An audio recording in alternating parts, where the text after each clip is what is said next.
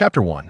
Zhan Meiruo did not expect her mother to have such strength, and she stumbled as she was pushed onto the back seat. He said it was the Saigon pier. Before her daughter could confirm, Zhan Meifeng's eyes were filled with despair. He just leaves like this? How cruel.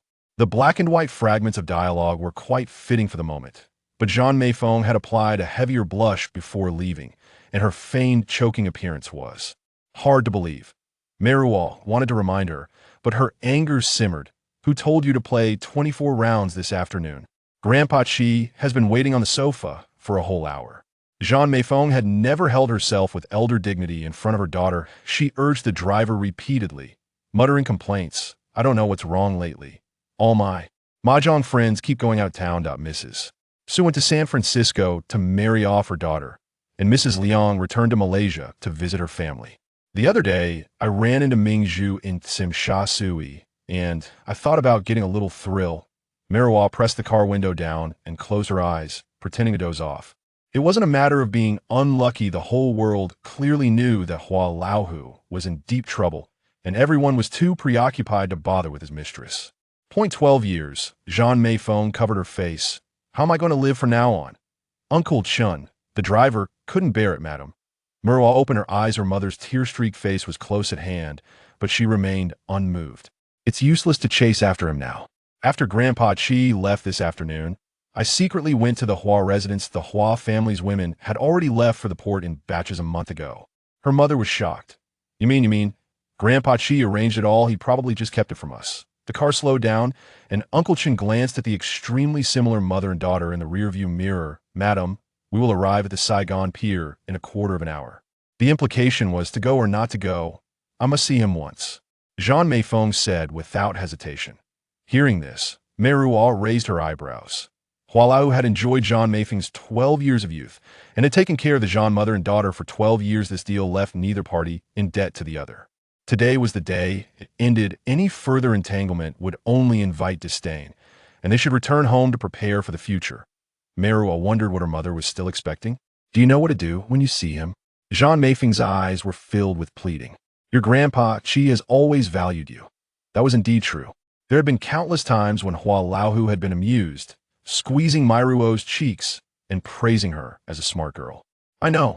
It was just a matter of acting cute, playing the good girl, and adding a few tears. Her fingers pinched the whistle strung on a leather cord around her collarbone. It was a 12th birthday gift from Hua Laohu, said to be the first whistle he received when he joined the police force. The old man's only virtue was his generosity over the past decade. He had taken good care of the two of them, picking up a bowl to eat, putting it down to curse him for being ungrateful, and returning home from the mountain that afternoon. She shouldn't have cursed him all the way for dying abroad, the very least, Meiruo thought. May the Virgin Mary bless him. At least let the old man live healthily until she turns 18 under the night sky at Saigon Pier. Looking up, it was a dark mass, blurring the boundary between sky and sea. Big Brother to Quan. All 4 entrances and exits are arranged. If the New Harmony Society dares to take a step further, we'll make sure they go and never come back. In the past, the New Harmony Society wouldn't have proactively provoked, as the younger ones only complained about the dullness of life. Now that the big boss had fled, who would still be willing to gamble with their lives? They only sought safety just to cope. In the distance, the large airship had sparse lights. Jin Zhenglei retracted his gaze. When everyone is filled with fear, the Anzai looked confused. I could see the moment when everyone was filled with fear was the opportunity for clever people. Anzai, Hua Shu is gone, but Hua Xing is still here. Anzai seemed to understand and took a deep breath, saying he'll patrol again and tell the younger ones that if they see a shadow, no matter who it is. The silver light flashed as he forcefully swung the bone-cutting knife in his hand. Jin Zhenglei smiled. He hadn't misjudged. There were still clever people. He'll go with you. As soon as the two made their first step, Jin Zhenglei's expression changed slightly, and he slapped Ping on the back. Duck. The thunderous explosion swallowed his last word. In just a breath, both men, lying on the ground, turned back simultaneously, and another loud bang followed. Under the night, the only large flying vessel at the dock was detonated, flames leaping several feet high, illuminating the sea for miles around, faintly revealing shadows of people on the shore. Anzai spat out a mouthful of gravel, his terrified eyes looking at Jin Zhenglei. Big Brother to Quan. A brother approached from not far away. They got the jump on us and turned the tables. Jin Zhenglei pulled out his Type 54 that had accompanied him across the sea, quickly loading the magazine, do what needs to be done. As he spoke, he picked up a water pipe from the ground and crouched low, heading first toward the center of the pier. Enzai nodded silently, also picking up the bone-cutting knife from the ground, signaling to the brothers behind, and the others followed closely. The blade went into flesh, pulled back, and a dark red drop fell from the blood groove. He Pingyan did not forget to glance at Big Brother Daquan under the dim moonlight.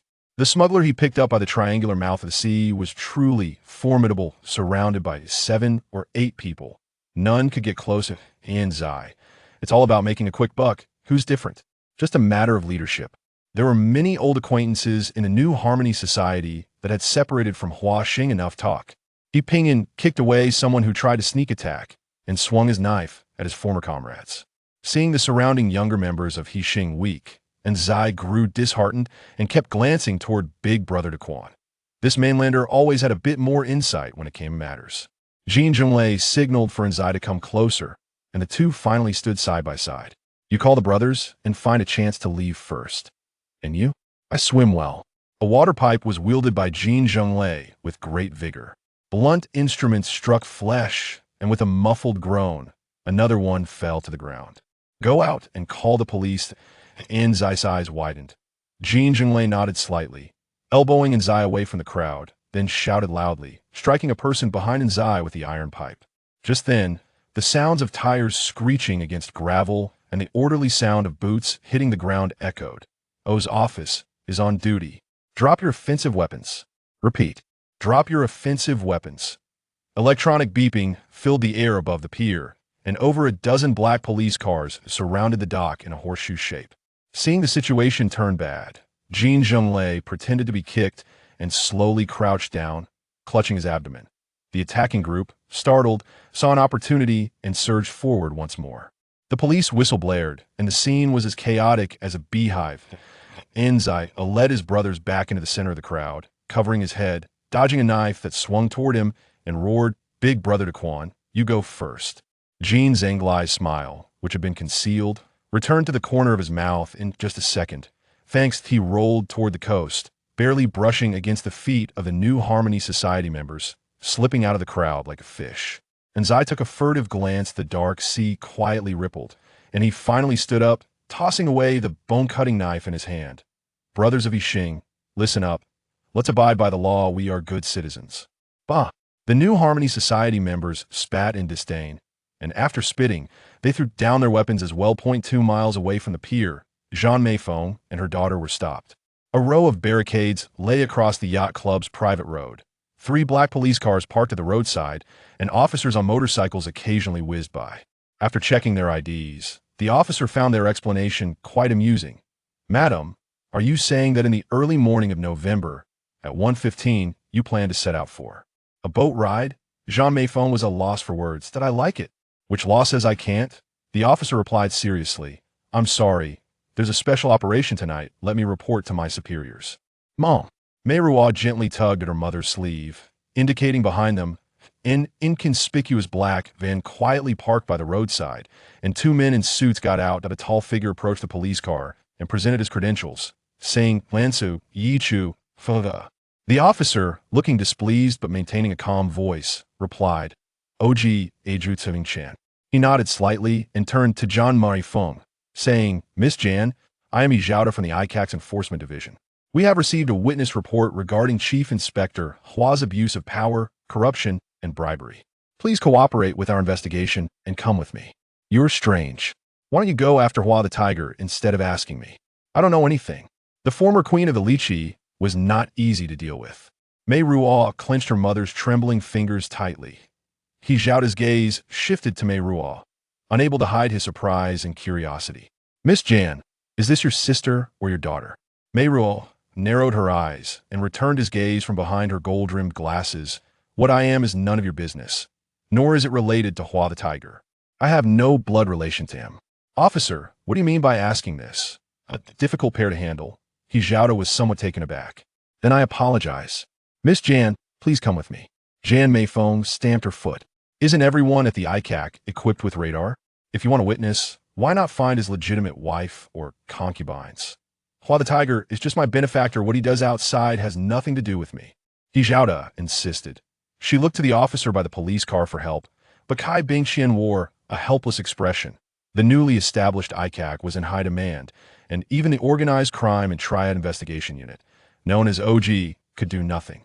Miss Jan, please don't make it hard for us. He Zhaoda gestured politely. The classic line from the ICAC, would you like to have coffee? Was not something an ordinary person could withstand. When Zhan Meiruo left the ICAC, she looked disheveled, her image greatly altered. Damn it, why don't they all just die? She collapsed onto the sofa, wailing. Woe is us. The Zhan family has lost all face. Meiruo objected. Does the Zhan family still have face? I don't remember, you. Zhan Meiruo was furious and turned back to beat the cushions. Mother Mary, Maria reproached Meiruo. Your mother needs spiritual comfort right now. What she needs is a drink. I can guarantee that when she wakes up, she'll be refreshed, and the first thing she'll do is call her card buddies to gather 4 players. That's not something a daughter should say. Meiruo stuck out her tongue. I'm going to ask 7th aunt for something to eat. It's almost dawn, time for breakfast. Born not to enter the official door, dead not to fall into hell. The Zhan family has lost all face. 7th aunt mumbled while sitting on a wooden chair in the kitchen. Forget about the Zhan family, okay? 7th aunt, I'm hungry. 7th aunt was exasperated. Our Yuyao Zhan family. Big family, prosperous business. Back in the day, my grandfather came to Hong Kong Island, sat in first class, and brought a box of small yellow fish with over 10 servants. And then, eating, drinking, gambling, living extravagantly. And when the tree falls, the monkeys scatter. I only know that now it's just you, 7th aunt. Meiruo rummaged through a tin box and picked out almond butter cookies. Besides, the 6th young master of the Zhan family is nothing. My grandfather was an illegitimate son, unrelated to the real Zhan family. Over the years, have you seen any of the Zhan family come to recognize us? 7th aunt glared at her. 13-year-old girl, too cold-hearted. 14. Go away, cookies are bad for you. 7th aunt will fry you some sausage. 7th aunt, Meiruo hugged her stout waist from behind. You're the one who loves me the most. When she was young and naive, she often snuggled up to 7th aunt's warm chest and called her mom. My dear lady, you're a young lady now. Why are you acting like a 3-year-old? 7th aunt patted her hand. You're making me itch. There was a hint of delight in her tone. Meiruo stifled a laugh. Young lady. The back door of the kitchen was knocked twice and opened, revealing driver Uncle Chun standing at the door, nervously twisting his uniform hat. Young lady. Uncle Chun, can we talk for a moment? Uncle Chin's eyes wandered, and as Meiruo approached, he lowered his voice. Young lady, there's a person hidden in the trunk covered in blood. Chapter 2. When the trunk was opened, a wave of bloody stench hit the nose. Uncle Chin looked around nervously, stammering, This has nothing to do with me, young lady. I really don't know when this person got in. Meiruo covered her nose and tilted her head to observe, tentatively poking the person with her index finger. The person inside showed no reaction, clearly in a coma. Uncle Chun, feeling timid, asked, Should we call the police? With Hua the tiger's family on the run, the OG and ICAC were closing in. Call the police? Meiruo shook her head and moved closer to observe the person. The spacious trunk of the Benz was filled by the person's large frame, curled up in a ball, only his profile visible. His brow was sharp and furrowed tightly from time to time. Meiruo examined his injuries with her eyes. His coat had a long, sharp gash, and blood was seeping from his shoulder. Meiruo reached out her index finger and pressed it against his shoulder. He let out a suppressed cry of pain and moved slightly before curling back up. She inhaled sharply and pressed down again with force. Immediately, she was met with 2 sharp, blade-like gazes in the dim light. His eyes were bright. She didn't know how long they locked eyes, but eventually he spoke, his voice hoarse, cutting through the stillness of the night. Help me. Why should I? I'm Hua Shu's man. I know where he went. Meiruo unconsciously bit her lower lip. Don't call the police. The man tried to get up. I can leave. I can walk. Seeing him collapse back into unconsciousness, Meiruo's lower lip turned pale from biting. Uncle Chun, help me lift him out. Uncle Chin's mouth fell open. Young lady, throw him in the workers' room. It's almost dawn. We need to move quickly. The small Uncle Chun tried lifting him, but sighed. I can't move him. He's too heavy, at least 150 pounds. He's passed out again. He'll call seventh aunt. The brawny seventh aunt had a disapproving look, but still helped carry the man into the empty worker's room. Young lady, do you know what you're doing? Do you know who he is? He could be a robber or a murderer, possibly wanted. I know, of course I know. Seventh aunt. My mother only knows how to dress up, shop, and play cards. Once my godfather left, she couldn't explain the past to anyone. Even if it has nothing to do with her, who would believe it? This is the first time she's been invited for coffee, and if there's a second or third time, she won't be able to take it. Who this person is has nothing to do with us. We can't call the police. It's better to keep things low-key. Seventh aunt remained silent for a long time before saying, he'll go get the medicine box. You're the best, seventh aunt. That earned her a huge eye roll. You get back to your room and sleep well. She couldn't actually sleep, fearing seventh aunt would worry, keeping her eyes open, stroking the fur of the princess doll until dawn broke. When she went downstairs, the female news anchor on the television said, it is reported that Hua Kuan has been missing since yesterday. The whistleblower claims that Hua Kuan previously planned to smuggle to Taiwan and then to Canada. The police are further verifying this information. It then began recounting Chief Inspector Hua's life and career history. Meiruo sat quietly on the wooden stairs for a while, then heard the sound of crystal glasses clinking in the living room, accompanied by her mother's sobs. She quietly slipped out the back door. The workers' room of the Zhan family had been empty for a long time, a musty smell mixed with the scent of blood. She opened the window, but didn't dare to breathe deeply. The man lay half sitting on the bed, reading a newspaper, with an empty bowl of kanji beside him. Reading traditional characters is laborious. Jin Zhenglei carefully finished reading the front page before he noticed the quiet beauty at the door. She was as silent as a cat, and he hadn't felt any sense of being watched before. She wore a finely crafted plaid velvet dress and soft brown lambskin shoes. Since her appearance, the worker's room was filled with a faint floral scent. A good family's young lady. No, Jin Zhenglei denied this in his heart.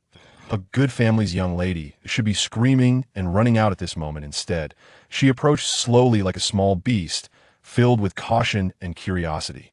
Jin Zhenglei looked back at her. She sat down in a chair, her gaze never leaving his face. There was a moment of silence in the room.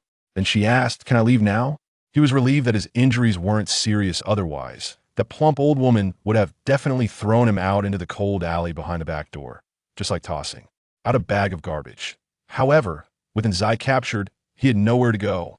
Moreover, his fever hadn't completely subsided. Jin Zhenglei shook his head. Can we negotiate? Can I stay for 2 more days? Her sitting posture was elegant, her back straight, and her delicate jaw slightly raised as she scrutinized him with a discerning look from beneath her long eyelashes.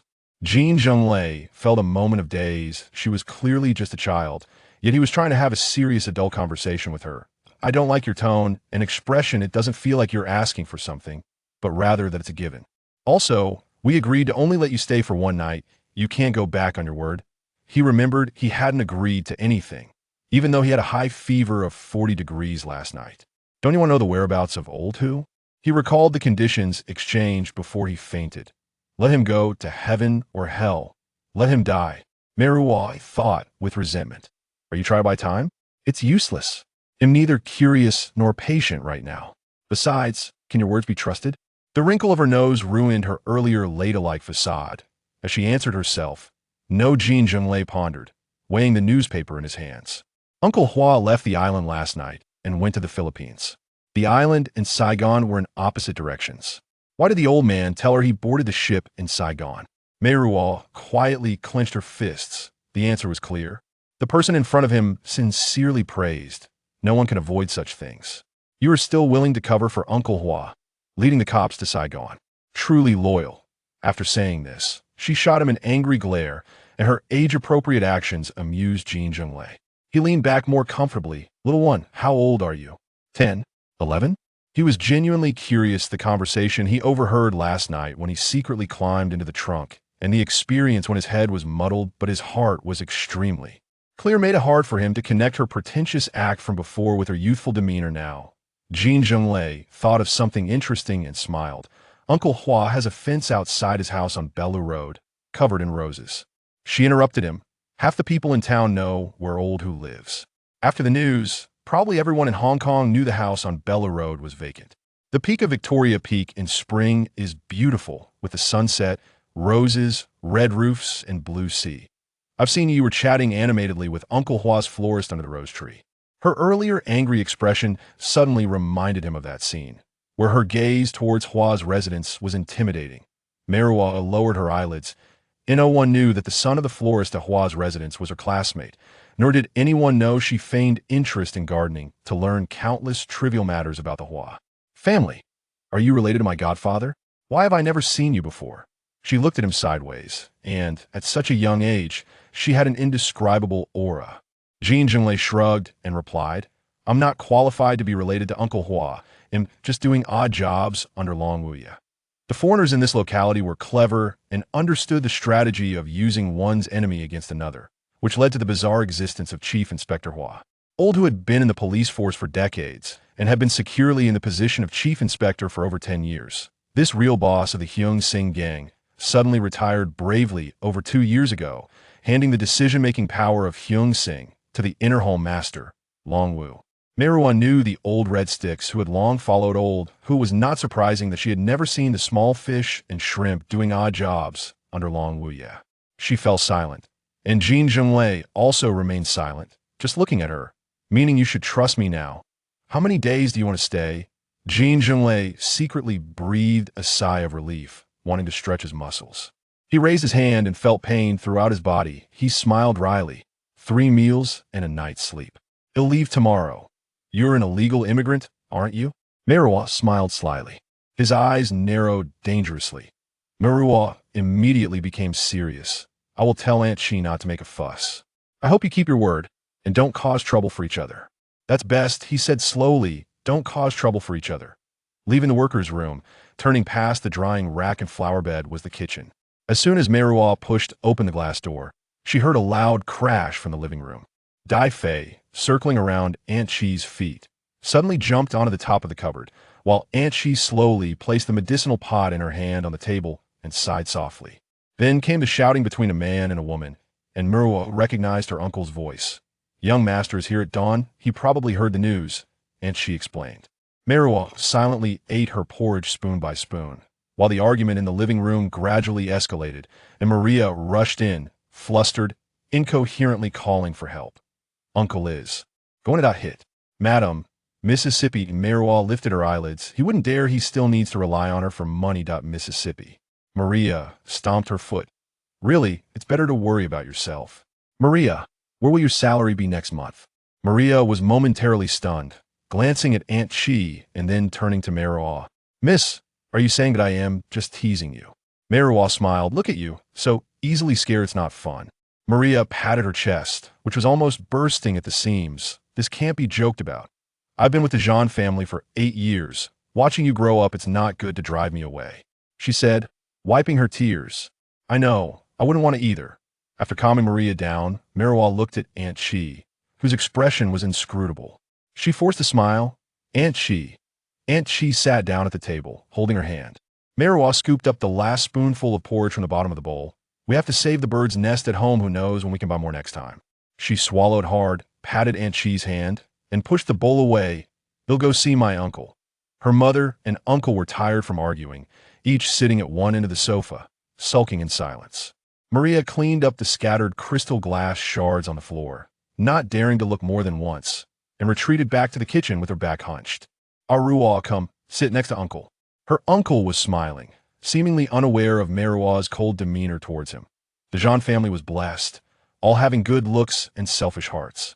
Zhan Xiaotong's handsome face was slightly puffy, probably after a wild night in some rich woman's bed. Meiruo caught a glimpse from the corner of her eye as she sat next to her mother. Zhan Xiaotong didn't take her indifference to heart. You're a big girl now. In 2 more years, you'll be even prettier than your mom. Zhan Meiruo raised an eyebrow, seriously assessing her daughter before snorting coldly. Lifeless, hated by everyone. Having a teenage daughter constantly reminding one of the passing beauty would irritate anyone. Meiruo smiled. I heard you mention the house. Zhan Meiruo was reminded and immediately frowned. Ask your uncle. Oh, now it's my fault? The year before last, I helped you buy Changshun on the first day it went public. It earned $20 for every dollar invested, making you smile. Now, you want me to give back the small loss? Is there such a big bargain in the world? Only profit, no loss, loss, loss, loss. Zhan Xiaodang. It's been 9 months of losses. The Hang Seng Index dropped from 1,700 to 850. Last year, when it was at 1,200 points, I told you to cut your losses, but you didn't listen to me and instead asked me to add more. Give me my money back, Zhan Meiruo said as she lunged forward, and the two of them began to wrestle again. When Meiruo counted to 163, Zhan Xiaodang finally subdued Zhan Meiruo. He lived a dissipated life, and his body had long been drained. Panting heavily, he said, "Sister, you can't go wrong trusting me." The Hang Seng Index is now over 800 points, having dropped nearly half. If this isn't opportunity, then what is? This is the chance for a turnaround. If we are not careful, we could break even and make a profit. Don't think about this shabby house. You could buy a place on the hillside. If you don't believe me, you'll regret it. I have no money left, Zhan Meiruo said, filled with endless sadness and frustration. Hua Laohu tricked me into thinking I could get a new house for the new year, but now I can't find anyone anywhere that if I hadn't trusted him, why would I have mortgaged this house to the bank? Men are all worthless. The more she spoke, the more she hated, and she clenched her fist to hit her brother again. They're all worthless. Meiruo felt a chill in her fingertips upon hearing the truth. Chapter 3 P.S. Kowloon and Hong Kong Island are separated by the sea. Before the Cross Harbor Tunnel was built, the only way to travel between them was by ferry at the Star Ferry Pier. Hong Kong Island is home to Central, Wan Chai, and the famously upscale Peak residential area. On the Kowloon side, there is Tsim Sha Tsui, Yau Ma Ti, and Mong Kok, collectively known as Yau Tsim Mong, a district predominantly inhabited by the middle and lower classes. Of course, one must live on Hong Kong Island. Making the daily trip from Kowloon to the island to meet her mahjong friends felt like a country bumpkin rising at the crack of dawn to rush into the city. Arriving sweaty and disheveled, her friends were always polite, praising Kowloon for its liveliness. Unlike Hong Kong Island, where you'd be hard-pressed to spot even an extra ghost. But the mocking glint behind their smiles was something Zhan Meiruo recognized all too well. She dreamed day and night of owning a place on the peak, where she could wait for her mahjong friends in leisurely composure. But Hua the tiger had 2 tigresses at home already and was unwilling to add another under his roof. No matter how she pleaded, this humiliating situation dragged on for a full 12 years, until recently, when Meizhou clung to her godfather, begging to attend Balilio's public school on Hong Kong Island. Only then did Hua the tiger finally relent. Meiruo finally understood why her mother chased after her husband to Saigon, eager to see Hua Laohu for the last time. The new house in mid-levels had become a mirage, and even the land beneath their feet belonged to the bank. How could she not be anxious? In front of her, 2 people were still arguing fiercely, from the Hang Seng Index to old stories about lychee, extending back to 14 years ago when Zhan Xiaodong's friends deceived Zhan Meiruo of her first love, ruining her life. As always, one was the victim's accusation, and the other was the grievance of "I'm doing this for your own good, but you don't understand gratitude." At such times, Zhan Meiruo felt like a corpse. This insensitive remark about being the culprit who ruined her mother's life would quickly turn the blame towards her. After all, her uncle and mother were full siblings, while she was merely an accident. Sure enough, Zhan Meiruo caught sight of the mocking smile at the corner of her mouth, immediately pointing her finger at Meiruo's nose, her chest heaving, ready to vent a lifetime of resentment. "Mom, you are burdened by me. If it weren't for me, would you have gone into the sea to become a dancing girl back then?" Meiruo interjected. "Even a rotten boat has 3 nails. Although our Zhan family has fallen, we still have our uncles and aunts to support us. Without me, how could you not marry a small businessman and become a young lady?" Her mother retracted her finger. "As long as you know." Then she angrily scolded her younger brother.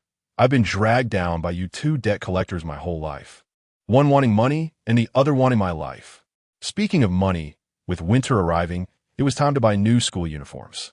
Meiruo sighed. "Uncle, Mom's card friend said you were in Macau with Su Tai last week." Zhan Meiruo, sensing the opportunity, immediately took over the conversation. "You have money to gamble. Yet I don't see you giving your niece even a cent for pocket money. In terms of financial values, the mother and daughter had always been on the same side. Also, I don't know when Hua Laohu will return. I don't care." "Xiaodang, I've raised you for 20 years. It's time for you to enjoy some blessings. Remember to pay the water, electricity, labor, and household expenses next month. Money has no father. Zhan Xiaodang found a clumsy excuse and left resentfully, leaving only the mother and daughter at home, where even the sound of Princess Diana's footsteps could be heard in the silence. Zhan Meiruo curled up against a pile of soft cushions, nervously twisting her fingers. Her first love at 15 made her believe she could change her circumstances through love. A year later, she returned to her gambling father, with the only added asset being her hungry daughter. Encouraged by her playful brother, she resolutely entered the world of dancing girls. Back then, the most luxurious and extravagant place in town was Liqi. Even a random female attendant was exceptionally beautiful. Within the first month at Liqi, the under-17 Zhan Meiruo had already become a standout among the red cards. But alas, like a fleeting flower, before the guests could fully appreciate her beauty, she was hidden away in Hua Laohu's golden house by the third month. Over a decade later, Zhan Meifeng's flower-like beauty had gained an extra 3 points of mature charm. Yet her demeanor remained shy and delicate like a young girl. Meiruo was certain that if her godfather were present right now, he would hold her mother's anxious little hand and comfort her well. Mom, did the money from mortgaging this house go to your brother for stock trading? Zhan Meiruo looked up, her resentful eyes saying it all. Then how much money do we have left? Are you annoying? Your uncle sees me opening my mouth and immediately thinks of money, and you're learning from him. Why don't you learn something good? You have food to eat and drink. You should be content. If her mother's financial management were a sieve, it would still be somewhat salvageable. But Zhan Meiruo was simply a straight pipe going straight through. Meiruo didn't dare to harbor any optimistic expectations, but still couldn't believe it. If there was no money to pay back the bank, what would happen if the house was taken back? Her mother's little face turned pale. I don't know. Mom. Zhan Meiruo stood up to go upstairs, and Meiruo followed closely. Mom, it will be fine when your godfather returns. What is the use of worrying now? Maria is desperately needed at this moment, standing on the rooftop, glowing with golden light, calling out Holy Mother Maria as a voiceover. Is Uncle Chi coming back? Mom, do you believe Uncle Chi will return? What if he doesn't come back? Zhan Meiruo hesitated, then shouted loudly for the driver. Chun. Shen, get the car ready. Mom, the sky is falling and you still want to go play cards?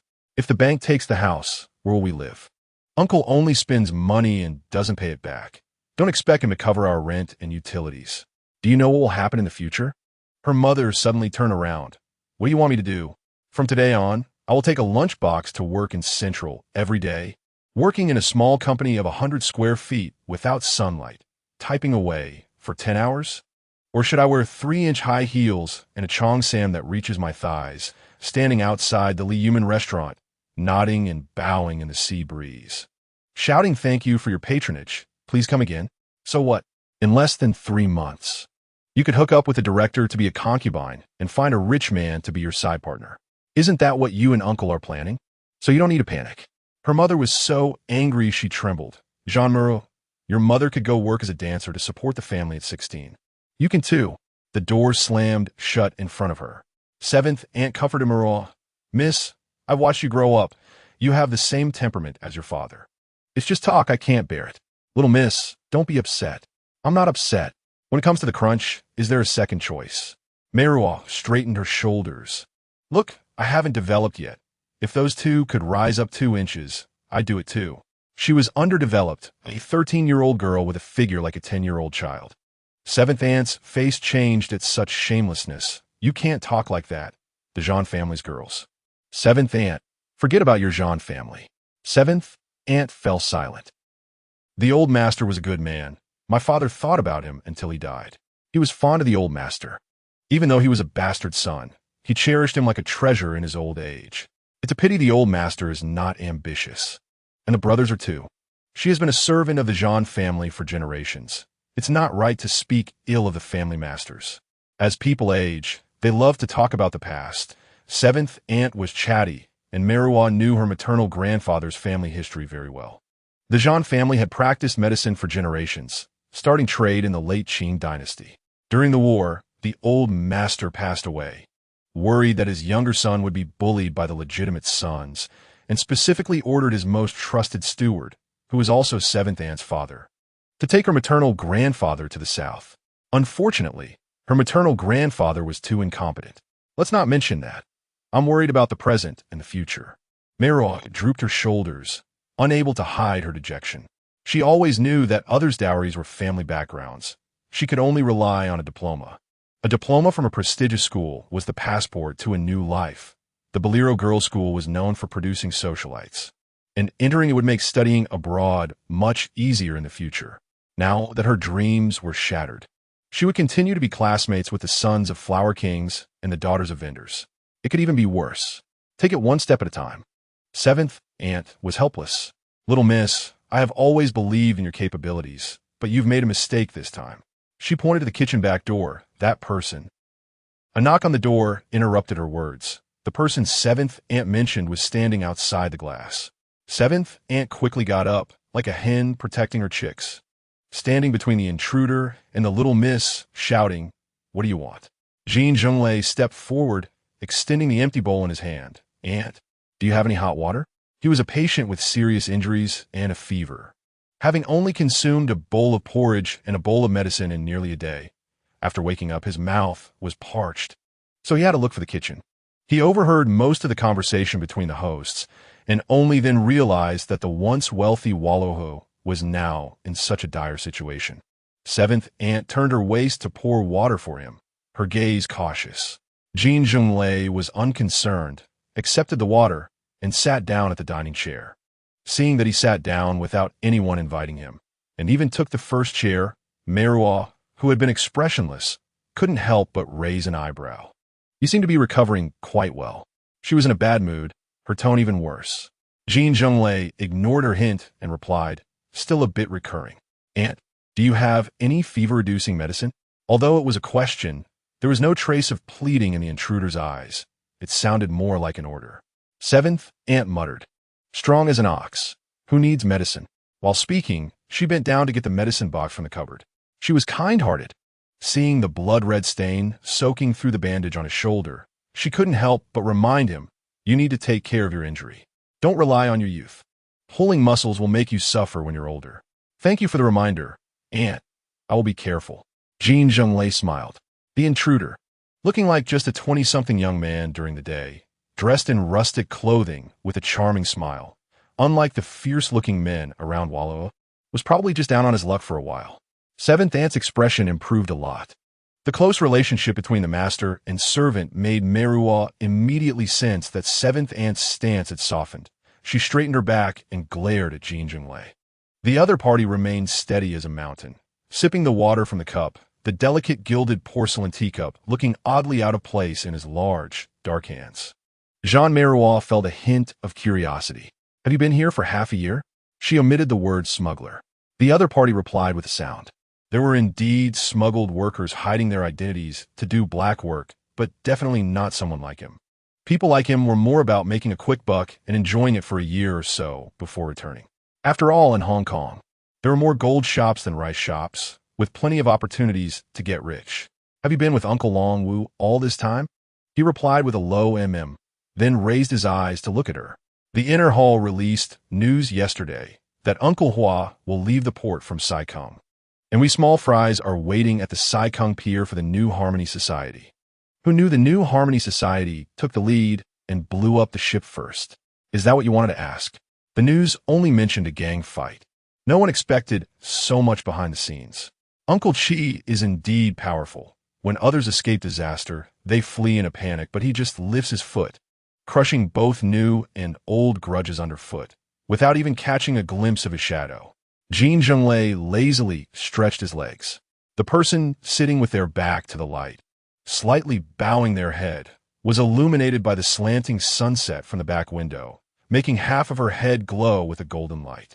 A white cat with a pair of mandarin duck eyes sneaked in, glanced around, jumped on her lap, and she softly called it by name before the cat turned around twice on her legs and settled down comfortably.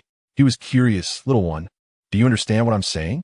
"My Uncle Chi said he would retire, and after handing over the business to Uncle Long Wu in the inner hall.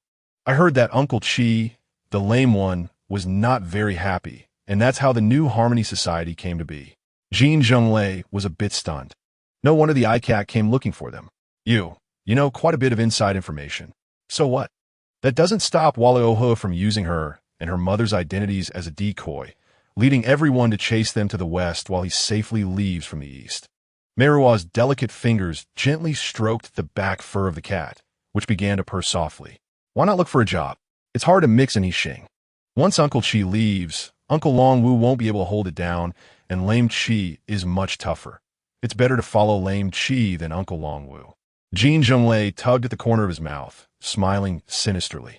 Once Walaoho leaves, Yixing will be as scattered sand in the chaos. He will carve out a path for himself as a hero. He has nothing to lose, so there's nothing to worry about. Of course, these things the little one might not understand. He put down the cup, and at the same time, the doorbell rang. The three of them turned their gazes toward the front porch. Maria ran in. "Miss, there are 2 policemen outside." "Seventh?" Aunt gasped. And Jin Zhenglei's expression turned serious as his hand reached into his waist. Meiruo's gaze lingered on his hand, and she instructed, "Tell them there are no men in the house, and it's inconvenient to entertain male guests." Hearing this, Jin Zhenglei's expression relaxed slightly. They said they're from a newly established ICAC, a Mr. Ho Chiu Tak. Maria didn't understand that the ICAC had been recently formed specifically to investigate police corruption and assumed they were no different from the police.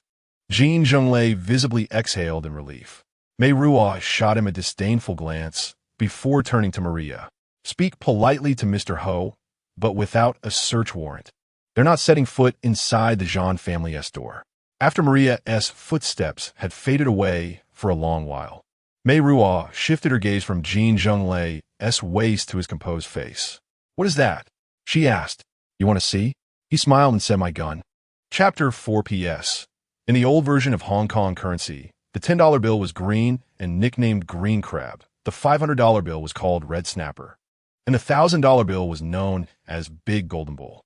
For reference on tenement buildings, see the image below, Shanghai Street in Hong Kong during the 1970s. The overhanging section is called a chilo, common in southern regions like Guangdong for sheltering from rain. Since the new year, the Hang Seng Index had plummeted to 500 points, and the Zhan family's private courtyard was ultimately lost. In spring, the family moved from Ningbo Street to a tenement building on Cherry Street, though still in the Yao Tsim Mong district. It was noticeably farther from Hong Kong Island on the map. Unable to afford hired help, the Zhans dismissed their driver, Uncle Chun, and their Filipino maid, Maria. Maria wept. Her dark, plump face streaked with tears as she repeatedly said she couldn't bear to leave. As for seventh aunt, she had been with the family since birth. Not quite family, yet closer than family. After Hua the tiger's departure, the Weihing society fell into chaos. Fifth Uncle Long was overwhelmed and only managed to send a lump sum for the family's livelihood through his subordinates.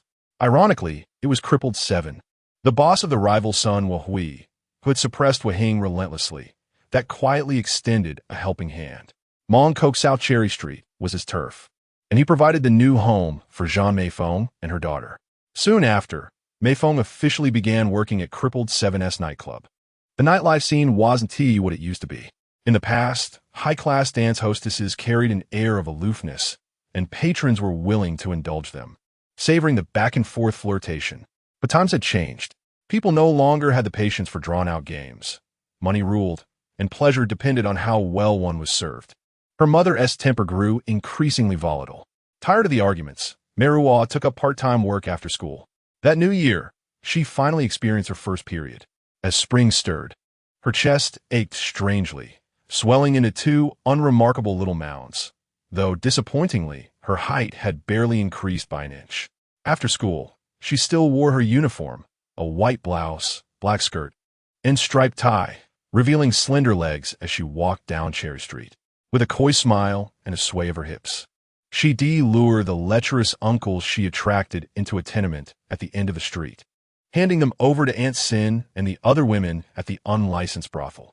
For every transaction she facilitated, the madam, Aunt Sin, gave her $1 commission. Some generous clients would toss her a few extra coins, groping her flat chest like a fried egg and teasing, "Grow up quick, little sister. We'll be your customers then."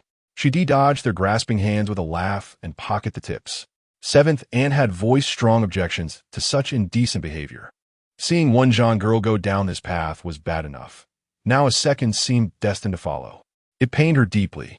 But all Meiruo had to do was fix her with those teary, pleading eyes, and seventh aunt's resolve would soften. Truthfully, Zhan Meiruo wasn't struggling to earn money.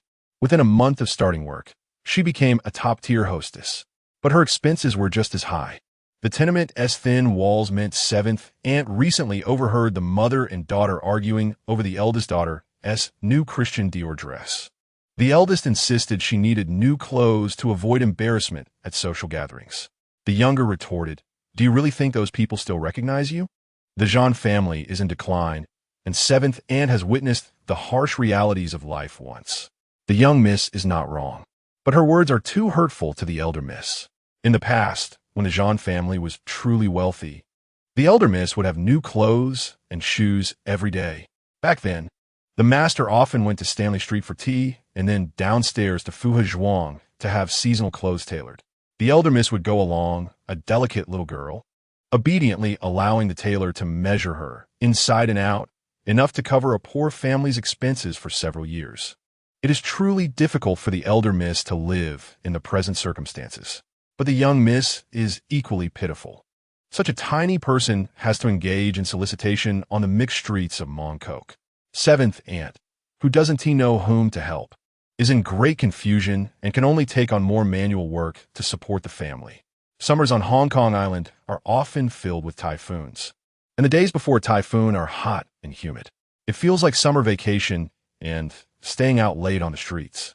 Cherry Street is the territory of Lame 7, who split from Hixing and immediately bit back at the mother organization, determined to swallow Hixing and grow larger. Logically, the relatives of the former leader of Hixing should not mix with such a traitor, but the Zhan mother and daughter have never heard of the four words benevolence, righteousness, propriety, and trust. Since old Tiger Hua has abandoned them, they have no need to uphold loyalty for him. Moreover, survival is more important than anything else, and there is no time to sort out so many issues.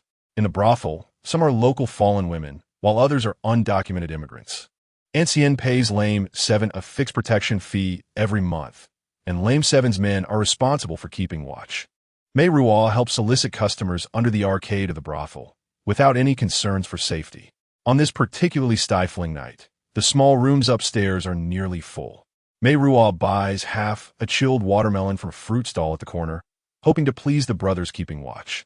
Usually, there are 3 or 5 guys responsible for lookout and dealing with customers who refuse to pay.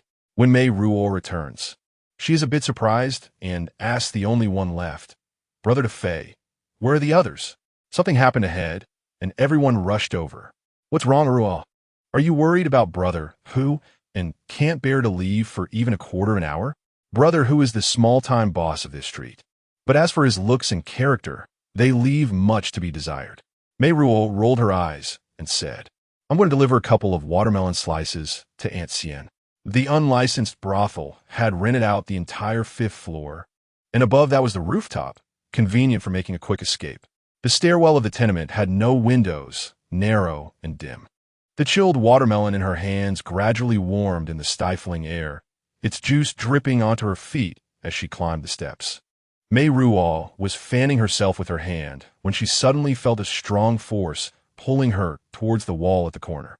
The melon she was holding fell to the ground, and immediately an iron-like arm wrapped around her waist, while a rough hand tightly covered her mouth just as she was about to scream for help. The grip was so strong that it made her decayed molars ache slightly. All of this was not frightening. What was terrifying was that, due to this person's close proximity, she could smell a faint scent of blood. She instantly stiffened, not daring to resist at all. "Don't make a sound." The person, quite tall, leaned closer to her ear to speak, and Meiruo could clearly feel him bending down.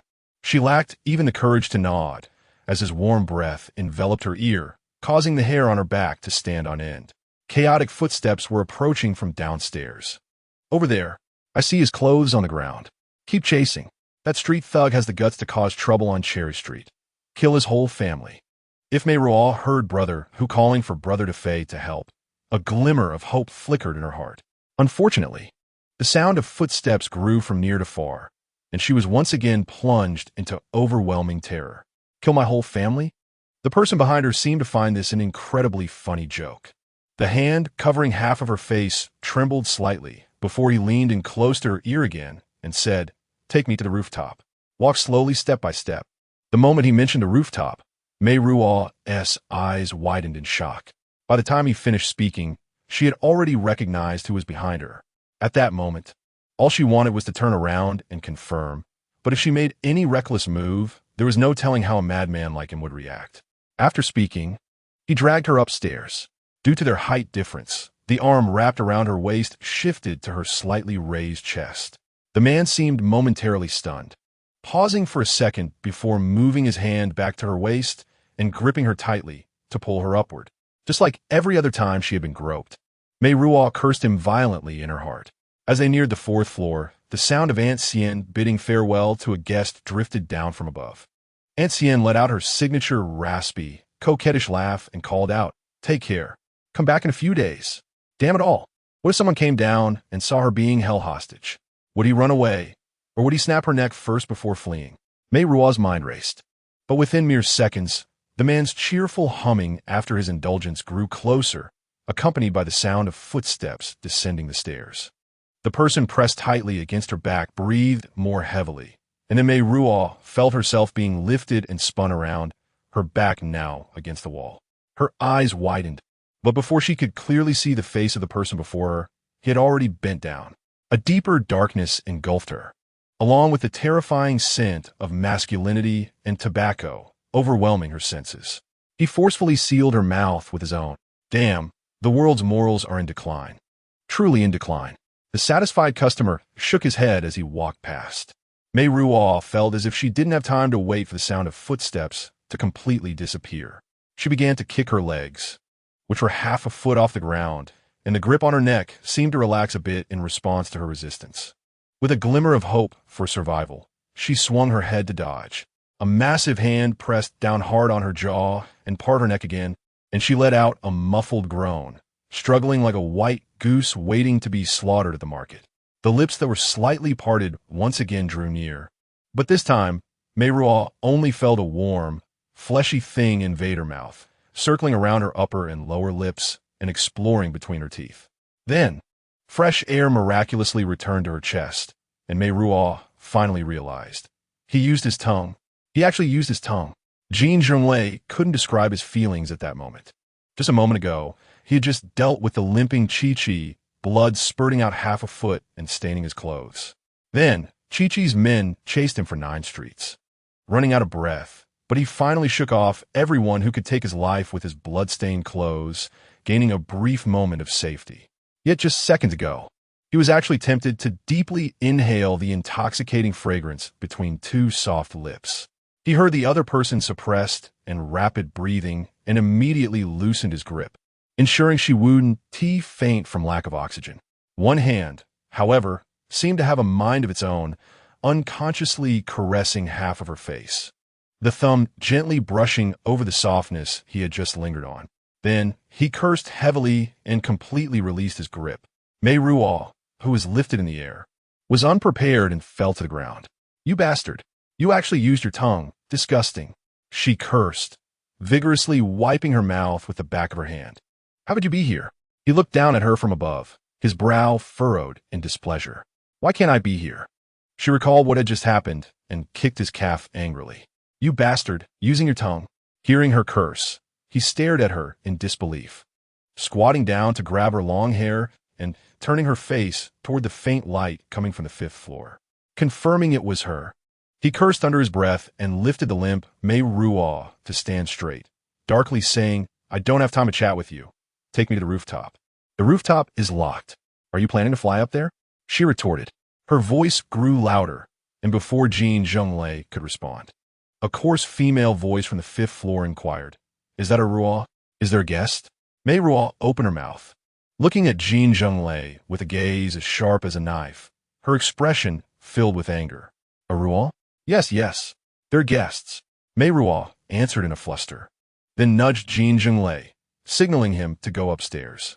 She lowered her voice and asked, "Have you ever solicited?" Chapter 5 PS says, artificial, salary rice meal. The owner, someone who gives a meal as a reward. Oil, a small fruit that is bitter yet sweet. Airplane olive, in the past. People lived in Tanglu and didn't want to run errands, so they would use a small basket to lower money down the street and then pull up snacks. The olives flying up and down are called airplane olives. An older woman dressed in a black short chong sam, lace revealing her white skin, leaned against the armrest, gazing downward. Zhan Meiruo took a few steps up the stairs and whispered to the old madam, "I've been persuading him for a long time down here. Seems like it's his first time here." The professional smile on Zhan Meiruo's face turned into genuine amusement. Jin Zhenglei knew without asking what they had communicated. However, as Jin Zhenglei stepped onto the last step, their eyes met, and Zhan Meiruo repressed the corners of her mouth, turned her head to glance at Meiruo, removed the cigarette from her mouth, and coldly said to Jin Zhenglei, "Only one room left." Suddenly, the noise from downstairs became raucous, with coarse voices cursing about something. Jin Zhenglei discarded the bloody clothes by the trash bin at the corner of the street, misleading a crowd of people to chase in the wrong direction. Expecting they wouldn't find him, now turning back. "I'll take one room as well. Aruo, take the guest to Zhu newsroom. I'll turn around and bring a few girls over for this gentleman to choose from." Me? Meiruo thought she could use this to escape. "Hurry up. Who will come up soon?" Pushing aside the pink plastic bead curtain, the first sight was a sea of pink light. Meiruo led Jin Zhenglei to the innermost part. On both sides of the corridor were partitioned rooms made of thin wooden boards. As they passed, the sounds of moans, heavy breathing, flesh colliding, and the sound of water could be heard, rising and falling. The Xian family's brothel resembled a spider's den. Reaching the end of the corridor, Meiruo pushed open a door. "Here, come in." As Jin Zhenglei sidled in, she quickly shut the door and ran to open the window. This room had a window, and jumping down would lead to the adjacent building. Meiruo felt disheartened. Brother Hu and the others were downstairs. Jin Zhenglei crouched in the corner, peering through the curtain-s gap, assessing the angle for jumping down. "This is Zhu Jia's room. She went to see her daughter today." Meiruo sat down on the wooden board next to the bed and whispered, "Zhan Meiruo seems to know something. She asked me to bring you into this room. It's the easiest to escape from here. In the past, when the police came to check, sisters from the mainland would leave through this window." "That old woman has sharp eyes," he replied. "What did you do?" He turned back and smiled at her. Meiruo pointed at his waist. He nodded. She bit her lower lip and couldn't resist asking, "Didn't you say it wouldn't work after being soaked in water?" Last time, with his permission. Meiruo had admired his gun. "It might misfire. There are 5 bullets left. Let us bet on whether my luck or the bullet's owner's fates are stronger." "Who does this one belong to?" He mouthed the words, "Lame foot 7. Sitting down on the bedside, he asked, "Why are you glaring at me?" Beautiful as if in a rage, "My mother works at his nightclub. Who will pay the salary when he dies?" In the silence, the sound of slapping and spanking come from the outside room. A woman screams, "Dead man, be gentle." Jin Zhenglei retracts his gaze from the separated wooden board, asking, "How much money can you earn here?" Meiruo's gaze followed him, landing together on her pitiful little chest. He gestured with his fingers, "Just this little bit." She blushed, both angry and embarrassed. "Better than you." He nodded, readily agreeing. "I'm not selling. I'm soliciting. The adopted daughter of Hua Laohu. Miss Zhan from Ningbo Street in Sim Sha Sui." Jin Zhenglei asked lightly, "Can you adapt to this environment?"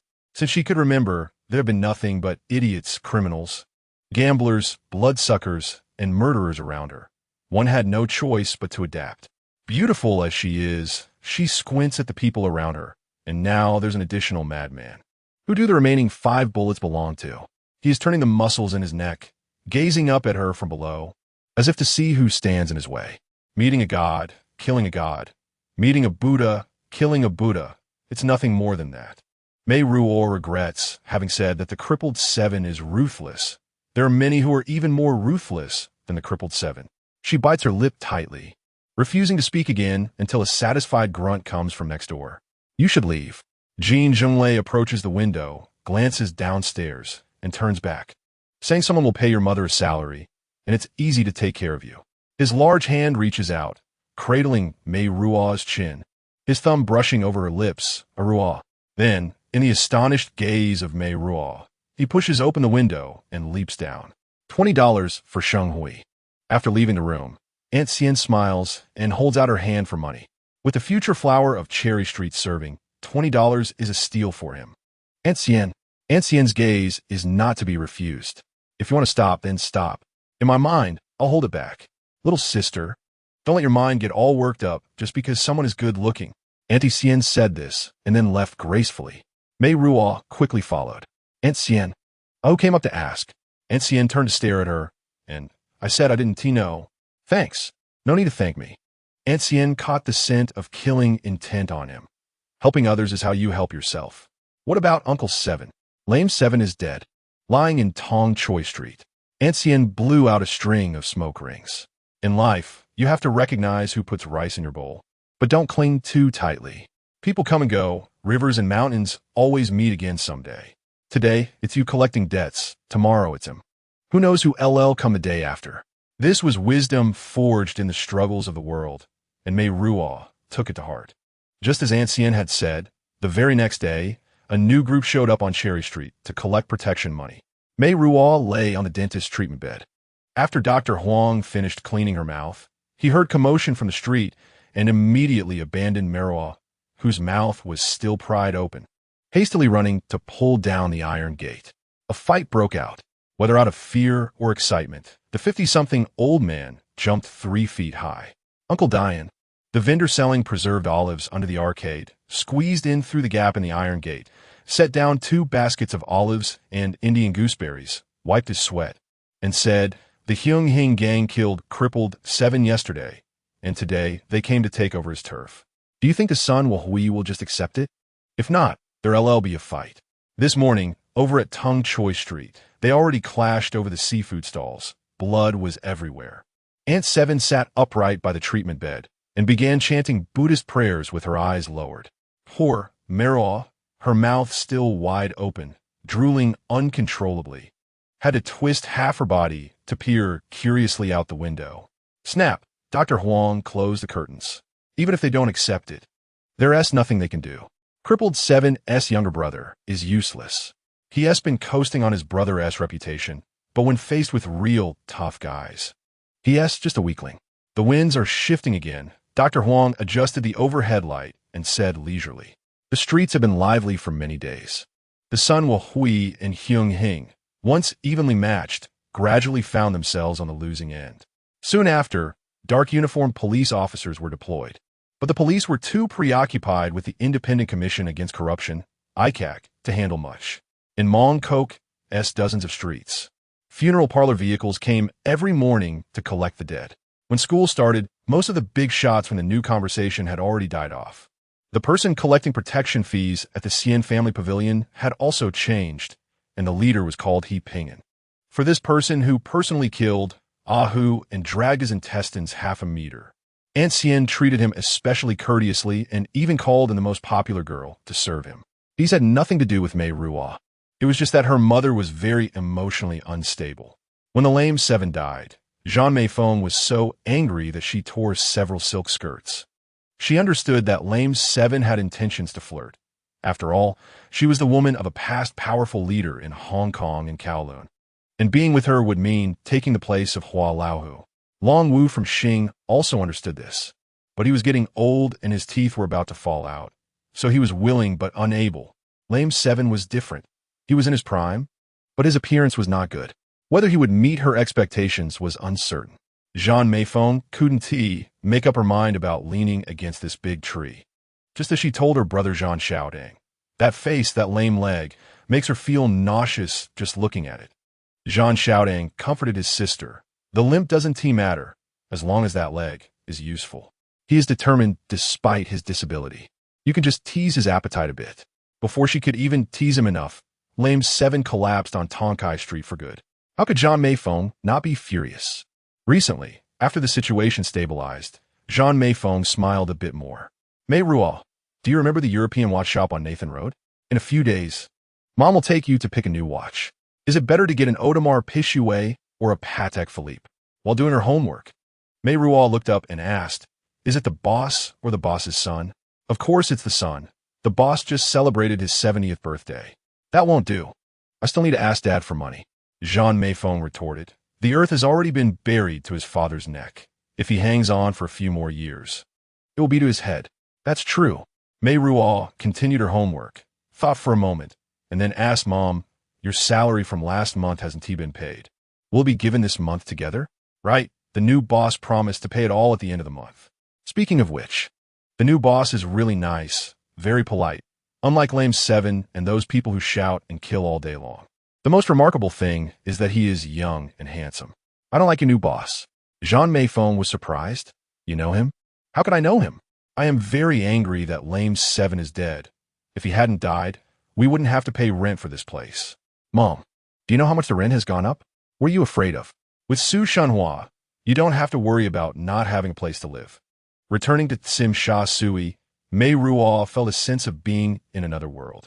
Su Shanhua, the young boss of the European watch shop, which is already 40 years old, was very sincere. He personally drove a Morgan sports car to Cherry Street to pick up Zhan's mother and daughter to the Peninsula Hotel for afternoon tea, and also gave Meiruo a big red envelope, saying warmly, "It's the start of a new school year, right? I wish you progress in your studies. And in the future, there will be one more knowledgeable woman in Central." Meiruo smiled shyly and timidly accepted the red envelope. "That's just how she is. My little sister doesn't go out much and lacks experience. Please don't mind her, Mr. Su." Zhan Meiruo interjected, shooting Meiruo a glance. Taking the hint, Meiruo thanked him in a voice as faint as a mosquito's buzz. "Thank you, Brother Su." Their relationship suddenly took a step forward, much to Su Shanhua's delight. He immediately took the two back to his watch store. The Continental Watch Company represented various Swiss luxury watch brands. Beyond that, the Su family also owned gold shops, truly a big fish.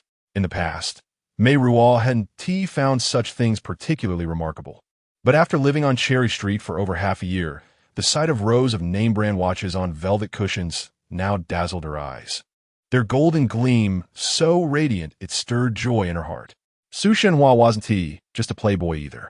When discussing his family's business, he spoke fluently and knowledgeably. Zhan Meiruo, with her deep-rooted expertise in leisure and luxury, occasionally offered a well-placed comment or two, making Su Shanhua feel as though he had met a true kindred spirit. In this life, it's rare to encounter someone who truly understands you. Su Shanhua immediately summoned the manager and had all the luxury watches Zhan Meiruo had admired earlier carefully packaged. He even added a pink diamond Audemars Piguet for his imagined sister-in-law. Zhan Meiruo hurriedly declined with polite modesty, while Meiruo also stammered out her embarrassment. Just then, the doorbell chimed. The Continental Watch Company operated on the principle of 3 years without a sale, but one sale sustains 3 years. Anyone bold enough to step inside was naturally a distinguished guest. The manager excused himself and rushed to greet the newcomer. Zhan Meiruo's face paled. Worried she might run into an old mahjong friend, which would be awkward, she forced herself to maintain a composed expression in front of Su Shenhua. Meiruo, too, feared their plump duck might fly away. While her mother and the easy mark exchanged pleasantries, she stealthily peeked out. The moment her eyes landed on the tall figure, Meiruo couldn't help but clap her little hands lightly. "Ha ha, debts must be repaid. It's only right and proper." Chapter 6 P.S. Big Taurus 1000 HKD.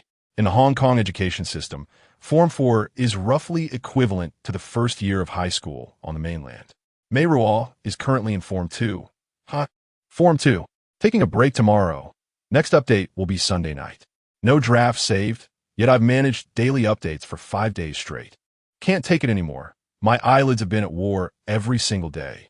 Since we're all respectable people here, marching right over to demand that measly $20 wouldn't just disgrace myself. There is also a good chance that hot-tempered fellow might slap me straight to the middle of Nathan Road.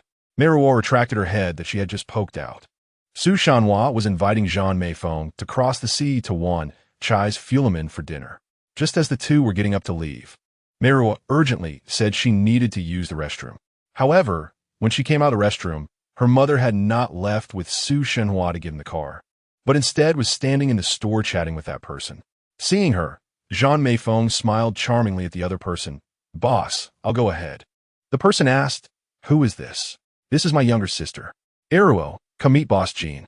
Meiruo obediently stepped forward and said, "Hello, Boss Jin." Jin Zhenglei curled one corner of his mouth, half smiling. "Good, I'm very well."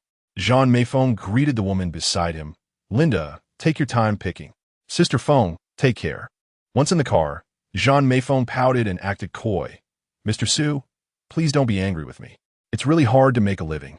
That new boss, I can't quite gauge his temperament, and I'm afraid I might offend him if I'm not careful. So I hesitated for a while. There are many wealthy merchants from Jiangsu, Zhejiang, and Shanghai, and the Su family is an established family that naturally looks down on those who gamble their lives for wealth." Su Shanhua, the young master, had a temper greater than a merchant's instinct and didn't want to say much. However, seeing the beauty looking wronged, he couldn't help but be compassionate and immediately said, I understand. It's not easy for a woman like you to earn a living, especially when you have to support your younger sister. I feel bad for making you wait." Outside, Zhan Meiruo was charming and agreeable, but once home, she changed her face. Bitch Linda, young and with the heart of a snake and scorpion. A few days ago, she mocked Gigi for secretly sneaking into the new boss's office, stripping down and lying on the sofa, but instead of the new boss arriving, she encountered Brother Ping and with a cleaver. When she cursed, she was extremely virtuous. But when it came to selling herself, she was attentive and quietly climbed into the new boss's bed. Earlier, you saw it too. Her smile was sickening. Who doesn't know she was flaunting her power? Meiruo, uninterested in the scheming of the social scene, was the first to open the gift sent by the watch shop. Her mother immediately broke into a radiant smile, taking out the luxury watches from the velvet box one by one to admire and try on, unable to decide which one to keep. Mom, would you really sell them? You said it yourself. Zhan Meiruo truly couldn't bear a part with them, feeling wronged as she said she needed to save money for later. Seventh aunt, it's comforting to see that the young lady is finally thinking about the future.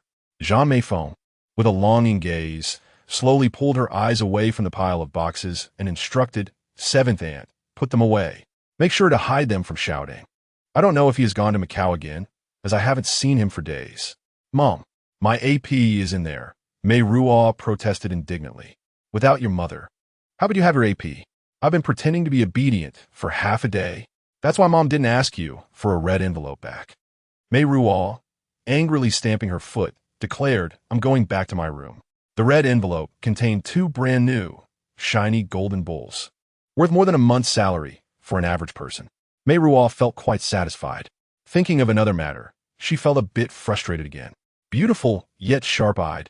In just a second, she had already discerned that the man's immaculate suit was from Lanvin, his silk tie hand-stitched. Those who tread the crooked path know full well it leads to ruin, yet countless still rush headlong, all for the sake of easy money.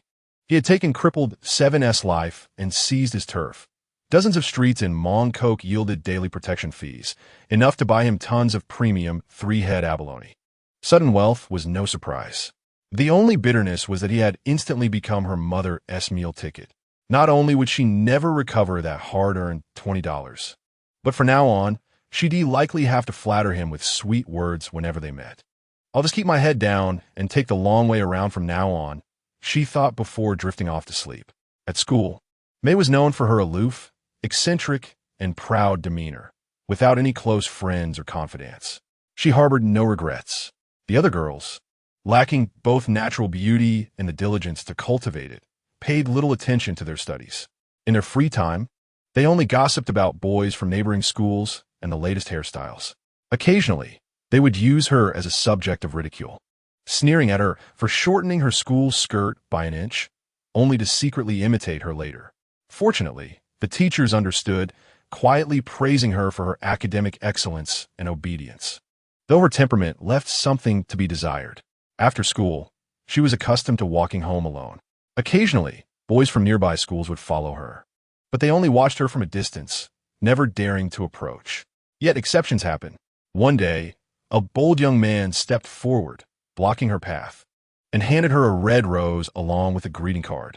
If she didn't reach out to take it, only gazing at him with her eyes. The boy's courage dissolved into nothingness, and she could hear him breathing heavily. My name is written inside. The boy shoved the items toward her before fleeing in panic. She watched his retreating figure until it disappeared, then finally burst into laughter, picking up the rose and card from the ground. The rose, having been hidden in the backpack for who knows how long, was dehydrated and on the verge of wilting. But the card was taken by someone behind her. Class 4C, Ming K College. She laughed again. No wonder his face was covered in acne. Meiruo took a breath, bowed, and said, "Hello, Boss Jean." Then she lowered her head and turned to leave, intending to take a detour to avoid him. He grabbed her arm with one hand and dragged her toward the street. It was only then that Meiruo noticed two dark blue BMWs parked by the roadside, with a row of differently dressed thugs waiting beside them. At the back stood He Pingyan, whom even Aunt Lien was wary of. When Meiruo remembered the tragic state in which brother who had died, she immediately felt weak in her hands and feet, allowing others to drag her to He Pingyan's side and throw her into the car. Brother Pingyan. She still remembered her manners. The person beside her held a rose that was left with only its petals in one hand and opened a greeting card to recite, "I've long admired the name of the fairy, thinking of you day and night, yet unable to meet." The martial arts version of a love letter made the two people in the front seat burst into laughter. Jin Zhenglei couldn't help but chuckle. This kid has watched too much of the laughing in the wind. Saying this, he threw the rose and card out of the window. Drive. By the way, Meiruo, how about going to Yongji for roast goose? I still have to go to work. Jin Zhenglei glanced at He Pingyan in the front seat, who explained to Meiruo, "I've already informed Aunt Xian. Informing is not the same as asking for leave." Meiruo was at a loss for words. Fortunately, it was just a simple meal. He took a piece of roast goose meat and, while laughing and talking with his brothers, noticed she didn't like the greasy roast goose and tore off the juicy, crispy skin to give to her. After getting in the car, he asked He Pingyan for his wallet, took it all out, and stuffed it into her hands. Offering kindness without reason is either deceit or theft. Meiruo grasped a handful of gold coins and softly asked, "How can I help you?" Meiruo didn't understand what she had said wrong, and the front seat was filled with suppressed laughter. Jin Zhenglei's gaze swept over her petal-like pink lips as he said seriously, "In this world, it's important to distinguish between gratitude and grievances. I'm repaying a kindness, so don't think too much into it. The first time he saved him was out of necessity, and the second time was still out of necessity." Meiruo didn't believe in having ever shown kindness to anyone. Some money can be taken, and some money cannot. His big golden bull was definitely something he couldn't accept. Helping others is the responsibility of a good citizen. That's what I should do. The laughter in the front seat grew louder. And Jin Zhenglei also revealed that familiar sly smile. "I've said before, it's easy to support you." He stuffed all the money into her backpack. "In the future, if I'm busy, just have Ping and deliver it to you. As long as I'm here, you won't lack for anything." "Well, thank you." Meiruo could only nod, feeling even more shocked inside. "Do you have an ID card now?" No one is more ostentatious than him. "I got my ID card on the Queen's birthday anniversary." He thought for a moment. That day was the jewelry store your mother's? Beautiful yet awkward. He understood. Just as a man might weep and lament about having an elderly mother of 80 and a 3-year-old child. There are many stories in the world of pleasure where women sell themselves to bury their fathers. The mother-daughter relationship has turned into that of sisters, naturally with hidden concerns. He shifted the topic and reached out to ask her, "Is it good looking?" The golden Rolex dazzled the eyes. Meiruo unconsciously revealed a hint of disdain. The truly wealthy are most averse to attention, and of course, the man wears a watch by Constantine. A flash of golden light passed by, and a massive hand came down. Before Meiruo could react, she was pinned against his thigh. Her mind suddenly went blank, and after struggling for a moment, she heard a deafening gunshot. At the same time, the vehicle beneath her spun rapidly, and she rolled half a turn, burying her face against the base of his leg. She knew his money was not easy to take. It could cost her life in an instant. She pressed down on his leg and slid down. "Get all the way underneath, don't come out." His voice betrayed no fear, but rather excitement and joy. His mother, what a madman. Meiruo hid beneath the seat, pressing tightly against the wall of the car. The speed was fast, turning occasionally and accelerating. She was often thrown out of the back seat by the force, only to roll back into the shadow beneath the seat. His mother, they're all madmen, even the driver. Outside, the gunfire was intense, bang, bang, bang, like the New Year's fireworks in Victoria Harbor. Meiruo cursed inwardly. Didn't they only have 5 bullets left?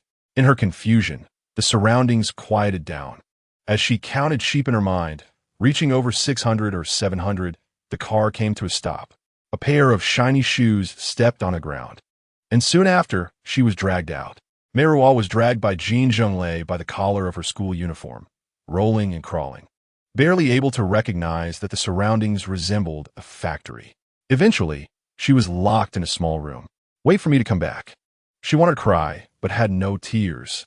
After finally getting used to the darkness and realizing that the small room was actually an office, she first huddled under the desk, trembling, then slowly crouched and moved to hide behind the door. It was deathly silent. Even the sound of mice scurrying in fear was enough to make her scream.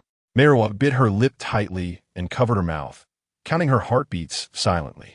Finally, she heard chaotic footsteps in the corridor, and she focused all her energy, waiting for the moment the door would be pushed open. Then she rushed out.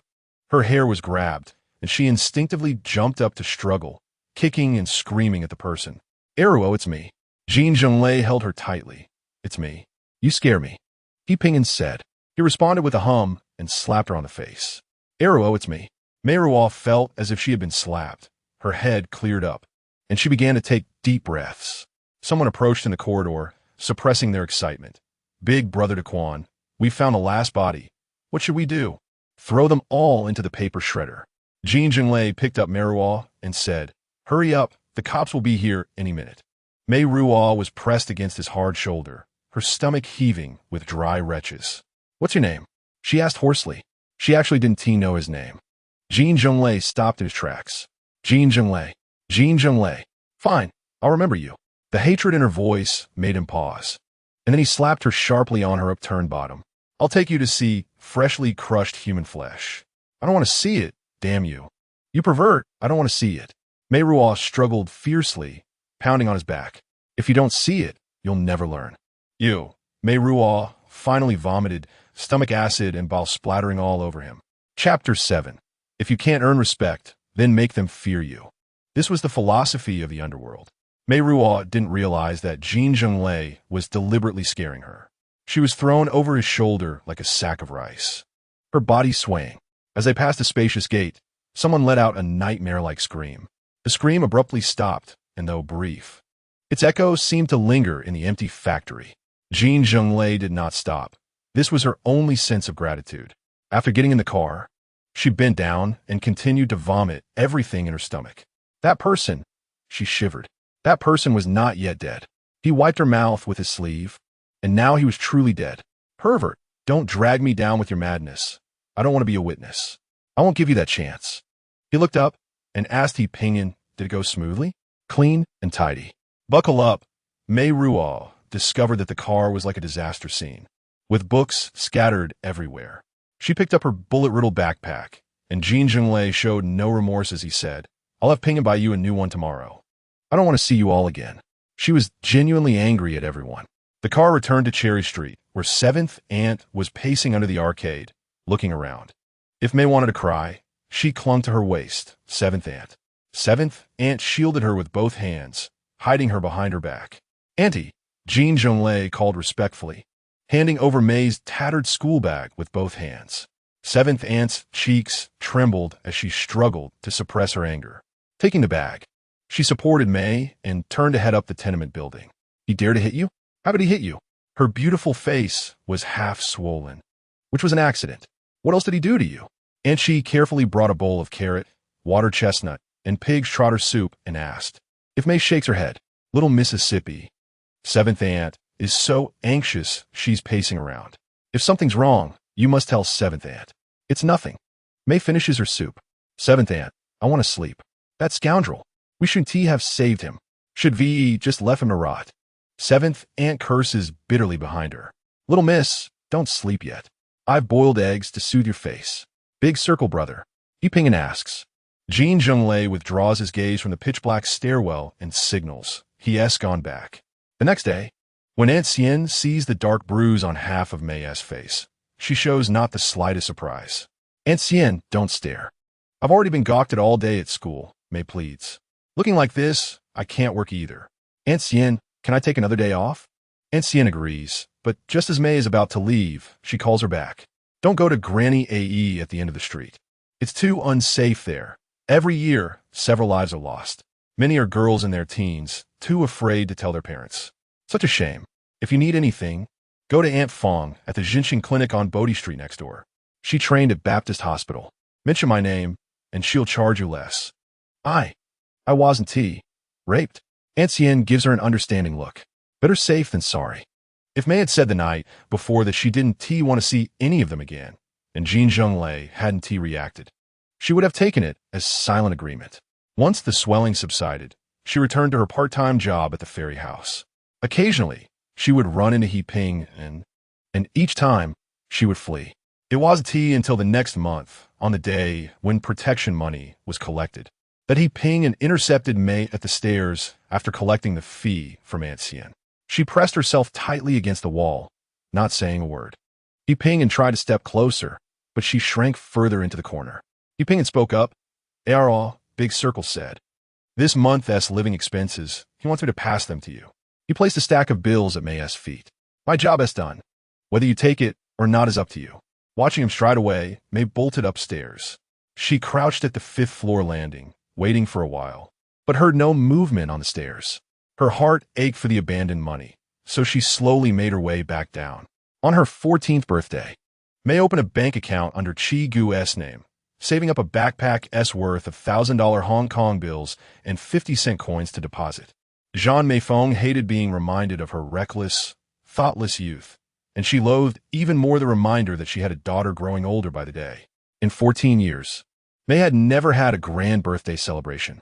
In the past, Chi Gu would wake up early, cross the harbor to Central Tai Chong Bakery, and bring back Mei's favorite handmade cake and egg tarts to share with Uncle Chun and Maria. But this year, Chi Gu woke up at dawn, counted the living expenses in hand, and sighed repeatedly in the kitchen. "Chi Gu, hurry up and wish me a happy birthday. Where did you go so early?" Chi Gu has already made longevity noodles. Chi Gu beamed. "Little miss, happy birthday. Grow up fast and strong. Let us eat together and live long together." Mei divided the large bowl of noodles into 2 portions. "All right, Chi Gu will live long too. In a few more years. I can even help you take care of your little young master." It was beautiful yet funny, and I quickly put away my smile. My uncle has arrived? The long corridor in the Tang building connects several rooms, and the argument in the big room, even if I didn't want to listen, was drilling into my ears. 7th Aunt nodded. "If the eldest son doesn't come, that's fine, but if he does, it's all about money." At this moment, Zhan Xiaodang was crying. "Sister, are you really going to just watch me die? Beautiful like a pouting mouth. A person like him is useless even if he doesn't die. Speak quietly," Aunt Shi warned. The two continued to listen quietly. "Xiaodang, do you know how much family assets your sister has?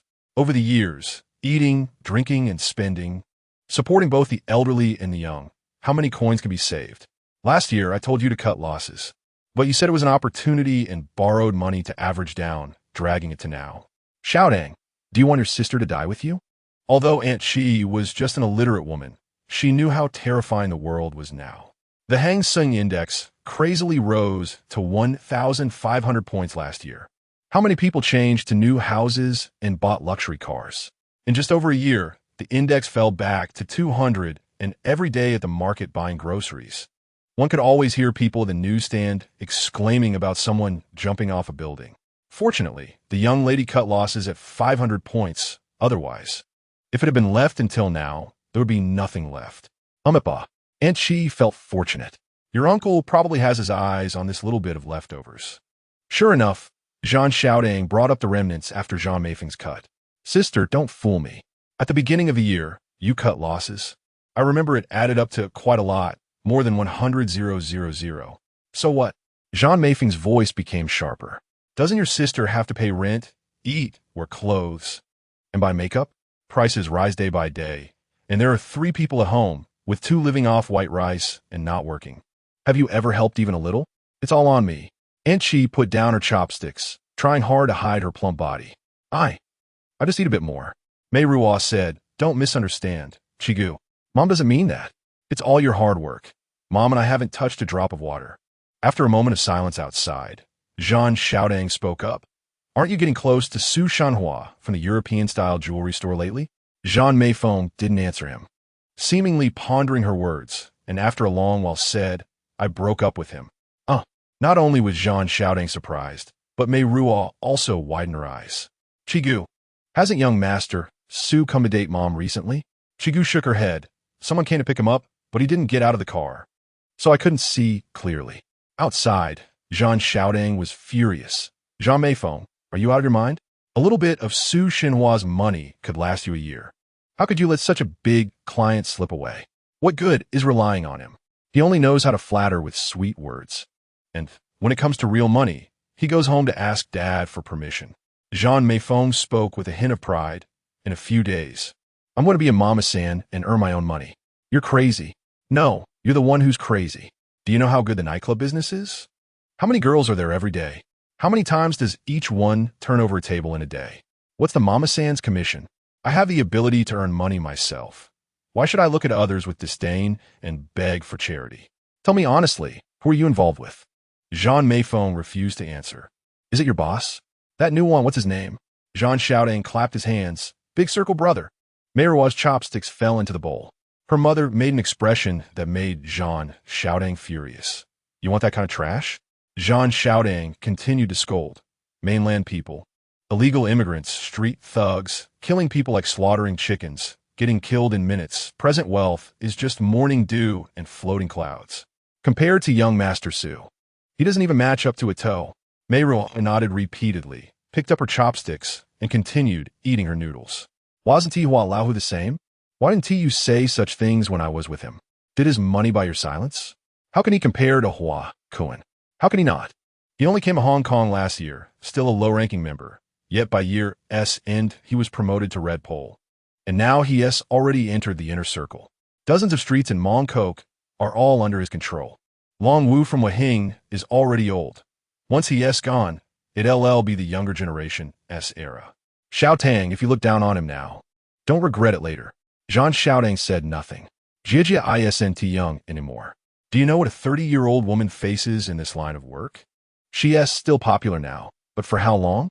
17 or 18-year-old girls, fresh and tender, keep flooding in, lively and brimming with youth, enough to make anyone jealous. We still have a Ruo. Upon hearing this, seventh aunt drew a sharp breath and hugged Meiruo tightly. Ruo is my daughter. Don't you dare scheme for her. Then you can be with someone else. Anyone is better than that mainlander. Xiao Dang. Don't forget you once urged me to be with that dead cripple, Chi. And now all of cripple Chi's assets have fallen into boss Jin's hands. Besides, they're different. He is too young. Today he favors you. Tomorrow it'll be someone else. Like you said, there are countless fresh 17 or 18-year-olds for him to choose from. Can you trust him for a moment, let alone a lifetime? Now I have my own private dressing room.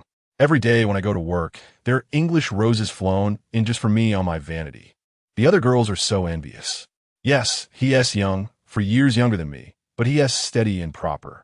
I don't see anything wrong with it. A whore loves a pretty face, an age-old rule. Zhan Xiaodang said irritably, Jia, don't tell me you've fallen for him. Zhan Meifeng stayed silent. Jia, then what should I do? I don't know. Go ask your Mrs. Liang, Mrs. Yu, Mrs. Su, or Mrs. Zhou. Jia, don't cling to my leg. Zhan Meifeng seemed worn down by her brother's persistence. Tell me the truth. How much did you borrow from people? Altogether, 500,000. Loan sharks? How would I dare borrow from loan sharks? Thank goodness. If it were loan sharks, you'd have killed me. After a long pause, Zhan Meifeng finally replied. Xiao Tang, get up. I'll find a way to settle your debts. Chapter 8. Meiruo returned to Ningbo Street in the afternoon. After all, the old house on Ningbo Street was where she had lived for over a decade, and she felt an especially deep attachment to it. The courtyard was small, paved with bluestone slabs, adorned with carved railings, and planted with a few shrubs. A small pond housed koi fish, and in the corner stood a 10-year-old frangipani tree. On summer nights, when she couldn't sleep, she would hold Du Fei in her arms and sit by the long window, deeply inhaling the sweet fragrance of the frangipani blossoms. The low-hanging ceiling fan spun lazily, stirring the white gauze curtains. On the day of the move, the house was crowded and noisy, and Du Fei was nowhere to be found. Meiruo wanted to wait, but Seventh Aunt persuaded her. Poor dogs, rich cats, that's just how it is. Even if she followed us, we couldn't afford to keep her. Du Fei is used to eating beef. How could she stomach fish and rice? Only then did Meiruo relent. She came back to search a few times afterward, but she never saw Princess Dai again. She must have wandered off somewhere. This time, she peered through the cast-iron wrought gate once more, and beneath the blooming bougainvillea, a little boy with big eyes glared at her. Bad woman, trying to steal something? The child, with his neatly combed, side-parted hair and suspender pants, looked adorable but fierce. A woman's voice called from inside, "Azai, who are you talking to?" She stepped out, and upon seeing Meiruo, exclaimed in surprise, "Ah, Miss Zhan." Then she scolded the boy for being rude. "Mrs. Yu, hello. It's me," Meiruo explained. "I'm looking for my cat, Princess Dai. There's a white cat that often sneaks into the kitchen to steal food. I couldn't bear to chase it away, so I let it stay. I thought it was a stray. Turns out it had an owner. Wait a moment." Mrs. Yu soon returned, holding Princess Dai. "Is this her? Well then, perfect timing, returning her to her rightful owner." Princess Dai had grown plump and well-fed, no worse off than before. "Nana, say hello," Mrs. Yu said, lifting one of the cat's paws to wave at Meiruo through the gate. Even a new name, Meiruo thought with a wry smile. "She has been taken such good care of. I'm relieved. Actually, our new home isn't really suitable for keeping a cat." Mrs. Yu, though reluctant deep down, didn't refuse. "Well, that's fine. You can come back for her whenever it's convenient. I'll take care of her for now. Though I don't know how much longer we'll be staying here ourselves." Mei was originally planning to leave, but upon hearing this, she couldn't help but say, "You've only moved in for a year." "Yeah," Mrs. Yu began to complain. "I didn't pay attention at first. It wasn't until we moved in that I realized this place is so old and run down. The floor leaks, the basement is damp, and the drainage pipes are too small. So the kitchen often gets clogged. Just when someone wanted to buy it, my husband is currently considering it." "Oh, then it seems that we won't see Lady Di again." Mei smiled as she bid them farewell, along with Lady Di. Back on Cherry Street, someone called her from behind, politely, "Miss Zhan." If Mei was in a bad mood, she would turn around and say, "What do you want to ask this time, Officer Ho?" She wore a dark blue wool sweater paired with a matching striped school skirt and navy knee-high socks. The simple, understated outfit only accentuated her youthful, flower-like beauty. Over the past year or so, every time Ho Shu-tak saw her, he was struck anew by how much more stunning she had become since their last meeting. He couldn't even imagine how overwhelming it would be to see her a few years from now. "What do you want to ask this time?" Her tone was as sharp as her beauty, aggressive and unyielding. "There's no need to be so tense. I'm just doing my job. Working on your day off? With such diligence, you must be the pride of the ICAC." Ho Shu-tak felt a flicker of embarrassment and adjusted his glasses. "It's overtime, actually. Miss Chim, it's been a while. Save the pleasantries. My answer remains the same. I'm just a schoolgirl. I don't understand grown-up matters, and I know nothing. Has Waquan really not contacted you at all this year? No messages passed along through others?" Ho Shu-tak caught up with Mei. "How cunning." Mei stopped and replied, "Why would he send messages through others? You already know my mother's relationship with him was purely transactional, settled long ago, with no debts left. So she is free to find another branch to perch on?" He was trying to provoke her into losing her temper and saying something careless. Mei swallowed the retort, "What do you mean by that?" and turned to leave. "Miss Chim, may I treat you to a cup of milk tea?" "Miss Chim, I'll only take a little of your time." "Miss Chim, are you aware that your mother is currently in a difficult situation?" Meiruo finally agreed. "Ming, dea. As long as it's not coffee." After sitting down in the ice room, He Zhaoda asked, "Do you know about Jin Zhenglei, who was newly established by He Xing?" She looked as if she were in a daze, waiting for him to continue. A limping man lay dead in the street. The murderer unknown, and soon after, Jin Zhenglei took over the limping man's territory, gaining significant notoriety. Recently, It has been rumored that several elders are unhappy with his lack of manners and his disruption of the rules of the underworld. And your mother has been getting too close to him. If she knows too much about the inner workings of the situation, it could put her in a dangerous position. Indeed, the anti-corruption agency seems to have everyone equipped with small radars. The news she learned this morning is already old news to others. Mr. He, are you sure you're a member of the anti-corruption agency and not part of the organized crime investigation unit? No, if you don't speak. I would think your profession is a screenwriter crafting a good story. He Zhaoda ignored her sarcasm and said, regardless of whether your mother's choice is right or wrong, I just hope that when you need help in the future, you will be sure to contact me. This was the fourth time he offered his business card. Transactions are everywhere. Meiruo teased. With your diligence, do you have a chance for a promotion this year? To be the head of an execution department? He Zhaoda also smiled. I am working hard. Meiruo returned to the Xinjiao pavilion with that business card and casually found an empty room to slip it under a pillow. Imagining the expression of the diligent He Zhaoda when he suddenly received a call from a strange woman soliciting him, she felt a sense of satisfaction. She asked Aunt Xian, Aunt Xian, I have 2 classmates, one male and one female, who recently started dating. And then, that male classmate once kissed me. It was an accident, just an accident. Do you think I should tell the girl? If you are jealous, then go ahead and say it. And embellish that kiss to make it sound earth-shattering. I'm not jealous. I don't feel anything. I just think it's not right to hide it. Especially since that man is not a good person. A man, not a classmate. The tone at the end was meaningful, and Aunt Xian continued to ask, are you too close, with deep feelings for each other? Meiruo thought for a moment and silently shook her head. Just take care of yourself, and don't worry unnecessarily. Indeed, standing by idly from a distance had always been her strong suit. But on this day, it was destined that Meiruo would not find peace. He Ping'an was waiting for her downstairs, looking anxious. Why is it taking so long? Meiruo was about to directly ignore him and walk past. She was stopped by He Ping'an. He Ping'an said, Big Circle Brother is negotiating with someone tonight. He doesn't have time to celebrate your birthday. Here, this is for you. He took the gift box from his little brother's hands, and seeing that Meiruo wouldn't accept it, he helplessly explained, it's just candy. Hurry and take it. Big Circle Brother is going to this banquet, and we don't know what the situation will be like tonight. If he doesn't come back, damn my mouth. I've been out less these days, who knows if things will get messy again. I won't say too much to you. I have to rush over immediately. That person really knows his stuff. Belgian handmade exquisite chocolate. It was like he had walked into a candy store, and the old man shouted loudly to the salesgirl, bring out the best. Meiruo couldn't help but laugh, and casually threw the gift box into the trash bin downstairs. Not being able to return might not be a bad thing.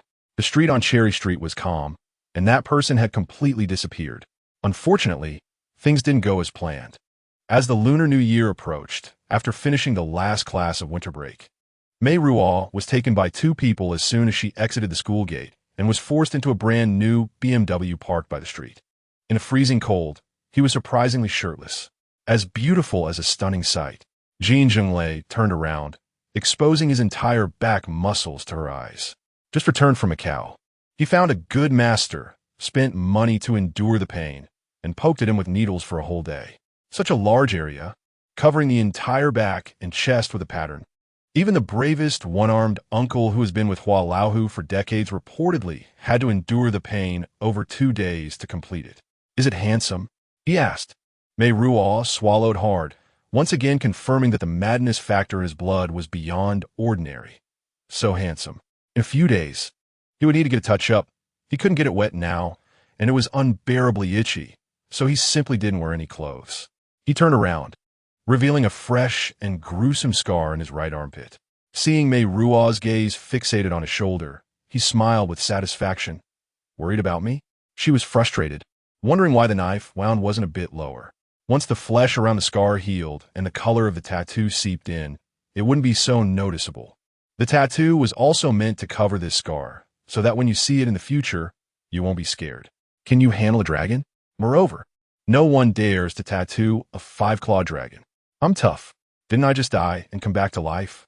Jin Zhenglei leaned back, looking relaxed, surrounded by a bunch of old ghosts who were full of nonsense, finding all sorts of excuses just to share the spoils. pressing me with their seniority and titles. They still have to see if they can hold me down. Yipingen also laughed at Raw. Didn't you see the expressions of those old ghosts when Big Circle Brother stabbed himself? Meiruo's face turned pale. Jin Zhenglei reached out to gently stroke her small face in comfort, saying, "Don't worry about me. I know how to handle things. I'm just showing them my loyalty and scaring those old fossils a bit. Whoever wets their pants first, I'll deal with them first." In this day and age, there are plenty of people who are ruthless to others, but it's truly rare to be ruthless to oneself. She's not worried about him, but rather about herself. For the first time in her life, she feels a fear that chills her to the bone. "Let's go eat. The old place, is Yongji good?" She picks up her backpack and opens it to check. "Have you received a few love letters recently?" "Actually, you don't have to do this." He stops his hand and looks up at her. "You don't have to give me living expenses. You don't have to give me birthday gifts. And you don't have to treat me to meals. I saved you not out of kindness, but because of the circumstances, so you don't need to repay me." "So, it's still the same question. You don't want to see me, do you?" She tacitly agrees. The car is silent, and he slowly speaks. "Do you know why those old guys are unhappy with my eating habits?" She has no idea. For over a decade in Hong Kong, there has only been one Hu Lao who is tough and ruthless, taking both black and white. Fortunately, there is the ICAC. Otherwise, those old ghosts would barely get a bit of fresh air. If another person comes, even more ruthless than Hu Lao who also understands her weaknesses. "Don't use my mom. She doesn't understand I Ching. She only knows which restaurant has fresh and delicious food, and which company's counter has new Parisian styles in stock. Also, you're not suitable for her. She needs a man who truly cares for her. Have you heard?" He raises his eyebrows. Meiruo forced herself not to shrink back under his gaze. "It's unfair to involve her in your men's affairs. She has already been involved, Ruo. Unfortunately, it's not because of someone else." Jin Zhenglei revealed that familiar smile, "Because of you." As he reached out his hand, Meiruo stepped back, but she was fast, and he was faster. "You said you didn't want to see me again, Ruo. It's not that you can avoid seeing me, just because you want to. You haven't figured out who is in charge of us two. From now on, we'll see each other every day, and I'm very curious. When the time comes, will you call me brother-in-law or contract father?" Meiruo felt trapped by those iron arms, her back pressed against the car door, with no way to retreat. The two people in the front seat appeared completely isolated, their faces displaying an expression of cold indifference. "Let go of me," she shouted. Instead, he moved closer, gripping Meiruo's chin, his thumb brushing against her lips. "Ruo, try calling my name and see what happens." "Boss Jean, are you forcing me to jump out of the car?" His gaze contrasted sharply with the tenderness of his thumb. In their eye contact, Meiruo was horrified to see a spark of madness flash in his eyes. Then, Jin Zhenglei pushed open the car door, holding her waist and half dragging her out. Chapter 9. A car rushed by, stirring up a stronger wind. Meiruo shut her eyes and screamed, thinking that in the next moment she would be knocked out. The car wheels rolling over her suspended body.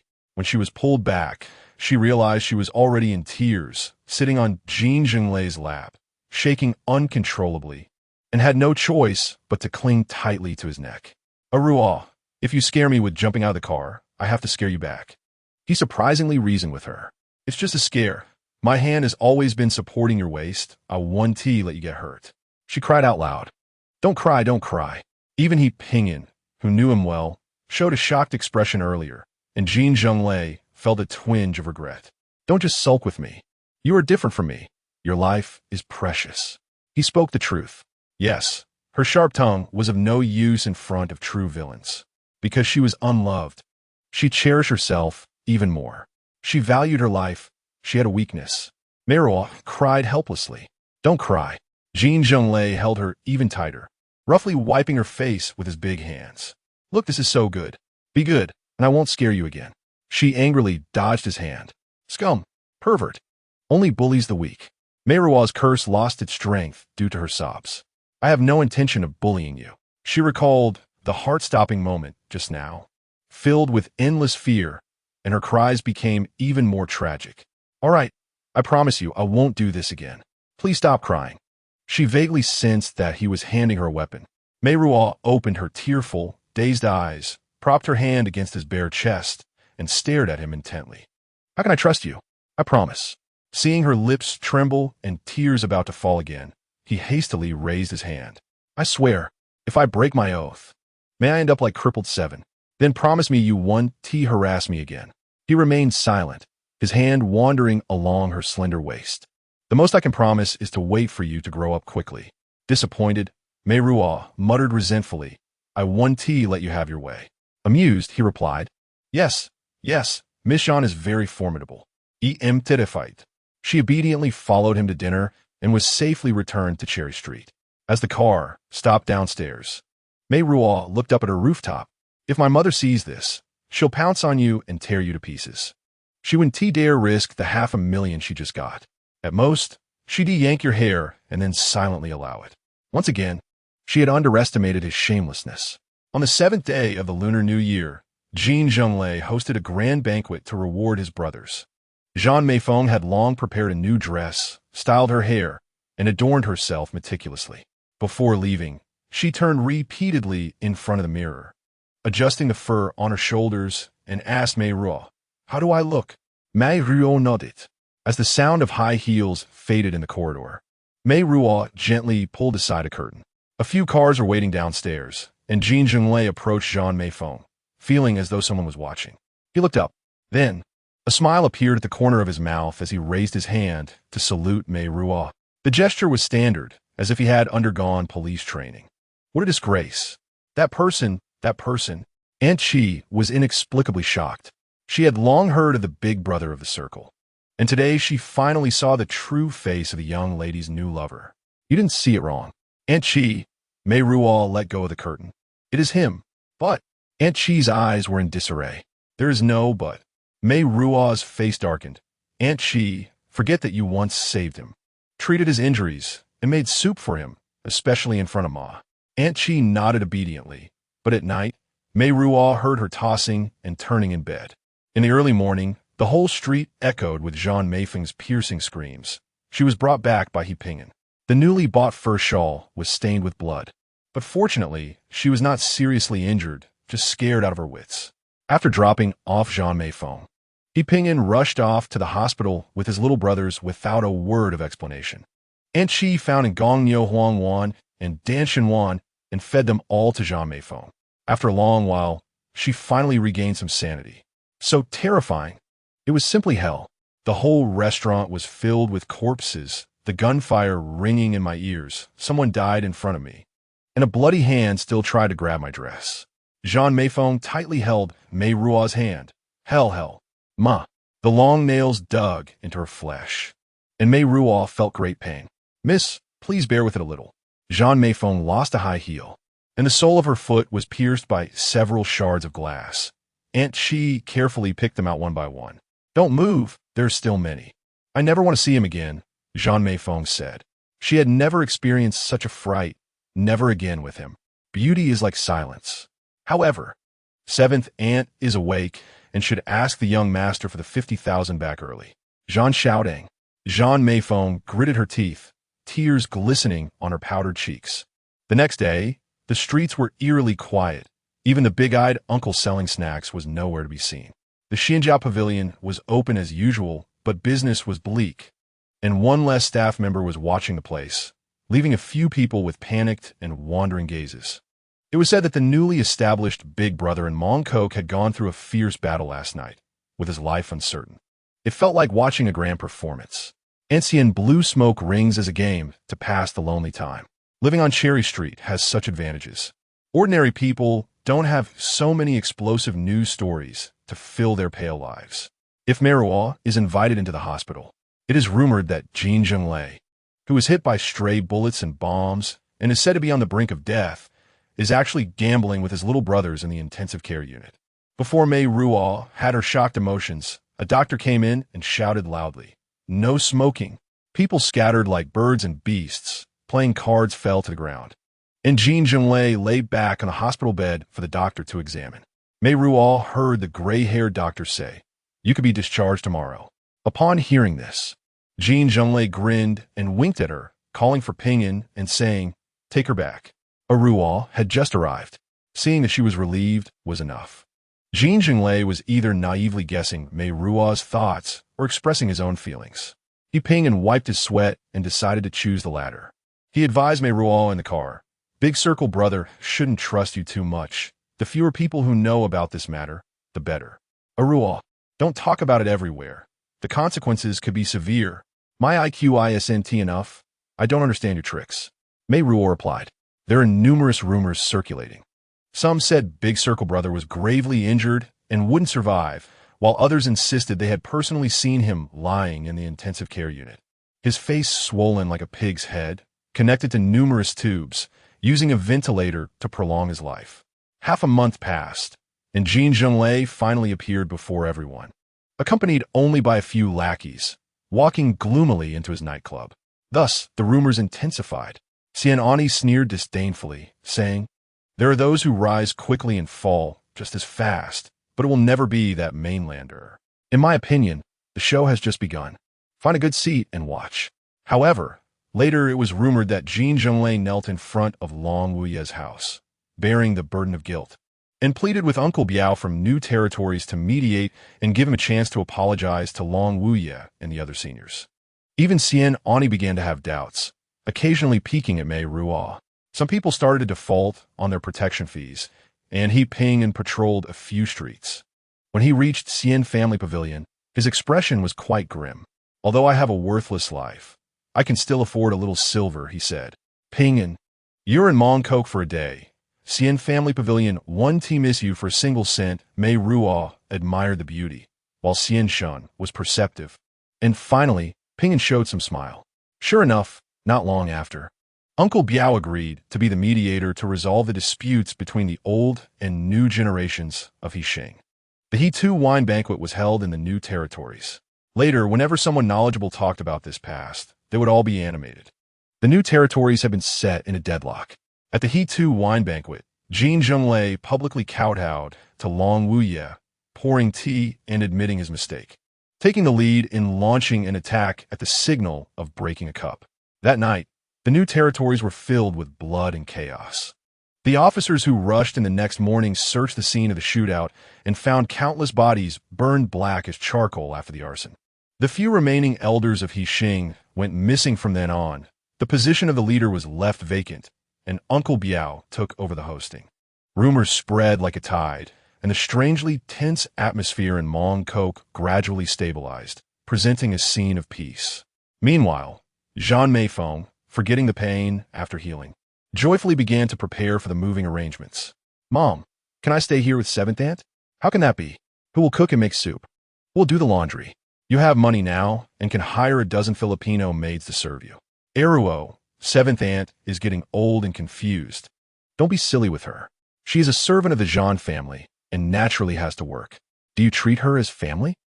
But you haven't given her any wages for over a year."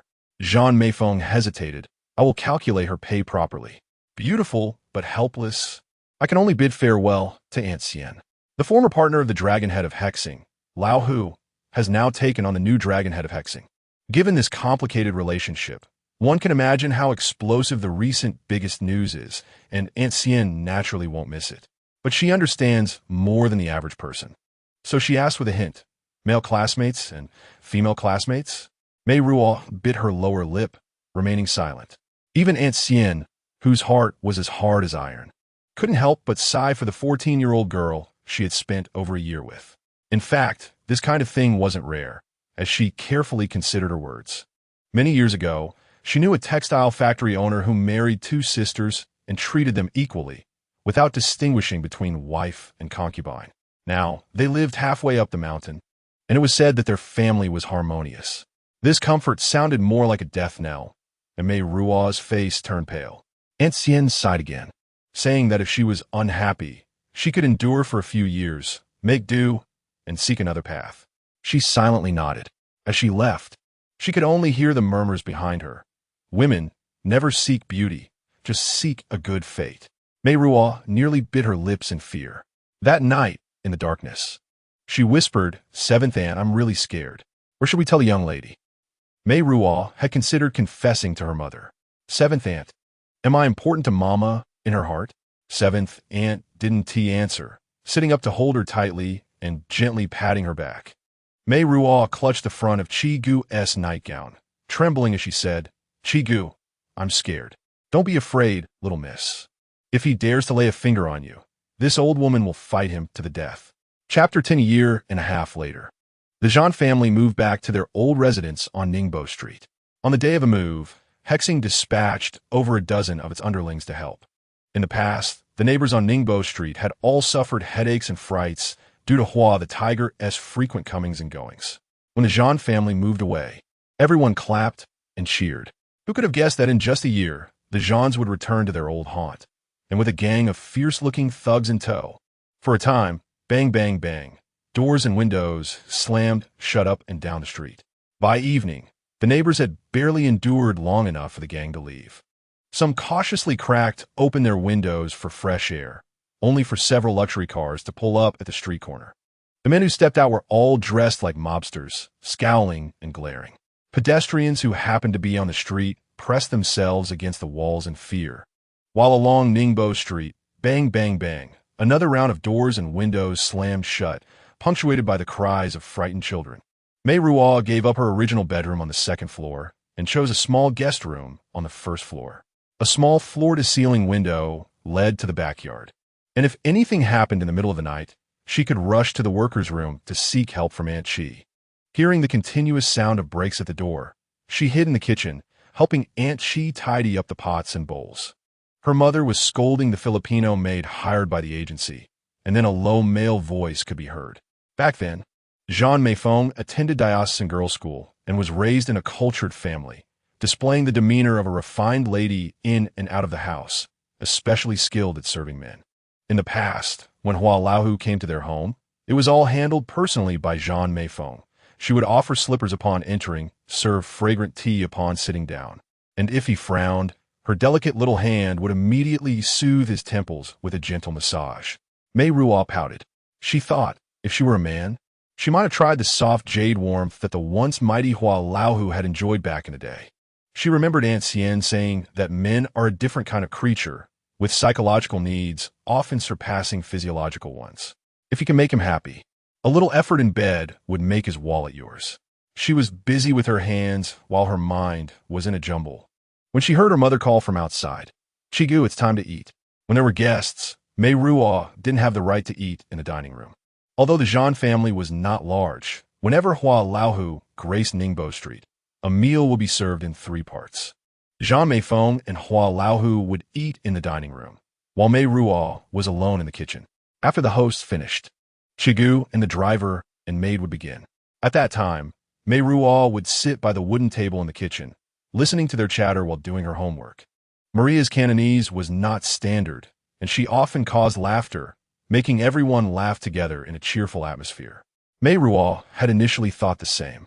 Just as she picked up her chopsticks, Sophie, the newly hired Filipino maid, entered the kitchen and said, "Miss, Madam has asked you to come out for dinner." May glanced at the astonished seventh aunt and put down her chopsticks. In the dining room, Jin Zhenglei and Zhan Meiruo were sitting across from each other, waiting for her. She hesitated, "Boss Jin." "Sister." Hearing these 2 addresses, Jin Zhenglei seemed to want to laugh out loud. "Let's eat." Zhan Meiruo gestured for her to sit down, personally serving Jin Zhenglei a bowl of hot soup, then picked up the previous topic, starting to list what household items they needed to add. Jin Zhenglei occasionally chimed in with, "All right, you decide," which made her even more enthusiastic. If May stared fixedly at the plate of food in front of her, she found it hard to swallow. After the meal, Jin Zhenglei stood up and put on his coat, saying to Zhan Meiruo, "I'll take you back to the nightclub first. There are other things to attend to." Suddenly, he asked, "That cat Mrs. you was holding earlier, she said it was ours? How could she just take it like that?" Zhan Meiruo found it odd that he would suddenly care about such a trivial matter, but then she remembered how protective he was of his own. No matter what trouble his underlings caused, he always blamed outsiders. She let it go. She was too sure how Princess had ended up at the Yu household either. So she glanced at May. "Mrs. Yu loves cats," May replied. She didn't like that Princess had been given a new name, so she simply gave her to the new owner. Jin Zhenglei gave a non-committal and left with Zhan Meiruo. A few days later, he pinged and delivered a cat carrier containing a brown tabby Norwegian forest cat, barely a month old, with a thick white ruff extending down to its chest. It looked extremely majestic. Seventh Aunt exclaimed, "Oh my, it looks just like a little tiger." Meiruo couldn't help but reach out to stroke its back fur, knowing full well whose gift it was. He pinged and said, "This thing needs to live in an air-conditioned room, more delicate than a person." Seventh Aunt asked, "Little miss, what do you think it should be called? How about Lady Di?" Zhan Meiruo walked in and saw several people having fun, raised an eyebrow, and sarcastically said to He Pingin, "Pingin, you really are idle." Once Pingin left, she released a cold laugh. "Eruo, your mother raised you and supported your studies. Not for you to cheapen yourself for those people. Wake up. If you don't find a son-in-law that I approve of and who is wealthy, don't expect me to let you off the hook. To meet your and your uncle's standards, there are probably only a few people in the entire harbor. Up on the peak. It's too difficult to achieve." Her mother was exasperated. "If you don't put in the effort, how will you know there aren't opportunities? If you start negotiating with Mom, then help me apply for Balilio's public school. Who knows, I might get to know Emma as older brother, Ella as uncle, or even Amanda as dad. If you and Uncle have bigger ambitions, I'll do my best to reel in Isabella as grandfather too." Zhan Meiruo glared at her. "All you have is a sharp tongue. If you were really that capable, would you need your mom to remind you? If you don't create opportunities for me, don't complain later. Has anyone ever given Mom a chance in life? And yet you still have food, a roof over your head, and new clothes and pretty dresses. That's why we can only live in Kowloon. If you want to live in a mansion on the peak, ride in a Rolls Royce, play mahjong with socialites, and shop without paying cash, just signing bills, then you have to invest." Seeing her mother finally waver, Meiruo pressed on. "I'm too old for ballet lessons now, but piano lessons are a must. I know our family-esque situation, so we can discuss those later. But Balilio's is non-negotiable." Zhan Meiruo hesitated. "Go to Balilio's means crossing the harbor. We live so far away, it's really inconvenient. And we just moved back here. It's not right to bring up moving again so soon. I can board there. That way, I want to be under the same roof, disturbing your intimacy." At first, Zhan Meiruo winced at the expensive tuition, but hearing the last sentence, she couldn't help but consider it. He should be able to afford the tuition if we push him. Let Mom think about how to bring it up with him. She was seriously considering it. Meiruo secretly rejoiced. But then her mother added, "He has coming for dinner tonight. Go tell Aunt Chi to prepare 2 more dishes." Since moving back to the old house, Meiruo had spent several sleepless nights staying vigilant. But the scenarios that had tormented her didn't come to pass. Jin Zhenglei was a creature of the night, with his own residence elsewhere, so their paths rarely crossed. Aunt Chi was puzzled.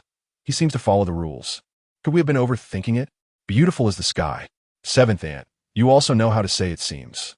Who knows his thoughts and plans? Don't be too kind, or you might still be smiling when he sells you off in the future. She was determined to find a place to stay. Early that day, Jin Zhenglei announced to her that her dream was shattered.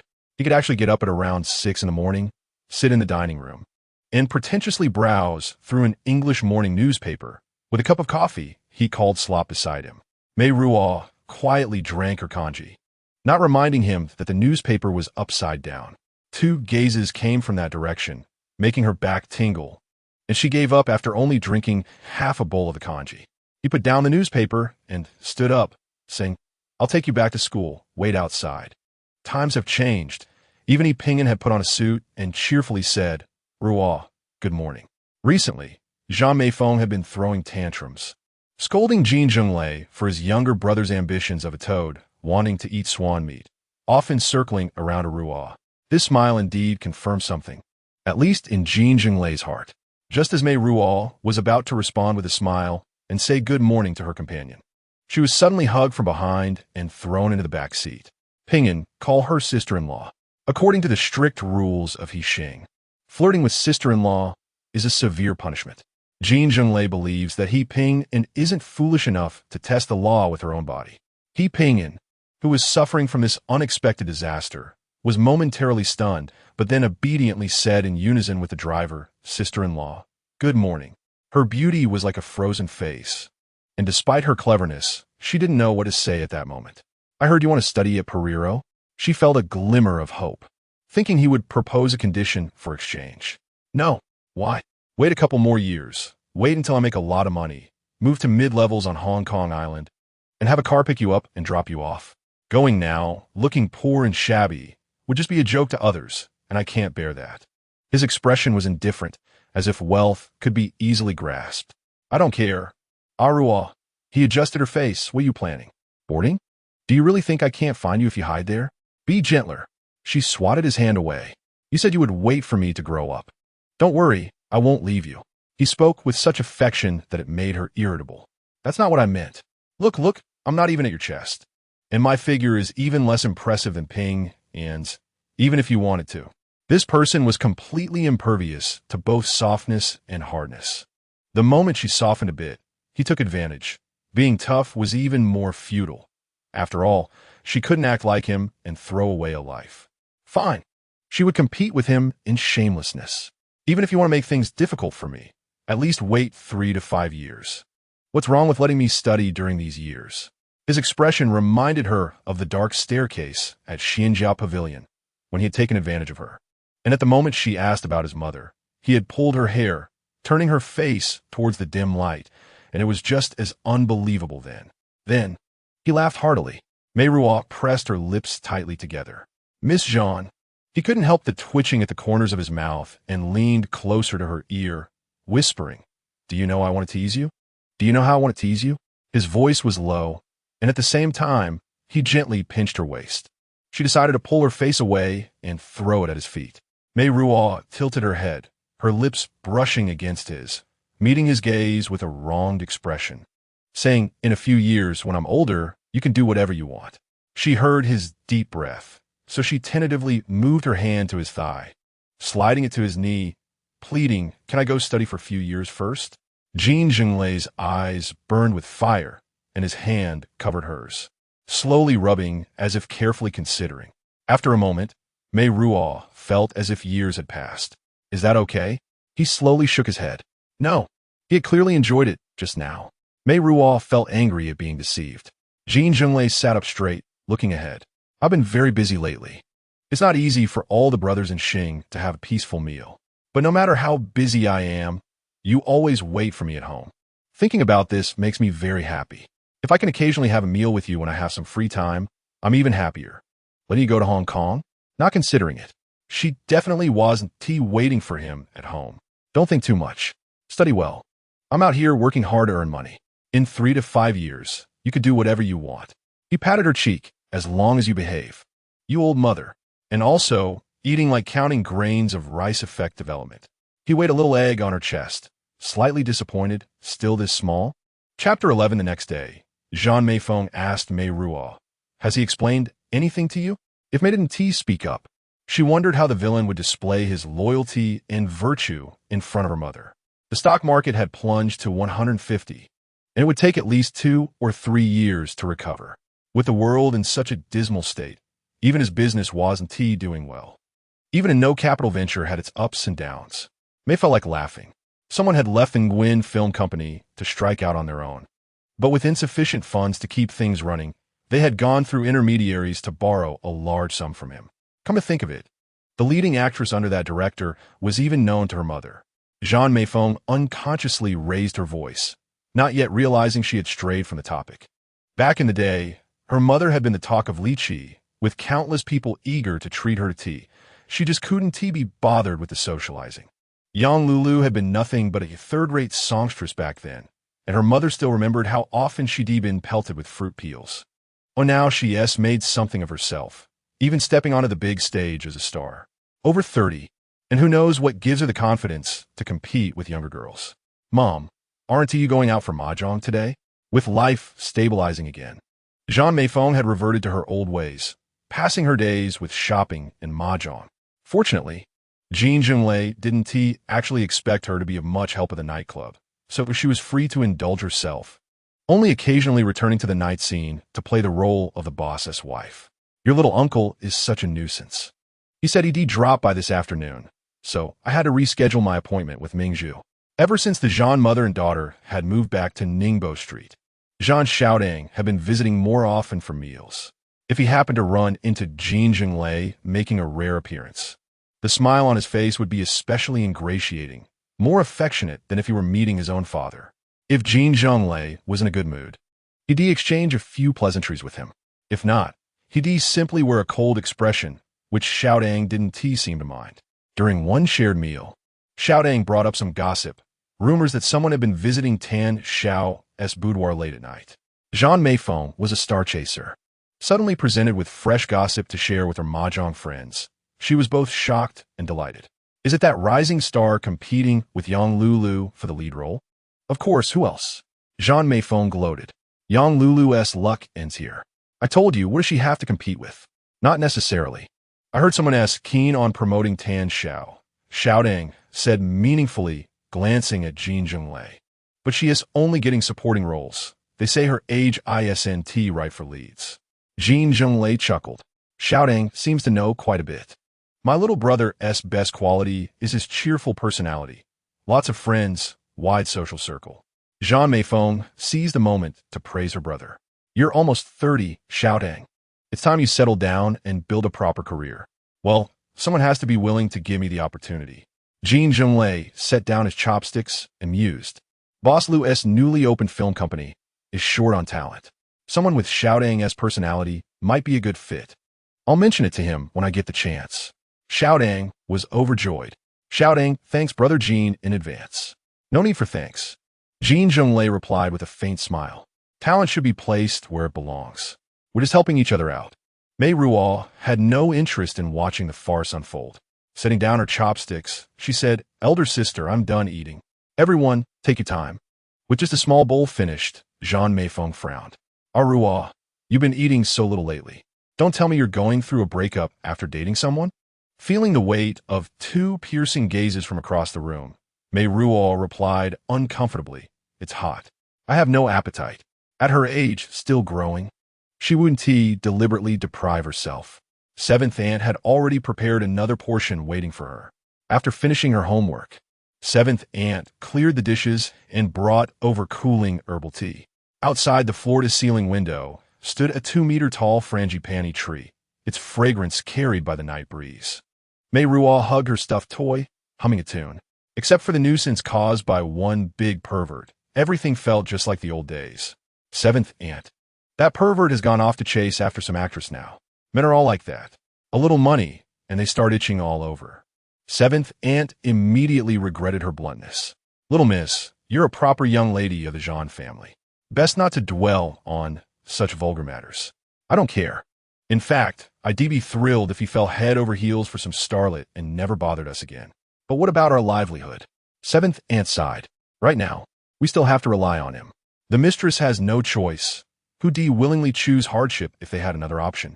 Making money should depend on ourselves. Seventh aunt. Bring me your ID. I'll open a stock trading account. Seventh aunt was horrified. That thing is like gambling. You must never touch it. It's already hit rock bottom. It's not like the Hang Seng index could drop to 0, right? But we only have so little money. Seventh aunt, having chosen a life of celibacy, donated a portion of her monthly salary to the spinster house to secure her future. Her savings were meager, and Meiruo's were even less. Even mosquito's leg has meat. If the market surges one day and doubles, or even multiplies tenfold, you'll be overjoyed. Little miss, perhaps it's better to consult the young master about such matters. He knows more about these things. Him? Meiruo scoffed. Meanwhile, in the living room, Zhan Xiaodang was whispering to Zhan Meiruo. Elder sister, wake up, will you? Someone's digging under your wall, and you're still clapping for them? Zhan Meiruo was baffled. What are you talking about? Zhan Xiaodang shook his head. That Tan Xiao, someone's been visiting her boudoir late at night. Who do you think I'm referring to? Him? Of course. Did you really think he agreed to give me a good job out of kindness? Barely after the deal was struck. Jin Zhenglei had barely left before Zhan Xiaodang rushed to share the news with his sister. To him, this was sibling loyalty. Elder sister, we've worked so hard to get back to where we are now. Be careful. Don't let someone trample you underfoot.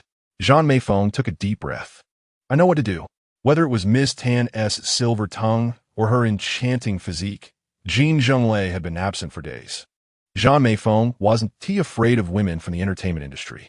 Men had needs, and as long as there was a decent-looking woman around, they'd take their pleasure where they could. Even a mighty Hua Laohu hadn't been a saint back in the day. But this Tan Xiao's competitive edge was terrifying. Rumor had it she came from poverty.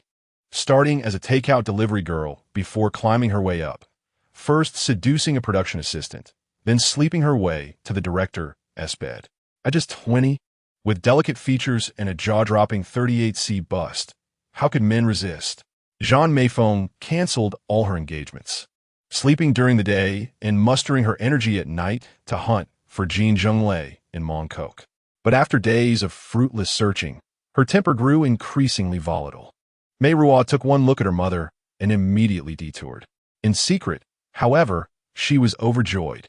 She and seventh aunt made plans to visit the Yuan Institute on the first day of next month to give thanks to the gods and enjoy a vegetarian feast. If luck was truly against her, and even the heavens showed no favor, then no matter what she wished for, her desires would never be fulfilled. Jin Zhenglei arrived on Ningbo Street on a night when a typhoon had swept through, leaving the garden in ruins with scattered flowers and broken branches. At first, the two of them were shouting and arguing loudly on the second floor. Then suddenly, it fell silent, so quiet that one couldn't help but worry if Zhan Meiruo had come a harm. Finally, waves of her frenzied moans echoed through the house. Not as good as Sister Zhu from the Immortal Pavilion, but better than Sister Enin, Meiruo critiqued. The moans rose and fell in relentless waves. Unable to sleep, Meiruo jumped out of bed, turned on the air conditioning, and tightly shut the windows and doors. Before closing the window, she flung the protective talisman that seventh aunt had gotten for her from the Yuanxian temple far into the distance. Drop dead.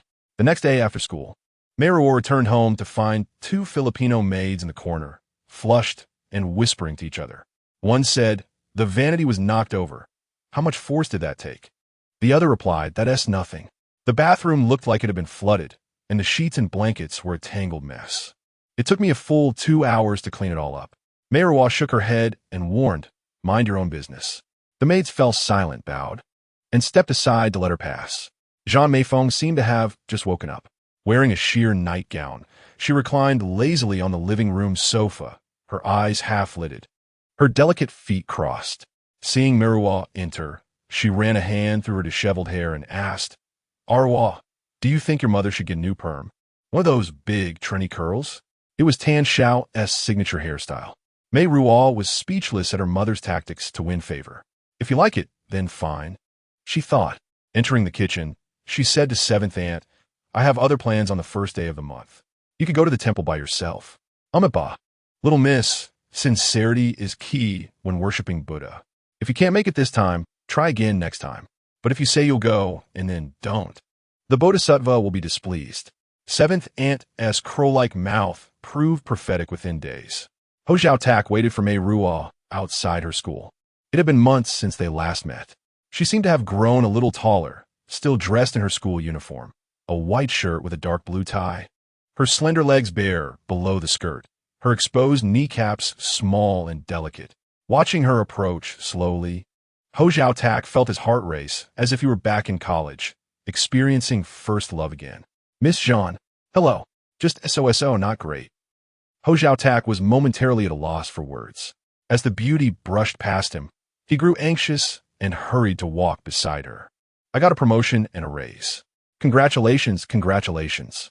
Meiruo quickened her pace but stopped after just a few seconds, turning to flash him a radiant smile. "Section Chief Ho, should I call you that now?" Ho Xiaotak didn't notice the two dark blue BMWs parked illegally across the street from the school. Someone opened a car door, and a man dressed in black stepped out. His gaze lingered on Meiruo's smiling face, while the man's eyes fixed on him. "Too formal. Just call me by my name. And thank you for your kind words back then." Jin Zhenglei was walking toward them. Meiruo averted her peripheral glance and lowered her eyes, feigning shyness. "If you're thanking me, how about treating me to dinner?" Ho Xiaotak was both surprised and delighted. "Absolutely, absolutely." An arm draped over Meiruo's shoulder, and her body stiffened. Jin Zhenglei asked, "I'm Meiruo's godfather, and you are?" With Hua Laohu having left Hong Kong and no news of him for nearly 2 years, the ICAC's surveillance of the Zhan family had gradually weakened. Ho Xiaotak was also occupied with other cases, so he hadn't met the new protector of the Zhan mother and daughter. The man before him was around his own age. If he claimed to be Meiruo's friend, He'd be unfairly relegated to a lower generation. I'm Ho Zhaotak from ICAC's First Division. He extended a friendly hand. Jin Zhenglei put on an expression of recognition and nodded. See you around. With a firm grip. He turned Meiruo halfway around and left the stunned Ho Zhaotak behind, steering her toward his car. He asked from the ICAC, Meiruo said, borrowing authority from the tiger. I'm not afraid of the organized crime and triad bureau either. He leaned close to her ear. Little Ruo being harassed by a wolf. Of course her godfather has to step in. She wanted to elbow him in the ribs, but in the blink of an eye, she was tossed into the car. Before she could steady herself, he leaned over, pinched her chin, and asked, how do you know someone for the ICAC? He came because of my godfather. Seeing his face darken, Meiruo quickly corrected herself. Hualahu. I think he came for you. He loved kneading her lips. The delicate texture, unforgettable. Go ask him then. He stared into her eyes, gauging the truth of her words. Then he released her and said, don't smile so sweetly at him in the future.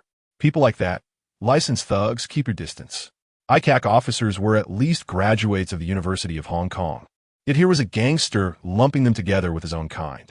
Meiruo felt a twinge of sympathy for Ho Zhaotak. The driver in the front seat asked, Big Circle brother, where to? He turned to Meiruo. Dinner at Yongqi or somewhere else? I have time to spare today, wherever you want to go. Mei seemed about to speak, but he stopped her.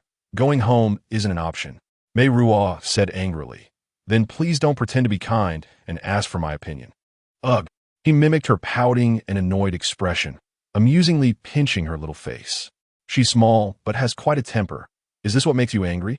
If I were to take you to a hotel, wouldn't that mean I would be done for? She made a disgusted face. Jin Zhenglei wasn't angry. After thinking for a moment, he said, I'll take you to the new territories to meet Uncle Biao. Chapter 12. Jin Zhenglei didn't have many regrets, and almost all of them were related to Miss Zhan Meiruo of the Zhan family. He regretted that day when, in order to make her yield, he pushed her out of the car, scaring her to the point of almost breaking down in tears, leaving only the option of hiding when they met again.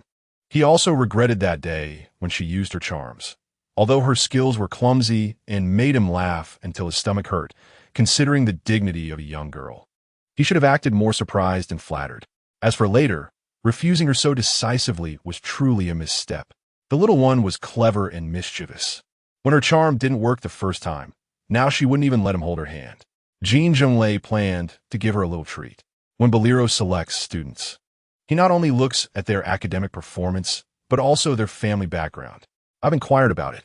Uncle Biao's family is a major landlord in Yunlong, and with him taking the lead, submitting an application to the school in the name of his niece should elicit a response quickly. He took on the role of an elder, saying, after the summer vacation, you'll be going to a new school. Ruo, are you happy? Beautiful as if in doubt. He patted her small hand and reminded her to be polite when they see Uncle Biao. Didn't you say that was not allowed before?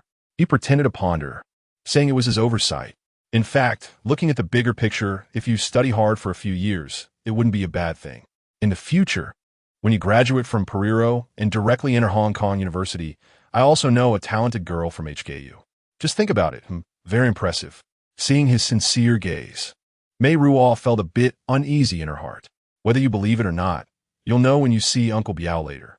The patriarch of the large family in Yunlong, a veteran who is long retired, Dying Biao is slightly older than the Tiger Hua, with more experience and a kinder appearance. Before he spoke, he smiled. Miss Zhan, I've heard the tiger mention you. Hello, Uncle Biao. In order to achieve her wish smoothly, Meiruo put on her signature smile. This smile had once tempted the strange uncle on Cherry Street, and it had proven effective time and again. Truly clever. Uncle Biao turned to Jin Zhenglei and said, in a few more years, she'll be a great beauty. Snatching someone else's wife and child is a big taboo in the Jianghu, but taking the wife and child of the Tiger Hua, who has already fled and would never dare to return to Hong Kong, has nothing to do with him. Dying Biao was genuinely afraid of the hungry wolf in front of him, who devours without spitting out bones. The hungry wolf was humble and courteous at this moment. Uncle Biao, I hope you don't mind me intruding on your meal. The uncle and nephew said this. Looking down on Uncle Biao feigned anger, but laughed. Come in and talk. The Dai family's estate stretched over half of Yunlong. On the way home, Meiruo asked in surprise, With so much money, why still engage in illegal activities? What is this? It's next to a Sha Tin racecourse. When the racing season starts, the profits are countless times the land rent. Jin Zhenglei glanced at Meiruo. What do you want from me? Afraid that my appetite is too big and I'll swallow you too, affecting your studies? He also knew what others thought of him. Meiruo thought to herself, a smart person who doesn't block my way is worth being friends with. Eating alone too much also affect digestion. Meiruo was curious. Why did you choose Uncle Biao to work with back then? The old-timers from Hexing disappeared without a trace after going to the new territories, leaving only Uncle Biao.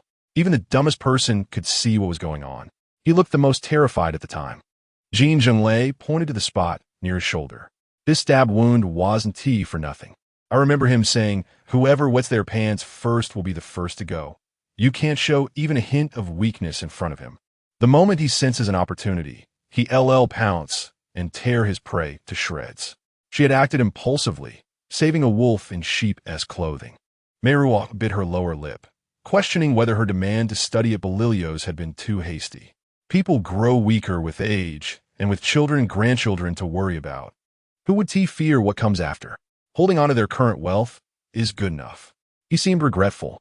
If Uncle Biao had been a bit bolder, and if the old foxes of Hexing had stood united, things would been much harder. Who knows? Jin Zhenglei pulled Meiruo closer by the shoulder. Who knows? Maybe I wouldn't even be alive today. Then she would definitely go to Yuan Institute to give thanks to the gods. Meiruo, if I died, would you be sad? His breath warmed her neck. Meiruo twisted away.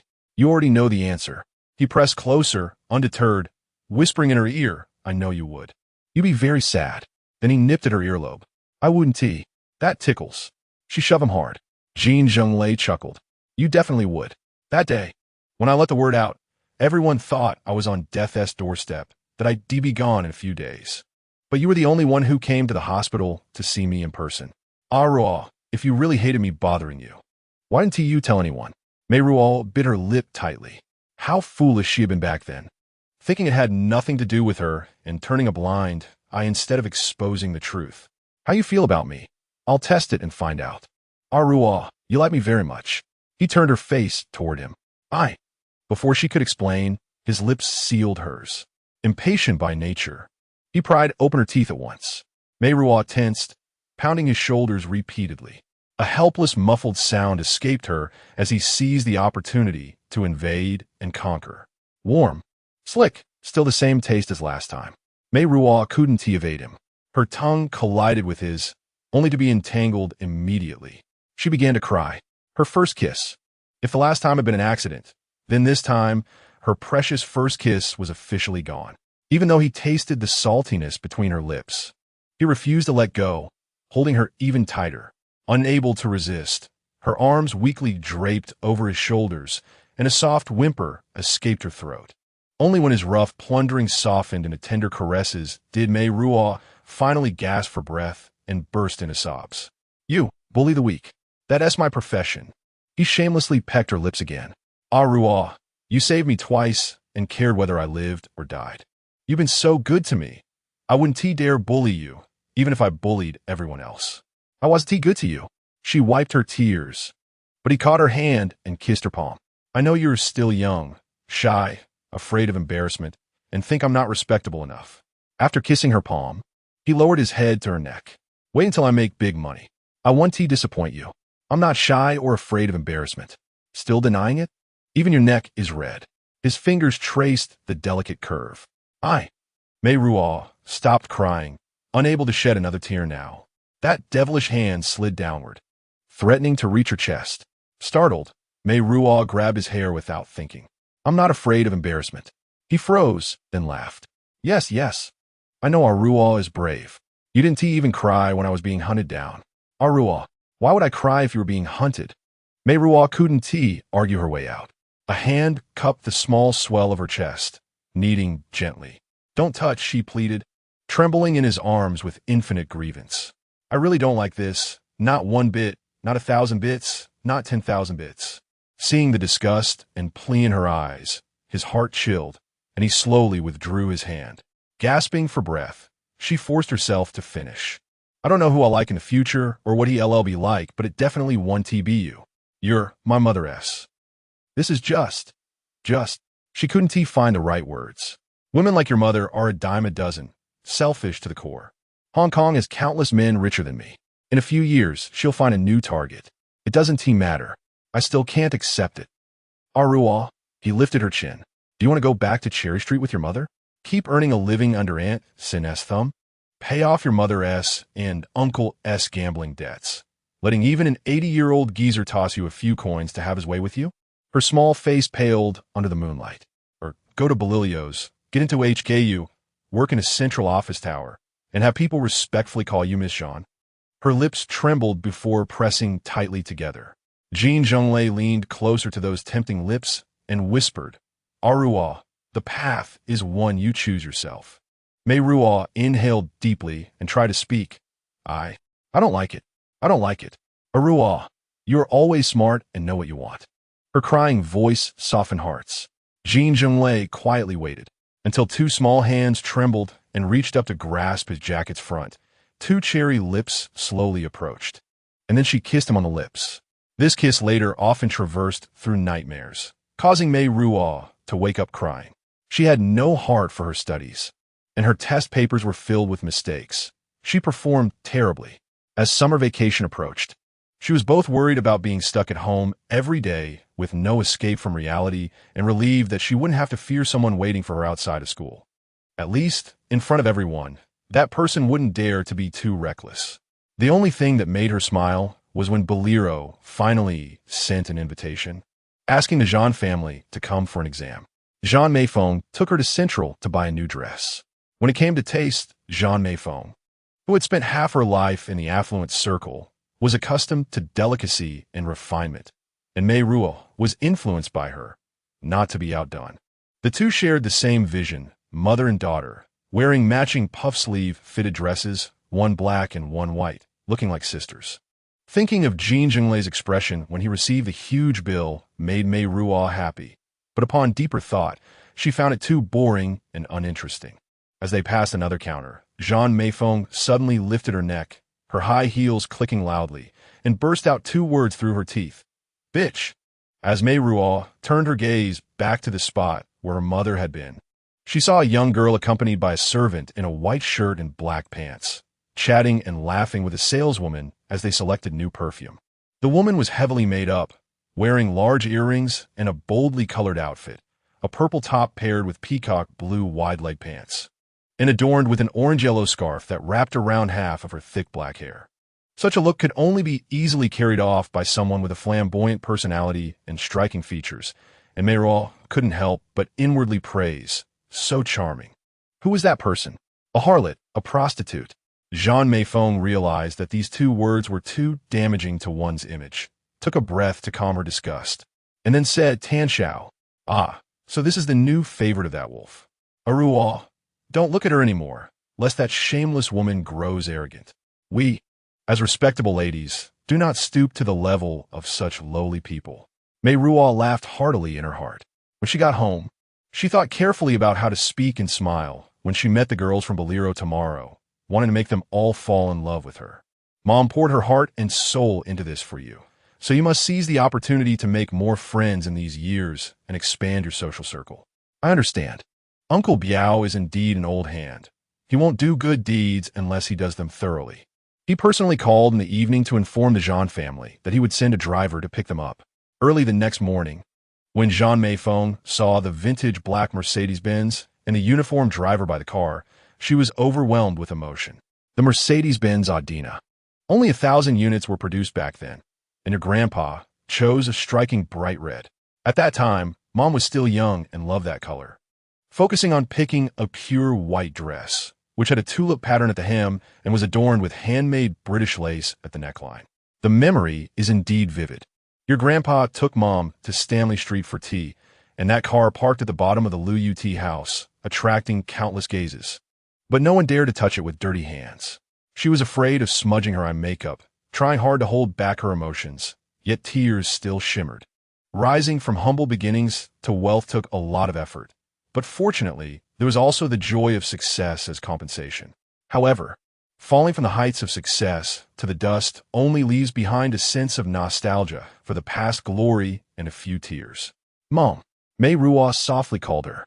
Zhan Meiruo sniffled, gathered herself, and said, "Today, Mom will see how you perform." Chapter 13 Bolero Girls' School was established in 1890, with the school motto, "Climb high to see far."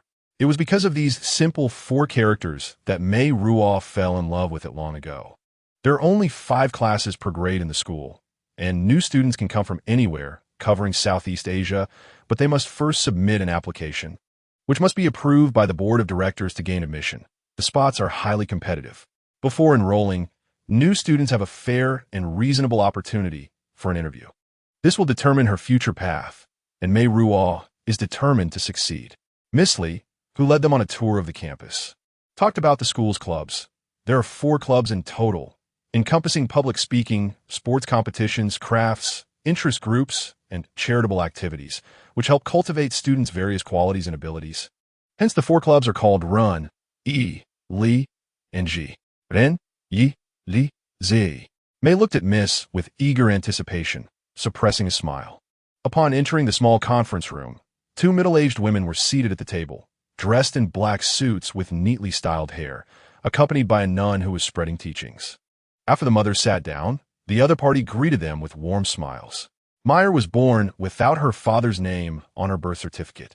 In the past, Zhan Meiruo fabricated stories to the outside world, claiming that Meyer was the 6th young master of the Zhan family, the illegitimate child of her father who had been lost outside.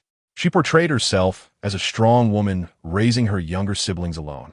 This story successfully elicited a tear of sympathy from Old Who when she was 17, although later, living under the same roof, it inevitably exposed the truth.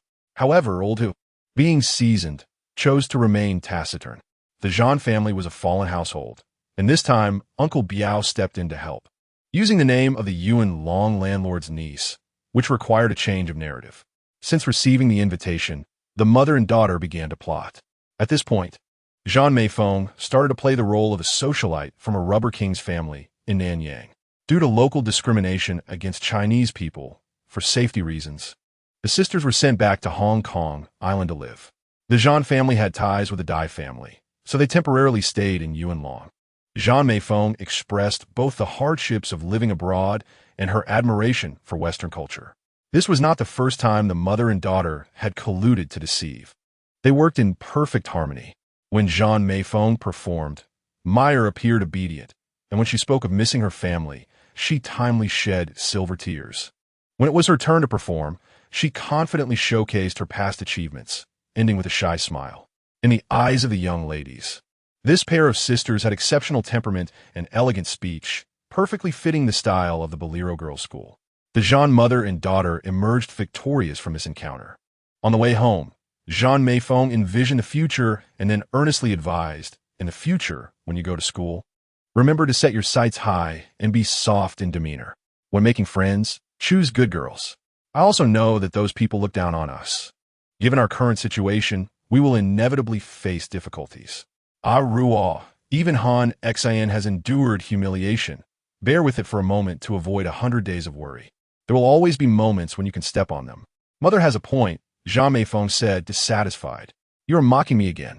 The car stopped on Ningbo Street, and after dropping them off, the driver returned to Yuanlong. When Meyer entered the house, she paused her steps, catching sight of a familiar figure at the street corner. In a light-hearted mood, she ignored the troubles of others and ran into the kitchen, embracing her aunt's robust waist, happily saying, "Auntie, I'm going to a new school. The young ladies say I'm good at studies and have a good character. Auntie, cheer for me." Her aunt responded despondently. "Is that to board at school?" "Of course. That's what I want." Meyer nodded. "Don't worry too much about me, Annie. I will take care of myself and will come back to see you often." Her aunt set aside her work and helped her pack clothes, preparing in advance to avoid last-minute panic and missing items. While the master and servant were busy, Sophie knocked and entered, saying, "Miss, Madam wants you to come out." Outside was a shiny new Mercedes. What a surprise.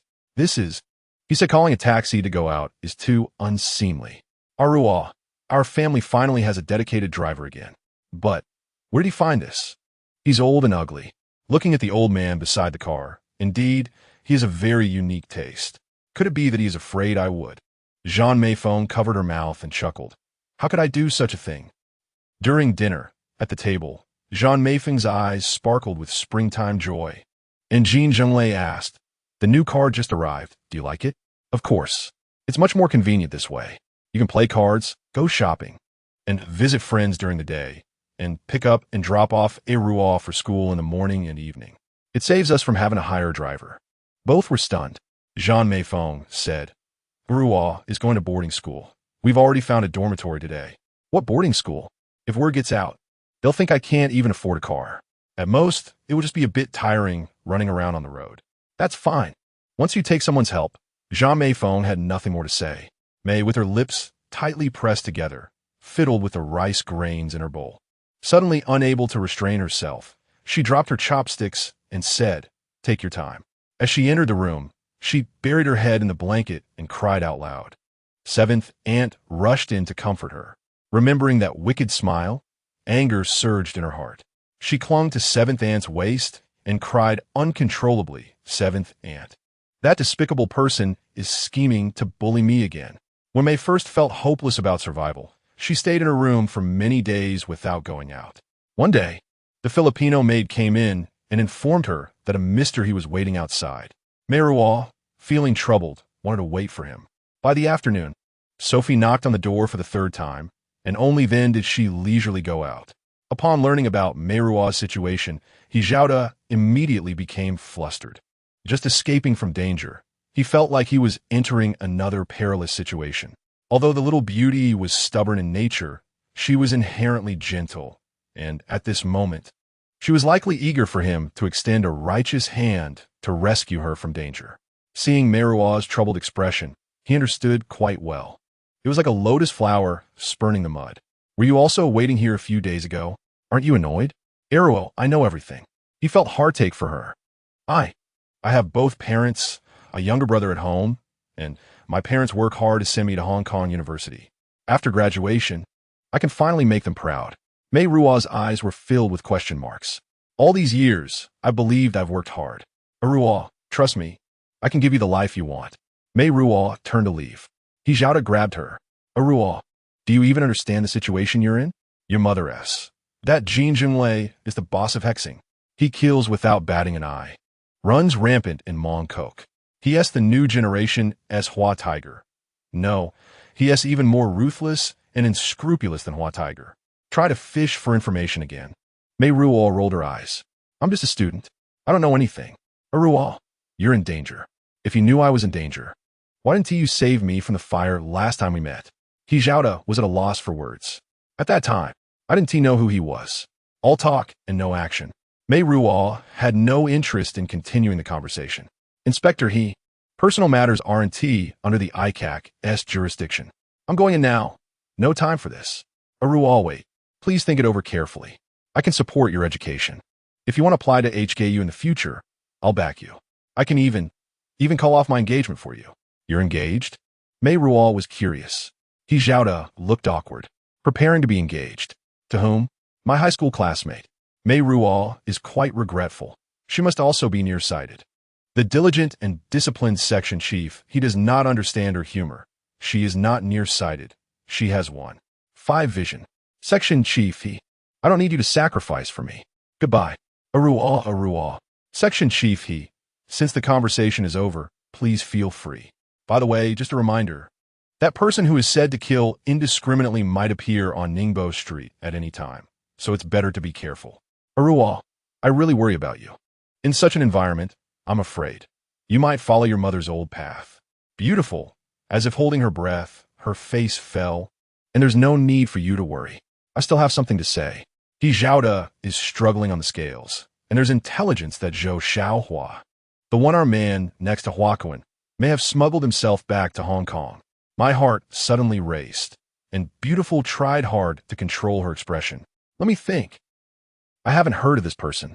Meiruo, whether it's true or not, we both know. It's said that as soon as he arrives, he hides in Kowloon Walled City, possibly to contact old acquaintances for Huakuan. If he comes to find you, make sure to ignore him. The Organized Crime and Triad Bureau is planning to catch him, so don't get caught in the spotlight. He means well, risking being kicked out of the ICAC to warn us. Thank you. Meiruo searched her mind carefully for those fragments of memory. When Zhan Meifeng first became involved with Hua Laohu, Meiruo was still very young. It was the period when Hua Laohu rose to prominence and reached the height of his power, dominating everything with his influence, commanding awe in both the underworld and legitimate circles.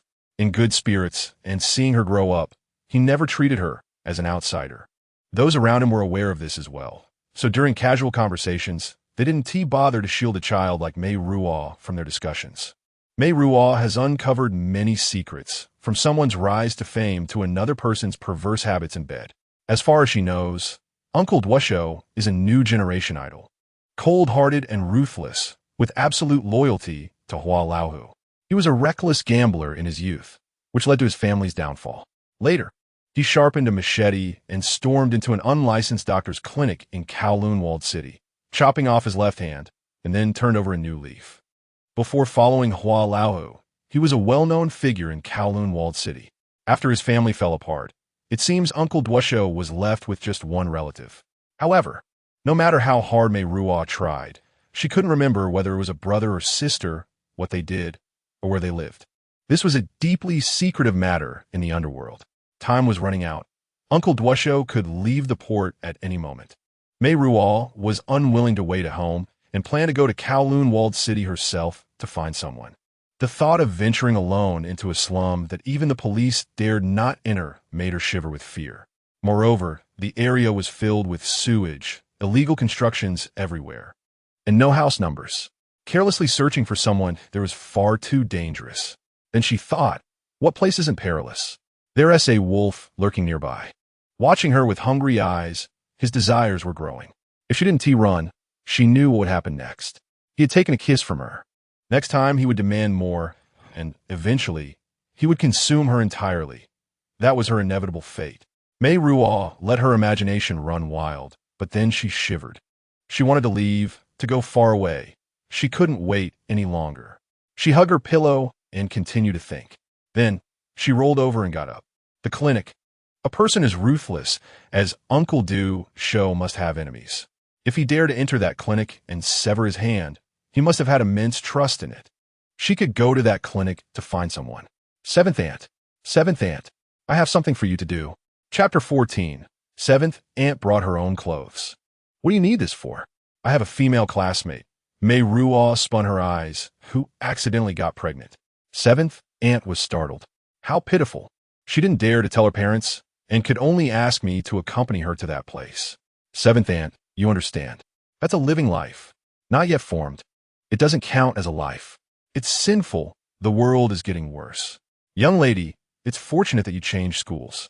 Being classmates with such a person will lead you astray. After scolding, Seventh Aunt remembered, what do you need my clothes for? She has gained a lot of weight.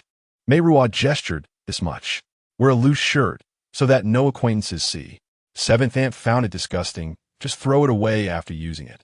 No need to return it. All right. Seventh Aunt, when I go out later and Mom and others ask about it, don't mention this matter. Such disgraceful things. Seventh Aunt Wound tea spread around. Soon, Meiruo finished dressing up and quietly slipped out through the back door. In the kitchen, Sophie curiously asked, Huh? Seventh Aunt, why are you in the kitchen? I just saw you go out the back door. Seventh Aunt was puzzled. I've been in the kitchen all along. It must have been my eyes playing tricks. Kowloon-walled city was once a garrison for the Qing army, and after becoming a lawless area, it completely degenerated into a slum. It is said that even female flies that fly in there will encounter violence, let alone male flies, who go in and never come back.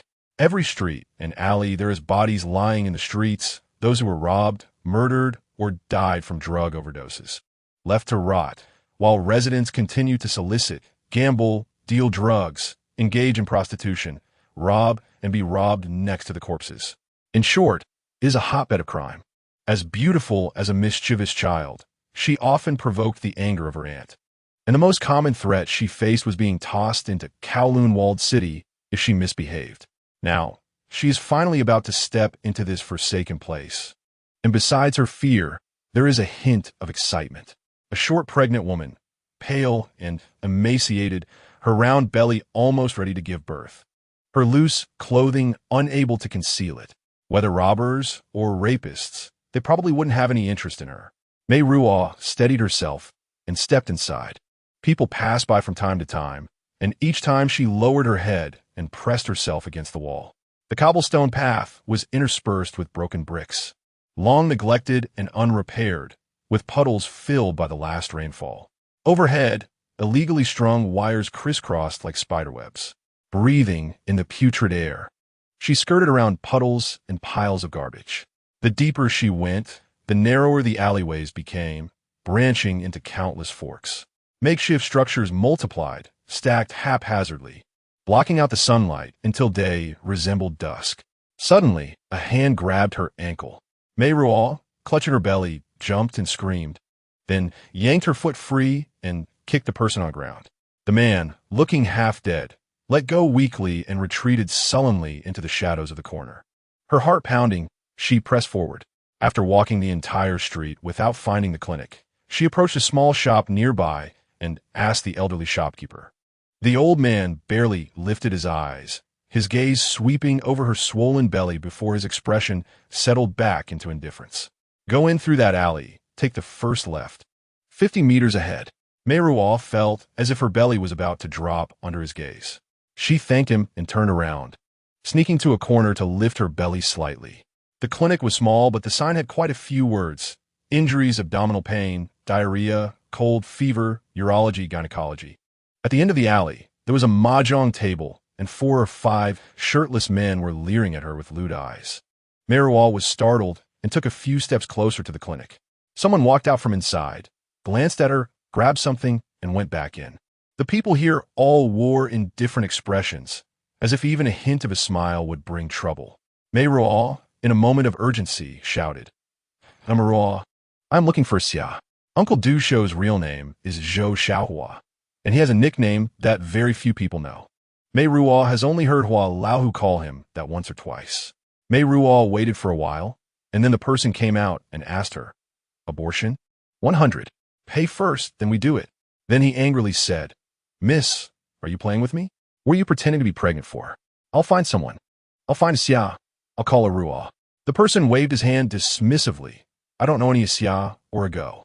Are there any clinics nearby? I don't know." In comparison, the old man at the street side shop was warm and friendly. So Meiruo could only walk back and ask again. "Sister, the underground clinics in Kowloon Walled City don't charge 100, but they do charge dozens. There are plenty of people like you." The old man raised his chin, indicating her belly. "Just pick any clinic and get it done. Dozens of clinics." Meiruo felt like crying. "Uncle, I'm looking for someone."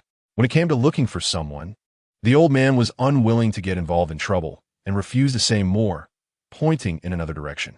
If Mei were to set out on her journey again, by the time she reached the 7th or 8th house, she began to feel hopeless. As dusk approached, she decided to return early the next morning. However, she had forgotten the way back.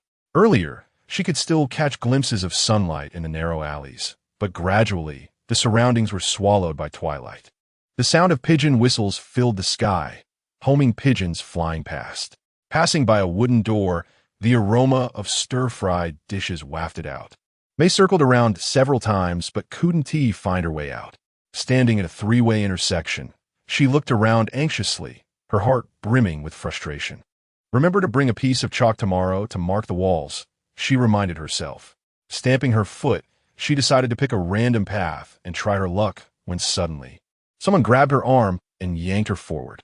Mei opened her mouth to scream, but the cry died in her throat as a familiar face loomed before her. It was the most menacing face she had ever seen.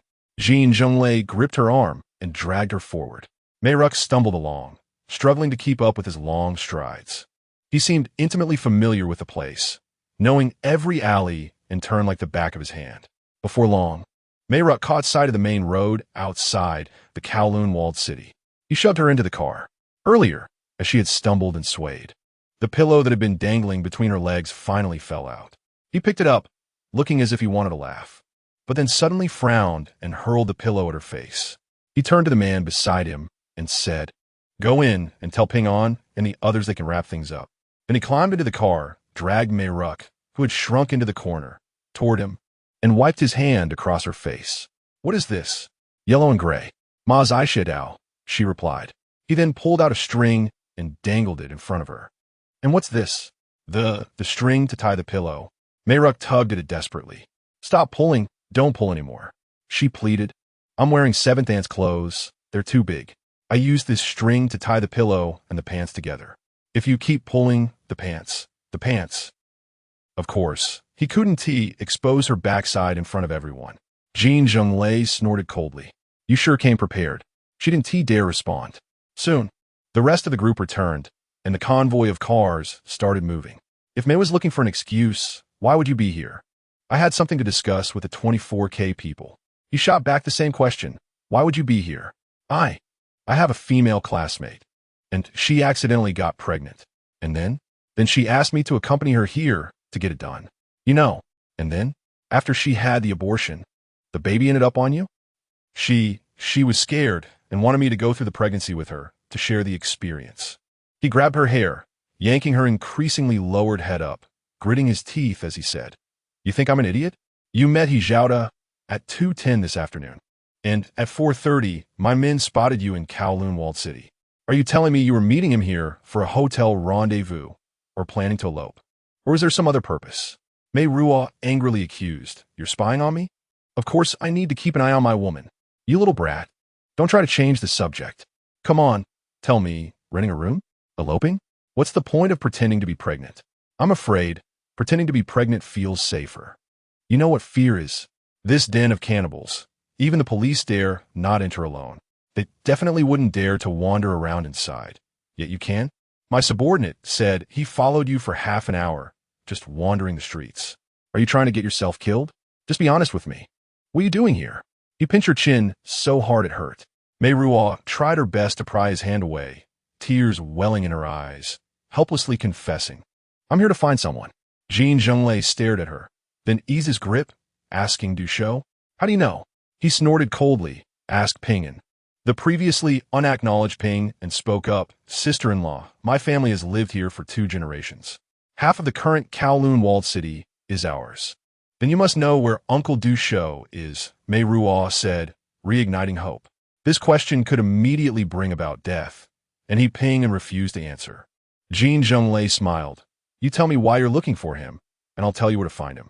To catch up, Meiruo nodded seriously. Yes, just like that. His smile deepened as he pinched her cheek. The trick to telling lies is 1 true for every 10 false. Meiruo, you still need to hone your skills. Meiruo remained silent. Let me think.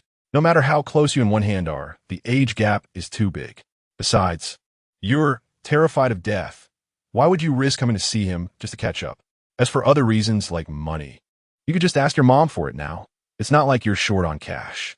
So is it, Meiruo, are you trying to get one hand to help you with something? She pretended to be dead.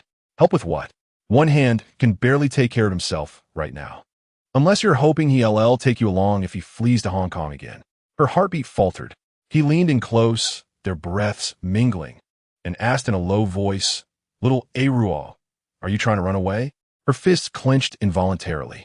Then she heard him ask again, Are you so afraid of me that you want to escape? Why would I run? I have food, a home, new clothes, and pretty dresses. My mom and Aunt Chi who love me, and I'm about to start a Balilios. Later, I'll get into HKU, then work in Central. Everyone will call me Miss Zhan. I couldn't be happier. Hearing his ragged breathing, she knew he was furious, and the mix of fear and delight made her unable to stop. She continued, Right, and lately, someone has been spoiling me, afraid I'll suffer in the dorm. Even buying a new car just to chauffeur me around. All because he is happiest when I'm home waiting for him. He is even happier when I eat with him. But what would make him happiest of all? One day, hanging me and my mom side by side on the wall as trophies. Bragging to everyone, I slept with Hua Laohu's wife and daughter. See how amazing and badass I am. The car fell into dead silence. Jin Zhenglei's breathing gradually steadied. One hand is already gone, he declared. He left from Saikang at 5 this morning. Beautiful Ru was stunned. Meiruo, the savior you imagined has already left. Without looking for you, or even thinking about you at all. Don't think too highly of yourself. In their eyes, you are worth less than a fingertip. Have you forgotten when Hua Laohu left? He used you and your mother as bait? She wasn't unclear about it. It's just that for someone who is drowning, even a straw is worth holding on to tightly. The car stopped on an unfamiliar street, with neon lights flashing on both sides. Jin Zhenglei was in no hurry to get out. Instead, he stared at her pale face, a smile that was neither here nor there. In the end, he finally made a decision, pressing his lips against hers and saying hoarsely, "Ruo, if you want to escape, you need to find another way. Before we find a way, let's resolve this first." She felt as if she had been electrocuted, suddenly waking up, and began to grab the door handle behind her. "You get out." He held down her kicking legs, gripping her ankle and directly dragging her out of the car. Amid her continuous, high-pitched screams, he turned to Ping Un and instructed, "Don't disturb me unless it's something important tonight." Then he slapped her on the backside. In Chapter 15, with her head down and feet up, beautiful Rue screamed with all her might. When she was finally let down, her cheeks were flushed red. The loose belt was pulled even looser during the struggle, so before beautiful Rue could steady herself, it immediately slid down to her feet. Jin Zhenglei carefully examined her pale legs, then went to close the door. Meiruo tugged awkwardly at her blouse, futilely trying to cover herself. His domain seemed to have countless doors, each one locking with a resounding click that echoed through the high, empty room. Each sound declared the end of her carefree girlhood at the age of 14. A girlhood she had painstakingly crafted for herself. Footsteps approached, his heavy leather shoes. Meiruo didn't dare look up. His lecherous gaze must surely be lingering on her thighs now. Not done yet? There was a hint of impatience in his voice. If she moved any slower, he would probably pounce and strip her bare himself. Meiruo let out a soft her hands fumbling to undo the buttons. She had only managed two when tears began streaming down her face, dripping onto the grimy floor, forming small dark puddles. "I'm only 14, she choked out, speaking to the floor. "You can't be this cruel. Ask Seventh Aunt." In her time, girls were bearing children at 14. Times are different now. Many women stand on their own, even if they're still weak. We're not just someone else's property anymore. He laughed. Then came the creak of the bed as he presumably laid down on the massive mattress. "Ruo, are you preaching Jesus to me?" Her lips trembled, tears threatening to fall again. "I'm only 14. My body isn't ready yet. You promised you'd wait till I grew up. Okay." There was a brief pause before he reached out, pulling her to the edge of the bed. "Tan Xiao, I find her too big, too loose. I like yours, Ruo, small and perky." With that, his hand slipped past the open front of her blouse, grasping one of her tiny buds. The unremarkable pink flesh, encased in a plain cotton bra, looked pitifully small in his rough, dark palm. He flicked the tip with his thumb, making her shiver involuntarily. "Treating your benefactor like this. You have no honor. Even a Kowloon-walled city isn't as terrifying as you." The moment she finished cursing, she was yanked down, collapsing onto his chest. He flipped her over, pinning her flailing limbs. "Do you know what would happen if I found you any later?" He asked slowly. Any one of those doors could reached out and dragged you in, never to see daylight again. Someone would stripped you bare. Just like this. He tore her blouse open. Meiruo shrieked, hands flying up to stop him, but her wrists were caught in his iron grip, twisted and pinned above her head. Jin Zhenglei glared at her, then shoved her cotton bra up to her neck, fully exposing her small breasts to the cold air. She gasped helplessly, and then like this, he took one pink peek into his mouth. "No," she sobbed, writhing. Seventh Aunt, save me," calling for Seventh Aunt 1T help. Not even the cops would dare come in here to save you. Those men would just bare their rotten teeth, breathing their stench on you, grinning like monsters. And finally, his hand slid into her panties. Meiruo suddenly stiffened her legs, arched her back like a shrimp, and crashed her face into his, pleading, "I 1T dare anymore, I know I was wrong. I 1T go there again, I 1T look for one-handed uncle, and I 1T think about running away. I'll be good from now on, I promise. Please, don't touch me there, don't touch me there." She burst into loud sobs. Jin Zhenglei cursed under his breath, even as he tore open her shirt. The part of him pressed against her tender thighs, already shamefully hard, grew even more aroused, as if it had a mind of its own, eager to push between her legs. She seemed to sense it, gasping sharply, her body tensing further, her cries growing more desperate. "If I ever see you there again, I'll break both your legs." She whimpered, nodding frantically like a madwoman. "I'll obey, I swear. Just let me go." Let her go, or not. For once, Jin Zhenglei hesitated, torn. Her crying was truly heart-wrenching. "I'll be good. I'll listen to you from now on. I'm not lying. I'll go to Balilio's happily. And then you can do whatever you want with me," she begged. "Just let me grow up a little more." Little liar. Believing even 10% of her words would make you vomit blood. Jin Zhenglei grabbed her hand and pressed it against his lower abdomen. "Meiruo, if I let you go, what about him?" Forced to grip him, her eyes widened in terror. He tightened his hold, refusing to let her small hand escape. "Meiruo, how do you plan to comfort him?" She gasped. "I don't know. Didn't the sisters at the fairy house teach you how to serve a man?" She would rather die than admit it. Shaking her head violently, she cried, "No." "Really?" Meiruo, half-truths one T cut it. Pouting, looking aggrieved, she mumbled with hands. And? His heavy body pinned her down, his breath scorching, but nothing compared to the heat of the thing in her hand, pulsing with his movements, making her want to squeeze it flat. "Meiruo," his voice was impatient. "With my mouth." A satisfied smile curled his lips as he released her hand, his gaze dropping to her lips. "Good girl. I won T. It's dirty." At her refusal, his brow arched, and his hand slid down her waist again. "I'll do it with my mouth. I promise." She bargained. "But you have to wash first." Seeing his cold glare, she quickly added, "That thing you pee from it. I'll have psychological scars, and next time I'll—" He burst into laughter. "Fine, I'll wash. Can't let little Meiruo get traumatized." Pinching her cheek, he added, "Wait here like a good girl." He stripped off his shirt, revealing the dragon tattoos covering his back and arms, then disappeared behind a door. Mei sat by the bed, buttoning her clothes, as faint sounds of water splashed nearby. She rushed toward another door and unlocked it. Outside was yet another empty large room. She continued to rush forward and turn the lock. Then she was stunned. When she was carried in, her head was at her feet, and the dim lighting around her made it impossible to see what the room looked like. This was a very large hall, at least as big as her classroom, octagonal in shape, with 2 wooden carved doors on each wall, totaling at least 16 doors. The ceiling was very high, and thus the doors towered above her. Standing in the middle, she looked around, goosebumps creeping up her arms. This bizarre residence was as nightmarish as the scenes in a dream. This was an old opium den, which had been acquired after much effort. A cunning rabbit has 3 burrows. 1 burrow is enough for me. Before the war, there were many similar dens and brothels in Kun Tong, lavishly decorated to cater to Westerners' curiosity for the mysterious East. Some still operated in secret, while others had long since closed down.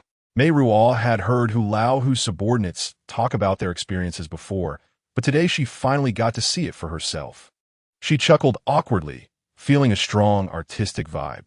"Meiruo," his voice had a commanding tone, and Meiruo obediently turned around. Jin Zhenglei stood at the door she had burst out of, completely naked, arms crossed. In the shadows, he was tall and strong, with solid and powerful arm muscles. Just standing there, he already brought her immense pressure. Meiruo didn't dare to look down. She stared at the inscrutable face, step by step moving toward her destiny. He picked her up and kissed her. Immediately feeling dissatisfied, he said, "Meiruo, stick out your tongue." Meiruo obediently listened. Jin Zhenglei kissed her again, entangling her and carrying her into the innermost room. "Not that bed," she pleaded. He stopped, looking at her fearful expression, unable to help but laugh. "You are the only one who has been here. I clean it myself every 10 days or so. The sheets are quite dirty, but just bear with it." She deceived herself into thinking she could barely accept it. Still a bit timid, unsure of what to do. "Come here." Jin Zhenglei half lay on the bed, leaning against a pile of pillows. The neon lights hanging high on the rooftop outside cast a glow on him, the green dragon's head protruding from his shoulder, its whiskers and hair bristling, looking incredibly fierce. If Mei closed her eyes, she would cheer herself up in her heart. Just for a moment, a minute or two. Endure it and it'll be over. Sister Zhu and the others wouldn't lie to her. But when she opened her eyes and looked down, her heart trembled violently. Under the dim light, that thing proudly swaying its head, was unmistakably the legendary weapon Sister Zhu and the others had whispered about with stifled giggles. Mei covered her mouth and took a step back. There was no way she could swallow that thing. "Aruo, can we try another way?" she asked softly. Jin Zhenglei grabbed her, sensing she was ready to bolt at any moment. Gripping her arms, he asked, "Top or bottom? Aruo, which do you prefer? I'll cooperate either way." She felt tears welling up. "Then, the top, I guess. Little brat, finally scared?" He mocked her with a low laugh by her ear, then guided her hand to hold him, moving it slowly up and down. "See? Just like this. He is much more obedient than you. Come on, try it with your mouth." He had a mushroom-shaped head, veins bulging like the green dragon tattoo on his owner's body, ferocious and ugly. Mei tried her best to make her first intimate acquaintance with the scorching, intimidating thing in her hand. As her lips barely brushed against it, she felt it swell even larger in her grip. She shut her eyes tightly, took a deep breath, and opened her mouth wide, taking him all the way in. The sudden thrust against her throat made her stomach convulse, and tears finally spilled over. Worse yet, her hand was still gripping the base while the owner of the monstrous weapon let out a satisfied groan. "Good girl, no need to rush. Take it slow." He reached out, one hand cradling her head, the other gesturing. "Here, use your little tongue here. Am I good? Aruo, he says he likes that. Good? Once more. Watch your teeth. Very good, you little troublemaker. You're getting the hang of it." Time dragged on, and Mei could no longer make sense of the pervert's babbling. Every time she lost control of her movements, even slightly, the weapon would plunge straight into her throat, making her gag and sob uncontrollably. Saliva mixed with the faint taste of him dripped from the corner of her mouth. She vaguely realized she'd been deceived. This was nothing like the minute or two Sister Zhu had promised. It felt like she'd been sucking on a lollipop for hours. Her mouth grew increasingly sore, the weapon hotter in her hand, and he grew more impatient. Sitting up abruptly, he cupped her head and began thrusting in and out her mouth at will. Meiruo whimpered in protest, but Jin Zhenglei refused to relent. With one hand kneading her chest and the other gripping himself, the sound of friction amplified in her ears to an unbearable degree. Finally, he let out a stifled, satisfied groan, releasing everything onto her upturned little face. She gazed at him innocently until a drop of white slid from her lashes, filled with a sense of relief. She opened her mouth, wanting to laugh, but instead burst into tears. "What are you crying for? You'll have to learn sooner or later." She sobbed, "It's disgusting. You're disgusting." Chapter 16, Meiruo temporarily gave up the thought of escaping and obediently went to study at Berlioz. In any small environment, as long as it exceeds 3 people, factions are bound to emerge. Berlioz, a prestigious girls' school and a breeding ground for socialites, was no exception. The girls were divided into 3 factions. One excelled through professional connections. Another boasted astonishing family backgrounds. The professional faction was represented by relatives of top lawyers, doctors, judges, and brokers who despised the family faction for reeking of money. The family faction, in turn, looked down on these tools who work for the great families, sneering at their scheming ways to climb into their class. The remaining faction consisted of girls like Meiruo, who had come from Southeast Asia. Small in number and weak in influence, they could only bend with the wind, swaying now to the east, now to the west. The Southeast Asian faction welcomed Meiruo warmly, but unfortunately, she was not appreciative. She preferred to keep her distance. So when Irina, the daughter of a Malay datuk, was overcome with homesickness and excitedly chatted with Shan and I, the daughter of a Singaporean tycoon, about their hometown's food and scenery, then turned to ask Meiruo, the heiress of the rubber empire, Jane Meiruo, replied dryly, "I spent my childhood in a rubber plantation." A rubber plantation? The girls from the Southeast Asian island nations immediately understood. This girl, whose looks were maddeningly enviable, was actually a country bumpkin who spent her days among natives, seeing nothing but rubber trees outside her door, and had never even heard of Chanel or Christian Dior. Irina didn't bother to hide her disdain. "Ah, I think I see Karen coming. Enjoy your meal," she said, picking up her tray and disappearing into the crowd at the other end of the dining hall. The scene was awkward. Meiruo quietly watched the remaining girl, Shan and I, who hesitated before finally making her choice under Meiruo's gaze. Miranda, I forgot. I still have something to discuss with Irina. Peace at last. She had gone through immense hardship and paid a steep price to finally enter Balilio's, not to compete with these gossipy girls over family backgrounds and looks. All she needed was to work hard in her studies, achieve solid results, and earn the favor and respect of the mistresses, so they might write a few kind words on her application forms. Of course, the prerequisite was that she could endure until she finished her sixth form and crossed the sea to study abroad. One thing troubled Meiruo greatly. Balilio's emphasized all-round development. She considered herself neither benevolent nor righteous, and now, under the coercion of villains, she had also lost her manners. Among Balilio's four major clubs, only the intellectual one remained, focused on debates, speech competitions, and knowledge contests with sister schools. Meiruo had no interest in such public displays. She told the senior girls she would consider it carefully, buying herself time. One day, during lunch in the school dining hall, the usual spot of the professional faction was unusually lively. A group of girls had gathered, erupting in giggles and gasps from time to time. Meiruo was quietly eating when someone asked, "Can I sit here? It's really too noisy over there." She glanced in the direction of the noisy crowd and said, "No problem. My name is Ding Lue." Her features were not striking, but her face was clean enough to evoke a sense of tranquility. A girl was smiling at her. In Baliro, it was the first time she heard someone introduce themselves with a Chinese name. Meiruo felt a slight fondness. The first moon of the osmanthus is born. The autumn dew is light and nice name. My name is Zhan Meiruo. She added, "Don't worry, I don't have a sister named Zhan Tianxian." Ding Lue revealed a set of small, delicate white teeth and said, "You're quite interesting. I always thought you were the kind of person who is proud and doesn't like to socialize." She smiled back, lowered her head, and continued eating. Suddenly, the place where the professionals were sitting erupted with noise as some girls screamed in excitement.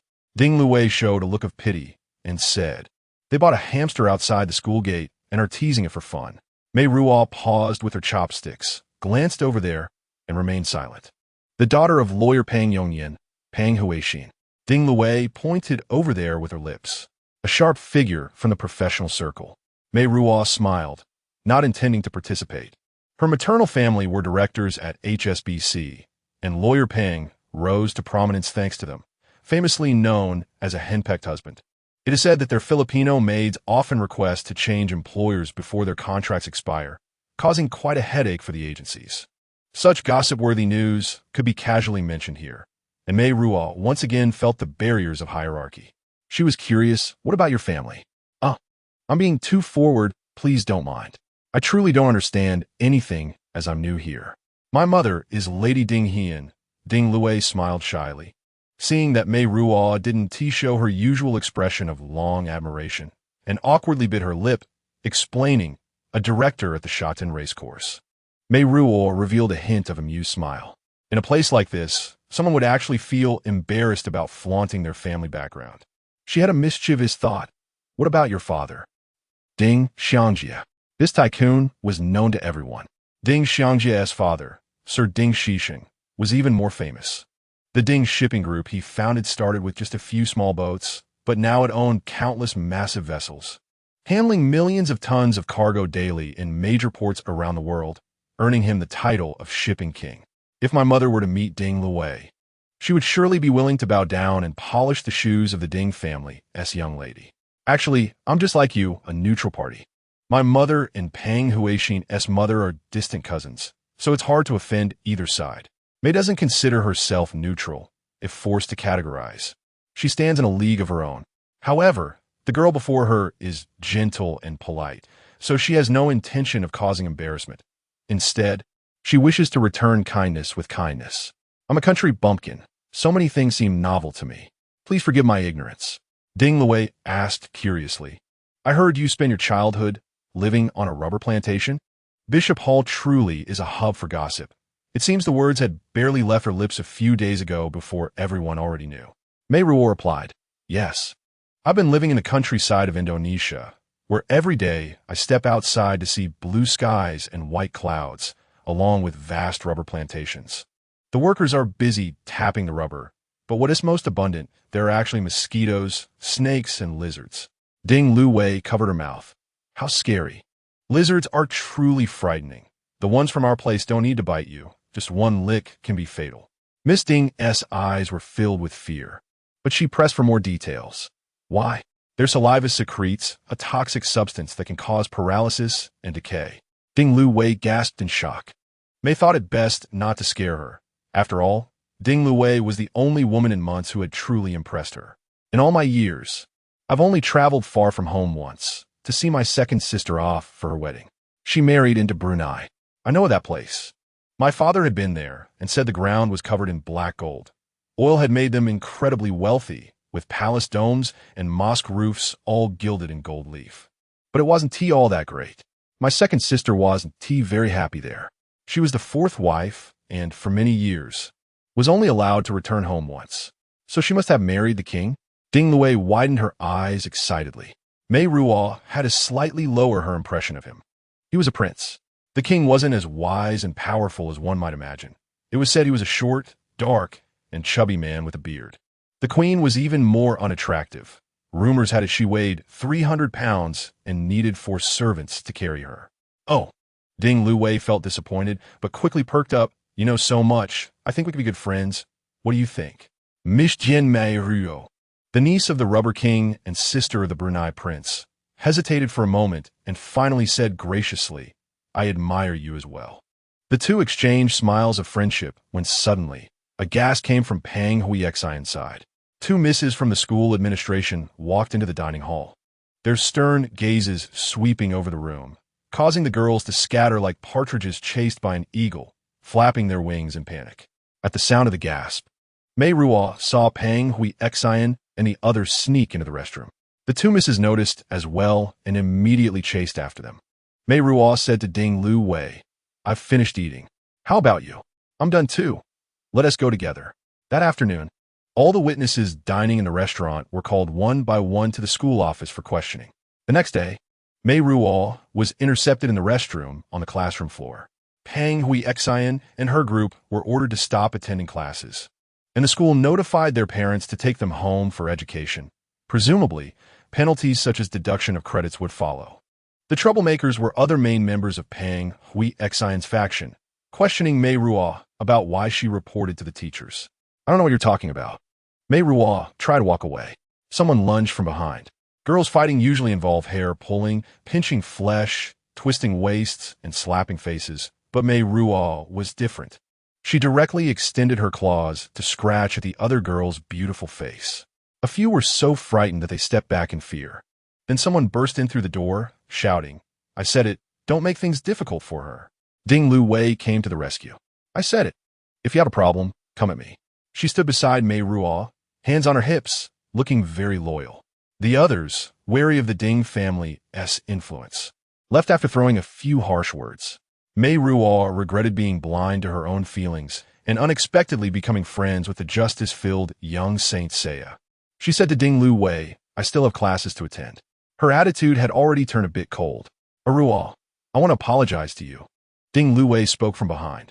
The young lady of the Ding family, who was born with a silver spoon in her mouth, had probably rarely apologized to anyone in her more than 10 years of life.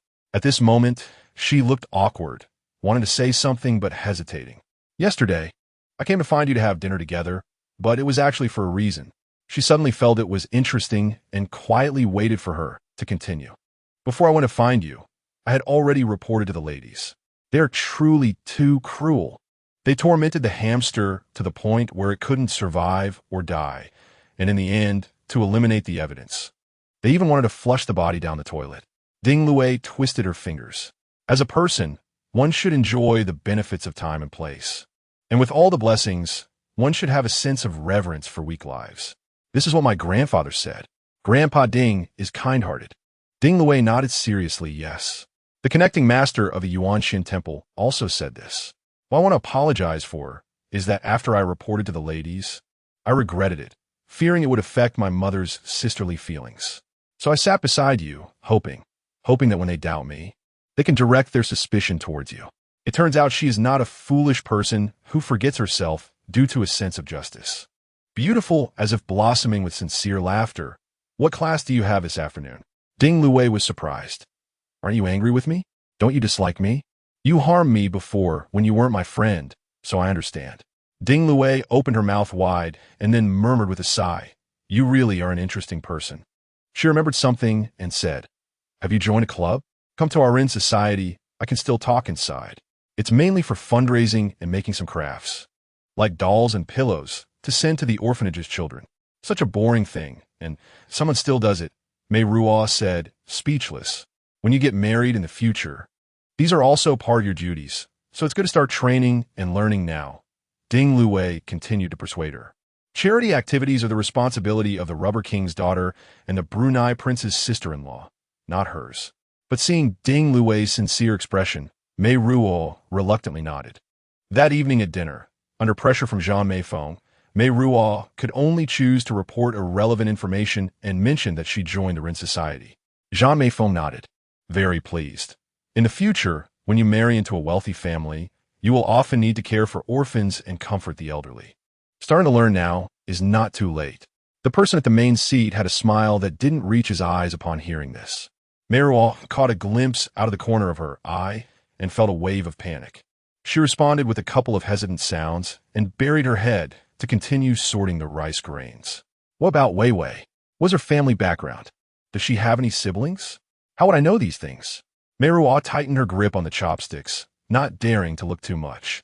Aruo, you said you would work hard and not rely on your so-called grandpa and biological father for my Sibylla. At the very least, you should aim for the eldest brother from Ida. Beauty is like wanting to cry, without tears, burying her head lower. I will put in my heart and effort. Chapter 17.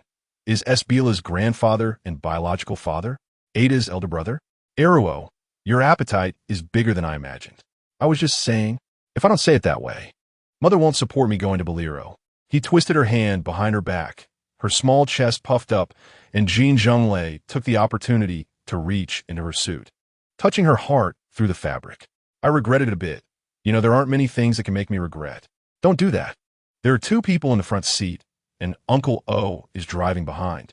The school skirt has slid to the base of her legs, and it's uncertain how the madman will torment her next. Beauty felt extremely embarrassed, struggling to get off his lap. Sure enough, his hand moved down, slowly sliding up along the inner thigh. It's only been a few days since entering Bolero, and she has become precious. His tone was indifferent, but the meaning was harsh. Beauty dared not defend herself and closed her eyes, allowing him to caress her. Aruo, have you found your target? She shook her head. I'm a good student who studies seriously. My goal is Hong Kong University. He scoffed. He withdrew his hand and cursed, little liar. After eating dinner at Yongji, he took her back to his lair. This time, Beauty carefully distinguished the entrance position, but after 2 laps, she was confused again. The room was still the same as before, and the bed was no different, but the street view outside the window had obviously changed. There were no neon lights flashing. Beauty couldn't believe it. She walked closer to touch the window. It was indeed glass, not a painting. It was eerie enough to make one feel uneasy. The person behind laughed. There are many such rooms, the same bed. I booked 8 at once. Sleep on whichever you like. Truly perverted. If someone wants to mess with me, they need to pinpoint my location. By the time they find it, I would have already left 1,000 meters away. Aruo, Jin Zhenglei hugged her from behind. Don't get me into trouble. I will come back to find you. If you want me dead, you must personally confirm my breath and heartbeat. I dare not. She was sincere. Let us go. Take a shower. Help me scrub my back. Under the shower head, he hung her on the wall, supporting her waist, his mouth just right on her small chest. After finishing 1 meat bun, he went to nibble on another. Beauty kicked her 2 legs in midair, pleading, don't drag it out so late. Last time, thankfully, 7th Aunt covered for me. I can't control this. He let her down, took her hand to hold himself. You need to discuss it with him. Can we skip washing? He laughed. I haven't had enough fun yet. After saying that, he threw her into the bathtub. After the ease, Jin Zhenglei kissed her fiercely, regardless of the taste of him still lingering in her mouth. I love your little mouth. His fingers rubbed forcefully across her lips. Actually, I heard from Sister Zhu and the others that it's uncomfortable like this. You won't let me do anything else. He stepped out of the bathtub, dried off. and turned back to scrutinize her. Indeed, it was a bit too small. I'm afraid of hurting you. You could go find a 38C.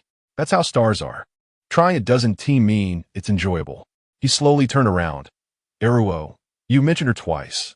Are you annoyed with me? For that little star? He laughed triumphantly. Reaching into the bathtub, wanting to pull her up, Meiruo pushed him away, not knowing which celebrity he was.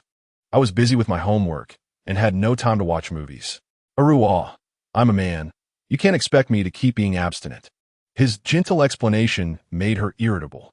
Meiruo really wanted to grab his neck and tell him word by word. That has nothing to do with me. He spoke while moving, struggling but unable to resist, so he could only hold her up and place her on a wash basin, still needing to hear his low comfort. Those people are just fleeting moments. I won't take them to heart.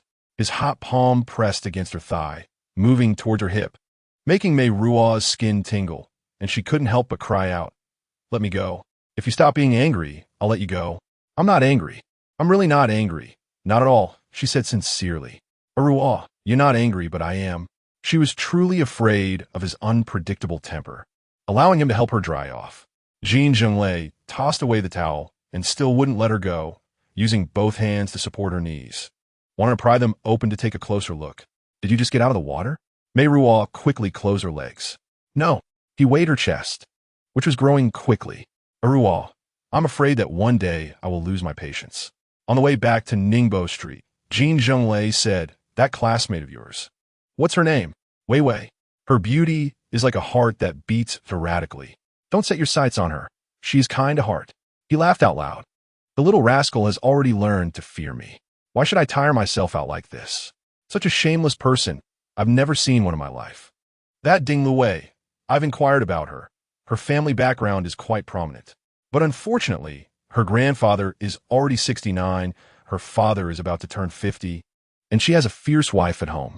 Her elder brother is already married, and her second brother is a sickly one. "Meiruo, you should change your target. I'm impatient to hear your nonsense." She wanted to get out of the car. He pulled her back onto his lap. "Meiruo, rather than being someone else's subordinate, it's better to follow me." In her dreams, she was being slapped, the familiar voice continuously scolding her as a whore, a bitch. Meiruo's expression darkened. "Are you sure? I know what you fear the most right now." After he finished speaking, he fell silent, and it was unclear what he was planning, his eyes deep. Some things may have gone off track, but they can be corrected. It's not a big problem. He slapped her face again. "I've been busy these days and may not be in town. If you need anything, look for Ping and remember, be good." Meiruo didn't like him dodging the topic, "So you shouldn't hurt her. I will hold a grudge against you for a lifetime." He stared at her intently, then suddenly smiled gently. "Meiruo, you are actually much kinder than you think." He then opened the car door for her. "Be good and wait for me at home." Jin Zhenglei hadn't shown up for several days, and Zhan Meiruo felt even more bored. When she was with Hua Laohu, she was still young and didn't understand the taste of love, so their conversations were just to pass the time. After a few more years, when she encountered Hua Laohu's two aging female tigers at home, most of Hua Laohu's excess energy was spent on her, and she truly enjoyed a few years of a comfortable life. Later, she was pursued by He Xing's de Quango, receiving fresh flowers and luxury cars every day, making others envious, and she felt a bit smug inside. But as Xiaodang said, Jin Zhenglei was still young, and there were many temptations outside, especially after moving back to Ningbo Street. His thoughts were even less on her. The spring boudoir was lonely, so the frequency of playing cards for fun increased. Liao Mingzhu was her good sister from Liqi back in the day, later married a textile factory owner, and had been living a modest life for many years. But she managed well and had some dignity. Mingzhu said to her, "A phone, your luck is not bad. Many people envied you back then. The only weakness is that you don't plan for yourself." Zhan Meiruo didn't understand. "It seems smooth sailing, but you still need to consider the future. That mainland guy has always been in a shady business. Don't be foolish to follow him. Secure your finances and switch to a proper person early on, even if he's older and can provide you with a fixed income every month.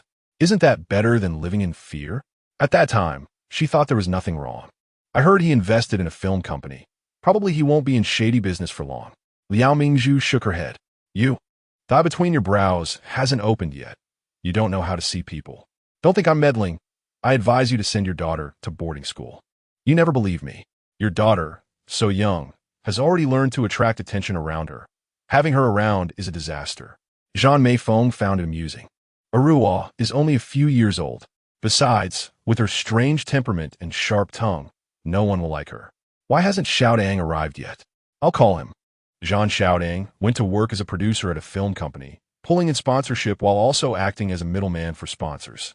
He could be said to be making the most of his talents. He felt quite spirited over the past 6 months. He was summoned by his sister to play cards and brought along a card partner. The partner, Li Xianwei, was a Singaporean in his 30s, tall and handsome, dressed in a spotless white suit. However, if looked at closely, he had a slightly rustic air. Zhan Xiaodang introduced him as the company's new sponsor, planning to invest in the next film for Ms. Tan Xiao while also promoting the family pharmaceutical factory. Upon hearing the name Tan Xiao, Zhan Meiruo got angry, and Liao Mingzhu gave Zhan Xiaodang a meaningful glance, pulling him aside to question him. Is it true? Don't harm your sister. Zhan Xiaodang cried out in injustice, saying it was a solid deal with a suitcase full of cash, and he immediately wanted Tan Xiao to star in the film. He chuckled softly. Those big fish from the impoverished countryside of Singapore can be easily dealt with. Over here, Li Xianwei seemed like a dull-headed goose, staring at Zhan Meiruo for a long time. When Zhan Meiruo became annoyed, he finally spoke. I thought Miss Tan was a celestial being. Turns out Chang'e is here.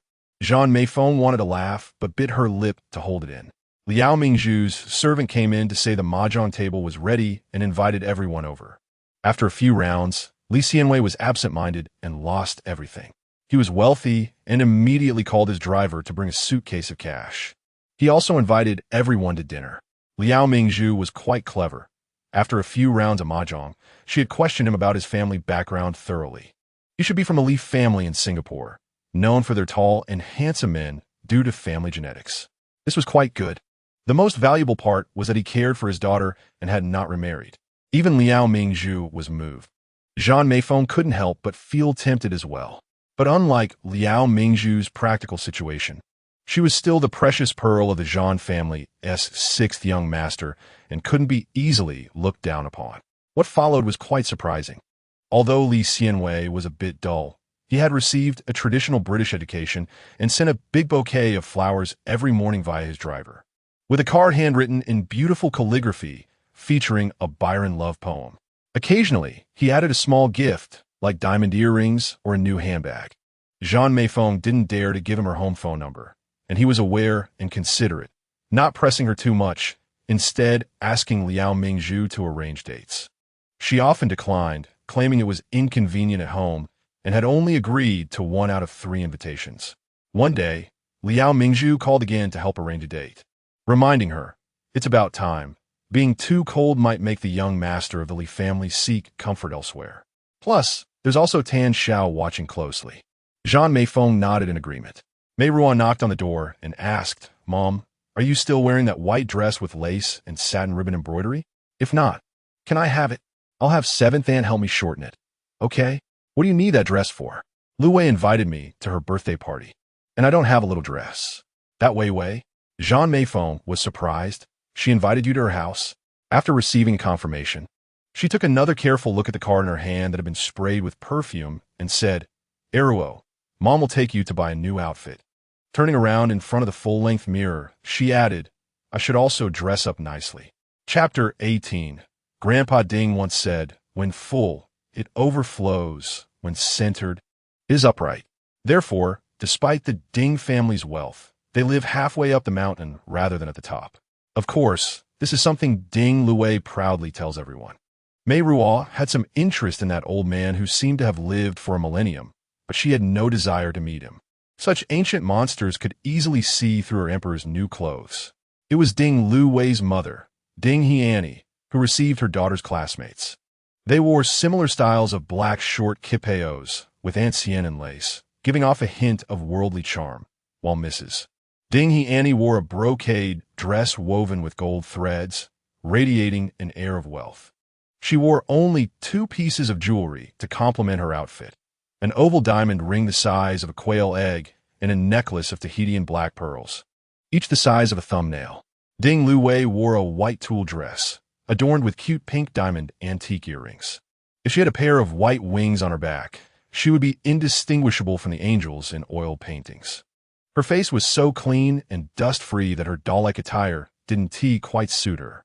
However, the person in question didn't mind, happily twirling around, her skirt fluttering.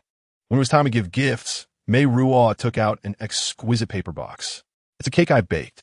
Lowering her voice, "It's your favorite cheese."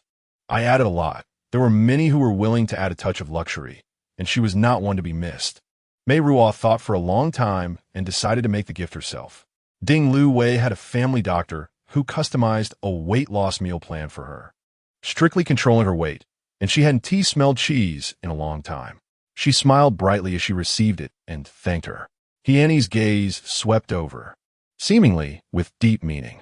Being friends with a young lady from a prestigious family was just like this. Even giving a birthday gift required a lot of effort. Money?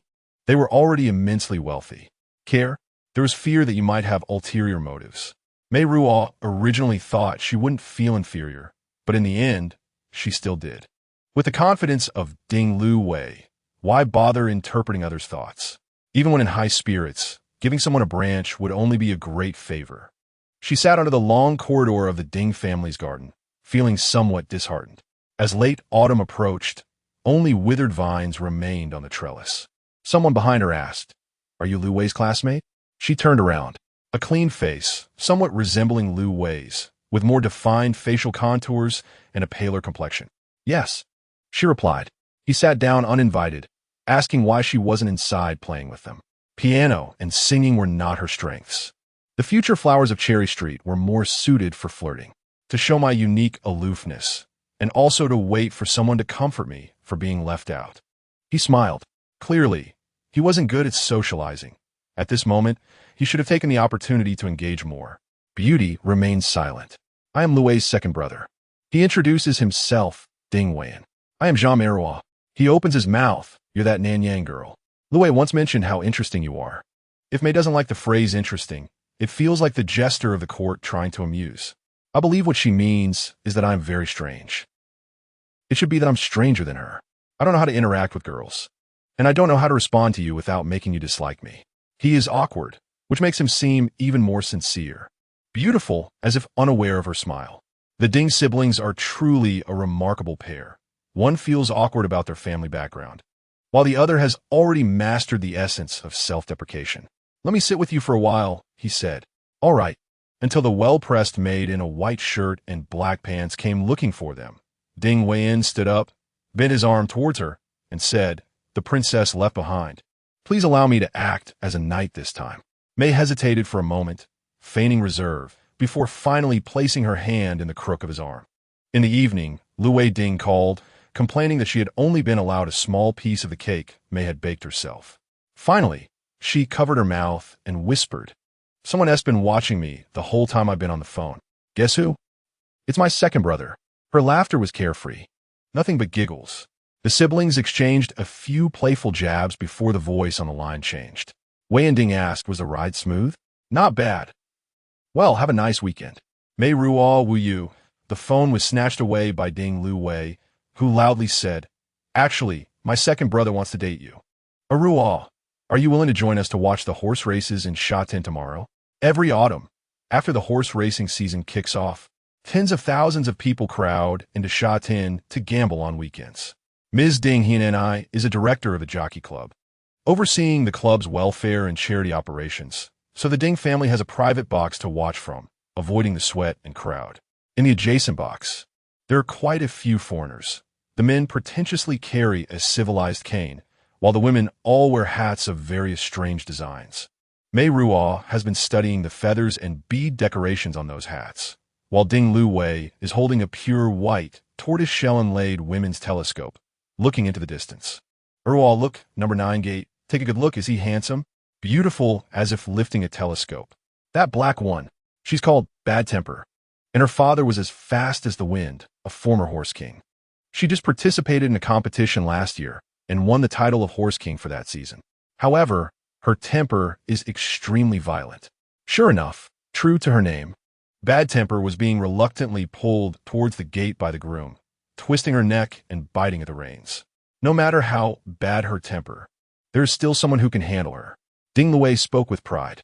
In front of Gate 9 stood a jockey in a white riding outfit, mixed race, short, with charming features. This must be the person Ding Luwei is so proud of. Isn't even more handsome than bad temper? Eruo? Unfortunately, he is a bit short. The newspaper reported that Paul Zhang was trained to be a jockey from a young age, given only one meal a day during childhood, and was malnourished to the point of needing hospitalization, all to control his height and weight. Ding Wen, sitting in the back of the box, warned Luwei. Can't I appreciate him? It's okay for you men to critique women, but we can't admire men.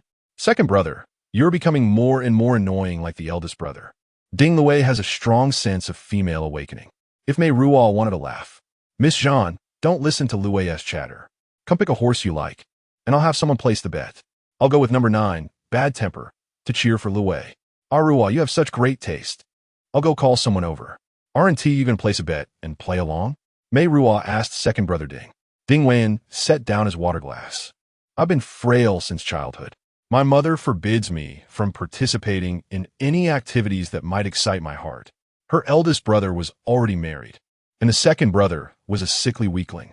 That pervert's sources of information were truly well-informed. Apart from being a bit thin, there was no obvious sign of it. Of course, Ding Wen was only 18 or 19, still youthful at heart. He raised his arm to show Meiruo his muscles. I do exercise, but I need a doctor supervising nearby. Seeing Meiruo's regretful expression, he comforted her. Later, I'll cheer for you all. The private box fell quiet. Ding Luwei had gone off somewhere. Miss Zhan, you're very quiet. She nodded. But Luwei added, at school, your nickname is Wild Woman. I didn't mean it as criticism, Ding Wen awkwardly explained. Luwei is kind, and you mean no harm. I don't need to bare my claws or teeth in front of you. Thinking he understood, he asked, being so far from family, living with relatives, it must be very hard. I sent it? It's all right. Since the orphan-like backstory could evoke sympathy, Meiruo naturally wasn't foolish enough to reject it. Uncle Biao is a good man. He takes great care of us. When I was born, the doctors said I wouldn't live past 5. Then they said 8. Then 18. All these years, I've been isolated from medical treatment.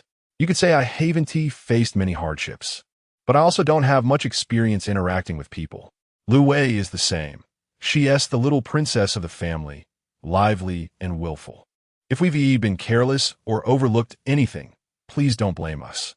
A spoiled heir should look down on the world, taking whatever he pleases, not tiptoeing around anxiously like the second young master of the Ding family.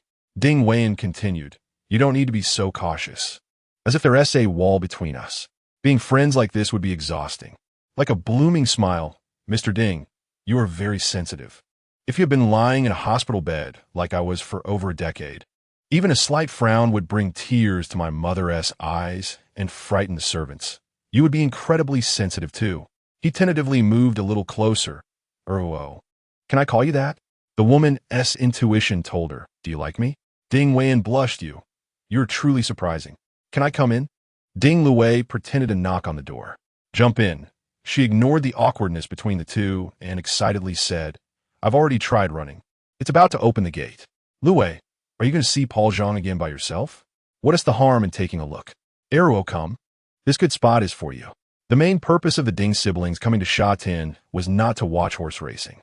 Paul Zhang took first place in this race and left the track as the winner, and Ding Luwei lost interest in the remaining races. The three of them left the box to admire the gift that Ding Xiangjie had given to his precious daughter for her 15th birthday, a fine mare sent from New Zealand. She was chestnut-colored, with a thick and long mane and tail, and a white star on her forehead.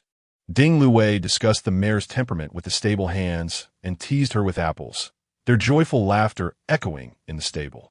Meiruo discovered that she was actually making someone happy. That was what Ding Luwei deserved. And the only reason to blame was that there was no father named Ding Xiangjie on her birth certificate. You genuinely want to be friends with Luwei, Ding Weian said. They sat side by side on the stable railing, gazing seriously into his eyes. Of course, she was the first and likely the only one. Or were you just thinking? At that moment, her smile blended with the sunlight. I was glad I wore a pair of leather boots. Meiruo lifted her skirt, showing that it was all muddy. Girls' thoughts are really hard to guess. They get angry over small matters one moment and happy over small matters the next. Ding Weian shook his head. Just yesterday, Luwei had thrown a tantrum at home. Meiruo looked as if she had a question mark in her eyes. Yesterday, her father personally informed her that the Ding family would be allied with the Yao family, tentatively planning for Lu Wei to marry after finishing Form 6, with an engagement ceremony to be held in a while. For her, this was bad news. But Lu Wei wanted to go to the UK to obtain a master's degree in literature. After marriage, she could attend Hong Kong University. Her father said the Yao family had already agreed to this condition. So, what was the character of the Yao family's young master? Ding Wei shook his head slightly. He was no different from others. However, Lu Wei had a crush on Paul Zhang. Such damaging speculation could only be kept to herself. Meiruo did not ask further. It turned out that there was truly no unearned affection in this world. The Ding family had trained their soldiers for 1,000 days to use them in one morning. The 15 years of princess-like glory that Lu Wei enjoyed was just one part of the deal. Initially, Meiruo thought Lu Wei was just a pampered girl who was kind when qualified and willful when conditions allowed. But unexpectedly, her adaptability and endurance exceeded expectations. For a moment, Meiruo was unwilling to look at that joyful face in the stable again. She turned her head and glanced around, then slid down from the railing. Ding, Wei in, I have relatives here too. I'll leave for a while. She smiled and nodded to another group of people outside the stable, then nervously walked over, warmly calling out to the elderly man in the middle. Uncle Biao, hello. Choosing between a little girl and a big boss, of course. Uncle Biao wouldn't make a mistake. A few days later, when Meiruo returned to school in the morning, the driver, Uncle O, had been replaced by He Ping'an. I saw. Don't make it difficult for us. The Quangu will be back in a few days. If he knows about those things, we small ones will be in big trouble. I don't know what you're talking about. Ping'an Go, are you sure you're awake? Ah, Sao. I behaved properly. You can report it that way. You went to shot in to watch horse racing with someone. Then went to the typhoon shelter to light candles and eat seafood. And in a couple of days, you'll be shopping in Central and dining at the Mandarin Grill. There are too many activities, I can't cover it up. I was with a female classmate. Is that so surprising? The problem, He Ping'an lowered his voice. Is there another person? You should tell him. Just go ahead. I saw. The Quangu actually treats you well. I've never seen him be so tolerant with a woman like he is with you. Don't deliberately provoke him. It could end badly. I'm not a woman. Underage. He Ping'an was somewhat angry. He felt his good intentions were not understood because she had never suffered. Ping'an Go, do you have any sisters? I have a little sister. Can you bear to see her bullied? He Ping'an refused to answer. Ping'an Go, do you still have a little conscience? I saw, to be honest, don't think too much. You could be a big star, and you're cultured. After getting to know you, the Quangu's career has taken off. You want to let you go. Meiruo sneered. You might as well set up a stall in front of the Wang Tai Sin Temple, offering feng shui consultations, divinations, and fortune-telling. It would surely earn you more than your current line of work. I know whatever I say will upset you. He Ping'an sighed. Ariel, you're still so young with a bright future ahead. Why gamble everything on a moment of anger? As beautiful as looking out the window, my breathing gradually calms. Chapter 19. At the peak of Taiping Mountain, on one side of the viewing platform railing, a man in white gently wraps his arm around the slender waist of a beautiful woman, gazing out at the deep blue sea. A pair of lovers, like a painting. If only I could restrain myself a little more, this painful turmoil tearing at my heart. For the last time, sighing over you in love. I will return to my busy life. I go with the flow, although these things have never been liked by anyone. All the joys of the world have already flown away. What sorrow can make my heart ache again? Li Xianwei lightly touches the woman's hair. Xiaofeng, please don't do this. My heart hurts. Zhan Meiruo turns around and embraces him. If it weren't for my parents at home, I would rather jump down from here to prove my love for you. Xianwei, Xiaofeng, will you come with me? You're staying at your uncle's house, which is like drifting water plants. It's better to go home with me. My parents are kind and generous, and my daughter is knowledgeable and polite.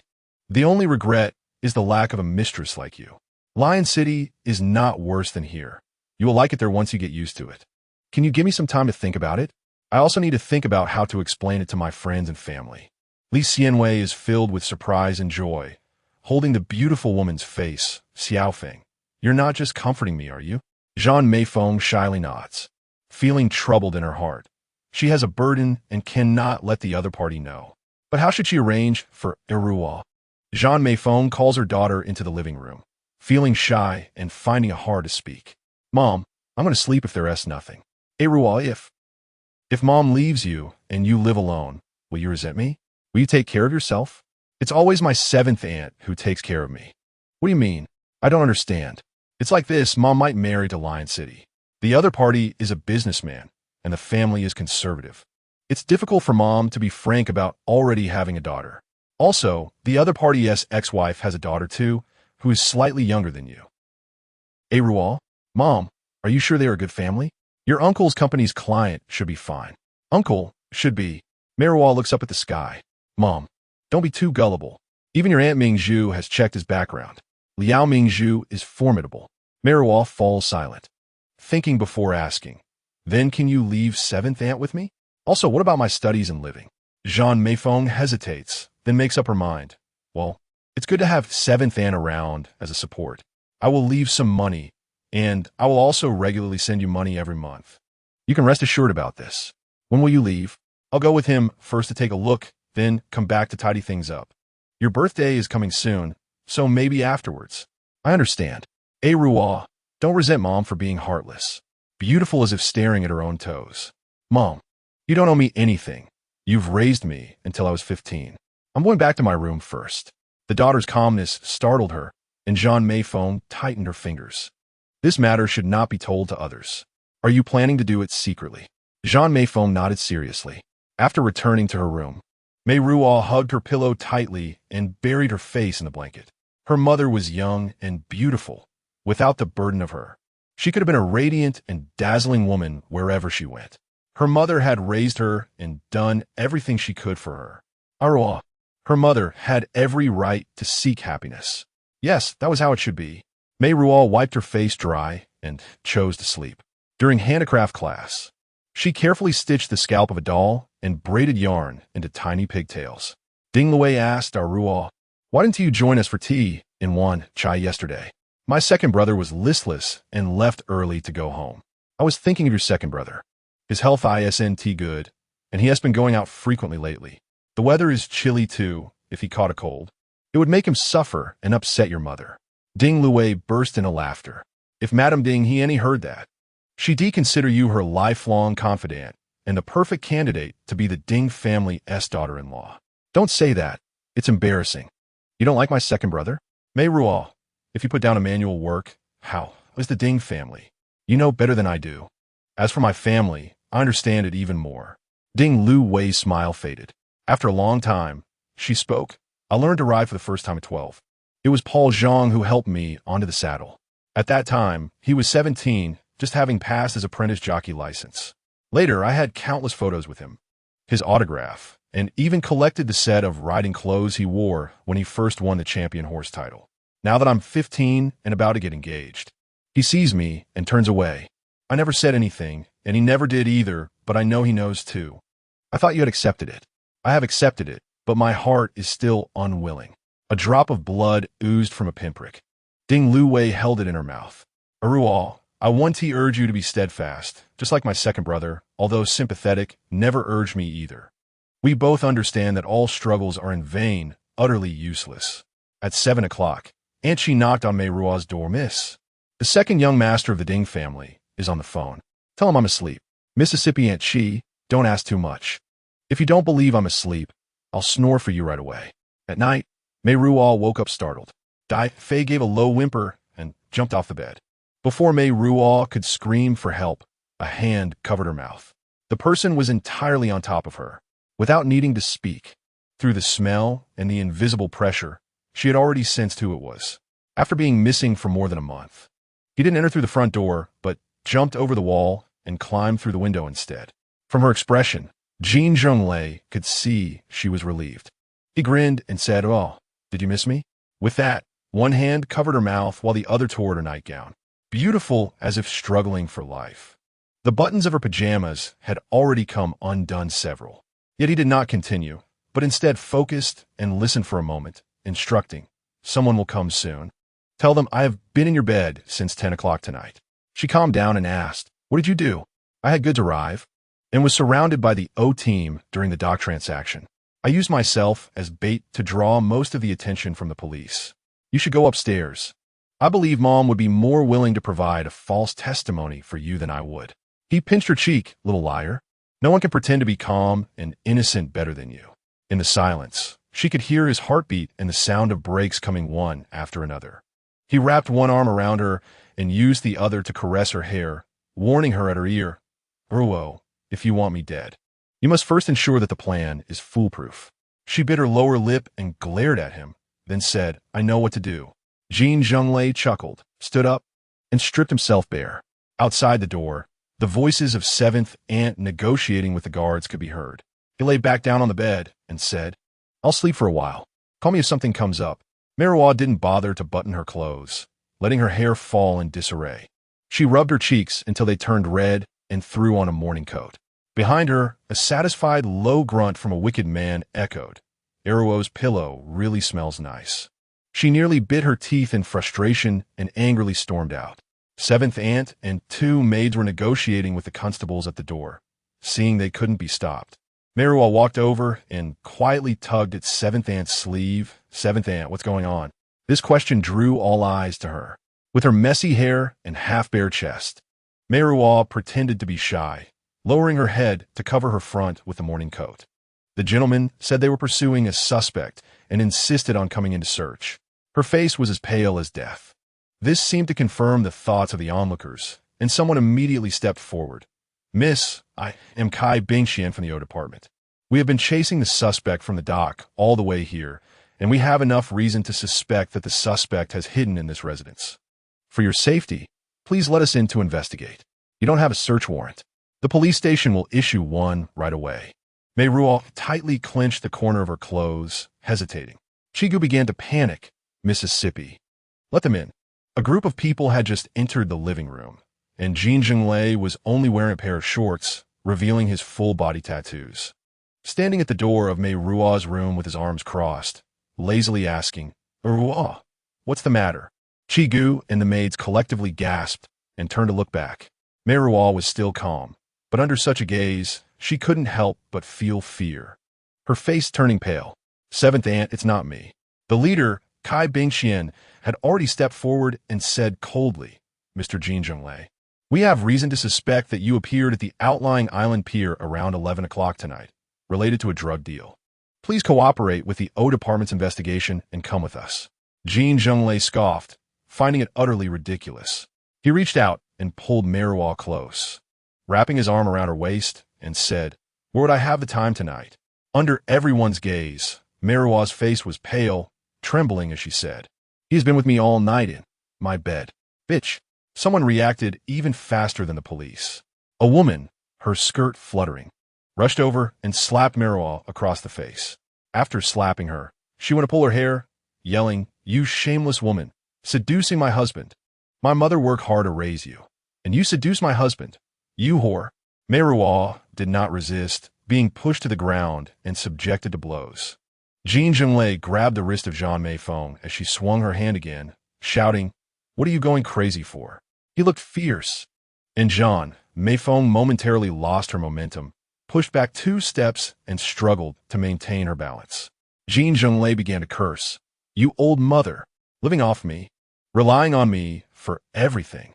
In this house, I can sleep with whoever I want." Zhan Meifeng's legs gave way, and she also collapsed to the ground, starting to sob softly, thinking of lunging at Meiruo again to pull her hair in frustration. At that moment, Chigu finally realized what was happening, flustered as she tried to stop the young lady while also protecting the little lady. A criminal case took a sudden turn, and the officers, having watched the moral drama unfold, closed their gaping mouths and began to handle serious matters, taking the two to the police station for questioning. "I am the owner of a film company. I have a legitimate profession. I am a law-abiding good citizen. I pay taxes to the British Hong Kong government. I have the right to remain silent, and I will talk when my lawyer arrives." In the first interrogation room, Jin Zhenglei sat casually in chair, leaning back, intended to take another nap. I did not give a false confession. In the second interrogation room, Meiruo, intimidated by the loud male officer, answered softly. I was scared because I was afraid my mother would find out. Yes, he's my godfather. He came into my room around 10 o'clock, and I was already asleep. Then, later we ended up sleeping together. We didn't do anything. Every time I helped him with my mouth. Every time, the upright female officer raised her voice. Trichimis. The indignant female officer slammed the table. He forced you like this, Miss Zhan. You can seek legal protection. Her lips trembled, her expression fearful. I did this willingly. Miss Zhan, you're still very young. I understand your fear. Don't be afraid. We're here for you. Molesting a minor is a crime, and we can take legal action to bring him to justice. Meiruo bit her lip tightly, tears slowly sliding down. I did it willingly. Chapter 20. By the time they left the police station, the sky was already bright. Meiruo, who had received endless sympathy, turned cold-faced as soon as she got into the car. I am exhausted. Jin Zhenglei helped her into the clothes Pinyin had brought over, then pulled her close and said, then sleep for a while. Her nerves were stretched to the breaking point, leaving her with no strength to resist. Nestling in his arms, she instructed, have Pinyin ask for leave from school for me. All right. When she woke up, she was still in his embrace. Rain poured down the window pane in torrents. Meiruo stared blankly for a moment before shifting into a more comfortable position. You changed the bedsheets. I've had Pingyin's mother come up to clean recently. He held her from behind, eyes closed as if dozing. What kind of person is his mother? Very kind. I was rescued safely in Tai Kok Sui, exhausted and unconscious. Pingyin's mother fed me spoonfuls of yam rice porridge. Later, you led Ping and into shady dealings. Is this how you repay his mother? Pinyin was originally a member of Hexing. The poor in Kowloon walled city didn't have many choices. What did you do when you were on the mainland? Did you marry? Also broke. Unmarried. Still have family? I was the only one left. He reached out and caressed the outline of her chin. Meiruo didn't avoid it. Instead, like Princess Diana, she leaned into her master's hand and nuzzled against it. You started a film company? Boss Liu is very trustworthy. I lent him money for 6 months, and he paid it back as soon as he made a profit. I like working with people like him. You know what I mean? Making movies is easy. Just rig up some wires, get a bunch of men and women flying around, fighting and killing, spouting a few meaningless lines. Anyway, it's way more profitable than our line of work. If you're curious, I'll take you to the set next time. So, you still dealing powder? No one ever thinks they have too much money. I want to buy Meiruo a mansion on the hilltop, hire a crowd of servants, hang a 50-carat diamond around her neck, and make her a true daughter of the Zhan family. Don't you dare pin this on me. Such retribution has nothing to do with me. All right. He sighed, propping himself up, and kissed the back of her head. Once you enter the triad, having taken the 36 O's, there is no turning back. Profits that soar to 100 or 200 times can drive everyone crazy. If I don't do it, others will, and then I will watch helplessly as the younger ones abandon me one by one, seeking out other big brothers who can help them get rich. In the end, any past enemies, even a 3-year-old child, only need a bullet in the back, and I would fall in the streets of Mongkok. You have already harmed quite a few people, and you want to continue? Meiruo, I didn't kill those people. They got what they deserved. Someone like Crippled 7, having chosen that path, must have been prepared for a bad end. As for the others, have you ever seen any decent family involved in drug abuse? You brought this upon yourself, so don't blame others. You have so many fallacies, I can't argue with you. He slowly kissed her nape, and if anyone is innocent, the only one innocent is me, Meiruo. Meiruo clenched her fist against her trembling lips. Meiruo, you treat me so well, I should treat you well too. If you treat me well, then why do you want to hurt me? You could have gone somewhere else last night. Jin Zhenglei stopped his movements. I came here precisely for your own good. She forced a laugh through gritted teeth. So, should I thank you then? Don't mock me, Meiruo. I know you're upset inside. It will pass soon. He stroked her arm. Your mother will marry and move to Singapore. Li Jiaming has many relatives there and is somewhat educated. I'll give him a large sum of money. As long as he manages it well, they'll have a good life in the future. Meiruo turned around to face him. Is he one of your men? Not one of my people. Li Jiaming's family fell into decline. He used to operate in Southeast Asia, swindling money as a con artist and occasionally serving as a gigolo for wealthy women. He is grateful I gave him a chance to start over. You, Mei, speechless. After today, your mother already understands I can't be her support. She has better options and will only grow more desperate. Aruo, don't overthink it. She won't take you with her. I know her well. When forced to choose between her happiness and you, it won't be you. She is cold. Cold. Come on, let me hold you tighter. Why is it me? She looked up at him, tears about to fall. You see so many women every day, dancers, movie stars. Why don't you choose them? Why do you have to make things difficult for me? Jin Zhenglei pondered the answer. I regret it so much I could kill myself. Why did I have to impulsively save you? Back then, I should have just thrown you out of Ningbo Street. Tears finally fell. Because you're a lady, the only lady I know. Everyone else is a whore. Even your mother, who looks like a lady on the outside, is rotten inside, still a whore. He drank her tears. Though in moments of anger, you'd curse my mother and back on Cherry Street. You even let men touch your chest for money. Aruo, I know you're clean inside, so clean it makes me want to get close to you. She sobbed uncontrollably. This isn't fair. To me, it's not fair. His hand slipped beneath her clothes, roaming and caressing. Aruo, I'll repay you. I'll make a lot of money, buy you beautiful clothes, send you to school, surround you with servants, make you a real Miss Zhan. And if one day I'm unlucky, if I fall and never get back up, I'll leave all the money to you. I don't want any of that. She shook her head, her tears splashing onto his face. I just beg you to let me go. Aruo, being with you makes me happy. He cupped a soft, fragrant mound of flesh and bit down on a pale pink bud. It hurts. I'll be gentler. He teased with his tongue. Meiruo couldn't help but plead. I feel so awful. Don't do this. Aruo, you'll get used to me slowly. His massive hands wandered over her body, making her tremble, then stiffen. Don't touch there. Fine, I want tea. He bent down to kiss her, coaxing, Raw, be good, let me see. Then he tried to pry her legs apart. Let me take a look, just a peek at Aruo's little mouth. Kneeling before her, Jin Zhenglei blocked the light from the window. Outside, the winter rain poured down, loud and relentless. Meiruo felt as if it were all her tears. He spread her legs. She heard him take a sharp breath, and immediately turned her face away in shame. Then, as if struck by lightning, her body arched, and she reached out to hit him. You promised not to touch there. He lifted his head, his eyes dark, a strange spark in them. I didn't touch. I'm just kissing Aruo. As he lowered his head again, Meiruo's toes curled involuntarily. In her daze, she heard a low moan, like the sounds the sisters at the brothel made, or maybe her own.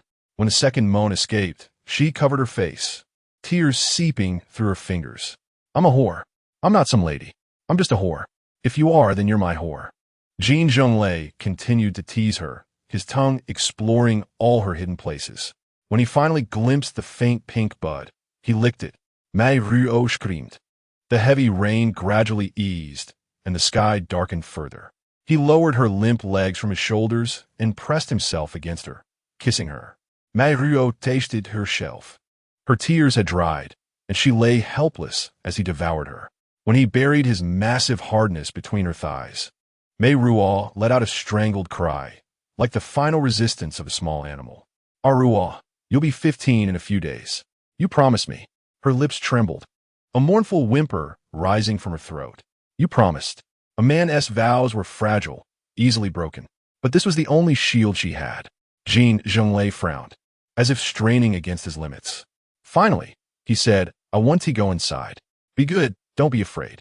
He thrust between her thighs, hot and unyielding, rubbing against her soft flesh. He kissed her endlessly, only giving her moments to gasp for breath. After a long time, he seemed to gradually reach the edge of restraint, impatiently picking Meiruo up and laying her down on one side of the big bed, supporting her already rounded buttocks, forcefully colliding. At the moment of explosion, Meiruo clearly felt that the mushroom head had swollen a few degrees, rubbing against her tender flesh, attempting to probe inside. Meiruo screamed, pulling the sheets back as she retreated, but Jin Zhenglei's hands were locked around her waist, pulling her back, trembling between her legs. In the end, he leaned over her, murmuring her name, Aruo, Aruo. Meiruo turned her head to look at the foggy window. The winter on the island was extremely damp and cold. Before Jin Zhenglei went to the bathroom, He covered her with a thin blanket, but she felt no warmth at all. When he came out, he held a hot towel to wipe her body, gently caressing her, and then whispered, "This kind of thing can't happen a second time." I almost couldn't hold back just now. After saying that, he kissed the reddened skin between her legs, complaining, "Why is it so fragile, like tofu? A single touch and it breaks. Don't torment me anymore, it's so cold." He lay down, leaned over to kiss her. "Ruo, I want your little tongue."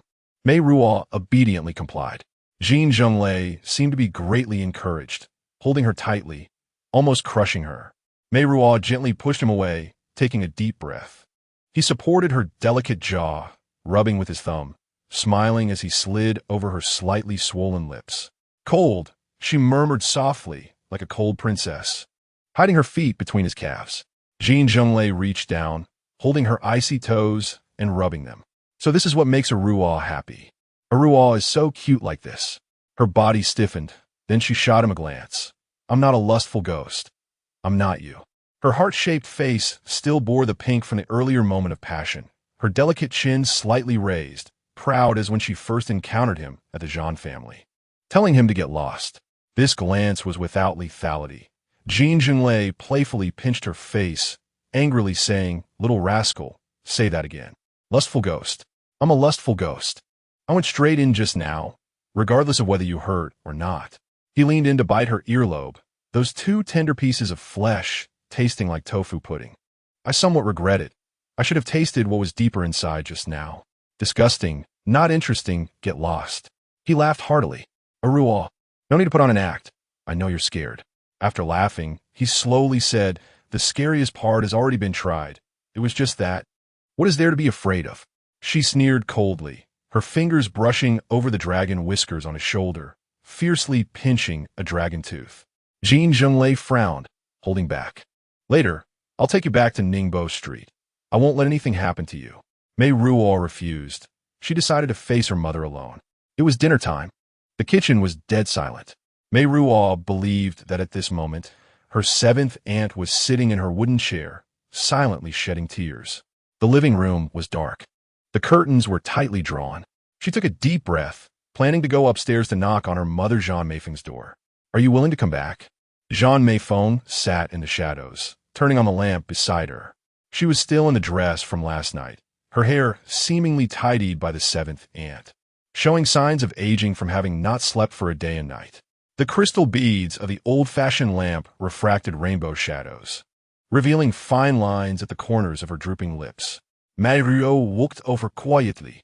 Zhan Meifeng suddenly erupted, swinging the laundry stick she had hidden all day, hitting Meiruo's shoulder, causing her to fall to the ground. "I gave birth to you, raised you." The raised hand was stopped by the seventh aunt, who was in tears. Little Miss is wrong." "Seventh aunt, get out of the way." Meiruo knelt upright on the ground. "I gave birth to you, raised you, and you even snatched away your mother's man? No wonder Mingzhu says you're the root of all evil. My whole life is ruined because of you." Zhan Meifeng's accumulated anger erupted with an astonishing force. "No wonder I said to go to Singapore. You jumped up happily, thinking you could be together, right? I'll kill you." "Enough." Jin Zhenglei snatched the wooden stick from Zhan Meifeng's hand and threw it aside. Still not satisfied, he kicked the coffee table several times. He sent Meiruo home, sitting in the car outside the door, and upon hearing the commotion, immediately rushed in. Zhan Meifeng was afraid of him, looking at his fierce expression. She suddenly covered her face and sat back on the sofa, crying softly. "You weren't home, so I temporarily asked Ruo to help me fabricate a statement." "What are you going crazy for?" He continued to scold. "All of you get out. Go to sleep if it's time." Chapter 21. The seventh aunt used boiled eggs to help Meiruo with her face and rubbed her shoulders with medicinal alcohol. After removing her upper garment, the seventh aunt couldn't help but tear up again. "This is too serious. Little miss, bear with it. The seventh aunt is strong. Otherwise, this bruise won't dissipate." Meiruo kept biting her teeth. "The eldest lady has gone back to her room. That person is smoking in the hall." The seventh aunt chattered on her own. "Miss, you don't know you're wrong. Don't blame her." Meiruo shook her head. "It's a sin. Why did it turn out like this? It's all that person's fault. They harmed us." Tears from the seventh aunt fell on the places rubbed with medicinal alcohol. Meiruo turned back. Seventh aunt, don't cry. Relying on others for a living is like this. One will be trampled upon. In the future, the seventh aunt wiped her tears. Did mother not tell you? She will marry to Singapore. It will be a new beginning. No matter what, it's better than now. We'll endure for a few more years. Why grow up a bit? I'll take you away. Seventh aunt, don't be afraid. Where can we go? The seventh aunt asked sadly. There are still places. Meiruo whispered. Her voice was so faint that the seventh aunt couldn't hear clearly. When she opened her mouth to ask, a loud noise came from upstairs. The seventh aunt secretly opened the door, poked her head out, and came back to report. That person came down angrily and left. I'll go check on your mother. Meiruo tidied up the medicinal alcohol, randomly placing a necklace in the corner of the drawer. The brass whistle emitted a faint metallic sheen under the light. She touched it, closed the drawer, and went to bed to sleep. The next day, Ding Luwei exclaimed, "Is this domestic violence?" The loud voice attracted whispers and snickers from those around. Meiruo ignored it, replying lightly, "That doesn't count as family." Ding Luwei looked at her with sympathy, unsure how to comfort her, touching her own unblemished face, awkwardly asking, "Does it hurt? Do you want to try?" Meiruo smirked. "You scare me again, you barbarian," Ding Luwei protested. "Tonight, I'll treat you to Kobe beefsteak to make up for it."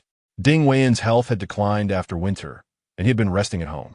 This time, he made a big fuss to go out, with servants in front and nurses behind him. After several postponed appointments, he finally saw Meiruo and her sister again, anxiously leaning forward. "Second brother, didn't mother stop you from coming out? Be careful not to anger her." "Then why did you call me?" The two bickered like children. Ding Wen turned back to smile at Meiruo. "Ruo, it's been a few days since we last met. How have you been?" "I'm fine." She nodded, smiling back. "You seem well too." Ding Weiyan actually looked a bit sickly, his lips unnaturally dark red. When praised by Meiruo, a hint of joy appeared on his pale face. He ignored the marks left by slaps on Meiruo's face.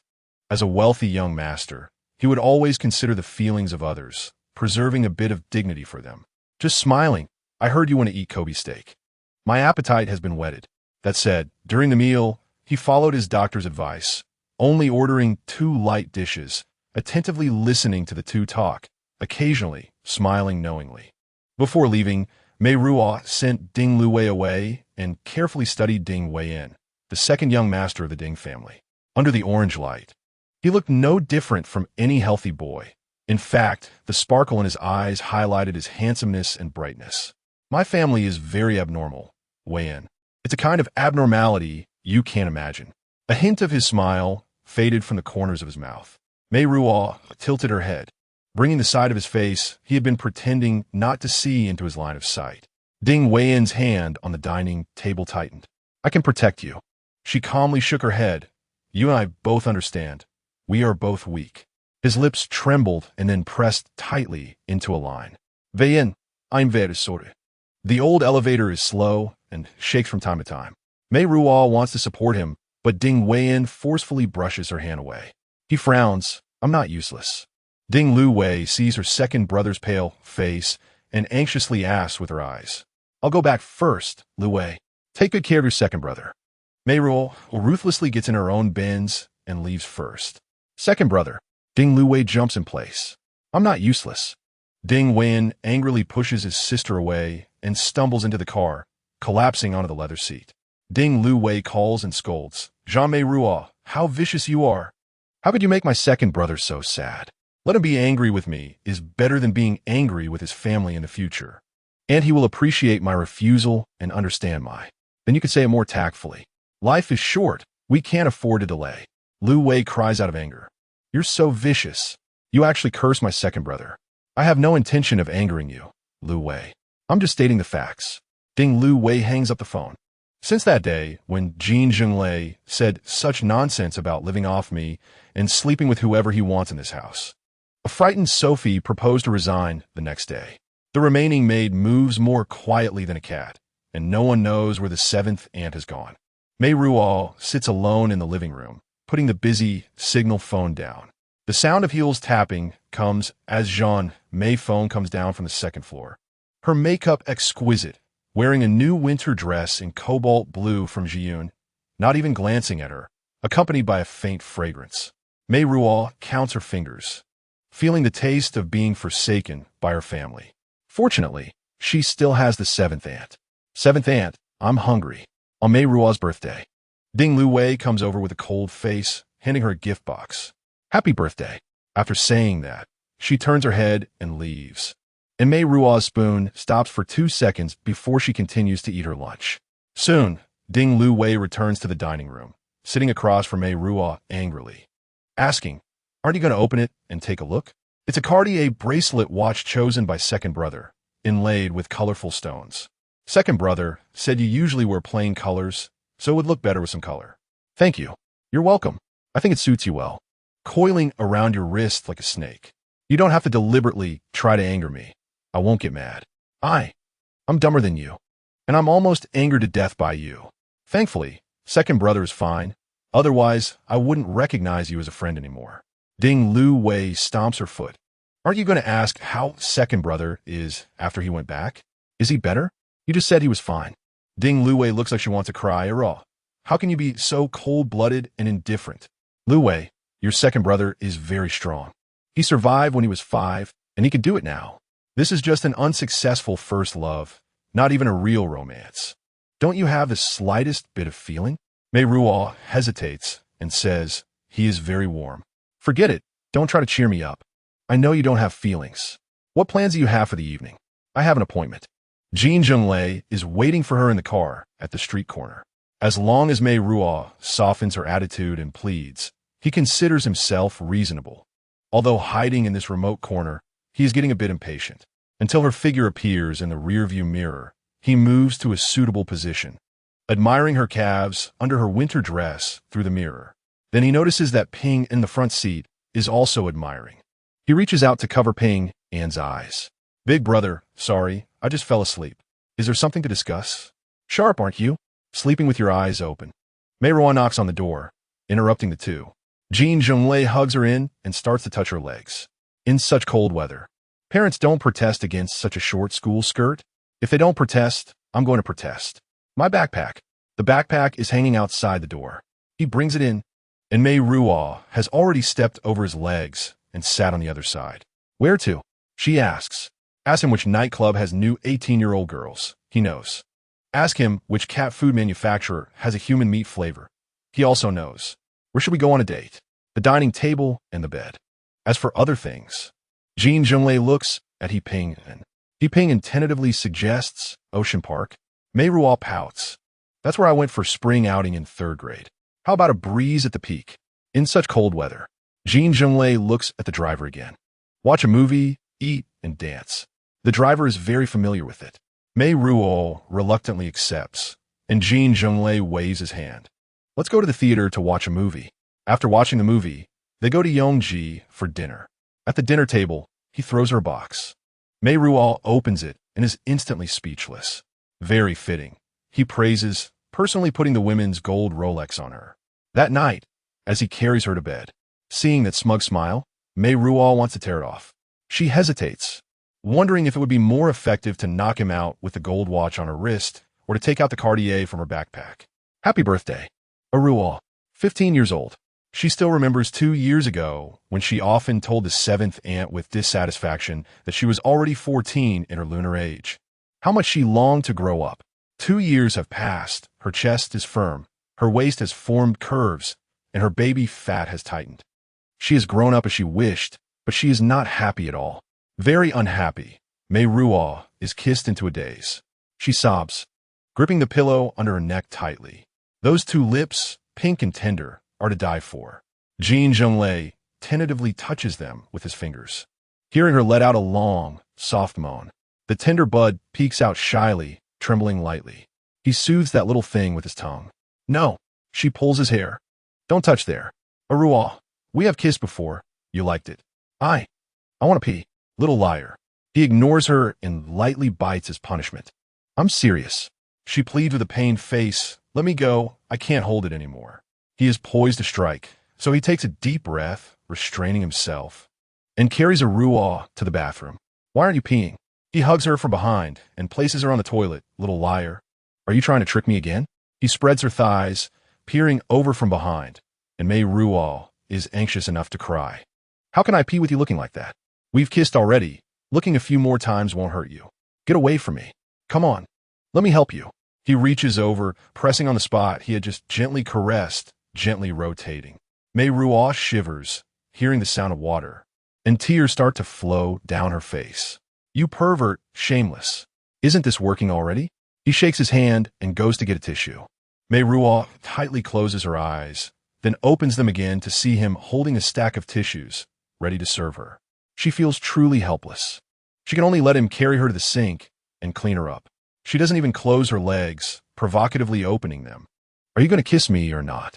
Jin Zhenglei looks a bit troubled. He turns around to run the bathwater. Let's take a bath. It's more comfortable in the bathtub. In the hot water, flesh against flesh, his rested manhood wakes up again, eagerly pressing against Meiruo's lower abdomen. Not wanting to be tossed around, she decides to take the initiative. Meiruo reaches out to grab that hot rod. Don't rush, Meiruo. Jin Zhenglei lightly kisses her lips, whispering soothing words in the gaps for air, holding her hand and moving it slowly up and down. The accumulated pleasure is too much, and soon he starts to breathe heavily. Meiruo feels the iron rod in her hand getting harder and harder. She thinks, Holy Mary, I finally see the dawn of light, and puts in even more effort. Suddenly, Jin Zhenglei stands up from the water, and Meiruo, feeling dejected, raises her face and asks, Is it uncomfortable? While drying himself, he bends down to kiss Meiruo's lips. Let's change places. Again, he starts to mess around again, and Meiruo, exhausted, pleads, Let me help you bite. Let me help you bite. Meiruo, it's your birthday today. I can't make you work too hard. He seldom shows such thoughtfulness, but seeing her delicate appearance makes one feel both pity and love, as well as pride. Jin Zhenglei suddenly thought that he should continue to be this considerate in the future. She trembled in his palm, unconsciously seeking his lips, and finally, when he slipped his slick middle finger in slightly, she could no longer bear it and cried out in a hoarse voice, It hurts. Her legs went weak, and her arms clung tighter to his neck, her nails digging into his back muscles. Meiruo. He blocked her sobbing mouth and kissed her deeply. Meiruo felt as if she were experiencing this strange sensation for the first time and was somewhat at a loss. Her weakening body gradually regained some strength, and she hated herself for being easily controlled, landing a flurry of punches on his shoulder. He grabbed her hand and moved it toward himself. Meiruo, it's your turn. Chapter 22. This time, he did not hold back and surrendered easily. Meiruo could not suppress her curiosity after being so busy for so long. Why not find those? She waved her hand, disregarding it. Why do you bother? He glanced at her. Aren't you tired? Go to sleep. Don't you have to work? Jin Zhenglei lay back on the bed. I'm accompanying the birthday girl today. You still haven't answered my question. Can you answer me one? After some consideration, Meiruo nodded. Being with you, even doing nothing, is interesting. He scratched his head. Meiruo, I've found that I like you more and more. That's not a good thing. She scoffed. I believe in you, but in the end, you'll spit blood. It's my turn to ask. Meiruo, when you were outside the Hua family door, why did you have that kind of hateful gaze? When did you notice? You're acting unreasonable again. He turned to face her.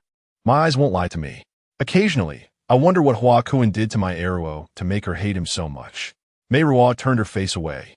You don't need to slander my godfather. Jin Zhenglei's expression darkened. Godfather? He tugged at her hair, forcing her to face him. Meiruo glared at him. My godfather treats me like his own child, not as despicably and disgustingly as you think. He let go of her long hair with a cold snort. Yes, yes, yes. Good enough to use you. Her breathing gradually calmed down. I was also angry, but I forgave him. He was forced by circumstances. In times of crisis, those who can sacrifice themselves to help others are saints. She can't hold a mortal to saintly standards. If it were her, at a critical moment, she would also use all resources to protect herself. Then what do you hate about him? Jin Zhenglei sneered. Because I often think of you and worry. Meiruo buried her face in her arm and then said lightly, He treats me very well, asks about my studies, cares about my well-being, and occasionally gives me money to spend. But I'm not satisfied. I hate that he is not my father. I fantasize about whether he would, like other fathers, pick up and drop off his daughter at school, listen to her worries, and twirl her around in the air. Thinking about this made me very jealous and angry. He was silent for a long time, stroking her long hair. I'm too greedy and insatiable. He pushed her head into his arms. No matter how others talk about it. My godfather is a good person in my heart. Are you satisfied with this answer? Jin Zhenglei was at a loss for words. Even someone like Hua Kuan could earn her high praise. And suddenly, a familiar feeling of regret arose in his heart. He tentatively asked, if I pick you up and spin you around a few times now, how would you feel? Get lost. Meiruo, you're getting ruder. If you like a lady, then I'll act like a whore. Isn't that how people talk? Get lost, you dead ghost, deadhead. If anyone else dared to speak so freely in front of me, cursing with dead in every sentence, I'd beat him until he had no energy to fight back. Meiruo fell silent. You used to be so well-behaved. Although your nose was almost touching the sky, proud like the daughter of a governor, at least you spoke politely. It's been 2 years. People change. Haven't you gone from a smuggler to a film company owner? He was speechless. Where's your gun? She asked curiously, resting her head on her arm. Jin Zhenglei lowered his eyelids to examine her. I have many. Which one do you mean? The one I played with. Here. He teased her with a wicked smile. She opened her mouth to tell him to stay away, but held back her words. Wait a moment, I'll get it for you. He went to another room. When he returned, he had a wooden box in his hand and handed it to Meiruo. Do you remember how to use it? Of course. Meiruo had played with the revolver from Hualahu before, and Jin Zhenglei's Wuxi was the second one she had played with. It still looked new and shiny, indicating that the owner often cleaned it. She relied on her memory to load the magazine and pull the slide. Seeing Jin Zhenglei smiling as he watched her play, Meiruo couldn't help but seriously consider what would happen if she aimed the gun at his forehead and pulled the trigger. Where are the bullets? She asked. At the bottom of the box. Can you give me this gun? Sure. She was surprised by how readily he agreed. This gun can't be used anymore. If you like it, take it to play with. But Meiruo, it could blow up, so don't load bullets. Aren't you afraid? I'll aim it at your back. Meiruo aimed at the painting on the opposite wall, bang. You're scared to death. You wouldn't be stupid enough to joke with your own life. He was right. She wanted to live well, and unless absolutely necessary, she didn't want to hurt herself. Meiruo played with the metal piece that she had worked hard to obtain. Feeling somewhat disheartened. I'm going back. What are you going back for? It's quiet, without a trace of human presence. Meiruo, in a few days, move your things here. I'll have Pingin's mom come up to tidy up 2 bedrooms for you. I like the old house. And Aunt Chi and Lady Dai. Yes. Meiruo is sentimental and kind-hearted. Then I'll move to Ningbo Street. She wanted to object, but held back and changed her words. We'll see when the time comes. Come on, get some sleep. Too bad it doesn't smell as nice as your pillow and quilt. I want to go back. Aunt Chi prepared a cake for me. Jin Zhenglei was displeased with her defiance, frowning at her. Meiruo pouted and insisted. He jumped off the bed, his face dark as he began to dress. When they arrived at Ningbo Street, Meiruo caught sight of the black Bentley parked opposite her front door, and she immediately broke out in a cold sweat. Jin Zhenglei leaned his head into the car from the outside and asked, Why aren't you getting out? You were the one who insisted on coming back. Meiruo stretched a leg out to the ground, but her backpack had already been taken by Jin Zhenglei. The black Bentley's door opened, and Jin Zhenglei caught Meiruo's peeking gaze. He stood up straight and squinted at the luxury car. Pingin brought people over, and Jin Zhenglei signaled them to be patient, looking at Meiruo. Meiruo received Pingin's glance and immediately felt relieved. She smiled and said, It's my classmate. I'll go say a few words. Her back felt like it had a thorn, though was Jin Zhenglei's gaze. Meiruo approached the Bentley. Ding Weian forced a smile. Meiruo, you shouldn't be here. It's cold. I just want to take a look at you. Now that I've seen, I'm satisfied. He didn't mention the other man, who was taller and stronger than him, with eyes as sharp as knives and an aura of killing. Happy birthday. Thank you. Meiruo opened her mouth, her voice hoarse. Not like herself. I should go. He signaled to the driver in the front seat. Meiruo stepped back, helping him close the car door. On her way back, she was grabbed by the collar and thrown into the car. Jin Zhenglei followed in, coldly examining her. You've grown bold. He's a classmate. Does a girls' school have male classmates? Meiruo, do you think I'm blind or an idiot?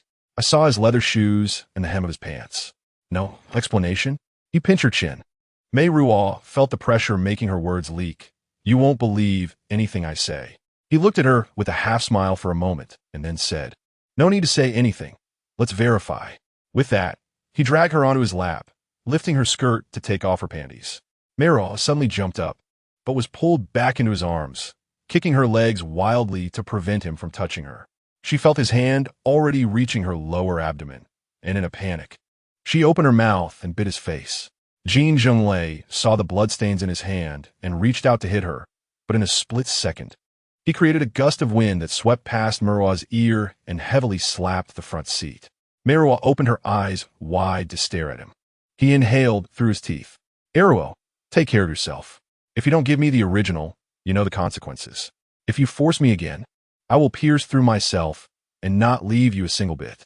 He raised his hand again, suddenly dejected, kicked the car door open, and dragged her out of the car. He coldly said to Ping Yin, you should have something to explain to me. Meiruo didn't dare to look back, nor did she have the time to care about Ping Yin's fate as she rushed into the house with her backpack. The stairs echoed with thuds as Zhan Meiruo descended gracefully in high-heeled slippers, a cold smile playing at the corners of her mouth as if she had just watched a show. Meiruo pressed her lips tightly together and stopped in her tracks. Meiruo has grown capable. One before, one after. Zhan Meiruo circled around her. Your Aunt Mingzhu is indeed smart, just by looking at your lewd eyes. She knows you're a disaster. Meiruo looked up at the sky, fearing that tears would fall.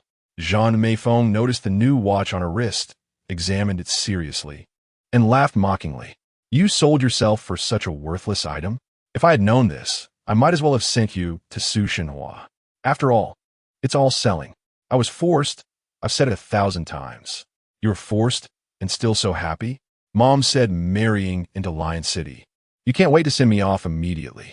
Knowing you can't stop me, why should I dissuade you? Have you ever considered my feelings, Mom? From childhood to adulthood, a slap ended her words. Don't call me Mom. If you had ever considered Mom a little, you wouldn't have seduced my man. Zhan Meiruo gritted her teeth, hate emanating from her. Meiruo retorted angrily, I didn't seduce your man. How can a cow drink water without lowering its head? Did he force you? How ridiculous. Look at that seductive appearance just now. You expect Mom to believe you. Meiruo, how much do you hate me? Old who? You act coy and infatuated with him. Seventh aunt, you snatched away all her concern. And now, you treat Mom as an enemy? You want everything Mom has? Don't forget, everything you have is given by me. Meiruo couldn't understand why her mother used words as weapons, willing to humiliate her to the extreme. Both of them understood that things were not like that at all. Why won't you believe me? Why won't you admit you found a big loser? You push all the blame onto me, proving your innocence as if you're the one who was harmed? It's always my fault, all my burden. Without me, you would marry and be a young mistress. Without me, old who would marry you as the third wife. You wouldn't do anything wrong. It's all others who harm you. Zhan Meiruo gave her another slap. The mother and daughter stared at each other. Imagination is also an anesthetic.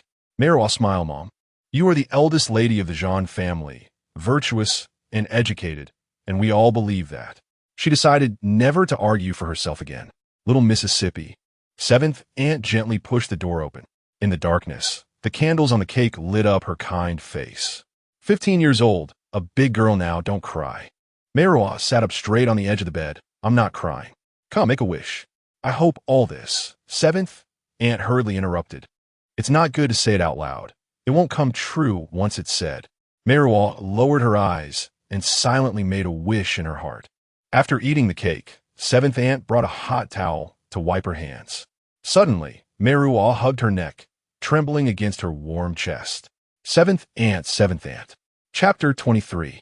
Jin Zhenglei sat in an old-fashioned armchair, tilting his head to scrutinize the person on the floor. I gave you nearly 2 months. If you want people, you have people. If you want money, you have money. What will you give me in return? Speak up. Li Jiaming, in a suit with one red and one black patch, looked like a white prince turned into a donkey rolling in the mud. He half knelt and pleaded, Big brother, give me a little more time. I guarantee I will handle it well. Are you kidding? Jin Zhenglei said impatiently. 24K people bit me back, almost ruining a large batch of goods. And I haven't settled accounts with them yet. And you come to deal with this mess? You talk to me about this? Big brother, it's not as easy to deceive women as you think, especially those who are used to being deceived. They're not like the young ladies from the Daddix family. Naive and ignorant. I've been very dedicated and hardworking. I misjudged you, but that's all. Jin Zhenglei's toes itched, and he wanted to kick him, but held back. Sitting back down to ask, how much longer do you need? Half a month. 10 days. 7 days. I promise. She has already agreed to go to Lion City with me, but for some reason, she has been hesitant lately. I will handle her, big brother, I guarantee it. I stake my life on it. Jin Zhenglei's face darkened, and Li Jiaming looked at him in fear, waiting for the verdict. Finally, seeing him stand up, Li Jiaming felt relieved and collapsed to the ground. I'll give you 7 more days. You handle it yourself. Jin Zhenglei bent down and patted Li Jiaming's face, warning him, wake up and do your job properly. Don't let me down. He turned around and instructed his subordinates, teach young Master Li a lesson, but don't touch his face. Blocking someone's financial path is like killing their parents. Young Master Li still needs his face to eat. Outside, several cars were already waiting. Ping and asked, big brother, the internal traitor has been caught. What to do? Feed the fish and mix cement to make cat food. Handle this small matter yourself. We're going to meet with 24K's Big Bear. Big brother, I heard sister-in-law went to the nightclub. She's waiting for you in the office. Jin Zhenglei sat up straight. What's she doing there at such a young age? Ping-in, find 2 people to pick her up from the nightclub and take her home. What time is it? Why isn't she sleeping? Is there trouble at home again? Ping-in felt awkward. It's another sister-in-law. Sister phone. Jin Zhenglei leaned back and thought for a moment. Let her wait. We'll talk after finishing the official business. On her birthday, 7th, Aunt comforted Meiruo. Once the young lady marries over and gives birth to a young master for the Li family, she won't remember all this anymore. Meiruo remained silent and later replied softly, Ellie is not as good as he claims to be. Having the opportunity to marry properly and be the main wife is better than wandering in the hands of men like this. Even if it's poor, as long as one is willing to work hard and endure hardship, isn't it better than having a good life? The young lady has been smart this time. 7th Aunt's words made sense. However, Meiruo did not wait for Zhan Meiruo to decide to leave Hong Kong, but instead awaited the O record. O record's Cai Bingxian tried hard to persuade her to testify against Jin Zhenglei for molesting a minor, promising to help her secure legal aid and jury support. Meiruo sneered. Officer Cai, isn't the O record the Triad Investigation Unit? When did it change its tune? Miss Zhan, for your own safety, you should cooperate with us. Meiruo crossed her arms and looked him over. As long as I step forward, you can pin that person down, one after another, and then keep going, eventually solving a major case. And you can rise through the ranks? Officer Cai, are you a police chief now? Want to be promoted to inspector or chief superintendent? Compared to thick-skinnedness, Cai Bingxian was even thicker-skinned than He Zhaoda. He remained unfazed and replied, punishing evil and promoting good, maintaining law and order, and serving the citizens is our responsibility. I've seen righteous people. Most of them often have a few loud phrases on their lips. Meiruo ignored him and directly got into the car. Miss Zhan, Meiruo pressed down the car window. I know what stepping forward will lead to. As long as that person is willing to spend money to hire a top lawyer, he will soon be bailed out, and he won't even have to spend a day in jail. My mom will have her guardianship revoked by the jury, and I will be sent to an orphanage, thrown out to fend for myself after 16. After dodging this bullying, another chance will come soon. If a person is foolish, blind, and unlucky, Hong Kong will soon have a 16-year-old virgin prostitute. Inspector Cai, do not underestimate me because of my age. I may have seen and heard more than you. Cai Bingxian's persuasion failed, and he directly intervened through the school. A few days later, Meiruo, who was in English class, was brought to the principal's office by Miss Zhu from the administration. Cai Bingxian and a female police officer were waiting for her. The principal introduced her, saying, This is Zhan Meiruo. Cai Bingxian looked over, smiling with ulterior motives. Meiruo obediently sat down, straightened her back, and prepared for battle. Miss Zhan, I have a statement here regarding last month's drug smuggling case. You acted as a time witness for the suspect, and it mentions that you were violated and molested by the suspect 3 times this year. Please confirm again. Inspector Cai, you seem to have a poor memory. Let me reiterate, it was not molestation, it was consensual. Miss Zhu and Principal Lin exchanged glances. Cai Bingxian's smile deepened. Then please elaborate. What benefits did you gain from voluntarily providing sexual services to your mother's lover? Miss Zhan, the consequences of this issue are extremely serious. Please answer with caution.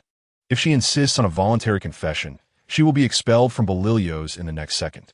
If she yields to Superintendent Choi Binghim's threats, she will face the consequences of testifying against Jin Zhenglei in court. Even if she slips up slightly and falls into his verbal trap, she will immediately be labeled as a prostitute engaged in sex work in the eyes of the school. How ruthless, forcing her into a dead end. Sexual services are a very serious accusation, Superintendent Choi. Until you have sufficient evidence, I have the right to remain silent. Meiruo turned to the principal. Principal Lam, regarding private matters, I am willing to report to the school, but I request the police to leave. The room fell into an awkward silence. Principal Lam and Miss Zhu whispered among themselves before finally reaching a consensus. With a dark expression, Choi Bingham had no choice but to leave with the female officer.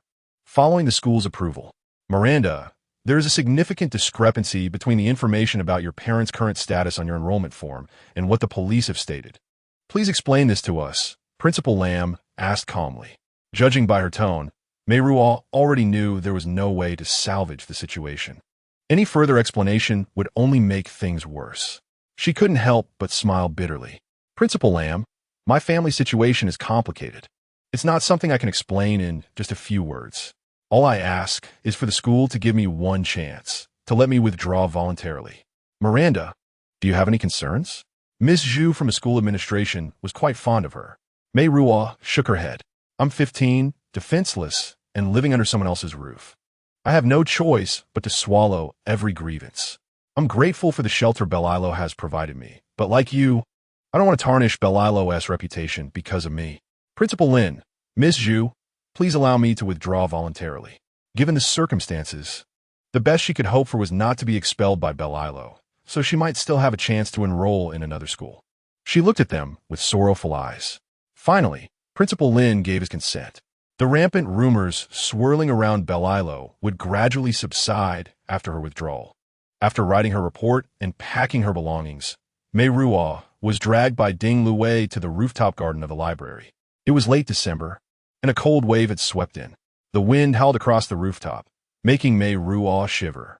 Ding Luwei, too, hugged herself, huddling in a sheltered corner. After a long silence, Ding Luwei spoke reluctantly. I thought you'd explain it to me. I'm tired of explaining. It's exhausting. I thought we were friends. Ruo, is there really no friendship left? When you learn the truth, you'll be disgusted and avoid me like a pile of dog shit. Ding Luwei lowered her eyes to stare at her toes. Hall Zhang's mother was rumored to be the daughter of the previous Hong Kong governor, who had an affair with a stable hand, gave birth to him, and then abandoned him before returning to England to marry someone else. So he was mixed race. But I never thought of him as dirty. On the contrary, he was gentle with people and caring toward horses. When Bad Temper was born with a difficult labor, he stayed in the stable all night. When I was young and foolish, I would yell at him and even whip him, but he never got angry or played tricks to make me fall off the horse. At 17, he was only slightly taller than 12-year-old me. Once, when he was starving, he hid in a corner and cried silently.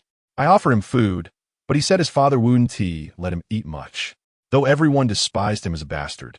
His heart was as precious as gold. Luwei, you're the same, even though your words are sharp and always make me furious. You never deceived my second brother or used him for your own gain. We all know second brother is the most favored at home. If you had wanted to exploit him, he could have done many things for you. But you didn't Luwei. Whenever you're ready to explain, tell me. I promise I won't laugh at you or be disgusted. I'm not good at comforting people, but I can hand you tissues to wipe your tears. Luwei. Meiruo began wiping her tears. Ding Luwei passed her a tissue. If you transfer to another school, don't forget that I'm your friend. Meiruo bid farewell to Balilios. In half a year, she had gained so much. A true friend was enough to make up for everything. Ding Luwei walked her to the school gate and spotted Jin Zhenglei. Her upbringing kept her expression composed and haughty. She whispered to Meiruo, I'll call you, before waving goodbye. He pinged and had reported every detail of Meiruo's dates over the past month. Watching her retreating figure, Jin Zhenglei scowled darkly. Still refusing to give up on becoming your sister-in-law? Tell her to come over and call me Big Brother first. If Meiruo ignores him, she waits until she's seated before replying. That's South, my only close friend. Please show some respect. He finally stops his incessant chatter, pauses for a moment, and then says in a low voice, Ruo, it just so happens that winter break is coming up. Take 2 months off. I'll take you to Thailand. When we come back, we'll transfer to a better school. Whatever. Meiruo wearily rubs her throbbing forehead. It's all the same. Everyone has their fixed place. No point in delusions. He pulls her into an embrace. It's my fault. I've worn you out. She presses her lips together, feeling deeply wronged, but no tears come. On Christmas Day, Ding Lue calls. Ruo, my second brother left Hong Kong at noon today. Shocked, Meiruo is speechless. I'm getting engaged on New Year's Day, and he actually had the nerve to skip my engagement party. For that, I've decided not to speak to him for 10 years. But then Lue starts sobbing. Ruo, will I even get to see my second brother again in 10 years? It's hard to say if I'll ever come back once I go.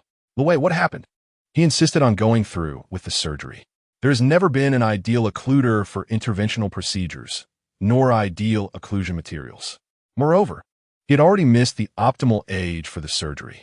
Mom never even considered it because the success rate was just too low, so low it was practically negligible. But Grandpa agreed, and Grandpa even arranged a private 6-seater jet to personally take him to the U.S. The family is in complete chaos right now, with Mom furiously scolding Dad. Lue, what are the chances of success? Dim. If you were 5 years old, there would be a 60% chance, but now, it's less than 30%. Moreover, even if the surgery succeeds, there's no guarantee of a long life. Meiruo's nose kept running, and her head throbbed with pain. Ruo, are you crying? She had a cold. She kept wiping her nose, along with her tears. Both you and I understand. Both of us are weak. If Mei had boundless regret, she could have easily chosen a more tactful way. In a moment of carelessness, she forgot that Ding Wen was not just a patient, but also a man. I'm sorry, Lue. There's no need to apologize, Ruo. You said my second brother is a strong man. Tell me quickly. He will definitely pull through. He'll have good luck. He must have good luck. Chapter 24. The engagement ceremony that afternoon. Lue called Mei midway through the event. That man, he has the face of a rat and the eyes of a thief. I dislike him intensely. Second brother Ding once said young Master Yao is dashing and charming. Lue, you're biased. Lue fell silent before retorting. He is indeed exceedingly dashing. He is only 6 years older than me, yet he is no innocent. He loves chasing after starlets and even keeps mistresses. What is worse? There are rumors he flirted with his stepmother, causing family disputes. I don't know why Dad would choose such a dissolute son-in-law for himself. These are just rumors. They may not be true. Ruo, have you been bought by Yao Lingkong? Meiruo, laughing through her tears, replied. That is the person you will spend your life with in the future. You must learn to discover his strengths. Moreover, Grandpa Ding and Uncle Ding care for you. They would push you into a fire pit. There must be a reason. All right, Lue said helplessly, I will try my best. I'm just afraid that before the wedding date, there will be 3 or 5 illegitimate children coming to the Ding family to pay respects to their legitimate mother. Meiruo laughed again, her head buzzing as if echoing. Ruo, your cold hasn't gotten better? Be careful of a fever. You should go rest. I need to change into a gown. She snorted coldly. The Yao family is indeed generous. They gifted a set of Gu Qing CG red jewels. Unfortunately, it won't please me. The trend now is for 8 hearts and 8 arrows with fire diamonds. And wearing this set of red jewels makes me look like my late grandmother. At today's engagement banquet, if Grandpa were here, he would definitely be in tears upon seeing me. Meiruo laughed so hard her stomach hurt and lay back down after hanging up the phone. By evening, her severe cold turned into a fever. Seventh Aunt was anxious, pacing around. Oldo had not returned from taking the young lady to play cards yet. Miss, hold on. I'll call for a taxi. A moment later, Seventh Aunt came in and asked, Ping has brought the New Year gifts. Is it okay to take his car? Meiruo, feeling dizzy from the fever, nodded casually. Seventh Aunt helped her change her clothes and fix her hair, but it was not Ping who came in. It was Jin Zhenglei. Seventh Aunt suddenly jumped up, positioning herself between them, not allowing him to touch her. Jin Zhenglei didn't get angry. Being tall, he reached over Seventh Aunt's arm to gently touch Meiruo's forehead, immediately frowning. With a fever this high, it's already 40 degrees. Upon hearing this, seventh aunt, judging it to be similar to her own assessment, became even more anxious, forgetting to block him as she grabbed the bag in one hand and prepared to assist her. Jin Zhenglei was a step quicker, picking Meiruo up horizontally. As they stepped outside, Ping opened the car door to wait. Just as Jin Zhenglei placed Meiruo in the back seat, Zhan Ji's Ping Ji also stopped in front of the door. Zhan Meifeng came striding over with her handbag, looking aggressive, and her bag flew through the air, hitting Jin Zhenglei on the head. "How dare you steal my daughter?"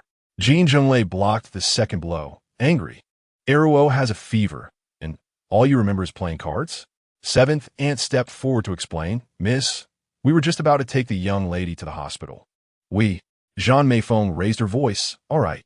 Even you, seventh aunt, have colluded with them." After saying this, she pulled Meiruo out of the car, insisting that it should be her taking her to the hospital, not them. "Meiruo, get down. Get down." Meiruo was half out, struggling to steady herself at the car door. "Mom, I'll go with you." Jin Zhenglei was furious, pushing Zhan Meifeng away. "Crazy woman. There's a time and place for being insane."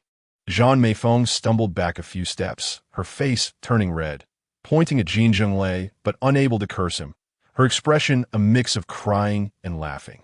Seventh aunt saw her swaying and shouted, "Miss," rushing over to try and support her, but it was too late. "Mom."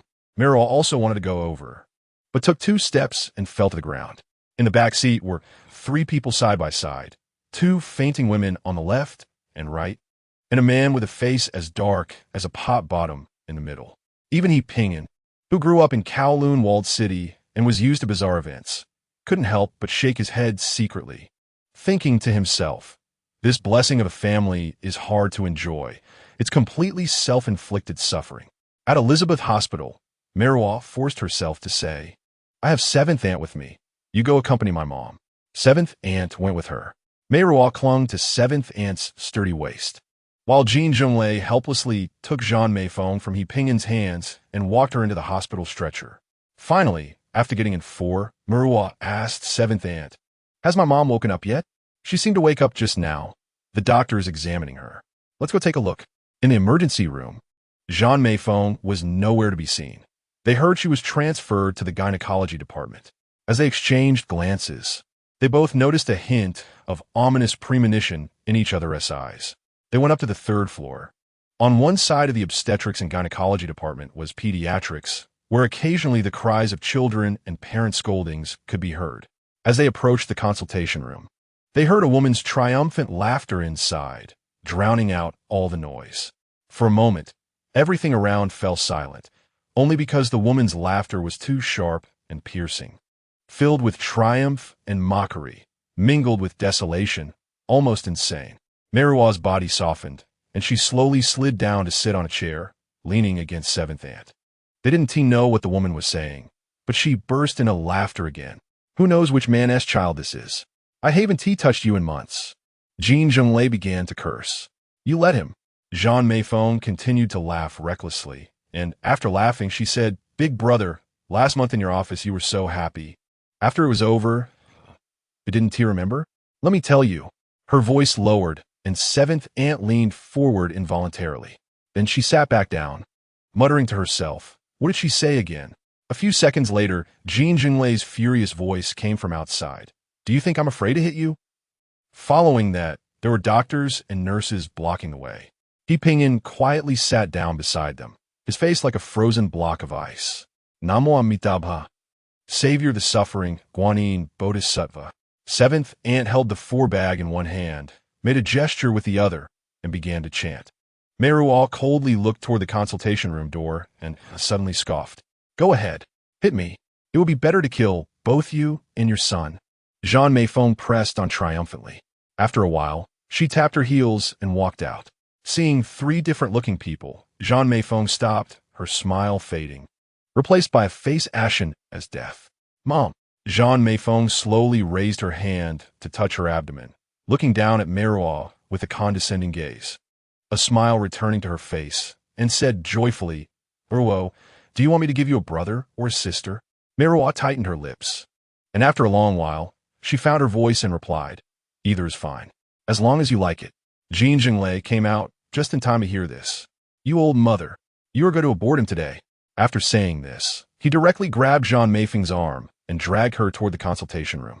Doctor, we've decided not to keep it. Let us do the surgery now. Zhan Meifeng screamed, holding onto the doorframe, throwing a tantrum. How dare you? If you touch my son, I'll immediately crash into a wall. Help! There's a murderer. A double homicide is about to happen. Seventh aunt stood up, pleading desperately. Boss Jean, please be merciful and spare the young lady. Yipingen also came to advise, Big brother, don't act impulsively. The corridor was crowded, with more and more onlookers, and Jin Zhenglei stared at the chair where Meiruo sat with her eyes downcast in silence, as if in a trance, his grip weakening. He opened his mouth, but couldn't continue. A farce shifted from the hospital back home. The second floor was like a battlefield, with the sounds of gunfire. Women's laughter, men's angry shouts, and furniture crashing to the ground, shaking the floor loudly. Meiruo, who still had a high fever, was unable to sleep soundly. She woke up in a daze, wrapped herself in a blanket, and felt her way to the kitchen. Seventh, Anne had to take care of 2 patients. Upon returning from the hospital, both stoves had not been turned off. She settled Meiruo down and began preparing soup ingredients, muttering, "You're over 30 and still causing trouble while pregnant. You'll suffer in the future." She also scolded the maid. Demi should be fired. She only knows how to be lazy and doesn't work. When it comes time to pay salaries, she is quicker than anyone to extend her hand. Meiruo took a sip of water, and the commotion upstairs intensified again. Jin Zhenglei dragged Zhan Meifeng to the second-floor staircase, threatening to throw her into Kowloon-walled city. Zhan Meifeng caught sight of Meiruo's silhouette in the kitchen and, with a flash of inspiration, let go of the railing, shouting, "Jean, come on, do it. Why not throw me down here? A double homicide would be better. Let us see if that little slut will be with you in the afterlife." Meiruo's body stiffened, and she put down her cup, wrapping her blanket tightly around her shoulders. Seventh aunt took a couple of steps forward, but then retreated to her original spot. Seeing Jin Zhenglei loosen his grip, Zhan Meifeng became even more arrogant. "Do it. If you don't, you're not a man. Wouldn't it be better if I died? In the future, you'll sleep in my house and on my bed. Let us see if I become a ghost, and one tea let you go. You simply." Jin Zhenglei raised his hand, then pulled it back. His gaze flickered back and forth between the smug face of Zhan Meifeng and the rigid back in the kitchen, his complexion gradually pale. Zhan Meifeng then burst into a hearty laugh.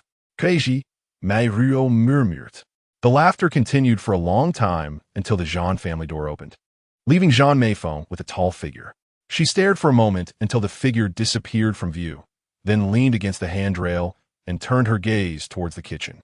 "Seventh aunt, make me some nourishing soup," she said, the corner of her mouth lifting in endless sarcasm. "From today on, I'll be on bed rest, and by autumn, I'll give Ruo a younger brother." Seventh aunt stood in the kitchen like a wooden statue. After a long time, she finally came to her senses and responded to the empty staircase. She leaned closer to the fire to warm her hands, rubbed her cold face, and slowly sat down on a wooden chair. The young lady seems different, almost like a different person. It's truly madness. Meiruo filled in the words that seventh aunt dared not say. After finishing the last sip of water, she stretched lazily, finally able to sleep peacefully. She took a few pills and began to doze off, waking up at night when seventh aunt shook her awake to drink half a bowl of porridge. That person is here again, negotiating with the eldest lady. Meiruo didn't want to listen and responded perfunctorily with an Over 30 is not a good age to give birth. That's the threshold of death. Meiruo continued to respond with Why not go find young Master Li? He is well-educated and surely reasonable. Meiruo grinned. At this time, it was uncertain where young Master Li's corpse was floating to feed the fish. Madame gave birth in her 30s, and it was one corpse with 2 lives. Seventh aunt wept. For the grandmother she had never met, Meiruo lacked sympathy. She reached out to wipe seventh aunt's tears. "Seventh aunt, don't cry. Grandfather ended up so destitute, and grandmother, used to a life of luxury, might not be able to endure hardship. Leaving early might be a good thing." Seventh aunt nodded. "The eldest lady is so obstinate. She will tire herself out." Meiruo fell silent. "Is it a bad year?" Or is it that I haven't been sincere in my prayers? Seventh aunt thought foolishly, trying hard to find a reason. Suddenly, she snapped back to reality. Young lady, you continue to sleep. Tomorrow morning, seventh aunt will accompany you to the hospital. Oh, this dead cat, actually snoring. Meiruo hugged her pillow and lay back down, but soon sat up again, turned on the desk lamp, and opened a drawer. A brass whistle and a Type 54 pistol. She took out a piece of cloth to wipe them. More than 2 years ago, Hua Laohu fled to Hong Kong, waiting for Zhan Meiruo to return. Under repeated urging, Hua Laohu stood up and asked Meiruo, "Do you still have the whistle your godfather gave you last year on your birthday?" Meiruo nodded and went upstairs to fetch the whistle. Hua Laohu took it, gently wiped it, and there was a hint of nostalgia in his eyes. He smiled sadly and asked, "You don't mind this useless thing?" "It's a gift from my godfather." Hua Laohu nodded. "This is the first police whistle your godfather got when he joined the police force, or it was exchanged for leftover rice by your godfather's mother. It's been nearly 30 years. Meiruo knew she had done the right thing. "Aruo, your godfather has been wandering all over and can't take care of you and your mother. You must be very careful." She pressed her lips tightly together to hold back her tears. "In the future, when the coast is clear, if necessary, you can find someone named Sijio in London's Chinatown. He has a restaurant on Juelu Street called Seafood Jioshi. Sijio used to be close with your one-handed uncle in Kowloon Walled City and has received my favor. If you say you are Hua Laohu's goddaughter and give him the whistle, he will surely help you. Juelu Street, Siju, Sifuju Undicesimo." Meiruo silently recited. After putting away the whistle, she carefully wiped the pistol. She paused, thought carefully, took out the remaining 3 bullets from the bottom of the box, and loaded them into the magazine. "Grow up quickly. This time I want to be greedy. I don't seek to attend a prestigious school and study abroad. Just hope to get my ID as soon as possible." Chapter 25. Between the 2 mothers and daughters, there was a friction akin to water and fire. When they met, Meiruo had no choice but to silently endure Zhan Meifeng's cold sarcasm. She simply stopped going out and hid in her room to recover. However, it was seventh aunt who suffered.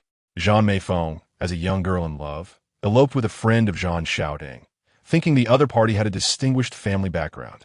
They cohabited for several months, thinking it was all just a game, and when tired of it, someone would naturally come to take her to a mansion in the hills to be a young mistress.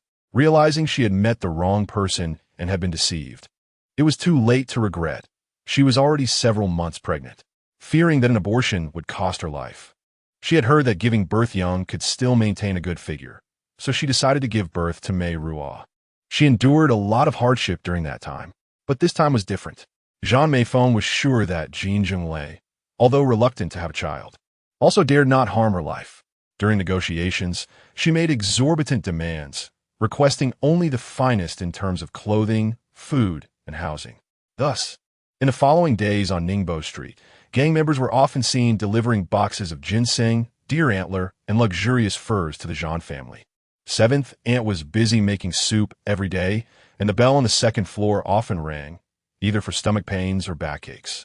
Seventh aunt and the maid ran up and down, exhausted.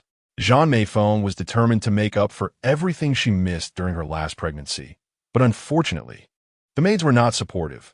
Dammy was making noise about resigning, and Jin Zhenglei had to hire 2 more maids. He was fed up, but still often lingered on Ningbo Street. But unfortunately, the person he wanted to see was hiding in a room, while the one he didn't want to see immediately leaned out the window to wave and shout darling upon hearing his car. Even Zhan Xiaodang felt that his sister was unreasonable. After hiding for many days, she finally received a barrage of calls from Zhan Meifeng and came to Ningbo Street. Zhan Meifeng divided half of the ginseng and seafood among her brother. Deer whip, tiger bone. Zhan Xiaodang was at a loss whether to laugh or cry. "Sister, are you eating this to nourish the fetus? What do you care if I eat it or not? I just want him to be willing to buy it." "Sister, why put yourself through this? Isn't it better to go to Lion City with Li Xianwei? Why gamble with this? What benefit will you get in the end?" "Benefit?" "Xiaodang, my sister knows your intentions. You just want to take more advantage. Wouldn't it be best if your niece followed this one, and your sister followed that one, allowing you to spend double the money? You must be dreaming. Do you have no sense of shame?" Zhan Xiaodang was exposed by her, but his face didn't flush. And he firmly denied, I don't have that kind of heart. It's all for your sake. You gave up a good family, making Li Xianwei leave in disappointment. Wasting my efforts. Zhan Meiruo coldly scrutinized her brother. Is Li Xianwei truly from the Li family of Singapore? Did he really leave Hong Kong? Shouting, be honest. My sister is already being driven to a dead end.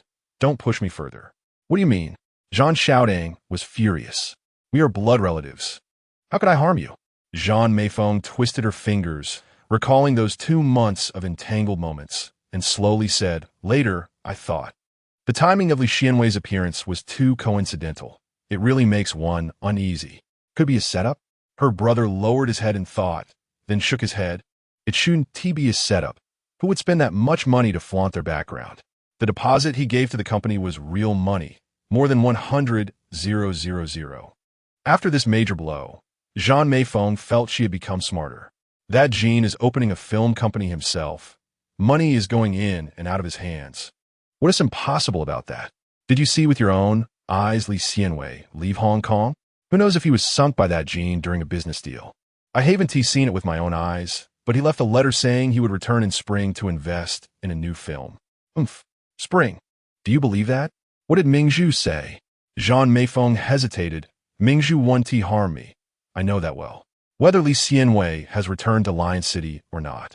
Mentioning him now is just a distant water cannot quench a nearby fire. It's of no use. To be honest, are you really planning to give birth? Sister, this is not a small matter. You can't make a decision lightly. Zhan Meiruo comfortably stretched her legs, rubbed her lower abdomen, and lazily said, I've already negotiated with him. If I give birth to the child, he will give me a large sum of money to let me live in Europe. Zhan Xiaodang was taken aback, standing up and pointing at Meifeng's nose, wanting to give her a harsh lesson. Zhan Meiruo smiled lightly. Her elder sister wasn't that foolish. He sat back down, asking, what are you planning to do? He was so ruthless. After I leave, I'll be alone. Who knows if I'll see the sunlight of the next day? I'm planning to endure it with him, eating and sleeping as I please. He won't dare to hurt me. If I really give birth, I won't want to leave, and he won't be able to do anything about it. I understand men. No matter how powerful they are, they still need someone to carry on the family line. Elder sister, is it really his? Not young Master Li. Just a few days apart. How would I know whose it is? Zhan Meiruo was angry. I said it's his, so it's his. Zhan Xiaodang rationally shut his mouth. Outside, there were countless seductive women. After I give birth to a son, let us see if he still remembers that little vixen. Meiruo, Zhan Xiaodang said somewhat reluctantly. Meiruo is ultimately your daughter. Daughter? She could be the first day of the month. Don't blame me for being the 15th. Meiruo glared at her brother. I don't see you sympathizing with your elder sister at all. He fell silent, no longer speaking. Meiruo sneered, shouting, Don't forget who your closest person is. You'd better pray for your elder sister, wishing for her to give birth to a son. So the Jin family has descendants. This year was not lonely at all. On New Year's Eve, Zhan Meiruo cried out in pain. After being sent to the hospital, the doctor warned her not to indulge in nutritional supplements anymore and advised her to stay in bed for several months to ensure a safe pregnancy, firmly stating she must not play mahjong again. Zhan Meiruo reached out to slap Meiruo, but missed and yelled, What mahjong do I have left? Even Mingzhu is tired of me. It's all your fault that mother is forsaken by everyone. Bitch. Meiruo turned and went back to her room, covering her ears to block out the noise. Holding onto a doll, she sat by the window, and Aunt Shi came in to urge her to sleep early. Meiruo shook her head. Aunt Shi, are you going to Yuanshan Temple? I'll go with you to see if we can grab the first incense. The two changed their clothes and went out. Outside Yuanshan Temple, countless worshippers braved the north wind, while the sound of bells and chants emanated from inside. Meiruo, small and nimble, tugged at Aunt Shi's sleeve, quickly merging into the crowd closest to the mountain gate, holding 3 large fortune sticks, waiting for the temple to open at midnight on the first day of the new year. As the hour approached, more and more people gathered to grab the first incense, and Meiruo and Aunt Shi retreated further inside. Suddenly, the crowd parted as a few thugs shouted and cleared a path. He Pingon ignored the disdain and curses from the worshippers, looking around with his head held high. Meiruo sighed deeply as Jin Zhenglei approached with his men. The crowd that had just been dispersed gradually closed in again, fear evident in their hearts, and they could only grumble in low voices. Aunt Chi was so angry her lips trembled. This is so barbaric. The Bodhisattva will be displeased. Aunt Chi, I don't respect ghosts and gods. Jin Zhenglei looked down, gazing at Meiruo, who was huddled beside Aunt Chi, her head down, the fortune sticks she held seeming taller than her. Meiruo, he gently called her name. She raised her face to meet his gaze, pursing her lips in silence. I'll help you grab the first incense. She let him take the incense from her hands. Are you angry with me? He asked again. Meiruo shook her head. Then talk to me. Meiruo, do you prefer a daughter or a son? She asked, genuinely curious. Jin Zhenglei's expression changed several times, finally turning dark, and he fell silent. The temple struck 9, and the mountain gate opened as worshippers surged in. But no one could outpace Jin Zhenglei as people. His subordinates blocked the way, and he charged ahead, striding into the main hall, pulling Meiruo forward, causing Aunt Chi to stumble and follow. Aunt Chi was indignant. The Bodhisattva will be displeased. Please, South Buddha Amitabha.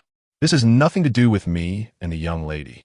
Jin Zhenglei, tall and skilled, was the first to light Meiruo's incense by the oil lamp, then lit Aunt Chi's and returned it to them before calmly, standing by with his arms crossed.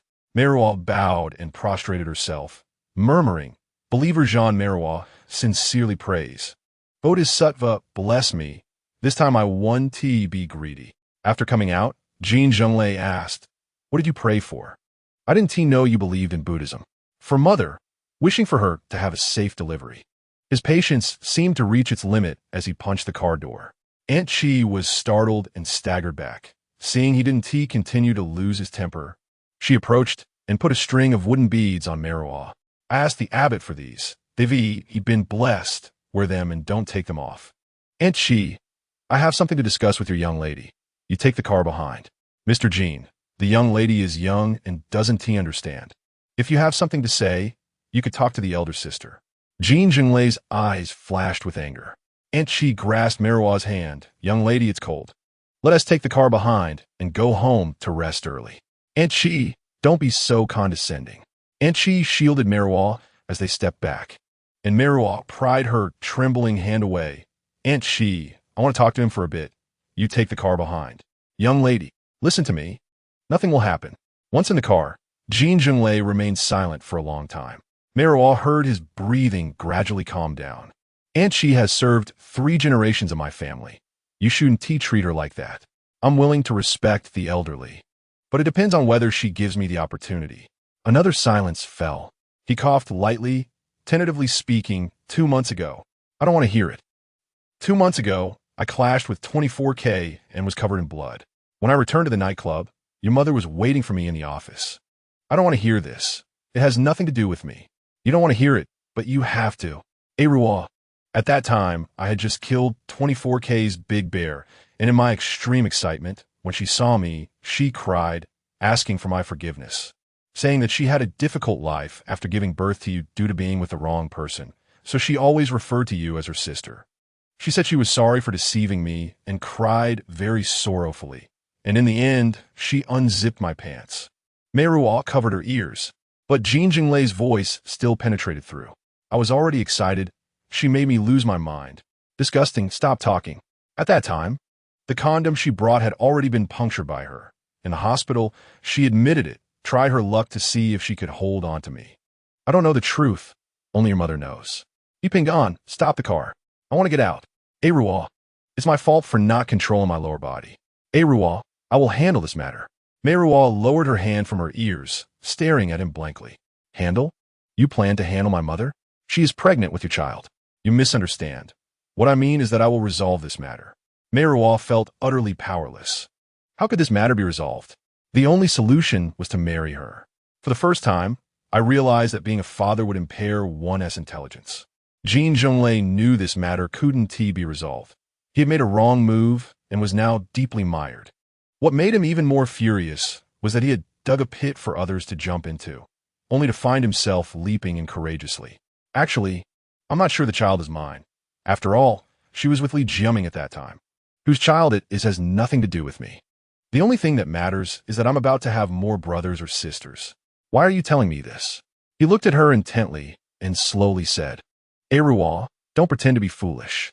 Chapter 26. He looked at her intently and slowly said, Meiruo, don't pretend to be foolish. How do you think I should react? Crying and pleading, Don T hurt my heart, or drinking 3 jars of old vinegar? Jumping up to compete with your woman for the right of possession from Monday to weekend? Meiruo tugged at the corner of her mouth. Isn't this a joke? His expression froze. You know very well that even if I yielded to you once or twice, it doesn't mean I like that kind of thing. Even if I enjoyed it, it doesn't mean I want to do that kind of thing with you. Meiruo, I'm in a bad mood. Don't provoke my temper. She took a deep breath. Do you like children? He thought seriously for a moment. I don't know. I've never thought about having children. Please try to like him a little bit. Before he was born, you didn't ask for his consent. At the very least, after he was born, give him a little bit of love. His face remained as stiff as iron. I went back. She wanted to push the door and get out. Meiruo. He was reluctant and blocked her way. Meiruo smiled. What do you plan to do? Strip me again and shove your dirty thing in my mouth? I cried and said no. Then what should I call you, brother-in-law? Contract grandpa? No, what do I call the father of my younger siblings? Stepfather? He shut his eyes tightly and let go of her. Meiruo thought maliciously, anyway, this world is going crazy. Her mom being crazy is a good thing. With Zhan Meiruo as a shield, at least she could hide in the house and get a little peace. Years later, He Ping'an waited for her in the kitchen, with a pile of forms spread out in front of him. Brother Daquan found you a school. It's in the same district, convenient for commuting, and the teaching quality is acceptable. Meiruo looked at him coldly. Meiruo, no matter what, you still have to study. She knew the bastard's plan to lure her out. Meiruo refused to accept the pen He Ping'an handed her. I'm tired of school. The last time Bolero brought me deep shadows. I'm afraid someone will jump on my bed in the middle of the night, causing the police to come and catch me in bed and then declare at school that I'm a girl who sleeps around. If it happens again, I will collapse. You can report this to him. He Ping'an smiled bitterly. Ah, saw. You called the wrong person. Meiruo pointed to the rooftop. Meiruo, for your future, you should study well. Even the poor folks in Kowloon City understand that only by studying can they succeed. For the future, she should grab a lot of money. Even if unexpected changes happen while looking for Uncle Cgio, she could still live with 7th aunt in a foreign land. Whereas my living expenses, I saved his life twice. He said he would take care of my living. Brother Ping'an, go tell him to settle the overdue months first. A few days later, He Ping'an brought several bundles of cash. Once again, he handed the forms to Meiruo. Brother Daquan said, sign this, and the money will be yours. Meiruo glared at him. He Ping'an helplessly added, Brother Daquan also said, whether you sign or not, your living expenses will be given. It will just be a bit rough. On the first day of school, he will personally drag you there. Meiruo began to fill out the form. The new school was in the Yaomati area. Meiruo accepted it and worked hard to play the role of a good student. On the first day after class, Kai Bingxian waited at the school gate. Inspector Kai, are you here to apologize to me? She smiled like a flower. The sheen of her delicate skin seemed to part the leaden clouds, making Kai Bingxian momentarily dazed, but the mockery and disdain in her words pulled him back to reality. I'm here to make you understand the danger of the situation again. Everyone says they are doing it for her good, but the only one who truly cares for her is probably 7th aunt. Meiruo didn't even bother to say ha. Miss Zhan. Kai Bingxian was grabbed by the collar and pushed against the wall. Miss Zhan is busy. Kai Bingxian was someone who had been through things, facing the threatening gaze. He was not in the least flustered. With Brother Daquan, you know the consequences of assaulting a police officer. Jin Zhenglei grinned sinisterly. I wouldn't dare. I'm so scared. If I touch a finger of yours, I could sit in jail for half a year. I'm so scared I might wet my pants. However, Inspector Kai, did you jump out from between the stones? No relatives? I remember you have a wife. I heard she's quite good looking. And you have a son who goes to kindergarten in the Eastern District, and there seems to be a twin sister, not as good looking as your wife, but still counts as a woman. Kai Bingxian's face turned pale. I've tolerated you for a long time. From today on, within 50 meters of Ningbo Street and my Meiruo, I don't want to see you again. He released Kai Bingxian, disgustedly clapping his hands, and pulled the quietly standing Meiruo into his arms. Meiruo, let us go home. Kai Bingxian roared from behind. You will regret every word you said today. Jin Zhenglei sent Meiruo to the car, turned around, and smiled extra happily. I'll wait for you. He belongs to the disciplined forces, the law enforcement team. I want tea, give him chance. Jin Zhenglei leaned close to her cold little face. Meiruo is concerned about me? She nodded seriously. My younger siblings need milk powder money. I've already explained. Only she understands that it's not my child. This has nothing to do with me. He darkened his face, and after a moment, kicked heavily towards the front seat. Meiruo remained indifferent. Can we talk about something else? Do you like the new school? Are there any interesting classmates? Did you adapt on the first day? Not liked or disliked. No interesting classmates, very adapted. Jin Zhenglei leaned back, not speaking for a long time, until the driver looked back. He helplessly waved his hand. Let us go eat. Even the staff at Yongji knew her, calling her sister-in-law. Meiruo ignored them, drinking tea and waiting for the food. Meiruo, in the second half of the year, I'll raise some money to buy another place for you to move out. How about that? Remember when Hua Laohu had his eyes on the bookstore owner next to the police station? It ended up big. Using a villa in Repulse Bay to pacify the family tiger. Meiruo smiled and changed the topic. Your career is developing so smoothly? It's okay. Everyone gives face.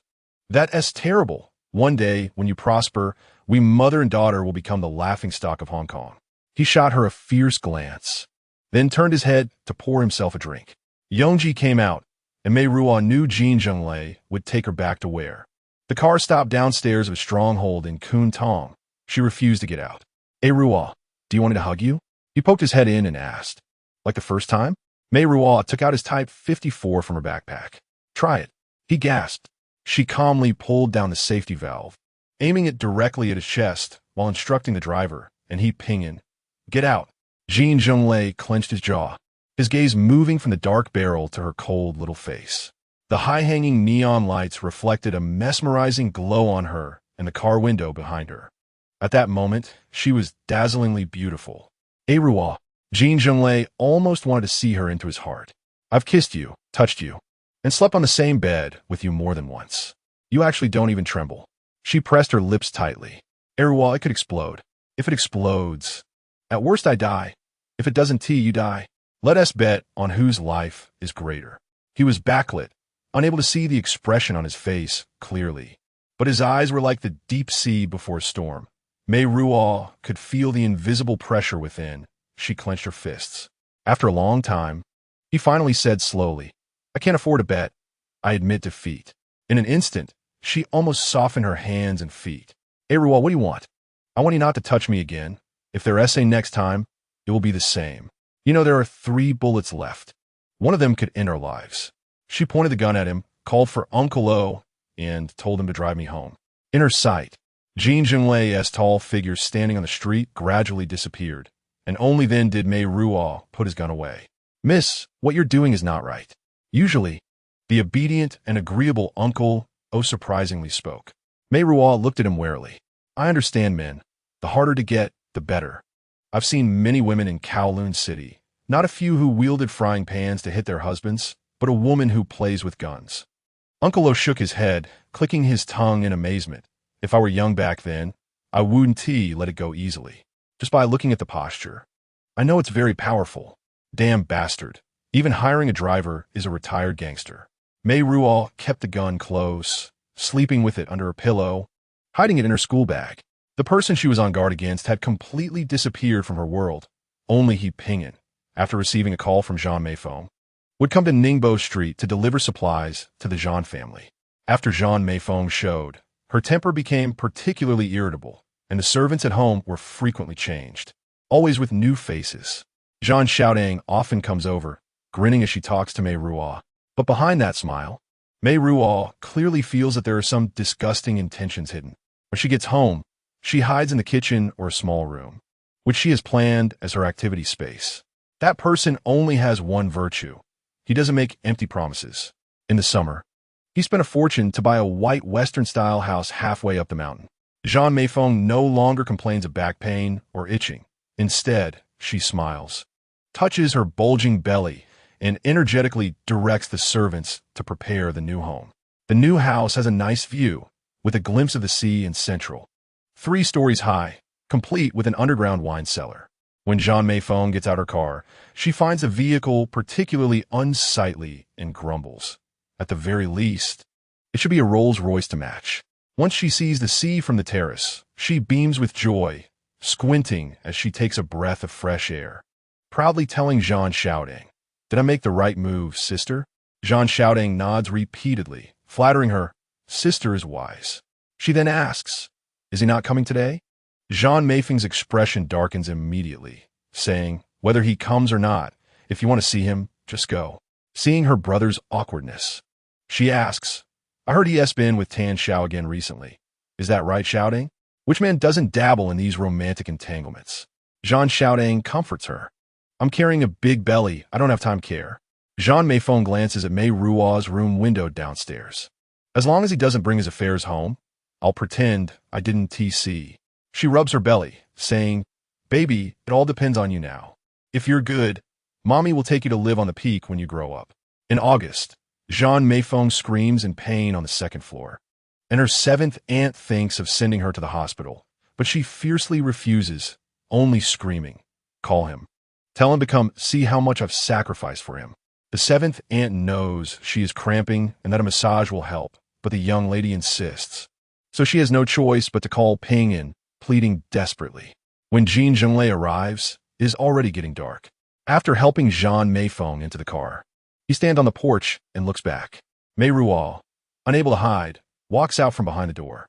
After more than half a year apart, she has grown a bit taller, her chin is sharper, her eyes larger, and her lips resemble the petals of a rose that have been soaked in rain. As he tightens his chest, he recalls the taste of those lips. She is in a lot of pain. I heard her crying upstairs at midnight. "You're still awake at midnight?" he asks. She lowers her head, staring at her shoelaces. He opens his mouth to call out to her, but then quickly shuts it and turns to leave the porch, surrounded by his subordinates as they drive off in several cars. Chapter 27. Saw has been very well behaved this month, just like in previous months. He Ping and starts reading a report. Aside from attending classes on time and returning home, there have only been a few dates. Jin Zhenglei sits up straight to listen. Dai Fei ate the wrong lily root, and Saw sent it to the pet hospital for 4 fluids 3 times. It's hard to understand Saw's thinking. Dai Fei is clearly a male cat and was only neutered last month, so why would Saw give it a female name, especially one with Fei? When asked, Saw retorts with a question about whether he has read the stories of Mi Zixia and Wei Linggong. Jin Zhenglei scoffs, saying that people who don't read are ignorant. He Ping and doesn't dare to contradict him and continues reading the report, mentioning that Miss Ding Luwei from the Ding family has had dinner with Saw twice, once at Wenhua Steakhouse and once at a restaurant near Flower Street. He Ping and steals a glance at the opposite side, where there is no other company. Jin Zhenglei waves his hand, knowing that the second son of the Ding family has gone to America for surgery, so there is no need for reminders. He knows Wenhua Steakhouse is where they use knives and forks. Flower Street, if he remembers correctly, is in Central. Our Ruo goes there every month. Yes, it's in Central. Flower Street has many flower shops and jewelry stores. He Ping and studies the report seriously, cursing. This handwriting looks like a ghost scribble. After looking closely, he sees that Saw goes to Taichung Bakery every month, and it is said that their handmade egg tarts are famous in Hong Kong and Macau. Jin Zhenglei nods. Is that all? He Ping and checks again, saying their S one more time when Saw went alone to a securities trading house in Central. She bought stocks? Probably. It could also be that she sold stocks. Jin Zhenglei clasped his hands together, pondering. Ping and how much living expenses have we given her in total? Adding it all up, it's around 100,000.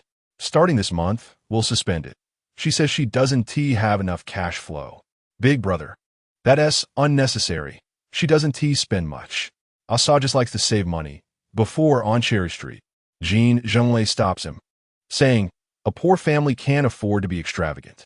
Knowing her so well, she has pretended to be good for almost a year, and she should have saved a considerable amount now, along with what she had saved before. She wants to run away. Where could she run to? Last time she had a one-handed escape. How do we know where she plans to run? America? Jin Zhenglei grits his teeth. She has a clever plan and a way to climb over the wall. Starting tomorrow, arrange a few more. And about those handmade egg tarts from Taichung Bakery? Order some egg tarts. Jin Zhenglei stands up and goes out to take a look. As he opens the door, the melodious music from the nightclub wafts in, and in the dance floor, under the dim yellow lights, couples embrace closely. A phone rings behind him, and he hears he ping an hesitant voice. Jin Zhenglei pauses. Big brother, Xiao Feng is about to give birth. Zhan Meiruo starts screaming in pain around 10 o'clock and calls he pingin, but he doesn't come. So she has to call the white ambulance to St. Paul's Hospital. By the time she arrives at the hospital, it is nearly midnight. She is 10 days early. Well prepared, and the seventh aunt and Meiruo hand the baby clothes and other items to the nurse, completing the paperwork and then waiting. When Jin Zhenglei arrives at the hospital in a hurry, it's already past 3. The seventh aunt is pacing in the hallway and sees him, letting out a long breath. Boss Jin, has she given birth? Not yet. I just asked the nurse. Just as they are speaking, another painful scream comes from the delivery room. He turns to Meiruo and asks, why is your face so pale? He touches her hand, asking if she is underdressed. Meiruo shakes her head. He takes off his outer coat and drapes it over her shoulders, dismissing those around them. He leans against the window to smoke, occasionally glancing at the lonely figure in the seat. Zhan Meiruo has already broken her water, relying solely on natural labor, and she cannot endure the pain. Her cries sound as if she is suffering a slow death. Nurses bustle back and forth, adding to the tense atmosphere. The seventh aunt paces back and forth, and Meiruo pleads, Seventh aunt, can you sit down? I'm getting dizzy. She is frightened and tightly grips the seventh aunt's hand, asking, was it this painful for mom when she gave birth? At that time, the young lady was still very young. Her pelvis hadn't opened, and it was her first baby, so it was probably even more painful than now. So weak, she didn't trouble mom too much. Mom suffered a lot. So did she. The seventh aunt pats her hand, sighing. Just as dawn breaks, Meiruo leans against the seventh aunt's shoulder, half asleep, vaguely hearing a cry. The seventh aunt perks up. She has given birth. Jin Zhenglei stands surrounded by cigarette butts, taking a step forward but then retracting it. Meiruo hears clearly now. It's the sound of a baby crying. The cry is so forlorn, as if unwilling to come into this world. A nurse comes out, squeezing a smile to congratulate. Is this the Zhan Meiruo family? A lovely girl has been born. The seventh aunt is stunned, not daring to turn around to observe Jin Zhenglei's expression, forcing a smile as she replies, Thank you for your hard work, nurse. It's a girl, Meiruo murmurs. She asks, Nurse, can we go in and take a look? Outside the glass window, the seventh aunt exclaims, Pink and white, just like an angel. Meiruo disagrees. Little miss, don't frown. She looked like this when she was born. Wait for half a month, and when she grows, it will be very different. The seventh aunt sneaks a glance at Jin Zhenglei. Isn't she a lovely baby? Jin Zhenglei remains expressionless, coldly observing the baby. The seventh aunt gently nudges Meiruo. Isn't she cute? Meiruo understands and nods. Very cute. He coughed, his face stiff. It's good to have given birth. There are still things to do when going back. Meiruo hurriedly took 2 steps to return his coat to him. Meiruo, what should we fill in the father's column when the hospital asks for the birth certificate? He furrowed his thick eyebrows, then suppressed the anger in his heart. I will consider it. He then asked, do you want to fill in the name? Meiruo lowered her gaze, saying that without a father, her sister would be very lonely in the future. He hesitated, ultimately turning to leave. After Zhan Meiruo woke up and heard that she had given birth to a daughter, her pale complexion instantly turned ashen. She gritted her teeth and closed her eyes, refusing to speak no matter how much her seventh aunt tried to comfort her. Finally, she asked, didn't he come to see me? The seventh aunt replied, Boss Jin came to see you. He waited in the hallway for several hours and left when it got light because he said he had business to attend to. Zhan Meiruo scoffed and then continued to fall asleep. More than a week later, the baby finally opened her eyes. Meiruo stood outside the glass window, stunned with her mouth agape. Seventh aunt, come and see. Quick. Oh, look at her smiling. They both smiled. The seventh aunt wiped her tears, saying the baby had a spirit, knowing they were family. On this day, Zhan Meiruo finally nodded to meet her newborn daughter. Years later, becoming a mother again, she felt awkward holding the baby. But the maternal instinct kicked in, and the baby nestled against her chest. Miss, try breastfeeding. It's always better than formula. Zhan Meiruo immediately exploded. How can I feed her? Seventh aunt. Are you really that foolish? Do you want her to end up with a flat chest in the future? The seventh aunt was a loss and could only hand her bottle. Meiruo took 2 steps back. Zhan Meiruo held the bottle, raised an eyebrow, and coldly said, "Don't be afraid. Mom is too weak to touch you." The room fell silent. The seventh aunt tentatively asked. The nurse came this morning to ask what name to fill in on the birth certificate. Zhan Meiruo did not answer. After a long while, she said, "If it were a son, it would be fine. Since it's a daughter, he probably won't acknowledge her. Let us call her Xiao Mei, Zhan Xiao Mei." After feeding, she returned Xiao Mei to the nurse, drank a bowl of chicken broth, and lay down tiredly. Meiruo packed up her things, preparing to leave. She heard her mother murmur, "When I was born, I was just like a mold pressed out by Mom. I was surprised in my heart. Why is there someone in the world who looks so similar? So I named her Meiruo. Mom thought at that time, for a girl, being beautiful is a blessing from heaven. But it's actually not. Xiao Mei, having a little beauty is enough. Too much only brings trouble. A woman's beauty is like a child holding gold in a bustling market. Without wisdom and strength to support her, it will only lead to disaster." Meiruo remained silent. Zhan Meiruo waved her hand, tired. "It seems the eldest miss doesn't tea like the youngest miss. Boss Jean doesn't tea like her much either. Today at the hospital, he only took a glance." The seventh aunt was upset. Another unfortunate one. "I should have known earlier." Meiruo murmured. The baby room was decorated entirely in blue, and the clothes were also blue. The other mothers at the hospital nursery praised the youngest miss for being handsome. Seventh aunt. Meiruo hesitated. Alas, this title should change. It will be hard to tell them apart in the future. Seventh aunt. "Do you like Xiao Mei?" "Of course. She is such a cute little thing. Who would T love her?" "Young miss, don't be jealous of your sister. Xiao Mei is just a baby, look. She is not even willing to hold her." Meiruo lowered her eyes, not jealous. "I don't dare to hold her. The more you hold her, the more feelings you will have. When she grows up, you can play together." "All right," Meiruo said with a bitter smile. She called Lu Wei. "I'm very troubled. I think seventh aunt is unwilling to leave. Also, I went to the municipal office to ask. It will take 2 years to convert a child's ID card into an adult ID card. Lu Wei, if that is the case. The passport will also be difficult to handle. Stay calm. There are other ways without a passport. Just give the information to your elder brother, and he can help get a certificate of identity. You can still leave smoothly. Once you get there, you can hang your name in the household register. Staying 3 to 5 years won't be a problem." Meiruo arranged to meet Ding Lu Wei at the peninsula for afternoon tea that weekend, handing over the information and also a bundle of cash to help exchange for British pounds to save. "Did you sell all the stocks?" Ding Lu Wei sighed. "What a pity. Dad said it has already started, and a bull market is expected in the next 2 years. I can't wait any longer. Every day is torture." "Aruo," Ding Lu Wei said with sympathy. "When you get there, make sure to call. Try not to call to avoid bringing trouble upon yourself. That is indeed scary." In Ding Lu Wei's world, even the most bizarre and terrifying family feuds couldn't compare to this. Should we ask second brother to take a look? Absolutely not. Second brother's health is not good. If he goes mad, we can't predict what he will do.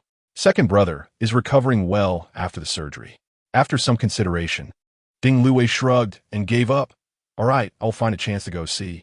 The Ding family has a branch office in Liverpool, and there is a subsidiary near Canary Wharf in London. You can leave your contact information there when it's convenient. Meiruo nodded in thanks. "When you plan to leave?" "I have everything prepared. I want to leave after Mom is discharged from the hospital. She is in advanced maternal age. If she hears about me leaving and gets angry, it won't be good for her recovery, and she will suffer from health issues in the future. She is actually also unfortunate. No, she shouldn't have to endure this. When you leave, I'll come and pick you up." Using Grandpa's name to open the VIP passage directly to the plane. "Lu Wei, remember to repay the favor. It's not just this one time. If you can't be my bridesmaid when I get married, you'll be angry for a long time." Meiruo smiled. "It's great that you know Li Luo. Doesn't she look like an angel incarnate?" Ding Lu Wei said proudly, then immediately tightened her face. "Don't look over there. It's just Yao Lincoln, a playboy with a new girlfriend." On the day Zhan Mei was discharged, the weather was surprisingly good. It seemed she knew that life was about to begin.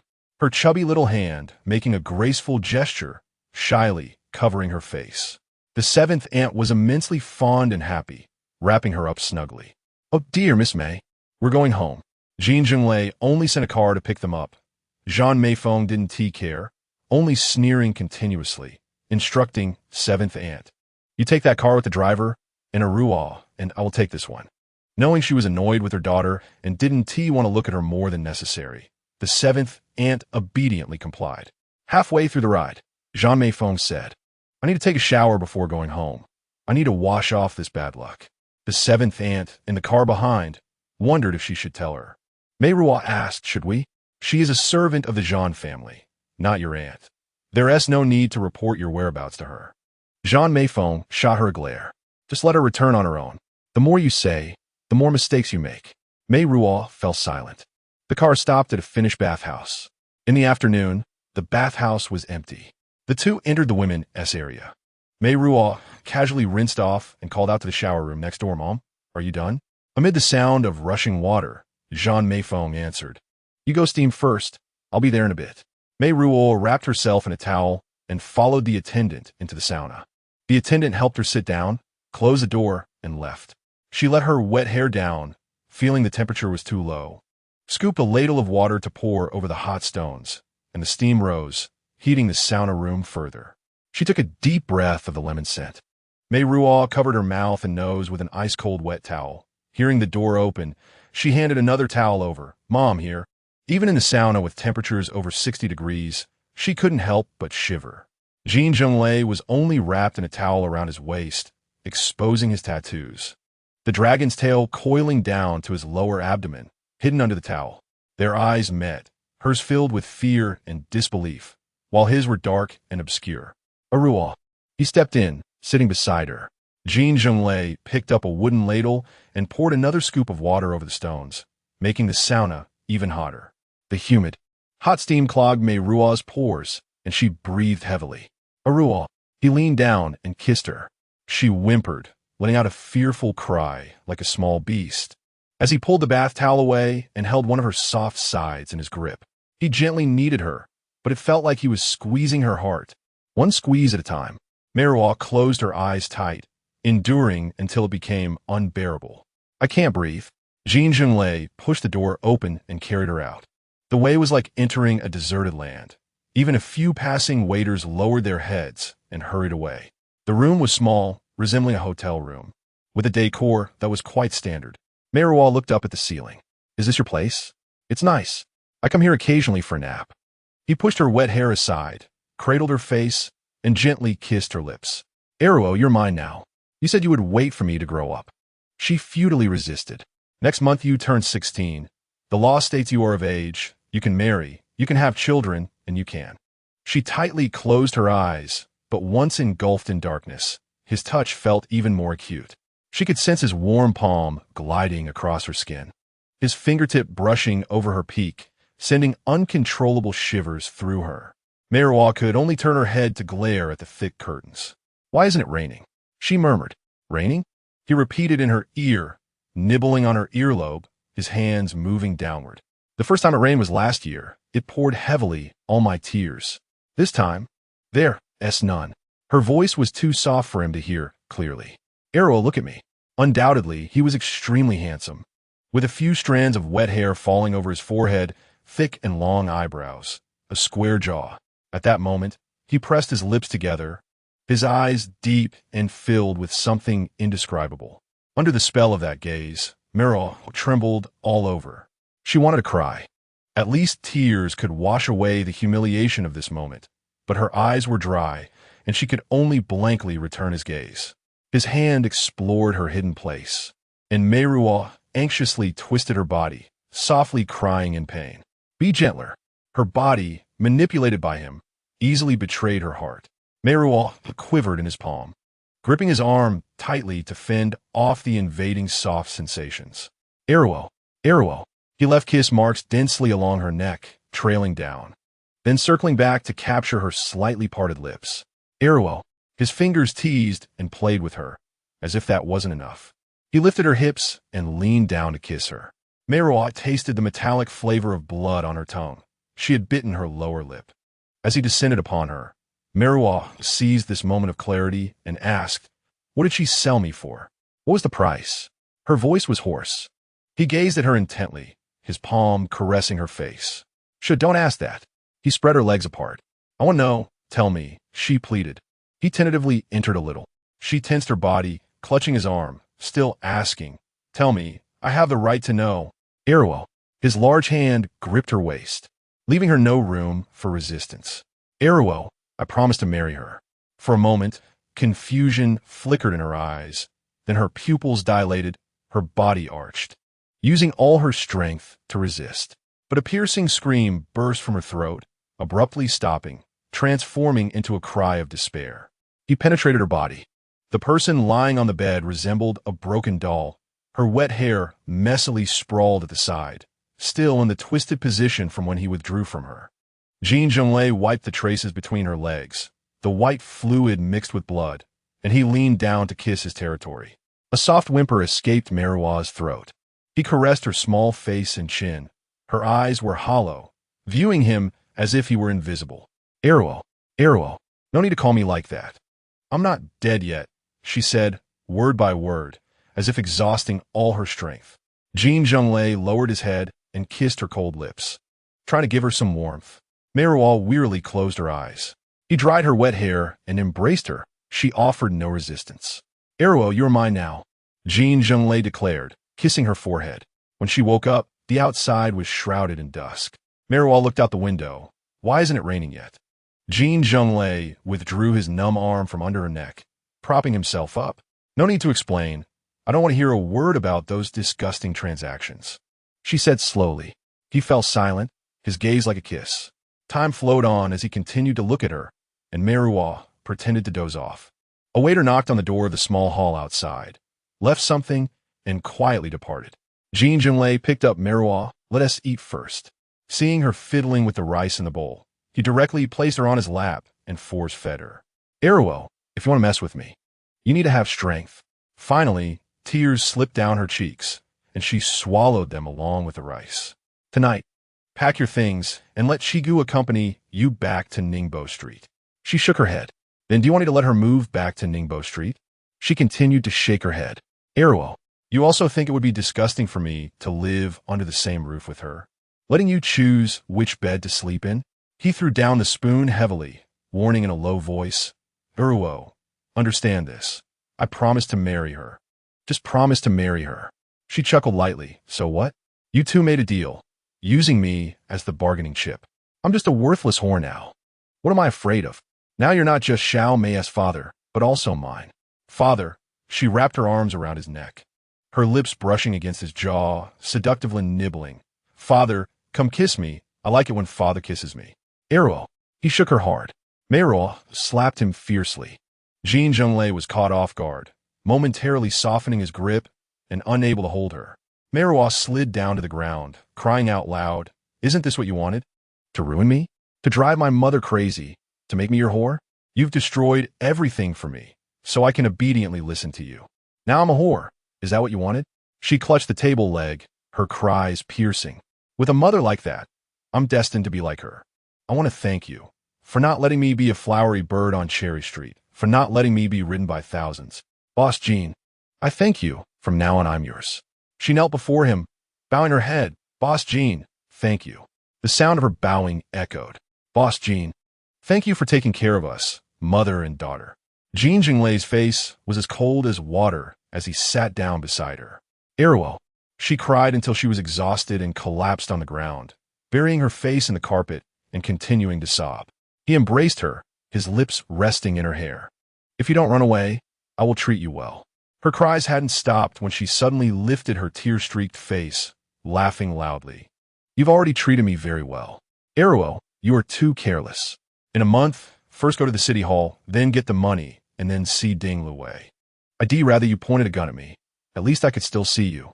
She sniffled, angrily saying, "I regret being scared back then and not pulling the trigger.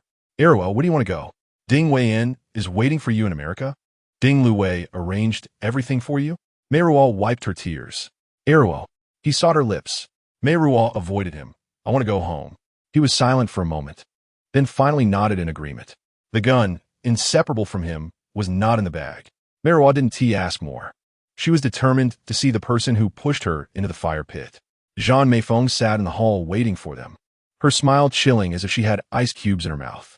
Seeing them enter side by side, she raised one eyebrow, her gaze not leaving Meiruo's sides, and called out loudly, "Chigu, I'm thirsty, bring me tea." Meiruo looked back at Zhan Meiruo. "What's all this noise about at midnight? Go to sleep," Jin Zhenglei shouted. Chigu brought the tea, carefully approaching Zhan Meiruo.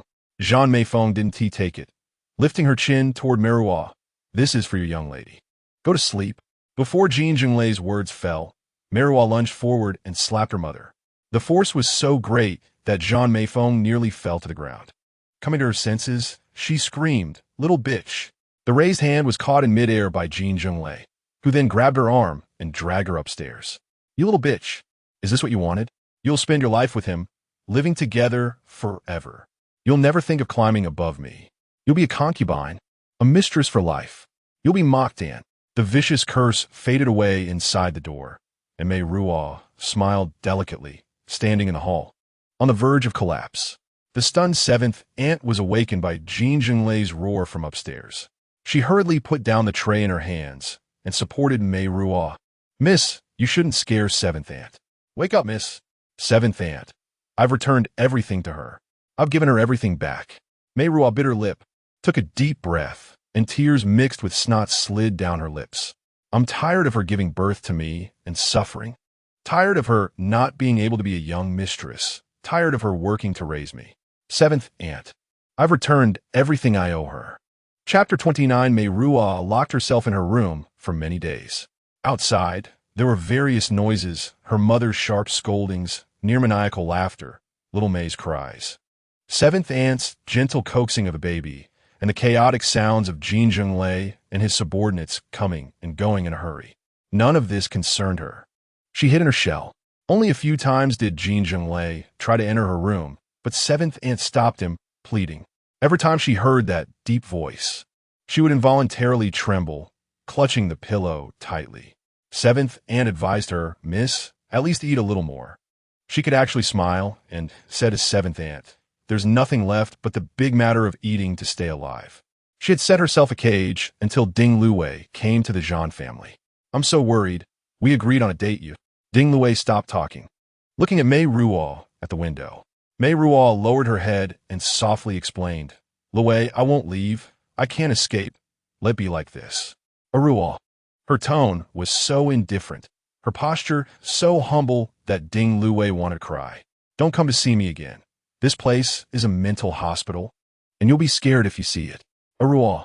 Luwei cried, and Meiruo quietly watched her cry. When sending Luwei out, Zhan Meiruo stopped her. "Miss Ding, leaving so early? Why not have a meal before going home? Come, and we'll cook for you." Luwei forced a laugh and refused. Zhan Meiruo insisted. "That's not okay. It LL spread that our Zhan family has no manners. A distinguished guest arrives, and we don't even offer a meal." She grabbed Ding Luwei's arm and dragged her toward the dining room. Ding Luwei looked back at Meiruo helplessly. Before long, they began to eat. The maid served dishes and soup. Zhan Meiruo introduced each dish, saying, "Aunt's soup is the best. You should try it. This soup nourishes the yin and strengthens the kidneys. Perfect for the current weather." Meiruo and Ding Luwei exchanged a glance and lowered their heads to drink the soup. "How does it taste?" Zhan Meiruo asked proudly. "Aunt has great skills," Ding Luwei praised insincerely. As she stirred the soup in her hand, her expression suddenly changed. "Aunt, what is this? Soup?" Zhan Meiruo raised an eyebrow, pretending to be mysterious, and lowered her voice. "The best nourishing dish is the dragon and phoenix. The soup contains cat meat. Princess Diana." Before she finished speaking, Ding Luwei's scream almost pierced through the ceiling. She pushed outward and stepped back, knocking her chair to the ground, and half a bowl of spicy soup spilled onto her. Meiruo felt a deep sadness upon hearing Princess Diana, realizing how absurd everything in the world was. Zhan Meifeng's laughter was deafening. "Aruo." Ding Luwei began to cry. "It's so hot." Seventh aunt took Luwei to rinse off in cold water. applying burn ointment to her calf and repeatedly apologizing. Ding Luwei, suffering from an unexpected disaster, regained some sense and immediately jumped into her luxury car with the speed of a 100-meter sprint. Meiruo returned to her seat, mindlessly stirring the pieces of Princess Diana in her soup, coldly watching her mother. Zhan Meiruo glared back at her. "You can play by yourself. I won't accompany you." Meiruo stood up and returned to her room to change clothes. She went back to Ningbo Street, tidied her room, and called He Pingyan. "Where is he?" "I'm back at Ningbo Street. Tell him that if he wants to have me, I'm always here." Meiruo hung up the phone. At night, Jin Zhenglei came over and embraced her from behind. She turned around and kissed him actively. He smelled of winter, and Meiruo sucked on his cold but passionate lips. But no matter how proactive she was, he teased her in every possible way, and Meiruo couldn't feel anything. Jin Zhenglei was pushed to the limit. He went into the bathroom, applied some soap, and with his slippery hands, smoothly explored her. Meiruo let out a low moan and pleaded, "Not there." There seemed to be flames in his eyes. "Ruo, here?" She began to moisten his fingers. "Good. Try sucking on it. Hold it, and then let go," he instructed her, his fingertips teasing her inside, slowly moving in and out. When she finally couldn't hold back, moaning repeatedly, he thrust forward, reclaiming his territory. Meiruo cried out, biting down hard on his shoulder. "Ruo, I know you look down on me. You're a young lady from the Zhan family, and I'm a poor guy who sneaked in. You can speak English, while I only know how to fight. You talk to people with thank you, please, while I only talk about other people's relatives. But you'll slowly get used to me. I'm not worried. Ruo, I mean what I say. I'll earn a lot of money for you, so you can live in a big house, drive luxury cars, and go to the peninsula for tea every day, shopping for jewelry in Central. When I run out of luck one day, if you want to get married, it's fine, even a ding air. But as long as I'm around, I want to see you every day. Ruo, I know you hate me. I also know I underestimated a woman's jealousy. If she wants to be Mrs. Jean, fine, I can give her that empty title. If you care about your sister, hoping little May has a father, fine, I'll give you that. But what I want, I will definitely get. I want you. Push me to this point, and if you die, you won't get anything." He laughed softly behind her. Meiruo knows how to handle a gun and dares to kill her lover. Unless she wants to die herself, who can force her? At most, I can force her to obey, to beg for mercy in my arms, saying lightly, "Please, lightly, it hurts, don't do it anymore, I can't take it," just like earlier. Meiruo turned and scratched his face. Jin Zhenglei restrained her, twisting her hands behind her back, biting her lips with all his strength until her lips swelled. Then raised his eyes. "Ruo, you're finally mine."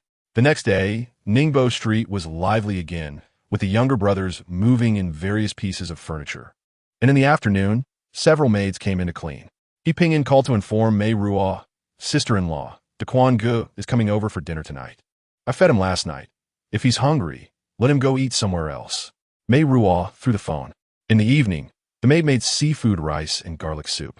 Jin Zhenglei held a knife and fork, waved them around, and found them nowhere near as useful as a cleaver or mountain knife.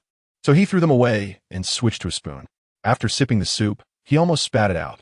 "What is this?" "Definitely not Princess Diana." Meiruo replied leisurely. "It's carrot, potato, garlic, and fresh cream." He wisely kept his mouth shut, swallowing it like medicine, and thought, "Tomorrow I'll have someone send another cat." "No need." She lowered her eyes. "I can't even take care of myself." They quietly finished their meal. Jin Zhenglei drank his tea, stood up, and habitually waited. Meiruo sat cross-legged on the sofa, slowly blowing on a cup of autumn tea to open the green leaves. He said, "I'm leaving. Take care. Don't send me off." Jin Zhenglei helplessly put on his coat. After taking a couple of steps, he turned back, leaned down, and kissed her rosy cheek. "Sleep early. Don't wait for me. I can't guarantee when I'll be home." He returned in the middle of the night.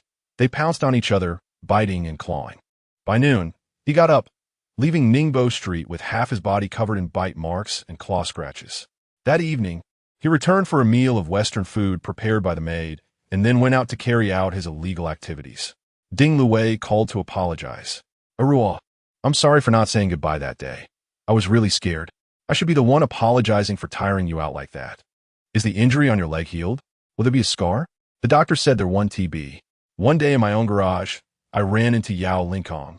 and he actually inappropriately touched my calf in front of the driver, scolding me for being careless and not protecting his property.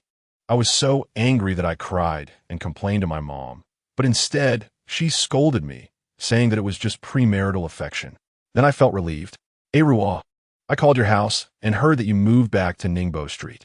Now, you're living with someone. That's right, it's him, my sister's father, my mom's husband. They are already registered. Lu Wei, please stop calling. I'm tired of making friends and sharing my feelings with others. Ruo, goodbye. Meiruo takes care of the flowers and plants in the yard during the day and reads a few pages of a book before going to bed early at night. Jin Zhenglei advises her to go back to school, but she refuses. I'm the type who goes to the peninsula for afternoon tea and strolls through jewelry stores in Central. I have a large inheritance to look forward to. What is the point of studying? He was speechless for a long time, finally asking, so, shall I take you to the film set for fun? To evaluate who, between you and your star actress, has the most potential for the Best Deep and Shallow Grass Award? Ruo, you're going too far. You can choose not to listen. He angrily shook his head and left, returning quietly at night, climbing on her bed and entangling with her endlessly. Pingyan, has Ruo asked you for living expenses recently? No. All expenses on Ningbo Street are covered by me. Jin Zhenglei's face darkened. Big brother, whether Asa saves money or not, you are not happy. You want. He waved his hand, interrupting Pingyan, saying that she has been too quiet lately. I actually hope she asks me for 100 or 80,000. I do feel comfortable giving her some. What is the point of being quiet? It's a miracle she hasn't gone crazy. After finishing his thoughts, Pingyan leaned forward and asked, do you want to take Asa somewhere to relax? Where's a good place to go? In this cold weather, go to Thailand for swimming and coconut water? Out of town is not an option. If we can't keep an eye on her, she'll disappear. Her birthday is coming up. You can arrange it. For Meiruo's birthday. Jin Zhenglei rarely wears a tie and waits for her in the car while she changes her clothes. That wild meal is both sour and sweet, salty and sticky. I've gotten used to the taste. Let us go to the Mandarin Grill. She didn't respond. Pingyan actually hired a violinist from the hotel to play beside the dining table. After a piece of music that sounded like a chicken being killed ended, the people at the surrounding tables chuckled and applauded. Jin Zhenglei suppressed the idea of chopping the torturous violinist into 18 pieces and clapped along. Ruo, do you like it? It sounds like killing a chicken. He stopped, calling the waiter to serve the dishes. Someone pushed a cart over, on which a whole Parma ham was presented live. The chef used a long, sharp knife to cut the ham into transparent, thin slices, nervously completing a chef salad under Jin Zhenglei's gaze. Then, holding his white chef's hat, he pushed the cart away in a panic. The knife skills were barely acceptable, Jin Zhenglei commented. You could be more refined. Meiruo shot him a glance. I'm refined enough. I didn't grab a weapon to do it myself. Meiruo was speechless. Wild meals are so annoying by the time the second dish arrives. The first one has already been digested, so eating it feels the same as not eating it at all, he complained. Someone is throwing flirtatious glances at you. I'm not interested in the fan lady. It's Tan Xiao. Tan Xiao was wearing a deep purple floral velvet long dress, revealing half of her chest, with a low bun, adorned with a string of light purple orchids in her hair. Meiruo thought she was truly beautiful. However, Jin Zhenglei did not share her view and glanced at her before turning back. She had a handsome gentleman accompanying her. Ruo, your handsome guy is the type who wears a white suit, a checkered bow tie, and lathers his hair with a few pounds of peanut oil? She fell silent, fiddling with a piece of broccoli. Tan Xiao, your woman? I thought you would be jealous. I have only one woman. Meiruo fell silent again until Jin Zhenglei presented her with a brocade box. Jin Zhenglei had carefully selected it. The ring was still a bit loose. The square diamond, slightly larger than a broad, being almost covered her slender fingers. He held her fingertips, admiring them, and that gaze made Meiruo feel that in the next moment, he would put her finger in his mouth and savor in public. She withdrew her hand and said, Boss Jin is generous. I will serve you well tonight. Jin Zhenglei's expression darkened, and after a while, he said, Pingyan has booked a boat. We're going to cruise a river. It's fine to be cold on the deck. The stars will be our blanket, and the sea breeze will be our bed. If the taste is a bit heavy, we can ask the crew to watch from the side and cheer for you. Ruo, I just hope you're happy. She bit her lip and then softly said, Thank you, I am very happy. Chapter 30. Meiruo stared blankly at her sister in the baby stroller. Little Mei was crying with red cheeks. Seventh aunt, worried, brought little Mei to see her. Little miss, why don't you hold little Mei and comfort her? I'm still busy here. Seventh aunt poked her head out from the kitchen. Knowing that seventh aunt had good intentions to help her bond with her sister, Meiruo responded but didn't reach out. The little one finally stopped crying, with tears still lingering in the corners of her eyes, turning her gaze and curiously looking around. Meiruo pulled the corners of her mouth, barely managing a comforting smile. Seventh aunt, I have to go out. I went to Bodhi Street and then turned back to Cherry Street. The few people currently at the Xianjiao Pavilion didn't recognize her and teased her. Little sister, do you know what places like this do? Little sister, how old are you? Are you an adult? If you're not an adult, the Xianjiao Pavilion can't accept you. I can take care of you. Meiruo smiled, saying she didn't know what this place did, but she could ask Ping'an. Hearing the name of the boss, a few people awkwardly withdrew. On the 5th floor, Aunt Xian was lazily dozing off. When she saw Meiruo, she perked up, surveying her from head to toe, then raised the corners of her mouth with interest. Distinguished guest? Oh, distinguished guest. Aunt Xian, no need to tease me. We are now in the same line of work. Aunt Xian shot her a glance and lit a cigarette. Long time no see. You still remember us at the Xianjiao Pavilion? Meiruo sat down beside her. How could I forget? It's simply unforgettable. Aunt Xian flicked the ash, saying that Zhu Nu married an old man. But at least someone is taking care of her livelihood. Inin said she earned enough to marry off her brother and secretly went back to the countryside. Xiao Hong is off today. She might be out taking private jobs. Ruo, we finished chatting about idle matters. Meiruo sat quietly for a while and said, I just went to Bodhi Street. The Jinxing clinic has closed down. Hearing this, Aunt Xian placed her hand on Meiruo's lower abdomen. I don't know if it's related, but I haven't come this month. Aunt Xian extinguished her cigarette, stood up, and said, the rent has increased on Bodhi Street, and Jinxing clinic has relocated just 2 streets away. Business happened to be slow, so I'll take you there. Dr. Fong said there is nothing wrong, and Meiruo felt almost faint. Psychological factors can also affect the stability of your period. You are still young, so don't worry too much. Meiruo nodded and then asked, Dr. Fong, are there any long-term contraceptive methods? Dr. Fong looked at Aunt Xian, and Aunt Xian explained that she was not one of the girls from Xianjiao Pavilion. There are IUDs and long-term contraceptive pills. An IUD carries the risk of ectopic pregnancy, and after it's placed, you must avoid intercourse for a month. The long-term pills also have side effects, which can cause menstrual irregularities or even heavy bleeding. Stopping the medication in the future could also lead to weight gain. Then please prescribe me some medication. After they came out, Aunt Xian's expression was gloomy. Do you really have to mistreat yourself like this? Even the clients of Xianjiao Pavilion know to use protection. Meiruo remained silent, seeing her head lowered. Aunt Xian felt pity and said, Don't be sad. Aunt Xian will take you to eat something delicious. The two went to a nearby tea house. Just as the tea master finished pouring the tea and served a couple of dim sums, someone came over, saying, Xian, is there new merchandise in the shop again? Egg 11, don't blame me for not advising you. You dare to talk about Big Brother? That person had yellow teeth and a pointed chin. Upon hearing this, he glanced at Meiruo and reluctantly said, It's my fault for not having my eyes open. Saying that, he retreated. On the water, the old 11th of the Tan family, with several brothers who were all boat captains and snakeheads, specialized in smuggling and trafficking laborers. Aunt Xian disdained them. In the old days, life was hard. Some sold themselves, while others were tricked or abducted and shipped to San Francisco or Southeast Asia as laborers. Meiruo asked in surprise, Do laborers still exist now? How could there not be? No matter what kind of world it is, some people just can't survive. It's just that now it goes by a different name, human smuggling. There are even middlemen who take a cut, if they don't sell people but only charge money. How much would it cost to find someone willing to take the job? Aunt Xian put down her chopsticks. Don't ask me about such things. I haven't finished enjoying my carefree days and don't want to invite trouble. Meiruo picked up her chopsticks again. Aunt Xian, don't worry. I've long since given up on such thoughts.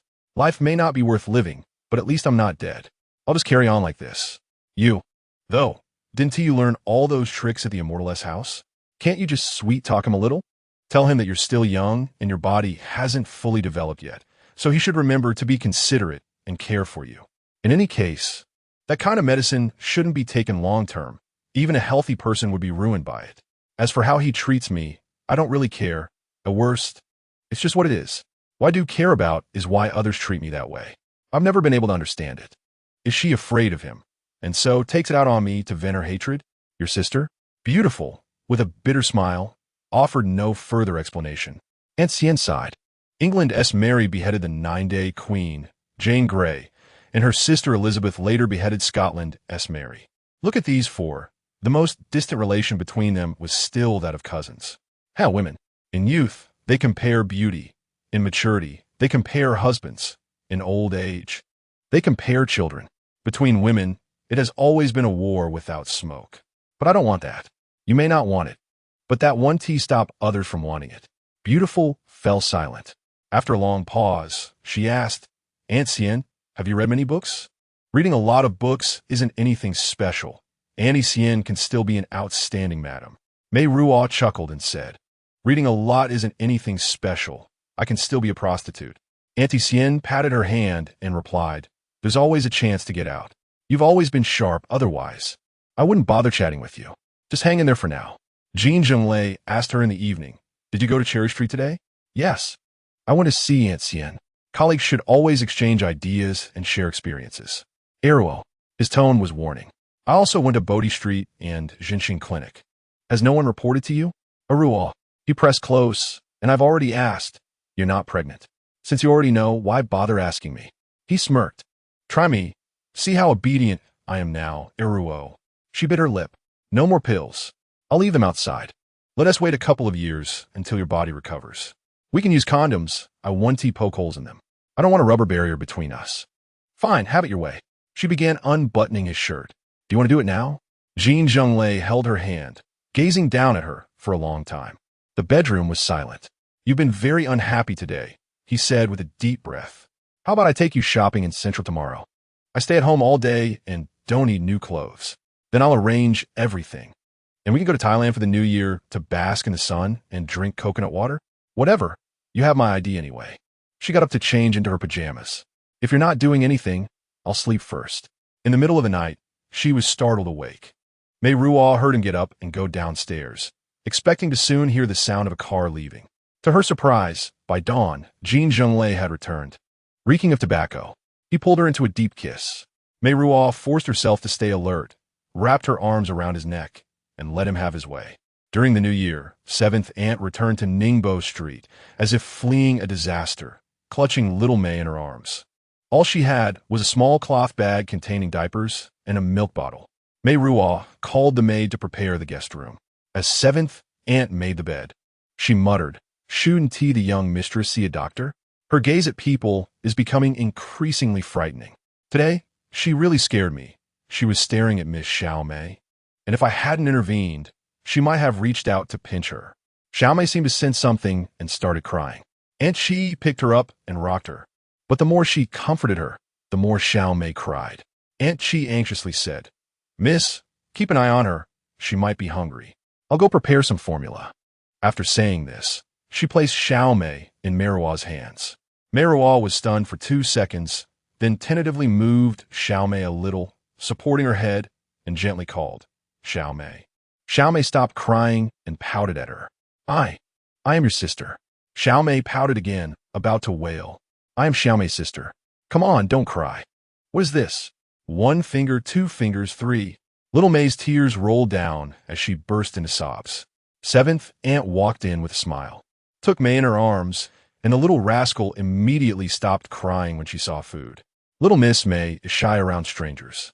Once she gets familiar, she'll play with her sister. 7th Aunt cooed softly to the baby. Isn't that right, little Miss May? Meiruo sat quietly nearby, watching her little sister eat until she fell asleep. Little Miss, should we inform Boss Jean and find a good doctor? I'm really worried about the eldest young lady. That has nothing to do with me. 7th Aunt hesitated, then could only sigh. Meiruo got up and called He Pingin, but he wasn't at the nightclub. She left a message with the manager. Boss Jin's daughter has moved back to Ningbo Street. Please ask him to come home early for dinner. Meiruo waited at the entrance to greet Jin Zhenglei's car. It was the first time she had ever welcomed him home. From afar, Jin Zhenglei's heart raced at the sight of her skirt fluttering in the wind, until he noticed the baby in her arms, and his expression darkened instantly. After stepping out of the car, he walked straight inside without so much as a glance. Meiruo followed behind. You're back. Xiaomei, daddy's back. Welcome, welcome. Jin Zhenglei took off his coat and turned around. Meiruo lifted Xiaomei's little arm towards him, coaxing her, quick, call him daddy. That face was so dark, the darkest Xiaomei had ever seen in her young life. Startled, she froze for a moment, then burst into terrified wails. Meiruo felt a pang of pity and tried to soothe her while calling for Seventh Aunt. Seventh Aunt took the baby, trembling as she greeted, Boss Jin, you're back. Jin Zhenglei's gaze never left Meiruo, burning with intensity. Seventh Aunt desperately signaled Meiruo with her eyes. Seventh Aunt, is dinner ready? I'll go take a look. If Meiruo wants to slip away. He grabbed her abruptly. Jin Zhenglei roared. Meiruo, that's enough. Meiruo shook off his hand. What about me? Shouldn't I comfort my sister? Shouldn't she call you daddy? Jin Zhenglei exerted force with my hands, pulling Meiruo close to my embrace. One hand covered her mouth while the other wrapped around her waist, directly lifting her up, saying, You provoke my temper. You got some nerve, Mr. Jin. And she, holding the wailing Xiaomei, reached out to stop him. He dodged her, picked up Meiruo, who was kicking her legs and slapping him, and carried her toward her room. Kicking the door shut behind him, he threw her onto the bed and began unbuckling his pants. How dare you? My sister is right outside. Have you no shame? What wouldn't I dare? He grabbed her ankle and dragged her towards himself, reaching under her skirt to pull off her underwear. I was already despised and loathed. What was one more crime to my name? She kicked at him, but he took advantage of the motion to strip off her panties. Meiruo arched her back, trying to claw at his face. How can you be so shameless? Jin Zhenglei avoided her, turned her over, pinned her legs down, and reached into her chest too. He leaned close to her ear and said, It's shameful to still be alive. Meiruo, you still don't understand me. She pounded the bed. He rubbed her soft flesh with his mushroom-shaped head. Meiruo, stop resisting. I've already defeated you completely. Meiruo tightened her grip on the bedsheet, her eyes glistening with moisture. Meiruo, just admit defeat. Go to hell. He pushed against her a few times, saying, Admit defeat. Go to hell. He thrust in half an inch, making her scream in agony. Surrender. Note, this translation maintains the intensity and emotional tone of the original while adhering to appropriate expression standards. If the context is literary or creative, adjustments can be made for stylistic purposes. I give up. No, it really hurts. He bit her earlobe and pretended to be innocent, this time without tears. It doesn't feel like it. Beautiful yet sobbing. I lost, I give in. Don't do this. It really hurts a lot. I give up, I surrender. He let go of her, squatted down, and lifted her skirt. A kiss will make it stop hurting. She opened her thighs for him. Tears could not be wiped away, flowing down her cheeks madly, soaking the sheets. Chapter 31. Jin Zhenglei only kept Shigu and Xiaomei for a few days before sending them back in a car. Just before getting in the car, Shigu looked at Meiruo with pleading eyes. Meiruo understood her thoughts and said to Jin Zhenglei, Can you find a doctor to come over? It is said that Xiaomei's safety is not guaranteed. He remained expressionless and finally nodded. I'll have someone go. Only then did Shigu let out a long sigh of relief. Not long after, Zhan Shouting came to visit, carrying tiger bone and deer antler. He sat in the hall, drank 2 cups of tea, and finally waited for Meiruo to appear. Meiruo, how are you? Zhan Shouting smiled broadly. Thank you, I'm fine. It's more comfortable here. Zhan Shouting looked around, trying to make conversation. Although the old house was old, it had feelings. People are emotional animals. Meiruo nodded. Your mother hasn't been well lately, or you should go see her when you have time. Yes, people are emotional animals. Zhan Shouting rubbed his hands together. Is Boss Jin around lately? Meiruo's face turned cold. Uncle, why ask when you already know? The Ruan family plans to focus investment on television and sell their 23 cinemas. Boss Jin intends to buy them all. I thought he would be very busy lately. Like my mother, I just sell my body. I don't understand these matters. Meiruo, Zhan Shouting sighed. Your mother is stubborn. You can't learn from her. Living a lifetime is just that. It doesn't matter whose family it is. Wherever there's work, go there. Wherever pays well is where you go. Uncle must have some experience. Meiruo, you don't need to mock me. I know you're uncomfortable. Under someone's roof. How can one not bow their head? It's good to seek peace and good fortune in front of you.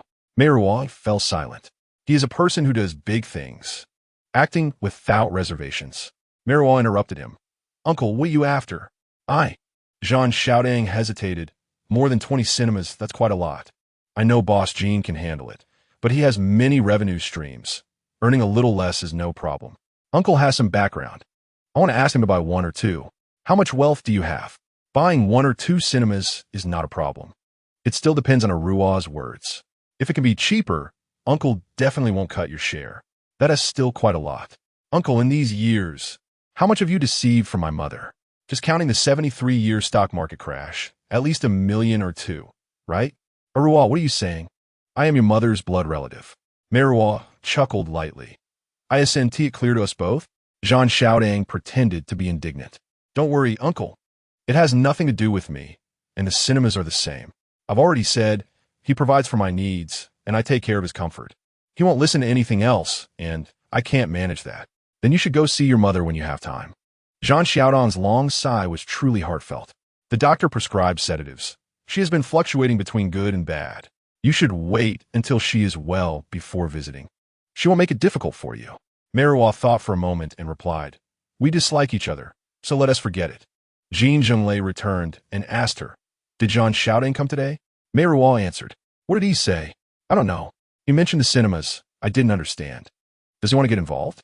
Jin Zhenglei, half undressed, touched his cufflink and pondered. If he can buy it with money, let him have two. After all, my funds are insufficient. After he finished bathing and came out, he saw Meiruo quietly sitting at the head of the bed and asked, Well, are you thinking? She did not hide it, directly saying, I find I don't understand you at all. I always thought you were wealthy, certainly not as much as Lahu, but you can afford a house in Banshan, which should be considered good. Everyone loves to be friends with the rich, even without money. One has to put on a show, otherwise, how can they fish? Is she the fish you caught? Jin Zhenglei glanced at her and did not speak. Is she depressed? Meiruo continued asking. Meiruo, I thought you wouldn't want to talk about her anymore. I don't want to, but people keep mentioning her in front of me. I can't help but think about it.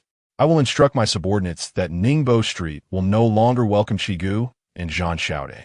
Meiruo helplessly said, That's not what I meant. He reached out a hand to her. Meiruo hesitated for a moment before taking it. Jin Zhenglei embraced her. Human greed knows no bounds. Some can live halfway up the mountain. Naturally, they hope to live at the top. I am greedy too. Before I hope to see Meiruo every day. Now I hope Meiruo can smile more when she sees me. I will try my best. Don't worry that I have no money. The houses I'm tearing down keep increasing. Instead, I worry about how to clean the money I earn when it's too much to spend. So you plan to buy the 23 cinemas and make movies big? He was slightly taken aback, staring at Meiruo for a long time, then suddenly laughed. Little rascal, tell me how you thought of this? There has to be a legitimate business to present a facade.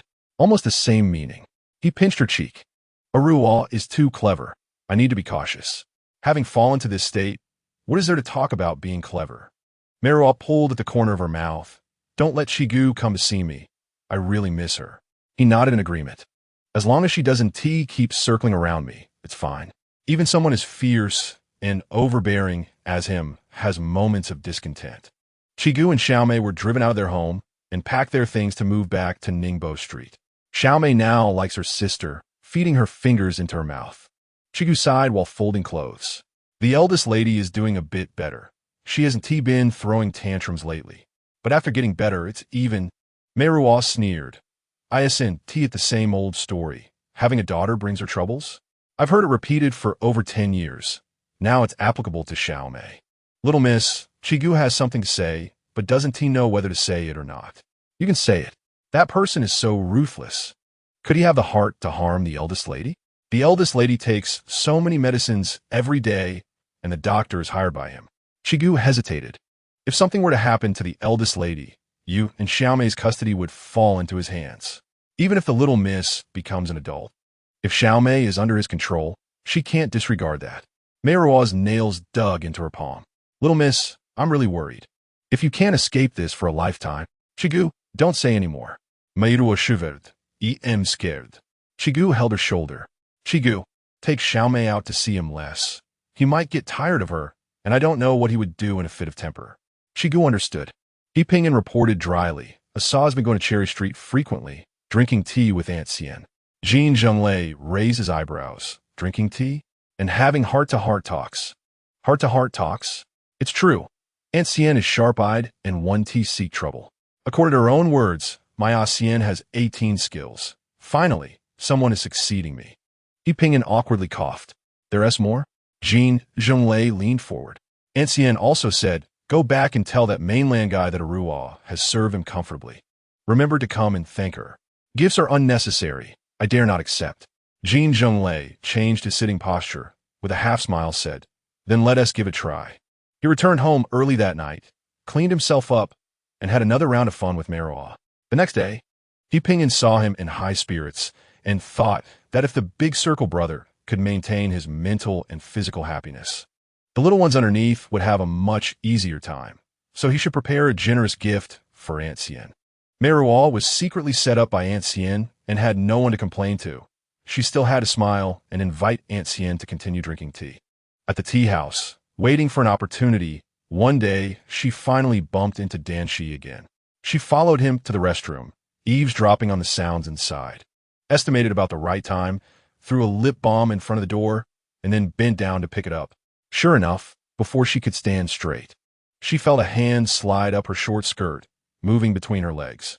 Meiruo jumped up, turned around, her eyes wide with fear, and took a few steps back. Sister Wan, is that you?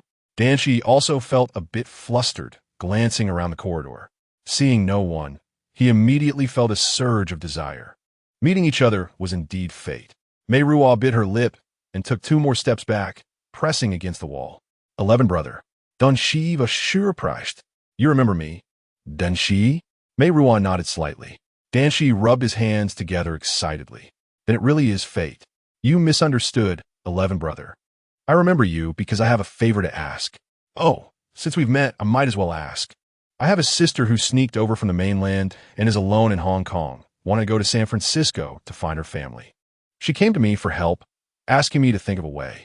Dan Shi wasn't a fool, and his expression immediately turned cold. Sister Wan, who else can you ask for help with such a thing? The Dan family has several brothers living on the water, and we have business dealings with Brother Wan. So why bother with this extra step? Meiruo looked troubled and stepped forward 2 paces. How should I put it? I can't let him know. He has had his eyes on my sister for a long time, and if he finds out that I'm sending her away.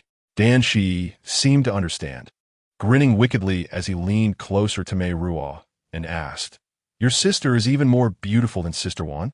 A strong smell of garlic hit her, and Meiruo was annoyed but still forced a smile. Each has their own merits. You know how men are. What they can't have is always the best. Dan Shi tightened his belt, feeling a bit disgruntled. I've heard about Brother Wan's prowess. I wonder who is better between us 2. Sister Wan, why not come and verify? Meiruo suppressed the urge to vomit, slowly swayed her waist, and rubbed his lower abdomen. Even if I wanted to serve 11 brother once, I would need the courage. 11 brother, will you help this favor and give me a straight answer? That vixen is in front of me every day. I truly can't rest easy. Dan Shi revealed 2 rows of yellow teeth, pondering, sending someone by water isn't cheap. Moreover, such things can offend people. Brother Wan is now quite famous. Ordinary people can't afford to provoke him. Name a price. Now the checkpoints are tight, and to find a large cargo ship, it takes time to gather enough people. So, with an iron rod thrust against her lower abdomen, Meiruo felt both sick and worried that the overseers would come looking for her if she took too long, urging, name a price. To North America, at least 30 or 40,000. Sister Wan, if you're willing to sacrifice yourself, I won't charge you a single cent. I'll give you 50,000. Send her away early. The choice between beauty and money was a dilemma, and after thinking for a moment, Dan Shi said, you know the Dan family's address? There's a shipment to be transferred at the end of this month. Bring the people over then to pay and see if we can make it. I won't be there, but my elder brother will be. All Dan family matters are handled by him. Meiruo silently memorized the address. Dan Shi wanted to linger longer. But Meiruo slipped into the restroom.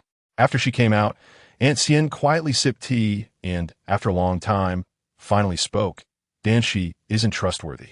There are times when he sleeps with someone and then throws them into the sea. Meiruo tightened her grip on the chopsticks in her hand. You came out of the restroom one after another. Aunt Xian wouldn't understand. Aruo, you often invite me for tea lately. In front of that mainland man. I've tried to help you cover it up, but if this continues, Aunt Xian won't find any other excuses. I'm truly a loss. Then don't look for Dan Shi. The Dan family has 11 brothers. 5 have died at sea. The most respected among the remaining 6 is Danda. As long as he is willing to take the money, he will definitely take care of things. Aunt Xian, thank you. No need to thank me. Aunt Xian called a waiter to settle the bill, and then said, Aunt Xian doesn't know if the path you've chosen is the road to fame or the road to the underworld. However, at the Naiha Bridge on the River of Forgetfulness, if you seek a bowl of mangpa soup at the bridge's edge, forgetting all past emotions, who knows if it will be fortunate. Chapter 32. Meiruo arranged to go shopping with Ding Lu Wei. Ding Lu Wei asked, What about the remaining money? It's over there, Lu Wei. If there's a place to settle in the future, I'll call. Grandpa said before what the traffic piglets went through, the dirty and smelly ship's hold. With hundreds of people mixed together, locked away for over a month without seeing the sun. When they reached the shore, it was already good if the women could keep their lives. It's too terrifying. Just thinking about it makes my legs weak. Aruo, why don't we find another way? Which other way would we choose? Rest assured, our family does maritime business, so we know better. The ships are very fast now. Even if the conditions on the ship are harsh, there's always a deadline. But the days spent in limbo are endless. Lu Wei, unaware of the horrors there. But Lu Wei hesitated. Coming out of the fitting room, she instructed the salesgirl, this one, don't want. Wrap up all the others and send them to Ding's house. Still put it on young Master Yao's account. Are you good with Yao Linkong? Not at all. That annoying guy calls me wife every time we meet. Wi-Fi is sent that easy to call. He has to spend money until it hurts. Ding Lu Wei said angrily. Then why not go to the jewelry store and say, this one, don't want. Wrap up all the others. Aruo, you can still laugh. After Lu Wei finished speaking, she fell silent, finally jumping up to seek help from Yao Linkong, asking him to think of a way to get a ship into the family. Lu Wei, last time he wanted a kiss, I didn't let him. At most, just give it to him early by 2 years. Lu Wei, this will cause trouble for the Ding family. The Ding family has dealt with countless troubles. They won't mind this one. As friends, we can't just watch each other die. Go call him. Let Yao Linkong invite us to dinner. The newspaper's gossip news frequent flyer, Playboy Yao Linkong, dressed in trendy attire, entered the private room and immediately loosened his tie, throwing it at Ding Lu Wei, choking me. Although the Yao family isn't as wealthy as the Ding family, having accumulated wealth over 3 generations, they are also a rising star in the wealthy circle. His father's company had just gone public on the Far East Stock Exchange a few years ago, and the stock price skyrocketed more than 10 times. In recent years, they have also started to develop real estate. The marriage between the Ding and Yao families aims to gather capital and break the monopoly of British capital groups in Hong Kong. He seemed like a playboy, but his eyes were particularly sharp. Since he entered, his gaze had not left Meiruo's side. Ding Lu Wei warned, Yao Linkong, I called you here to ask for help, not to come for flirting. Yao Linkong curled his finger and gave Ding Lu Wei a light tap on the head. Wife, hurry and call me husband. Ding Lu Wei covered her forehead, glaring at him in anger. Is this the attitude to ask for help? Ding Lu Wei obediently poured him tea. Miss Zhan, I've heard your name for a long time, especially that day when Lu Wei came home crying. I didn't call you here to look for a venue. Ding Lu Wei tugged at his sleeve, whispering, I'm sorry, young Master Yao, my mother is ill, and her emotions are often unstable. She apologized to Lu Wei, saying that if she could start over, she would wish to suffer in Lu Wei's place. Meiruo poured him tea. Seeing her attitude of admitting fault, Yao Linkong turned to Ding Lu Wei and asked, What's the matter? Or did you specifically call me here to get money? After listening to Ding Lu Wei's convoluted explanation, he didn't delve deeper, only saying, It's more convenient to find my older brother on the ship. Knowing his older brother's temperament, stubborn and inflexible, Lu Wei was anxious, thinking that since they were so familiar, there must be a way. Let me think. Yao Linkong crossed his legs, stroked his ear, pretending to think, but his gaze lingered on Lu Wei's pink lips.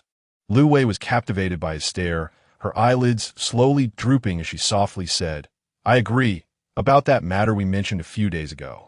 He laughed heartily, straightened his back, and said to Meiruo, "Miss Zhan, if you want to ask for help, you must have the most basic sincerity. The lies Lu Wei told don't need to be repeated. They just bring her IQ down to the same level as yours. What I want to hear is the real reason." It was the beginning of the month, and after leaving little Mei in the care of the maid, Meiruo accompanied seventh aunt to the Yuanxin temple. On this day, Master Xingyue from Fo Guangshan was invited to Yuanxin temple to give a lecture, and the temple was filled with followers. Meiruo quietly slipped away from the crowd during the chanting. The address given by Dan 11 is actually a large warehouse near Kuaicheng Pier, where rows of packaged goods are stacked over 2 meters high. Forklifts move around in the aisles, and outside the warehouse, there's a row of single-story buildings with a few desks lined up at the doors. In front and behind the desks, several burly men are either sitting or standing. From the appearance of the warehouse, it's hard to associate it with a meat transfer station. Isn't it, Dan 11? That pile turns back to look. "Excuse me, where can I find Dan 11? Dan is also fine." Someone eats and laughs, calling out to the single-story building behind, "Brother, there's a little sister looking for you. Is she Dan 11's lover? So small. Can she handle both of you?" The door of the single-story building opens, and an old man comes out, shouting, "What lover? Ah, such a little girl. 11 is getting more outrageous."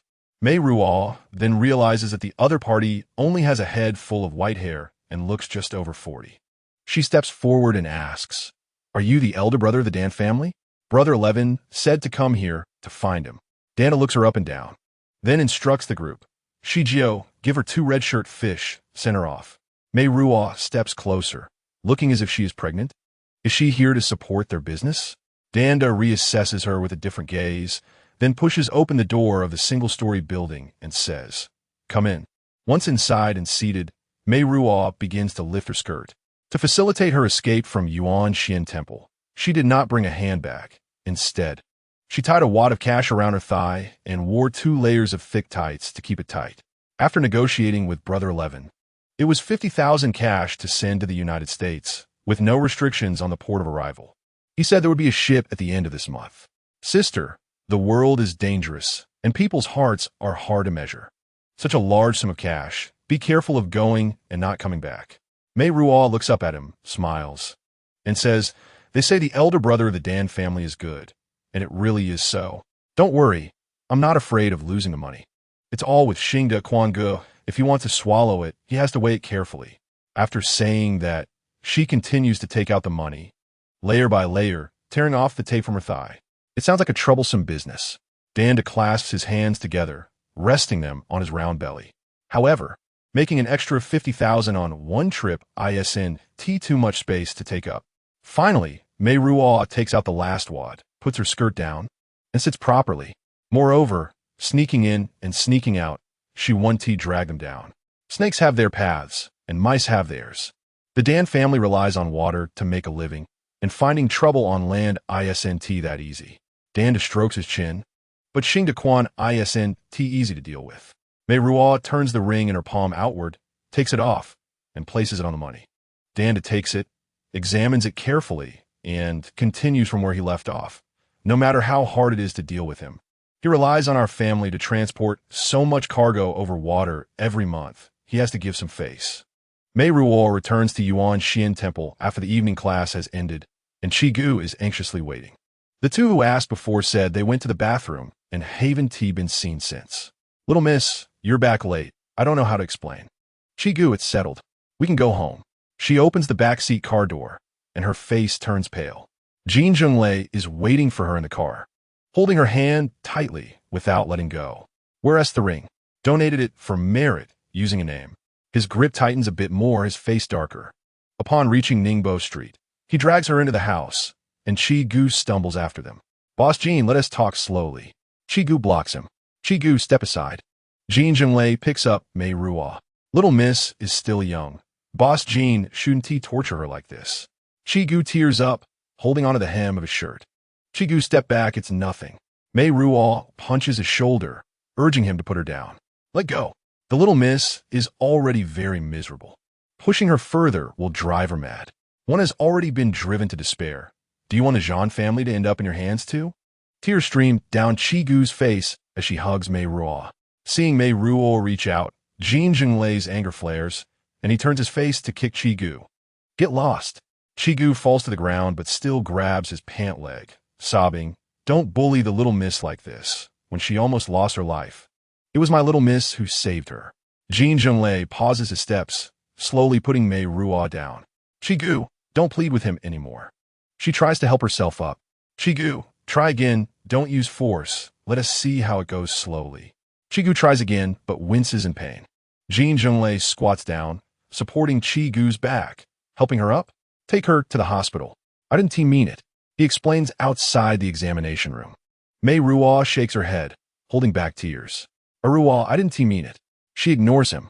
Aruo, I know, even if I'm rough. I'm rarely disrespectful to Chi-Gu. She left her loved one at 17 and came to Hong Kong with my grandparents, leaving her hometown behind. Working for the Zhan family for a lifetime, over 50 years now. How can you bear to kick her? Meiruo wipes her tears, recalling how at that time, hiding behind her family's car, Chi-Gu helped you, cooking medicine soup for you. Aruo, when I was young, no one cared for me. I was raised by Chi-Gu, spoonful by spoonful of rice porridge.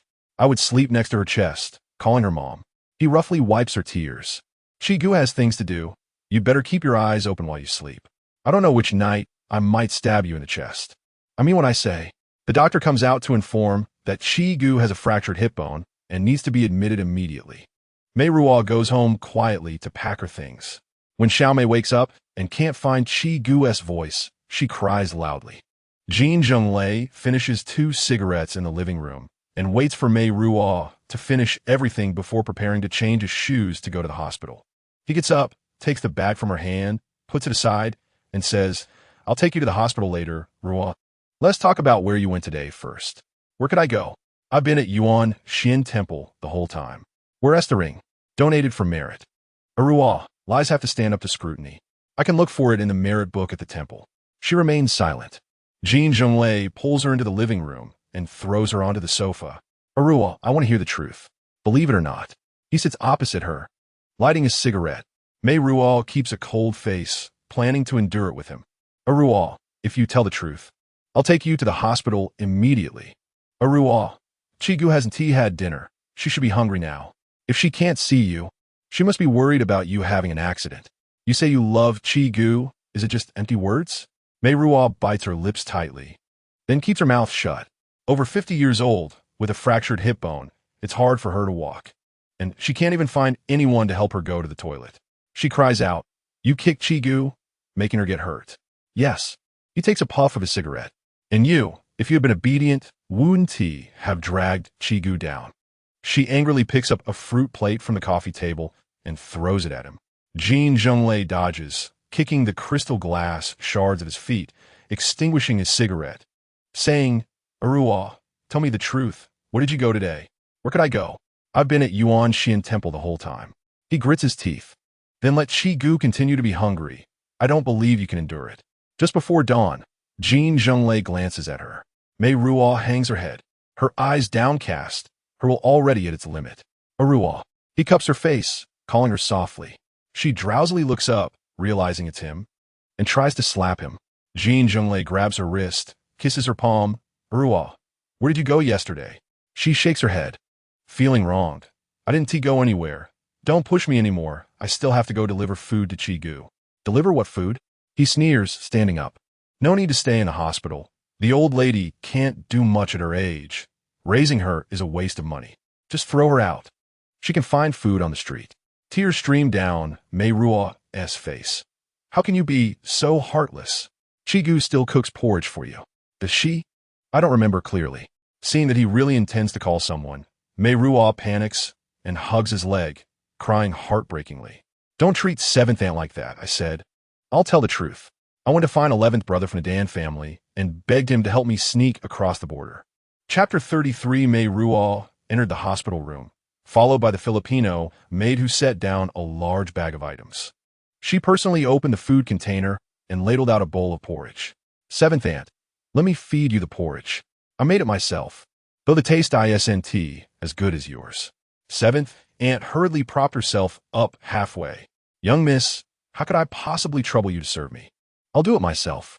You've been hungry all night. Take your time. Meiruo sat by the bed and handed her a tissue. It's all right. Seventh aunt put down the spoon. Ping brought food last night. Bird's nest kanji from Fortune Gate. He also hired a caregiver to help with the chamber pot. Meiruo clenched the sheets in her hands and after a long pause said, he still has a shred of conscience left. Did he give you a hard time again yesterday? How can he trouble me? It's just the same old tricks. Meiruo sneered, then helped Seventh aunt wipe the corner of her mouth. Seventh aunt, don't worry, he won't hurt me. Seventh aunt set down her bowl and glanced at the Filipina maid. Understanding the cue, Meiruo took out a bill and handed it to the maid, asking her to buy 2 pounds of fresh fruit at the hospital entrance. Seventh aunt grasped Meiruo's hand. Little miss, last time when you mentioned buying stocks, I was uneasy and saved half of it, thinking that whether you marry or study in the future, I could help with your dowry. When you go back, there is a pair of new shoes under the old clothes. Inside them is a roll of cash. Take it and go, little Mississippi. Go as far as you can and don't come back. Seventh aunt, listen to me. Though I'm old and muddled, I've seen many things. For you to be born into the Zhan family was already misfortune. And with such beauty, without protection, you'll only be trampled by the family. Before, I thought a woman's life, good or bad, depends on the man she's with. But seeing the eldest miss before me, Seventh aunt wiped her tears. Last night, I thought it over. The eldest miss at least is brothers. Though the eldest young master is useless, there is still some sibling affection. But you, little miss, have no brothers. I fear that in the future, you'll end up like the eldest miss, used and discarded. Seventh aunt, if you have a way, leave. Don't worry about me. I have my old sisters. Once Boss Jean no longer needs to care for little Miss May, I'll have somewhere to go. Little miss, don't cry so bitterly. It pains me too. Seventh aunt, listen to me. If you can run, go far away. Meiruo nodded. Tears pattered on her lap. In her bedroom on Ningbo Street, Jin Zhenglei reclined against the headboard, quietly examining the diamond ring on his pinky. The ring, slightly loose on Meiruo's ring finger, barely fit past the middle knuckle of his pinky. His eyes were lowered, his expression unreadable. The ring's surface and his palm were stained with blood. Meiruo steadied herself and quietly opened the wardrobe to change. Egg 11 had a hole in his forehead about this size. Jin Zhenglei stretched out his hand, using the ring to gesture for Meiruo. The eldest egg brother had too much fat on his belly, unsightly. I did him the favor of liposuction. Next time you see him, you'll surely praise his weight loss. Weren't you doing business with the egg brothers? Not only the Tonka people make a living by the water, countless others wish they could kick those brothers into the sea to feed the fish and take their place. This time, I've done the people a favor by ridding them of scourge. The queen might even reward me with a knighthood as a justice of the peace. Meiruo took a deep breath, swallowing her habitual sarcasm. Jin Zhenglei stood up and embraced Meiruo from behind, resting his chin on her hair and gently nuzzling. But I pity my little Meiruo. Next time you think of running away, even if you offer 50,000, no, 500,000, no one would dare take the job. She trembled and whispered, I wouldn't dare. I've already admitted defeat and given up. Meiruo, tell me, should I believe you? Meiruo turned around and wrapped her arms around his neck. You've already scared me half to death. Who would have thought that a moment of soft-heartedness, letting Ping'an deliver food to Seventh Aunt, would lead to this? Now that you know, you must be careful and kind. His icy lips brushed against hers. Meiruo, if we can't escape by sea this time, what other way is there? Buy a fake passport and fly to the United States? The second son of the Ding family is waiting for you at the airport, holding a rose? It has nothing to do with him. Do you like that kind of young master? Did he just sweet-talk you with a few flowery words and recite some love poems to win your heart? Meiruo, if he were a man, he wouldn't hide behind others, lacking even the courage to face me and fight for a woman. I've said it. It has nothing to do with him. Little liar. Full of lies. How can I believe you? I really don't dare to move anymore. Meiruo grabbed his collar and kissed him on her own initiative. But he showed no reaction. I'll never dare to lie to you again. Then say you like me. I like you. See? You're lying again. He gritted his teeth. Little liar. If you're going to pretend, at least do it convincingly. Don't look away. Meiruo was so anxious that tears welled up in her eyes. Fine, I don't like you. He gripped her waist and carried her to the bed. I'll make you like me. It just takes time. Meiruo thought he would act as he always had, strip off her clothes, then cover her with kisses, marking every inch of her body until she could no longer bear it, and begged him to end the unbearable torment. But this time, he used her clothes to bind her wrists and tied them to the iron bed frame. Real fear flashed in Meiruo's eyes. What are you doing? Jin Zhenglei tied her feet to the foot of the bed before pulling over a vanity stool to sit down. Resting his chin on his palm, he stared fixedly at her. Don't act crazy. Meiruo tried to move slightly. I'm already terrified. Ariel. He brushed his index finger across her cheek. You were so proud back then, wearing a plaid skirt and soft little leather shoes, stepping into the workshop with a faint floral scent in the air. How old were you then? Not even fully developed, yet you tilt your chin up, sizing people up through your nostrils, telling me to get lost sooner. She held back her tears and whispered, I didn't know who you were. If I had known back then, I would have invited you to stay longer and treated you well. Back then, I was wearing Ping and S old coat, way too short for me, covered in blood and reeking of seawater. Did I ever tell you that? That day, he Ping and took Xing's confession, intending to trap the new Harmony Society in a jar and seize the chance to wipe them out. Who knew the new Harmony Society would turn the tables on us? I jumped into the sea to dodge the cops and swam for 10 miles. But as soon as I came ashore, I ran into some unlucky bastard, had no choice but to take him out and hide in your car's trunk. I heard your mom got taken away by the ICAC, and you waited in the car for her all that time. Didn't T cry? Didn't T say a word to the driver? Right then, I thought this girl has something else. Tougher than even me. Let me go, and I'll tell you everything slowly, all right? You're willing to talk all night, and I'm willing to listen. Ariel, you're even more formidable than I imagined. On Cherry Street, I was truly shocked. He smiled at the memory. Miss Zhan, utterly astonishing. That little chest of hers wouldn't even be enough to fill the gaps between someone's teeth. Later, when I found out it wasn't the case, I breathed a sigh of relief, yet felt a pang of sorrow for her. Us poor folks struggle just to put food on the table. It's not easy. To see Miss Zhan, who used to look down her nose at others, stoop to doing those things. Well, back then I thought, once I make it big, I'll take care of you. You could go back to being Miss Zhan, just keep looking down at me with that haughty gaze. And then meet my eyes properly. That feeling would be something else. She closed her eyes, and a tear slid down. Even now, you still look down your nose at me. He covered half his face, his brows furrowing in pain as he took a long, deep breath. I won't do it anymore, I promise you. He raised his eyes to her, his thoughts unreadable, but a fervent flame burned in his gaze. That familiar look sent an inexplicable shiver down Meiruo's spine. Jin Zhenglei stood up and pulled open a drawer. Inside lay a small bottle of distilled water, a foil packet, a syringe, and a rubber tourniquet. He poured the white powder into the distilled water, murmuring to himself, Raw, your body is weak. Too high a dose would be unbearable for you. What are you doing? Note is rendered as Miss Zhan to preserve the surname. Zhan is the romanization of the Chinese surname. Meiruo's eyes widened in terror as she struggled and tried to retreat. Unfortunately, her wrists were bound, allowing him to easily seize her and tighten the rubber tube around her forearm. You can't do this to me. Meiruo burst into loud sobs. Don't hurt me. I beg you. I won't run anymore. Don't use that thing on me. On Cherry Street, there are several Orioles. Among them, one is truly pitiable, a naive girl who eloped with a man and was subsequently lured into using drugs by him. One is a pimp. Another works as a coachman for her.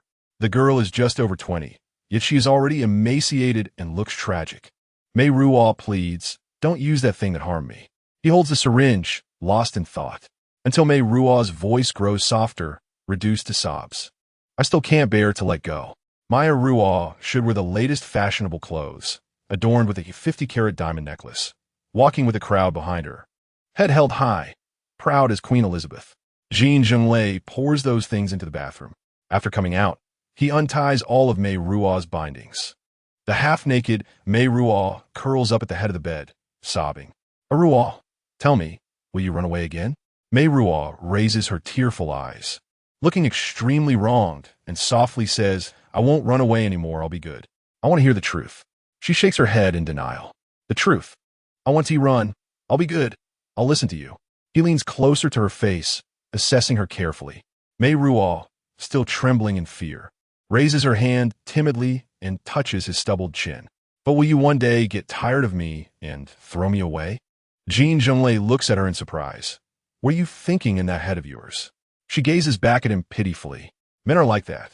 He chuckles, Aruo. There's only one man. We know. I've heard too much. I'm very scared. She pouts and almost cries. I have no sense of security. Aruo, I care for you too much. Meiruo steps forward, clinging to his neck, wrapping her legs around his waist. Is what you said true? Even when I grow old and ugly, you won't be tired of me. When you're old and ugly, I won't be able to do it anymore. She bites his chin. I don't want you to just make me happy. I'll bite you to death. Aruo, don't provoke me. My anger is not yet gone, he warns. Meiruo sits up slightly, rubbing against his lower abdomen, with a warning is fiercer than his tone. You promise me. As long as you guarantee that you won't get tired or annoyed one day, I definitely won't run away. His hand slips into her lace bra, squeezing her tiny nipple. The other hand slides into her panties, caressing her buttocks. I can promise that. But what about the second young master of the Ding family? She stops teasing, sitting on his lap, looking at him angrily.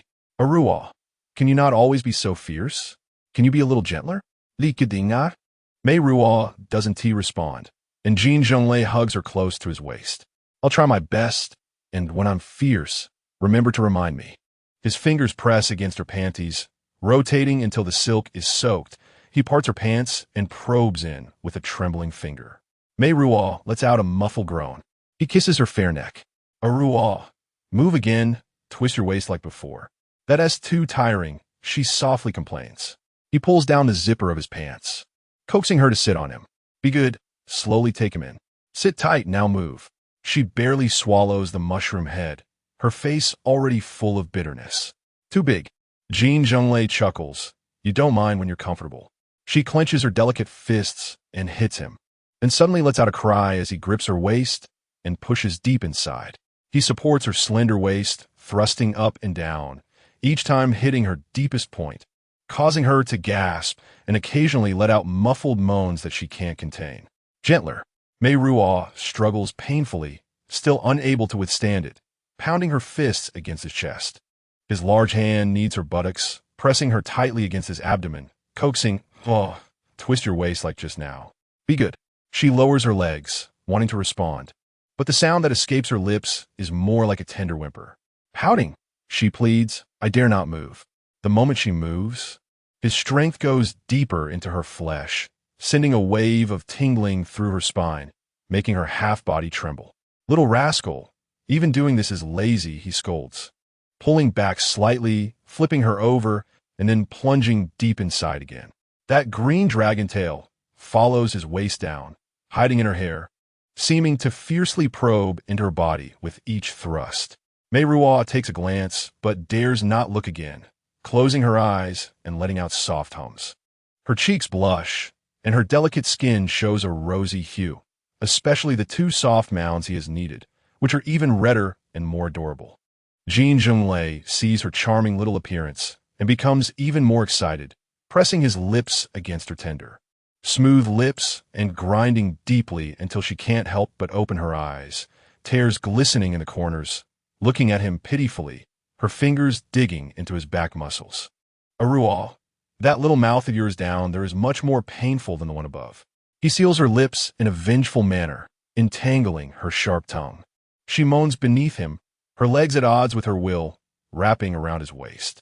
Jin Zhenglei suddenly lets out a low growl, raising his body, thrusting powerfully. The seductive sounds of water echo her moans and the man's rough breaths. Meiruo continues to shed tears, still seeking his lips. Once the kiss ends, he continues to kiss her hair, and she murmurs in her ear, this feeling is so good. Holding you, going deep inside, being complete with you. Aruo, I can bear to let you go, but I can't bear to let go of you. A week later, in the hospital, Meiruo finishes feeding her aunt and helps her wipe her mouth when she softly says, Aunt, tonight, I need you to help me with something. Chapter 34. Liang Qimei. Nurse. A girl calls out loudly. The drowsy maid stands up, replying in her half-baked Cantonese. She went to the bathroom. The nurse angrily retorts. She just had surgery and needs to rest in bed. How can you let her walk? The maid stammers. The bathroom here is clogged. The nurse frowns, cursing under her breath, and sets the medicine tray down on the bedside table. Suddenly, a delicate voice cries out from the bathroom. Come help. Inside the bathroom, Aunt collapses beside the toilet, frothing at the mouth. Meiruo's cheeks flush red with anxiety as she helps Aunt pull up her pants while loudly calling for help. Soon, hurried footsteps are heard outside, and she catches a glimpse of two men's pant legs. She starts shaking Aunt vigorously. Aunt, wake up! Aunt! More nurses and doctors rush in, and upon seeing the scene, they yell, "What are men doing here? Get out!" They quickly bring in a stretcher, placing Aunt on it and heading toward the elevator. Jin Zhenglei's subordinates follow closely behind. Meiruo is questioned all the way but just shakes her head, saying she doesn't know that Aunt was fine after dinner, and then said she felt dizzy before collapsing. Once in the examination room, the doctor checks Aunt's heart rhythm. Aunt slowly opens her eyes, little Mississippi. Meiruo bursts into tears, Aunt. She tightly grasps Aunt's thick fingers, truly reluctant to let go. It's time to go. Aunt's old eyes are hazy, speaking without words. Meiruo nods, stamping her foot, and loudly tells the doctor, "Doctor, I need to use the restroom urgently. I'll be right back." The nurse beside her mutters, "Can't even find a capable caregiver." Liang Chime. The doctor gently presses on Aunt's pelvis. Aunt cries out in pain. Meiruo quickly runs out of the examination room, and two of Jin Zhenglei's subordinates split off to follow her into the bathroom, guarding the door. Inside the bathroom, a nurse of similar height waits for a long time. Seeing Meiruo enter, she hurriedly says, "Quick, take off your clothes." Meiruo hurriedly exchanges her outerwear with her and thanks her. The little nurse puts on her clothes, adjusts her nurse's cap, and replies, "Miss Ding and Mr. Yao are waiting at the back door of the inpatient department." After saying this, she mimics Meiruo's earlier actions and quickly runs out, brushing past the men at the door. Meiruo hears the footsteps of Jin Zhenglei's subordinates fading away, and only then does she calmly walk out of the bathroom and rush downstairs. Getting into the car, she sees Ding Lui's equally anxious face, her eyes brimming with tears. Change. Ding Lui hands her some crew clothing. Meiruo pays no attention to Yao Lingkong in the front seat and immediately begins to undress. Will that nurse get into trouble? No, she'll naturally change back into her nurse's uniform after she goes in, Lui replies. I'm more worried about Aunt. Meiruo was momentarily stunned, gazing at Ding Lui. Lui, I still need to trouble you. Don't worry, I'll help take care of you. With several large mansions in the Ding family, having one more maid wouldn't hurt. As Lui spoke, she picked up scissors and cut Meiruo's long hair short, then placed a hat on her head. Yao Lingkong turned around and said, "Wait a moment, the chief mate will take you on board. Remember to talk less. Follow him, and if asked for your class number, show him your work ID." Meiruo committed it to memory. Yao Lingkong urged the driver again, saying, "Be careful once you're on the ship. If you're checked, there's no need to worry. Chen Yi Hui has arranged a backup plan. If you can't be the chief mate, you could do something else. Just report your name and place of origin, and they'll send someone to pick you up when you're deported. Thank you." The key point is to avoid any slip-ups when disembarking from the ship. There will be a car waiting outside Liverpool port to pick you up. Thank you. Yao Lingkong looked at his watch, estimating that they would catch up soon. Kuei Chong and Sing Yi docks are not far apart, and a collision would spell disaster. He scolded the driver. "Old Sue, can you hurry up?" Jin Zhenglei had just arrived at the hospital, and his subordinate dejectedly handed over Meiruo's handbag. He kicked it away, then pushed open the ward door. Aunt Chi lay on the hospital bed, staring at the ceiling. "Aunt Chi, where did she go?" Aunt Chi remained silent. "Aunt Chi, do you believe I will throw you down the stairs?" "Boss Jean, Aunt Chi has lived for over 50 years. She's content." Blood surged to his forehead, and Jin Zhenglei kicked the bed frame half a foot, grabbing the half-gray hair of the old woman, and whispered angrily, "Did you intentionally send the young lady to her death? Aunt Chi, Ruo is so weak, she won't last a day trying to sneak across." Tears streamed down Aunt Chi's cheeks. "The young lady is pitiful. She was born with only half an arm, her lips blue and white. When given a milk bottle, She would open her mouth to suck the nipple with all her might, her tiny face turning bright red from the effort. So small, yet she already knows how hard it is to survive. Jin Zhenglei's eyes burned with rage, and he gritted his teeth, wanting to strangle her, but retracting his hand halfway.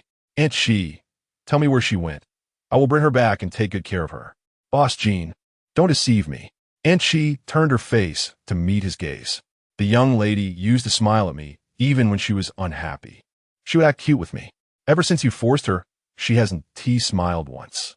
His lips trembled slightly, like the veins on his forehead. Then he pressed them tightly together, his jaw clenched, struggling to contain himself. You don't need to glare at me like that. Aunt Shi sighed. I raised her. I care for her even more than you do. She's my precious.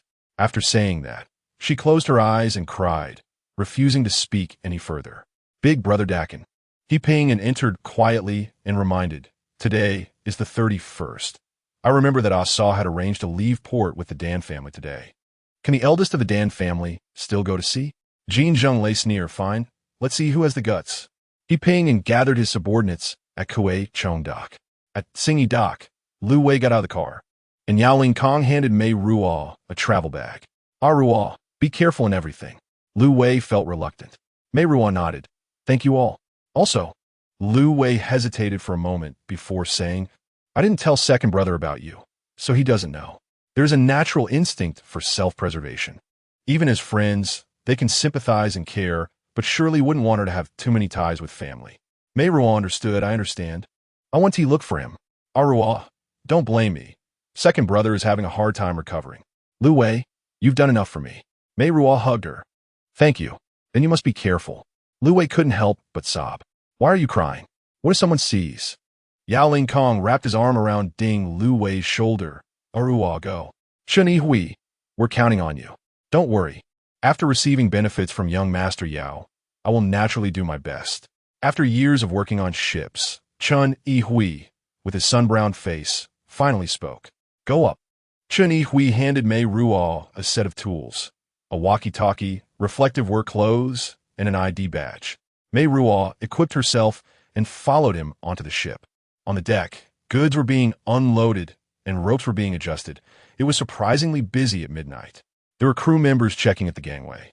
But with Chen Hui's maneuvering, they were let through after a few exchanges. Meiruo held her breath and followed Chen Hui onto the deck, navigating through the steel ladders, spiraling downwards. In this maze-like environment, Meiruo had already lost track of the way she came until Chen Hui pushed open an iron door and let her inside. It was a very large room, about the size of half a basketball court, with a massive steel axle standing in the middle. Wrapped tightly around the axle were rows of cables as thick as arms, and beside it was a spiraling steel ladder. Chen Hui took her to the back of the steel axle, where a half-height steel frame was filled with machinery. He crouched down and pointed out to Meiruo, I prepared 4 barrels of water. Drink sparingly. The food is over there. Usually this door is locked. Only the captain and those with keys can enter. Don't be afraid. The gear chamber rarely has anyone working down here. Stay here. In about 20 days, someone will come to get you. Having anticipated this terrifying journey, facing it for real still made her tremble with fear. Meiruo's voice didn't sound like her own as she whispered, Thank you, Brother Chen. No need to thank me. Just be careful and don't make too much noise. And whatever you do, don't touch this gear axle. If it starts up while you're caught in it, you'll be ground into meat strips. Meiruo's face turned pale, and she nodded silently. Chen Hui said, I'm leaving now. He turned back, picked up the pendant around Meiruo's neck, then tossed it away, thinking it was gold. It's copper, brass, Meiruo hurriedly explained. It's a keepsake left to me by my father before he died. Be careful with everything. Without looking back, Chen Hui slipped out, and soon the sound of the door locking echoed. The surroundings immediately plunged into darkness. Meiruo didn't know how long she sat there until her mind cleared and she realized her legs were numb. She crouched down and felt around. For barrels of water, a pile of tin cans. Chen Hui had been considerate. She didn't know how many times he had done this. She opened the travel bag Lu Wei had given her. Inside were 2 sets of clothes, a large stack of handkerchiefs, a bunch of plastic bags, and the rest were bread and pickles. Meiruo thought for a moment, then realized the clever use of the plastic bags, and couldn't help but chuckle, quickly covering her mouth. Before her smile faded, tears streamed down her cheeks. Finally escaped from the clutches, but still faced with an unknown future. Perhaps she would be discovered and sent back to port. Perhaps Uncle C had already fallen out with her godfather and ignored her, the daughter of his old friend. Or maybe her godfather had been assassinated, arrested, or lost in a drunken stupor, forgetting the promise he once made to her. Then she thought of Jin Zhenglei. That day, the fervor in his eyes as he looked at the syringe, the weapon that violently pierced her body, telling her that if she was willing to leave, he wouldn't let go. Meiruo imagined him now, at the other side of Kuwait, Cheongdak, furious and stomping his feet, veins bulging on his neck, spitting out old blood. She buried her face between her legs, laughing gloatingly. "You lowlife, look at you now." The lowlife was gazing at the endless black sea under the night sky. He pinged and didn't dare to step closer, stopping 2 steps behind him. "Big brother Dakin. Pingin, do you know how many lives the sea has swallowed?" Staring at Jin Zhenglei's strong profile and hearing his gritted voice, he pinged and held his breath, not daring to respond. She can't swim across. At most 3 miles, she would be completely exhausted, her toes cramping. Initially, she would choke a few times, and as her strength fades, she would give up, gulping down water, and then slowly sink. I seem to hear her cry, "No, don't do this." Pingin, how can you take care of her from so far away? Big brother Dakin, Asa might not fall into the sea. She would rather sneak across. Jin Zhenglei clenched his fists. Those will tear her to pieces. Big brother Dakin, maybe Asa hasn't he left. She is hiding? Jin Zhenglei remained silent. The eldest of the Dan family was hung on the hoisting machine's hook. The last time, the knife wound on his belly had not healed. And now the iron hook cut it open again, blood dripping down, pooling on the ground into a pool of black water. He pinged and heard him weakening and reminded him, "Big Circle brother, it's time to retreat. The police will be here soon. Find out how many ships have set sail tonight and where they are headed. We need to know everything. Big Circle brother, there are so many ports, Kwai Chung, Tsing Yi Chung Chao, the outlying islands. By the time we find out, it will be many days later. Besides, Asa might not necessarily take the water route.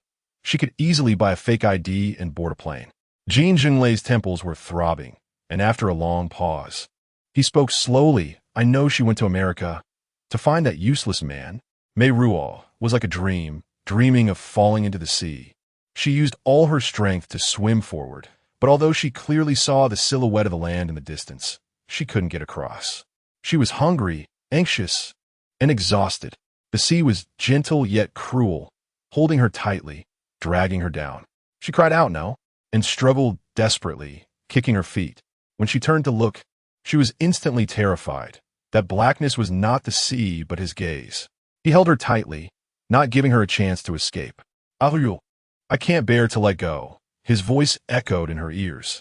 Meiruo woke up suddenly, sitting up and hitting her head on the metal frame above. She touched her forehead and found her clothes soaked in cold sweat. The sound of the whistle echoed in the gear hold, followed by a loud, clanging noise. Meiruo, frightened, covered her ears and crawled a few steps out. She saw the steel shaft starting to spin rapidly, the steel cables above whipping upwards, and silver light flashing before her eyes. The sound of the whistle gradually faded, the spinning of the steel shaft slowed down, and the ship trembled slightly. They were probably about to set sail. Meiruo was in a daze, feeling both relieved and deeply reluctant. "Seventh aunt," she murmured, "you've gone far away. Don't come back. Don't think of me. Take good care of little May. She is very obedient and will take care of you in the future, supporting you in your old age. Don't worry about me." Chapter 35. Yao Linkong verified that there was indeed a restaurant called Seafood Jio Shi on Ju Lu Street, owned by Lu Shurjio, who immigrated to the UK over 10 years ago and later married a woman from Taishan, with 1 son and 1 daughter. It was said that this person acted low-key and conservatively, but held considerable influence in the local Chinese gang. I hope everything is as Lu Wei said. After over 20 days at sea, Meiruo had shrunk into that rat hole, conserving water and enduring hunger, living in fear, and had even had a fever once during the journey, clearly losing weight. When she emerged from the hold into the long-awaited sunlight, her eyes hurt, and her head spun. After disembarking, Chen Yihui took her out of the port and handed her over to a middle-aged man, surnamed Zhou. Uncle Zhou looked honest, like all the middle-aged Chinese men in Chinatown, with greasy hair, awkward manners, wearing an ill-fitting suit, and smelling of Yangzhou fried rice, driving a practical second-hand Ford. Uncle Zhou said, "Calm down. Every year, countless Eastern European illegal immigrants disembark from Rotterdam and Liverpool, spreading out across Europe. There's no need to panic. Just treat it like you're my daughter. We'll chat and laugh, and we'll be there in no time." Meiruo was not panicked, but numb. Isolated from the world for so long, all her senses had been closed off. At this moment, she reached out her hand towards the car window to feel everything around her.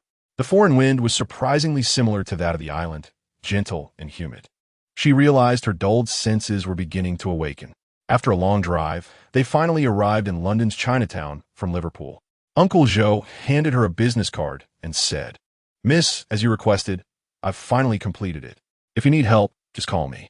Meiruo thanked him and waved goodbye, turning towards the bustling Seafood Jiushi restaurant on Jiulu Street. The restaurant's exterior was unremarkable, with a large glass window and a glass door, drowned among many other shops. As she approached, she saw a red paper posted on the glass door, stating in 2 languages that the owner had good news. It felt like a bucket of cold water had been poured over her. Meiruo's legs went weak. She leaned against the wall, tightly grasping the brass whistle around her neck, steadied herself, and tried to push the door open. The glass door surprisingly opened. Inside, there was a divine cabinet at the entrance, worshipping Guan Yu. There were several large round tables in the middle, a row of carved wooden partitions on the wall, and a cash register nearby. At that moment, the restaurant was empty, with only one staff member sweeping the floor. Seeing her, the worker was taken aback and then said, "Customer, are you here to eat? Unfortunately, the boss's wife just had a baby, so we're closed today. I'm looking for Sijio." As the words came out, Meiruo realized she was weak. She took a deep breath and repeated, "I'm looking for Sijio. I'm the goddaughter of his old friend, Xia's niece." Upon hearing this, the worker put down his broom, stood up straight, and examined her closely. After a few seconds, he replied, "I don't know who you're talking about." He resumed sweeping. "I came from Hong Kong. My uncle Xia was a brother of Sijio in Kowloon Walled City." The broom swept near Meiruo's feet, and the worker urged, "Customer, I don't know what you're talking about. We're closed today. Please come back tomorrow. I have a token. Sorry. If you want to eat, come back tomorrow. I don't understand anything else." Meiruo felt helpless. "When will Sijio, Lu Shurgio, come back? I'm waiting for him here." The worker shook his head. "The boss comes back whenever he likes." "How would I know? If you want to wait, you can stand by the door." Meiruo squatted under the eaves, silently observing the street scene. London's Chinatown felt like a fusion of old streets in Tsim Sha Sui and old shops in Mongkok. And from a distance, she looked at the archway with the words "National Prosperity and People's Peace" gripping the brass whistle around her neck. All the fears and worries accumulated on the ship surged up. She cried silently. Not knowing how long she waited, the signs and shops lit up. Just as Meiruo hesitated whether to call Uncle Zhou, the glass door opened from the inside. The worker said, "Come in to eat." A plate of fried rice was divided into 2 bowls. He handed her chopsticks and said, "The chef is resting. You'll have to make do with this." It had been a month since she had smelled the fragrance of rice, and tears that had just stopped began to flow down again. "Thank you." Hearing her voice choke, the worker sighed, "Don't blame me for being heartless. It's better to be cautious. No one knows anyone here who would dare trust easily. I've already called the boss. He'll be here shortly." Meiruo was taken aback and slowly smiled, saying, "Thank you, big brother. Take your time." The worker scooped some seaweed soup for her and said, "My surname is Kong Jian. I'm also from Hong Kong. I've been here for over 3 years." While they were eating, the glass door was pushed open, and 2 strong men let a thin, short man in. Seeing Kong Jian stand up, Meiruo also put down her chopsticks and stood up. She wasn't tall, but that man was even shorter than her. Yet Siju looked up at her with an air of someone used to being in a superior position. He examined her and smiled. "Let me see that whistle." "Siju?" Meiruo needed confirmation. He nodded. Meiruo took off the necklace and handed it to him. To her surprise, Siju took it and threw it to the ground, then stomped on it repeatedly. Go to hell. I'll crush you, crush you. Meiruo was taken aback. Her mouth agape, but everyone around seemed indifferent, leaving her with no choice but to close her mouth. The whistle was kicked away, and only then did Zhao express his resentment, smiling and explaining, 30 years ago, every time I played the game of cops and robbers with your godfather, when he blew the whistle, I heard the beeping sound and immediately ran away. Yet I still got caught countless times. Thinking of those old days really makes me angry. Please don't hold it against me. Come in and talk. He led her through the passageway next to the restaurant's washroom, one side leading to the big kitchen and the other to the office. Zhao picked up a black object that flashed a light, slowly walked around the room, then clapped his hands and sat down, saying no listening devices. He was small, sitting behind the table with only half of his head visible. Meiruo felt slightly reassured and sat up higher to see Zhao's face clearly. The last time Tiger called, it was in Brazil. That was half a year ago. Zhao's expression was gloomy. In the first few years, I was often followed, making it impossible to do anything significant. Things have calmed down a bit this past year, but I'm still cautious. So, when I passed by outside earlier and saw you crying so sorrowfully, I felt bad too. I forgot to ask. What's your name? My surname is Zhan, and my name is Meiruo. Zhao nodded slowly. Miss Zhan, I've heard of you. You settle down first, and I will help you with your identity. When there's news from your godfather, I'll ask him how he plans to arrange things. Thank you, Uncle Zhao. You're too polite. The tiger knows it will bite me in the neck. Lu Shizhou has played with death on the edge of a knife for half his life. After coming to England, his life stabilized, and he married a girl from Taishan who is 20 years younger than him. On the day of Sifu Jiushi, Aunt Zhao had a difficult labor and only gave birth to another son late at night. Uncle Zhao was overjoyed to have a child in his old age and praised Meiruo's good fortune. Meiruo settled down at Sifu Jiushi. Sifu Jiushi had a head chef, 2 sous chefs, and 4 kitchen hands. Among the 7, 4 were undocumented immigrants. One of them, a girl who washed dishes with Meiruo at the back door of the kitchen, was named Xiang, 18 years old, from the mainland. Xiang was puzzled. Meiruo, you're the boss's relative. Why do you still do hard work? I can't go out, so I prefer to do something. I can't just eat rice for free. You look like a vixen, yet you are so honest. Meiruo found it both funny and infuriating. Isn't it? Brother Kong used to avoid this back door, thinking it was too dirty and greasy. Now he comes by several times a day and even leaves you good food. You are overthinking it. After getting to know each other, Meiruo liked Xiang's talkative nature. Xiang had an older brother who crossed over first and was killed while watching a gambling den in Chinatown. After Xiang arrived, she was alone in the world, and Aunt Zhao took pity on her and let her work. She talked about the past, her eyes showing no sadness, just a dry smile. Why did you smuggle in? Because we are poor. My aunt is in Hong Kong, and we're in the mainland. Every time my aunt brings my cousin to visit, she always fills a thermos with glutinous rice on the first day. We wait inside the border, and when we meet, we forget to call out to each other. There are several siblings, and we rush to grab the thermos and feed ourselves directly with our hands. Those who are full don't understand the hunger of those who are not. They have never experienced it. Then you could go to Hong Kong to work. I did go.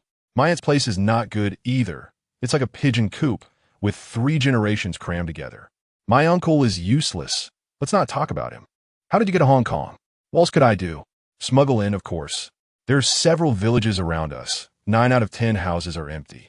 Strong young men tie dozens of ping-pong balls to themselves at midnight. As long as they are strong and not swept away by the current, they can reach the shore when the sun rises. As for us, we just had to force our way through. I was with my siblings, and my brother was bitten by a border patrol dog, so I had to push through. Meiruo wanted to ask if there were any families with the surname Jin in those villages, but the words were on the tip of her tongue, and she swallowed them back. Fortunately, my brother saved up enough money for me. But who knew that when I got here Meiruo fell silent. Xiang asked her, "Did you also pay for your smuggling?" Meiruo pulled at the corner of her mouth and nodded. "I was sent by a friend." "Then you are fortunate." Xiang sighed. Those without money are locked up as soon as they get off the boat. The men work to pay back their debts, and the women work for those snakeheads for 10 years to repay their debts, and even if they survive after 10 years, they will be sick. Xiang, was it scary on the boat? Xiang lowered her head, her hollow gaze staring at the white foam of the dish soap in the basin. After a long time, she sniffled, knowing not to ask so much. Even if I suffer, I still thank my brother for coming out first and earning money for me. Even if I was violated once or twice on the boat, it's still better than being violated for 10 years. Don't be sad. It's my fault. I shouldn't have asked so much. Uncle Sijio applied for political asylum for Meiruo on the grounds that she was a Chinese person expelled by Vietnam. After washing dishes for 4 months, Meiruo finally gained her residency rights. Near Jiulu Street is the famous Pigeon Square, where it is said a big star flies across the ocean when feeling down, sits in the square feeding half a bag of breadcrumbs, daydreaming, then returns homeboard. When Meiruo stepped out of Seafood Geo, she for the first time, and walked to the nearby Pigeon Square. She dialed the Ding family's number from a phone booth. Ding Luwei screamed in surprise. After being apart for half a year, this sharp scream truly warmed the heart. Meiruo felt her nose tingle. Luwei finally calmed down. Ruo, is it really you? Why did I ask Lao Zhou to find you? And he said you'd already left? I was hiding behind the restaurant, not daring to be seen easily. I'm sorry to make you worry. I'm not worried. No. Now that I hear from you, I'm not worried anymore. Luwei spoke incoherently. What is going on now? I got my residency rights. However, I am now a Vietnamese Chinese, expelled by the authorities 6 months ago, and I am no longer as glamorous as the daughter of an Indonesian rubber king. Ding Luwei slammed the table. You still have a nerve to bring that up? Back then, I was so foolish. Repeating all those funny things you said after you deceived me. Then she laughed heartily. Ruo, that's great. You can fool me with stories again. Meiruo also smiled. Luwei, how is my 7th aunt? I went to the hospital, intending to take her away, but that person wouldn't allow it. Later, I visited Ningbo Street a few times. After my 7th aunt was discharged, she stayed there. She looked fine. That person didn't do anything to her. How dare you go? I'm not that stupid. It was Yao Linkhong who accompanied me. That person came to find me before and blocked me at the entrance of the shelter. You don't know. He seemed to go mad at that time, with long stubble, sunken eyes, and bloodshot eyes. I was half scared to death, thinking I had run into a wild man. Fortunately, Yao Linkhong saved me in time. Otherwise, I might have been choked to death. He can be terrifying when he gets angry. Luwei, did he hurt you? No, just scared me. He asked me where you went, and I said I didn't know. With Yao Linkhong around, he didn't dare to do anything. By the way, he kidnapped Yao Linkhong downstairs at the company. What? Don't panic, listen to me. He kidnapped Yao Linkhong for half a day and then let him go. I asked Yao Linkhong. The annoying ghost swore he didn't tell that person your whereabouts. When I asked more, he wouldn't say. Just said we are all reasonable people and wouldn't make things difficult for him, nor would we dare to. That's good. I've been worried about causing trouble for young Master Yao. No, he is still lively and kicking, still a star in the entertainment scene. 7th and is fine. Don't worry. When I went to Ningbo Street, that person was watching from the side, so I couldn't talk too much with 7th aunt. But I could see her expression and tone didn't seem fake, so it should be fine. Also, little May is grown up too. She doesn't want to be held, just wants to walk on her own. Very cute. Meiruo was silent. Ruo, I'm listening, very happy. Can you move freely now? Then I'll have Lao Zhou find you and send the money over. What are your plans? I'm waiting for news from my godfather. If I can't reach him, I plan to find a job. If my godfather is willing to help, I want to study a foundation year first. If you have the chance to study, you must. You are much smarter than me. You can definitely become a female doctor. I don't know yet. I'm really anxious. On Meiruo's 17th birthday, Uncle Sijio took her to a street phone booth. She picked up the receiver hesitantly, and Uncle Sijio stepped out of the phone booth, signaling her to hurry up. Meiruo took a deep breath, sensing who it was. Ruo. Tears streamed down her face again after half a year of separation, and she softly called out, Godfather, don't cry. I, Hualahu's daughter, will only be a tiger, not a flower-faced cat. Godfather, I miss you. Ruo. Sijio has told me about your hard journey. It's okay, she sniffed. I can't take care of you while moving around, but remember I promised before to let you attend the best school. I've already entrusted Sijio, and your Uncle Sijio will arrange it. In a few days, I have to leave Brazil again and may be out of touch for a long time. You are alone out there. Be careful and live well. Chapter 36. I have known the tiger for 30 years without fighting. It's all my fault for being impulsive back then and offending the foreign police chief, who couldn't protect me either. And I had no choice but to leave my homeland. In the world of rivers and lakes, surviving is already a gain. So Uncle Gio reminisced about the past in a teasing tone. By a twist of fate, he ended up helping the tiger in the end, haha. Uncle Gio laughed proudly, as if he could see a head bobbing up and down behind the table. Second sister's family went to Vancouver, but big sister and her children now live on the Samurai Bridge side, and I can occasionally check on them. Meiruo asked, "Is your uncle now separated from his family?" Of course. Who would escape with their whole family?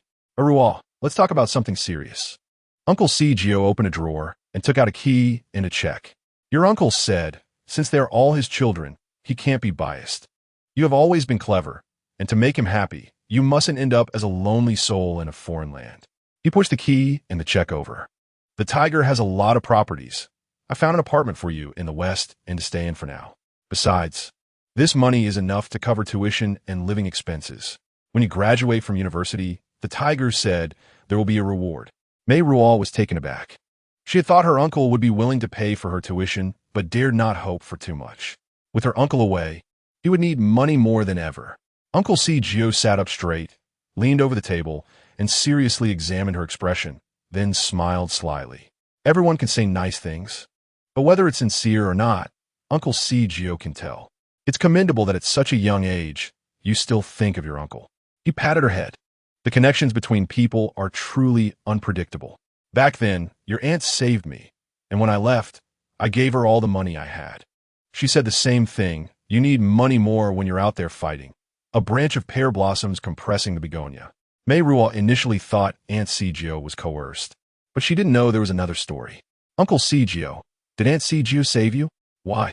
Uncle Gio felt awkward. Let's not bring that up. You're so young and already so nosy. He continued, we people of the rivers and lakes fight and kill, and we don't educate our children. Everyone is crude and rude. It's rare that you are willing to study, so study hard. Money is just an external thing. You can't take it with you when you die. You're a girl. How much can you use it for? Uncle Gio supports you. On Thanksgiving, Meiruo moved into her new home. An old house at the junction of Kensington and Chelsea in the West End of London. A Victorian building with stone pillars for the foundation, iron cast ornate railings, high and narrow arched windows, and brass nameplates nailed to the peachwood doors. It was a two-bedroom apartment, spaciously divided. Meiruo lived on the second floor. This was the coldest winter night she had ever experienced. She woke up in her dream from the icy sea water. She thought the heating was insufficient. So she turned on the electric fireplace in her bedroom, wrapped herself in a blanket, and dazedly stared into space until dawn. Early in the morning, she saw the streets piled with a foot of snow and a few plum blossom paw prints on the windowsill. Looking at those cute paw prints, she pursed her lips and smiled, then turned back before leaving, placing 2 pieces of dried fish sent by Aunt Gio on the windowsill. Aunt Gio had 3 children to take care of, which was especially tough. When Meiruo returned from school, she took the double-decker bus to help at C. Fujio's place. That day, just after lunch, when she had some free time, she took out her AL course schedule and studied the subjects carefully. Someone knocked on the cashier's counter, ordering 2 portions of fried spring rolls and a plate of char siu rice to take away. Meiruo repeated the order to the kitchen, then looked up to collect the payment. The person who had been standing sideways turned to face her, and it was obvious he was well-fed, with a strong athletic build and a young, handsome face. I think I've seen you before, the person said in surprise. In a dream? He thought for a moment and then nodded. Meiruo snorted and ignored his attempt at flirting. I really have seen you. What's your name? Meiruo lowered her head to continue studying. He turned his gaze back to her. AL courses? I've taken them before. Which subjects do you want to enroll in? Which school? He had an eager expression, as if saying, hurry up and ask me. Meiruo was annoyed and stuffed the form into the drawer. Tell me your name. He leaned over the table, pleading, Right, I forgot to introduce myself. My name is Charles. My sister's name is Kong Jian. Kong Jian placed the packaged food beside him. Kong Jian, the young man repeated in a low voice, disappointed. With you being so beautiful, you should have a more beautiful name. Meiruo wanted to laugh. Kong Jian, impatient, shoved the bag at him. All right, you know the name now, the food is packed, and you should leave, customer. He took it and turned around, still mumbling. Kong Jian, Kong Jian. Meiruo opened her mouth. Sir, you haven't paid. Charles turned back, placed a 5-pound note down, and asked Miss Kong, can I take you out on a date? Meiruo nodded seriously. Kong Yian is willing. He grinned widely, his smile bright and sunny, teeth as white as snow. I'll come again. Kong Jian rolled his big eyes back and cursed. These banana boys, with their soft hair and wings, don't understand ancestral manners. When Charles came again, Meiruo pushed Kong Jian outside and hid in the kitchen, imagining the expression of the young boy when he learned he was trying to date a burly guy. She chuckled. Xiang was furious. Just because you have a good face, you can flirt? Xiang, believe me, I would rather swap with you. You take advantage and still act innocent. You're so heartless, sacrificing Brother Kang's good looks. Your brother Kong won't lose a single hair. Xiang's thoughts were exposed, and she blushed, softly scolding, Little Fox Spirit. The Little Fox Spirit has no time to flirt with your brother Kong. I need to study and do homework. Having missed a year in sixth form, Meiruo, I not only had to sign up for AL courses but also needed to make up for that year. Sitting cross-legged, wrapping herself in a blanket, holding a cup of Ceylon black tea, she memorized page after page, while snow continued to fall outside. The requirements for happiness were truly low, but after 17 years, this was all she had. Meiruo looked up and saw a shadow flash by on the windowsill. Every day, the dried fish and ham would automatically disappear at night, and today was a bit early. She placed 2 slices of smoked ham back, leaving a small gap in the window. After looking at 2 more pages of her book, a round head peeked in through the window gap. Upon seeing her movement, it quickly shrank back. Meiruo ignored it until the cat stealthily entered, jumped down, and began to inspect the area before choosing to lie on the rug by the fireplace and groom its fur. It was a British blue short hair. Hello. She stared at the stray cat for a long time. Dai Fei, Kong Jian complained. That yellow banana can drive a person crazy. Just beat him up. He looks so innocent, with eyes purer than a rabbit. I can't do it. But if I ignore him, he keeps asking, where's your sister? I haven't seen her for a long time. I miss her. Arua, I see he tips quite generously every time, and he has changed a few cars. One a handmade Morgan sports car, another an Aston Martin, each one flashy. He should have some family background. Why don't you give him a try? Can he help me get 3 A's in my exams? Can he help me get into Oxford? If he can, I'll go on a date immediately. Uncle Cgio bribed a headmaster of a secondary school to secure Meiruo an interview opportunity at Oxford on the day of the Lantern Festival. Meiruo came out of Magdalen College. As she crossed the bridge, a group of boys with different hair colors were shouting and jumping into the Chal River. A tall boy with black hair saw her, opened his mouth, and was immediately pushed into the river by his mischievous companions. Then, as Meiruo walked across the bridge to the other side, the boy swam over, calling out Kong. Kong! When Meiruo finally realized he was calling her, Charles had already climbed ashore, his clothes dripping water onto the grass, his hair wet. He stood in front of Meiruo, wagging his head like a puppy. Meiruo took a half step back. Kong! He was anxious. Kong what? I still don't know your name. Miranda. He savored her name on his tongue and said, You truly have a beautiful name. What are you doing here? I'm here for the Magdalen interview. What about you? I'm a first-year student at King's College. He grinned foolishly. Are we going to be classmates? Meiruo forced a smile. I hope so. At this moment, his companions also climbed ashore, whistling loudly. Charles waved them away, a group of bulls with energy to spare. He then asked Meiruo, Can I take you out for dinner? Miranda, please grace me with your presence. I need to go back. He caught up with her. Aren't you working in Chinatown anymore? Where are you now? How can I contact you? By the way, I can tutor you. Also, I know a great restaurant on High Street. And the wine is nice too. My uncle is waiting up ahead. Sorry. Miranda. He took 1 step towards her while she took 2 steps back, walking backwards in front of her. Do you believe in love at first sight? I've never seen a girl like you. Even when you're not speaking, your eyes seem to recite poetry silently. Beautiful enough to stop time. Charles, I'm not interested in foreigners. He went crazy, pulling at his hair. I'm Chinese. You can tell by my hair color. You don't even have a Chinese name. You want to know my Chinese name? He was excited, speaking in broken Mandarin. My name is Fang Jiahao. My parents are both Chinese. They came from the mainland over 30 years ago, but they still keep the Chinese traditions. drinking Chinese tea and eating Chinese food, and they love playing mahjong in their free time. They have repeatedly insisted that I must marry a Chinese wife. Miranda, they will definitely love you, just like I do. Meiruo rolled her eyes and walked closer to Uncle Sijio's car, saying to his men, Wei Gu, this guy is really annoying. Wei Gu, who is even more muscular than Fang Jiahao, clasped his hands and pushed Fang Jiahao back by the shoulders. Fang Jiahao exclaimed, What are you doing? I'm a rowing team member. I have hundreds of teammates. Miss Zhan is not interested in you. Stay away from her. Wei Gu pulled Fang Jiahao's silk coat and hung him on the iron railings of the square. As Meiruo got into the car and closed the window, Fang Jiahao cupped his hand around his mouth and still shouted, Miranda, I fell in love with you at first sight. I love you. The rowing team at King's College is very prestigious, and they're the undisputed champions of the intercollegiate competitions every year. Fang Jiahao, being a rowing team member, is full of fighting spirit. Being hung on the iron railings for people to gawk at did not scare him off, but rather made him more courageous. Meiruo encountered him again at the enrollment ceremony in October. She was wearing a white shirt and a black skirt, with a black velvet ribbon tied around her neck.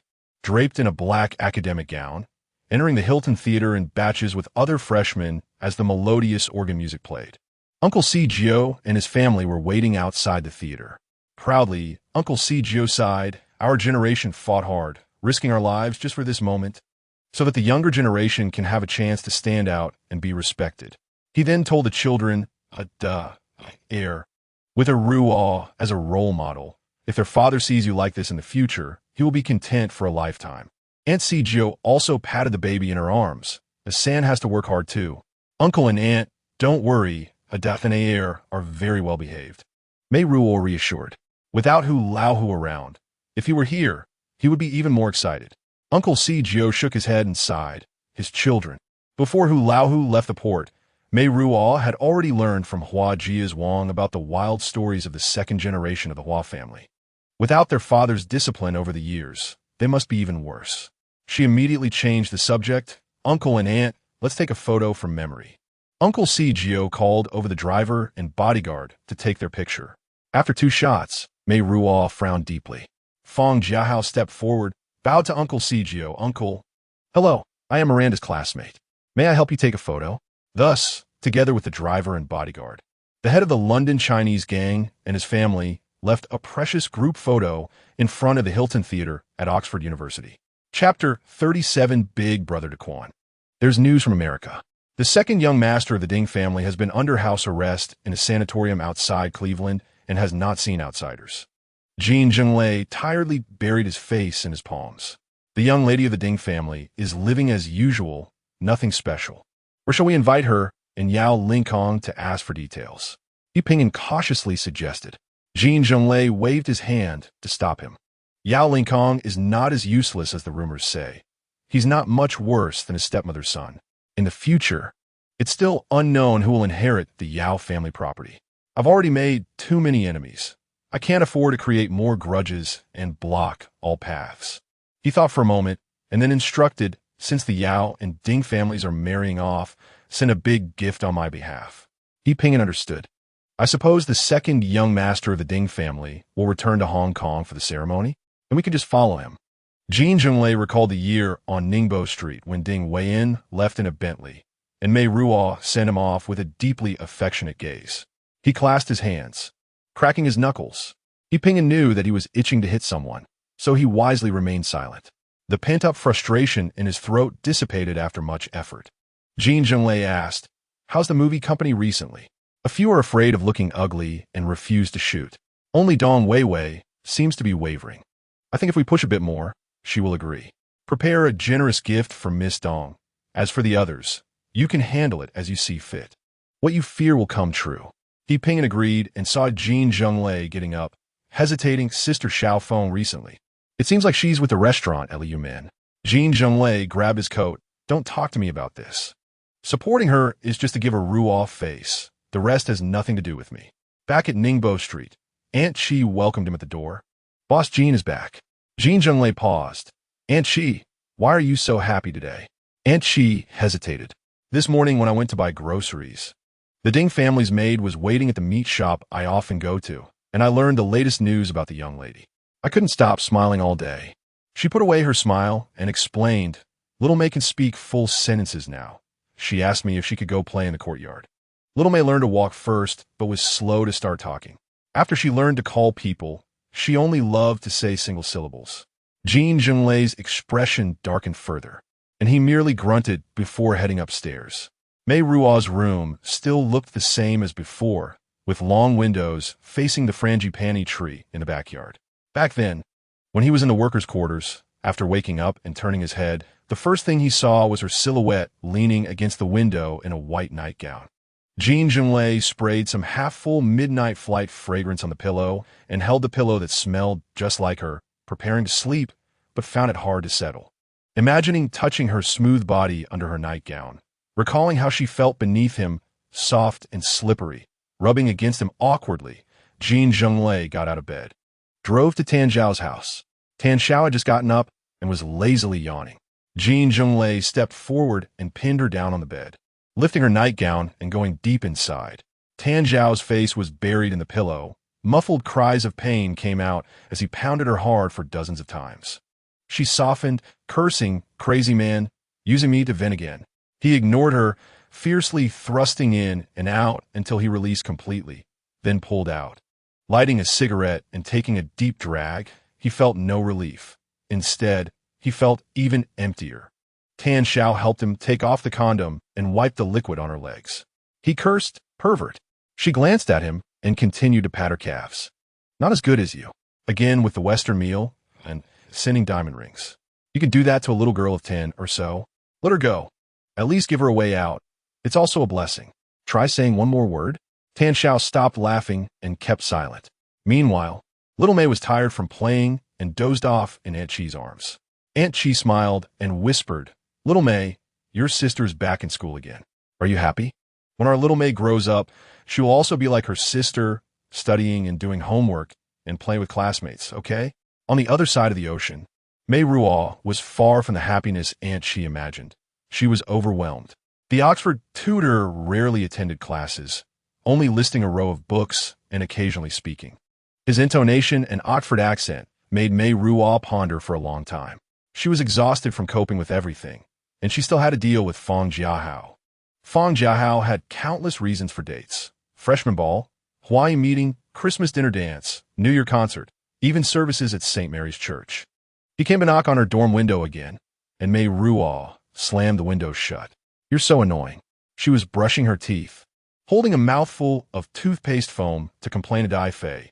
"Are all male animals in the world like this? Dai Fei, do your suitors only have ulterior motives?" Dai Fei was playing with water. "I regret studying art history. Since I was young, I have only appreciated performance art, and I must have been crazy to choose such a subject. Art history is a must for girls from families like Lu Wei's. Why should I compete with others?" She rides her bicycle, weaving through various libraries and museums, her mind filled with all kinds of terms, so much so that she forgets her 18th birthday, forgets that the Lunar New Year is approaching, and almost forgets Lu Wei's wedding date. The night before Lu Wei's wedding, she makes an international call. After a year of little contact, Lu Wei has so much to say, recounting her wedding plans, and adds, "I want to go to England for my honeymoon." But the annoying ghost won't allow it, saying we should be cautious. Young Master Yao is attentive. "But I want to see you." "Lu Wei, I'm doing well. I'm too busy to think of anything else." Lu Wei hesitates and says, "Second brother is coming back for the ceremony. Well, he asks about you. I can't hide it from him, so I have to say you're missing." Meiruo responds, "No, Lu Wei, peace is the greatest happiness for me." After stopping the long-acting contraceptive, her body shows signs of gaining weight. She doesn't dare indulge her appetite during the New Year, and on New Year's Eve, she reunites with family at Uncle C. Gio's house, then rushes back to Oxford on the first day of the new year with 2 large red envelopes. The spring blooms with vibrant wisteria, but only the old vine remains, climbing the brick wall of the dormitory, giving off a flavor of realism from a distance. Strong and rugged, a black Rolls-Royce is parked by the yellowed lawn, with a driver in the same color uniform. Oxford is not lacking in noble and wealthy offspring, especially the oldest Merton College and the most aristocratic Christ Church College, which are the breeding grounds for future members of the upper and lower houses. Meiruo glances around and steps into the corridor. A man, tall and slender, dressed in a black cashmere coat, holding a pair of sheepskin gloves, stands in front of her dormitory door, admiring the prints on the wall opposite. Hearing footsteps, he turns around. A typical Oriental face. Meiruo feels a sense of familiarity, thinks for a few seconds, then gives up, reaching for her keys to open the door. The man asks from behind, "Miss Zhan?" His voice is deep, with a strong Oxford accent. Meiruo turns back, "It's me." Seeing her respond, he pushes the door open, and the man is momentarily stunned. Then quickly steps forward to block the doorway. "I'm Charles's uncle." Meiruo stands by the door, looking at him questioningly. At this moment, she should at least say hello or ask what he wants. She remains silent, and the man seems to be facing such an awkward situation for the first time. After a few seconds of confrontation, he clears his throat and asks, "Is it convenient to talk for a few minutes?" Meiruo smiles and says, "Sorry, it's not convenient. I have assignments to finish." Princess Diana hears her voice, jumps off the bed, and circles around her feet. The man glances at her and asks, "Or could you let me in for 5 minutes? Charles is at King's College. You got the wrong place." He chuckles. "I thought you would deny your relationship with Charles." "You're mistaken. I really have no relationship with him. But you would make him sad." "Sir, if you're here to blame me for someone I have no connection with, I'm sorry, but I don't have time to entertain you." Meiruo tries to close the door. The man persists. "I'm here to solve a problem. It will be good for both you and Charles. You will want to hear me out." Meiruo considers for a moment and opens the door. She doesn't intend to host him, so she doesn't ask if he wants tea or coffee. She puts down her handbag and heads straight to fill Princess Diana's bowl with cat food. The man doesn't mind, standing in the middle of the room, looking around. Merton collects £10,000 in tuition each year, and the accommodation is decent. There's a private bathroom, a double sofa, a small desk, and a bed covered with a patchwork quilt. The man turns around to face her. Meiruo doesn't greet him and occupies the sofa herself. He recalls Charles painfully confiding in him. When she doesn't speak, her gaze seems to recite love poetry. "Uncle, have you ever experienced the dizziness and nausea of love?" "At that time, I did." She lazily leans against the armrest, her demeanor far from ladylike. Yet there's a flowing charm about her, magnetic, making one just want to sit silently with her like this. With great self-control, he pulls himself away from that mysterious, tempting atmosphere and breaks the silence. Vietnamese Chinese? An orphan? Deported? Arrived in the UK in June? Obtained residency in October? Moved into Kensington's affluent area by the end of December? Entered Oxford in October of the following year? £10,000 in annual tuition? Meiruo looks back at him, not asking, "So what?" He falls silent, weighing the sheepskin gloves in his hand. "Your lover is very generous to you." Meiruo laughs, and then he frowns slightly, seemingly displeased with her shamelessness. "I would be even more generous. Meiruo is surprised. I have an apartment in Wandsworth Bridge with a view of Hyde Park. I'll pay for your tuition and living expenses double. I saw you didn't have a car earlier. What style and color do you like? I can have someone deliver it tomorrow." And then, what am I supposed to do? He frowns deeper. "Just keep doing what you're doing now." "I only have one request," refused Charles. "Sir, how old are you?" 36. He is clearly infuriated, and Meiruo smiles wickedly. She mimics the exaggerated tone of a girl studying drama at Mansfield College, reciting lines, 36. "You are 18 years older than me. What confidence do you have to think I would choose you over Charles? He is cheerful, strong, muscular, and when he sweats during competitions, all the girls scream for him. What do you have? You're middle-aged, with only a decaying brain and a body on the verge of decay. Yes, you have money. Charles isn't lacking either. I remember he mentioned that his family also lives near Hyde Park and has a country villa in Hertfordshire. When the fox hunting season begins in autumn, he goes to Wales, where there's a farm of over 100 acres with 3 stables. His face grows increasingly dark, and Meiruo becomes happier. Holding Princess Diana and stroking her fur, Meiruo softly asks, "By the way, Charles has no wife, do you?" His gaze darkens as he stares at the smile on her lips, suddenly turning tender. He speaks, his voice low and dangerous. "Miss Zhan, sharing the same surname Zhan, I can offer you the corresponding dignity. However, That doesn't mean I can tolerate a woman like you coveting the Zhan family's property. If necessary, I can kick you out of Oxford immediately. After saying this, he shows a faint smile, and Meiruo feels that strange familiarity rise in her heart again. She frowns and asks, "Your surname Zhan?" Chapter 38. Your surname Zhan? Zhan Junshin. His Chinese is much more standard than Charles's. Meiruo instinctively touches the back of her hand where the hairs stand up and softly says, "The Zhan family is quite rare, so you must cherish this valuable opportunity." His tone is tempting. Meiruo thinks for a moment and sincerely says, "I have rejected Charles many times. It's really unwise to offer such large conditions for me.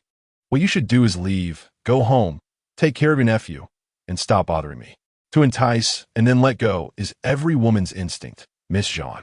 I have experienced countless times this skill, whether clever or clumsy. Meiruo only has a cold smile left. Listen to my advice and accept it. He places a business card on the small table and then leaves. Meiruo sweeps the business card into the trash can, gathers her things, and prepares to go to the library. "Princess Diana, you stay at home and don't sneak out to fool around. Those male animals are incredibly arrogant. Any opposite sex they fancy is labeled unchaste. They don't even believe that rhetoric themselves. It's just a flimsy excuse for their own disgraceful nature." Before leaving, she turns back, picks up the business card, and calls Cigio. "Cigio, I happen to meet a Chinese person with the surname Zhan. He left a business card with no title, only an address and phone number from Brussels. Is it possible to trace its origin?" Days later, Cigio gives feedback, saying it's strange. "I had someone investigate, but they couldn't find out too much detail. It's quite interesting. Currently, I only know that the Zhan family immigrated from mainland China to the UK over 30 years ago. The head of the Zhan family at that time passed away not long after, leaving the estate to his eldest son, Zhan Liangshun, who also passed away 7 years ago. And his younger brother, Zhan Junshun, took over. Fourth uncle. What was the name of the head of the Zhan family when they initially immigrated? Where did they immigrate from in mainland China? I couldn't find out. During those chaotic times, many records weren't preserved, and I might not be able to dig deeper." Meiruo felt somewhat disappointed. She only heard fourth uncle say, Zhan Junshin should be involved in the diamond and gold business, and he might also be engaged in futures and stock trading. His immigration records show that he has been traveling back and forth between Belgium, Switzerland, and the UK for a long time. He owns many properties and, roughly speaking, there should be quite a few shops in the Wusher Bridge area under the name of the Zhan family. What's even more interesting is that his wife is said to be a descendant of the Zheng Baiki, living on Kensington Garden Street, not far from Kensington Palace. I didn't expect there to be such a mysterious Chinese person in London, fourth uncle. Meiruo felt a mix of surprise and doubt. He has 2 older sisters. The eldest is divorced and lives alone, and the second sister married into a family with the surname Fong, who are also immigrant from the mainland. Her son, Fong Jiahao, should be your classmate. Ruo, has that person been bothering you? No. Everyone has the surname Zhan, and I am somewhat curious. Fourth uncle, thank you. There's no need for thanks. With your reminder, I will be more cautious. It's surprising that there are matters even someone like me, a local, finds troublesome. Fourth uncle should reflect on that. Meiruo could imagine fourth uncle scratching his head, and she heard him wonder aloud, "Am I getting old?" After that, came fourth aunt's teasing. They are deeply in love, and Meiruo didn't want to disturb them too much, so after chatting a bit, she hung up. The next day, she agreed to Fong Jiahao's date. Fong Jiahao is a well-protected child from a good family, cheerful and straightforward, without much scheming, similar to Ding Weian. However, Weian has a sensitive and gentle heart, while Fong Jiahao is in a vigorous age, booming, acting and speaking like a powerful locomotive.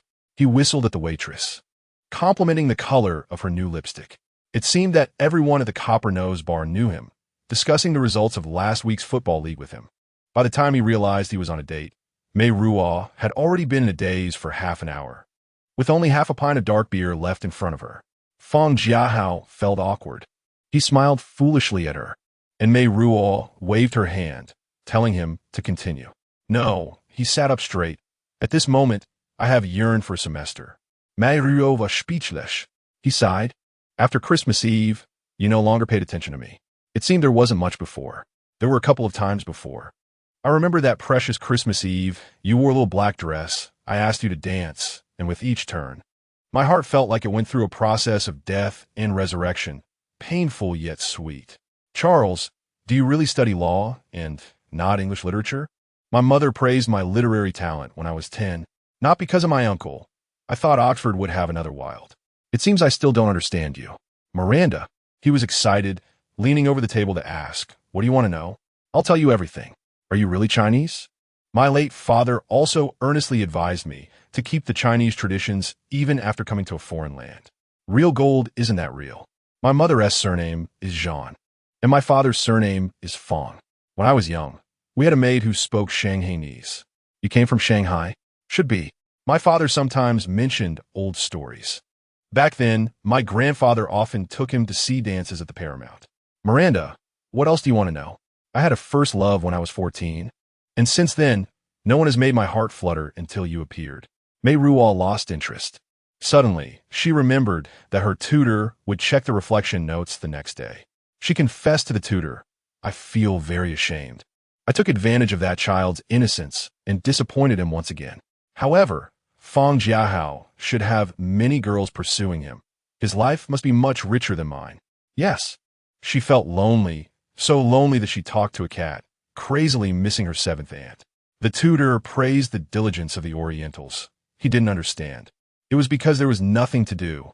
Meiruo buried herself in the library. From ancient Greece to the Renaissance, her usual seat was filled with precious books, convenient for continuing the next day. One day, Zhan Junshun quietly pulled out the chair next to her. He wore a light gray shirt and dark gray trousers. His hairstyle still meticulous. Meiruo glanced at him and turned back. I've already rejected him. A very straightforward rejection. He looked up at the dome ceiling for a long time. I haven't sat here for nearly 20 years. Meiruo bit her pen and looked at him.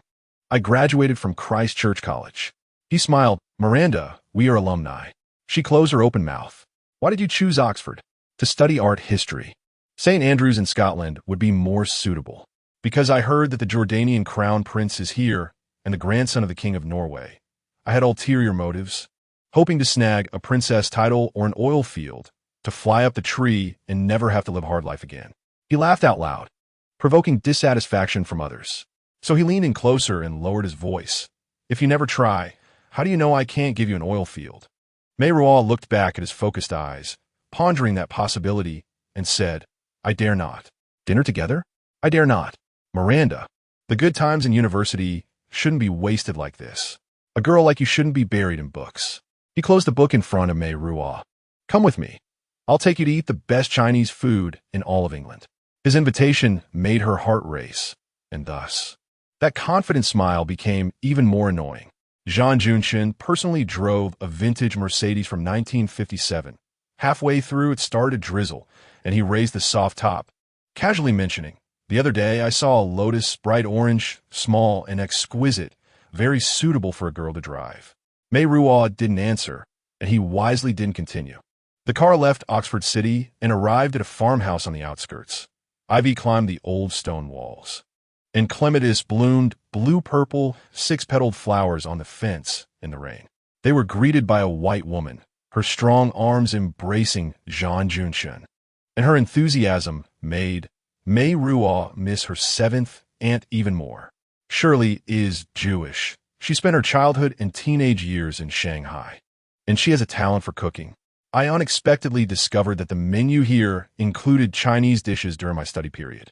Zhan Junshun asked, would you like a bottle of Chardonnay? With 5 or 6 tables of guests, Shirley cooked with great care. A simple beef stew with carrots, using only the fat from the shoulder blade, tasted like the cooking of the seventh aunt. He observed her expression, chuckling softly. Is it good? Meiruo nodded shyly. It tastes like Cantonese cuisine. Miranda, where's your ancestral home? Guangdong? Should be. He looked up at her. The mouths of people from Sifukuji are very tight-lipped. The tighter they are, the more puzzling it becomes. Are you investigating me? I'm curious about you. That's not a good omen. Meiruo suddenly lost her appetite, fiddling with the food on her plate, wondering if she had gotten herself into big trouble again. Little girl, that is not very ladylike. He stopped her and poured her more wine. Where's your ancestral home? Mainland, Zhejiang, Yuyao. He paused, Our Yuyao Zhan family. The words of the seventh aunt echoed. Meiruo struggled to restrain herself from gasping. I don't know. Meiruo shook her head. Find it hard to speak, asking, what place is that? He frowned. I don't really know either. I was carried on board by my sister-in-law when I left home. Still an infant. Christchurch College is hard to get into. My elder brother donated money for me. Meiruo wanted to ask, how many boxes of small yellow croakers did your family take when they left? So wealthy. The words were on the tip of her tongue. And she sighed. Don't sigh. Magdalene is also quite nice. The Deer Park alone is worth the price of admission. What did you study at Oxford? Were you happy there? Beauty kept asking questions, and only by doing so could her mind continue to operate. At least 10 prime ministers came from Christchurch College. And a man's ideal is naturally to hold power. In my youth, I was ambitious and coveted the position at Downing Street. But fortunately, I realized early on that this was not my territory. In the latter part, you seemed somewhat distracted. In front of the dormitory, he said this before leaving. I did not pay your salary, so I am not responsible for your emotions. He fell silent, then suddenly blurted out, Miranda, you always surprise me. If you discovered a vast world and suddenly encountered a niece you had never heard of, you would be even more surprised, especially when your gaze indiscreetly swept over her chest.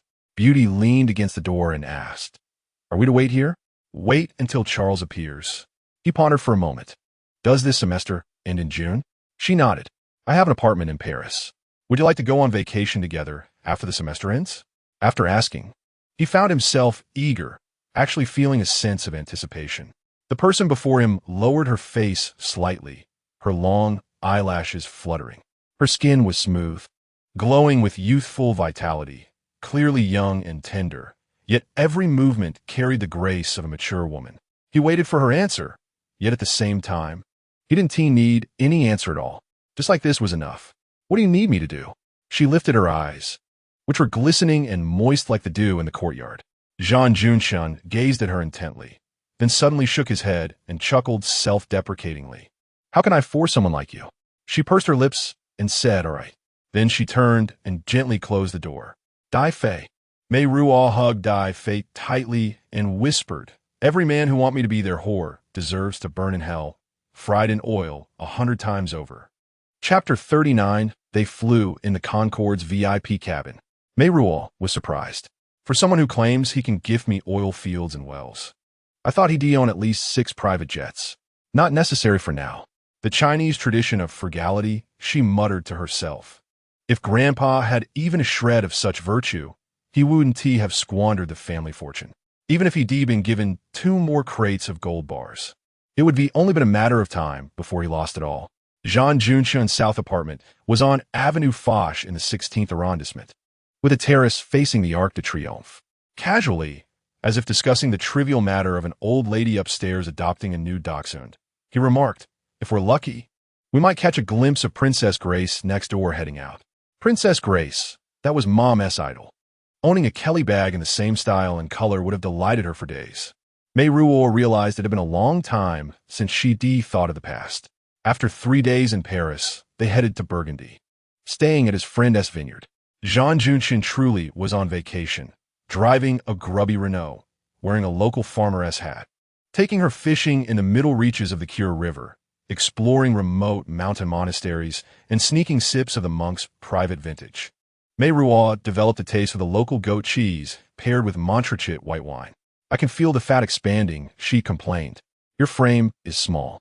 A little extra flesh 1T hurt, he reassured. God knows he used to prefer the athletic type, busty and long-legged. Under the sunset glow in the Jura Valley, he gazed at her, reaching out to brush her lower lip, making Meiruo stiffen. I'll go make a call, he said, then licked the cheese crumbs from his fingers and walked away. When he returned, he sat beside her in silence, watching the sunset together without a word.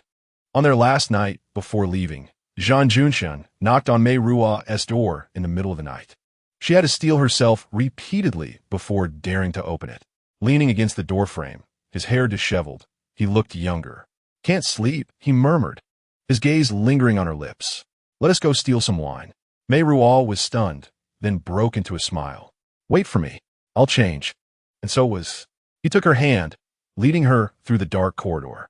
As they descended the stairs, her nightgown brushed against her ankles, filling her with the thrill of mischief.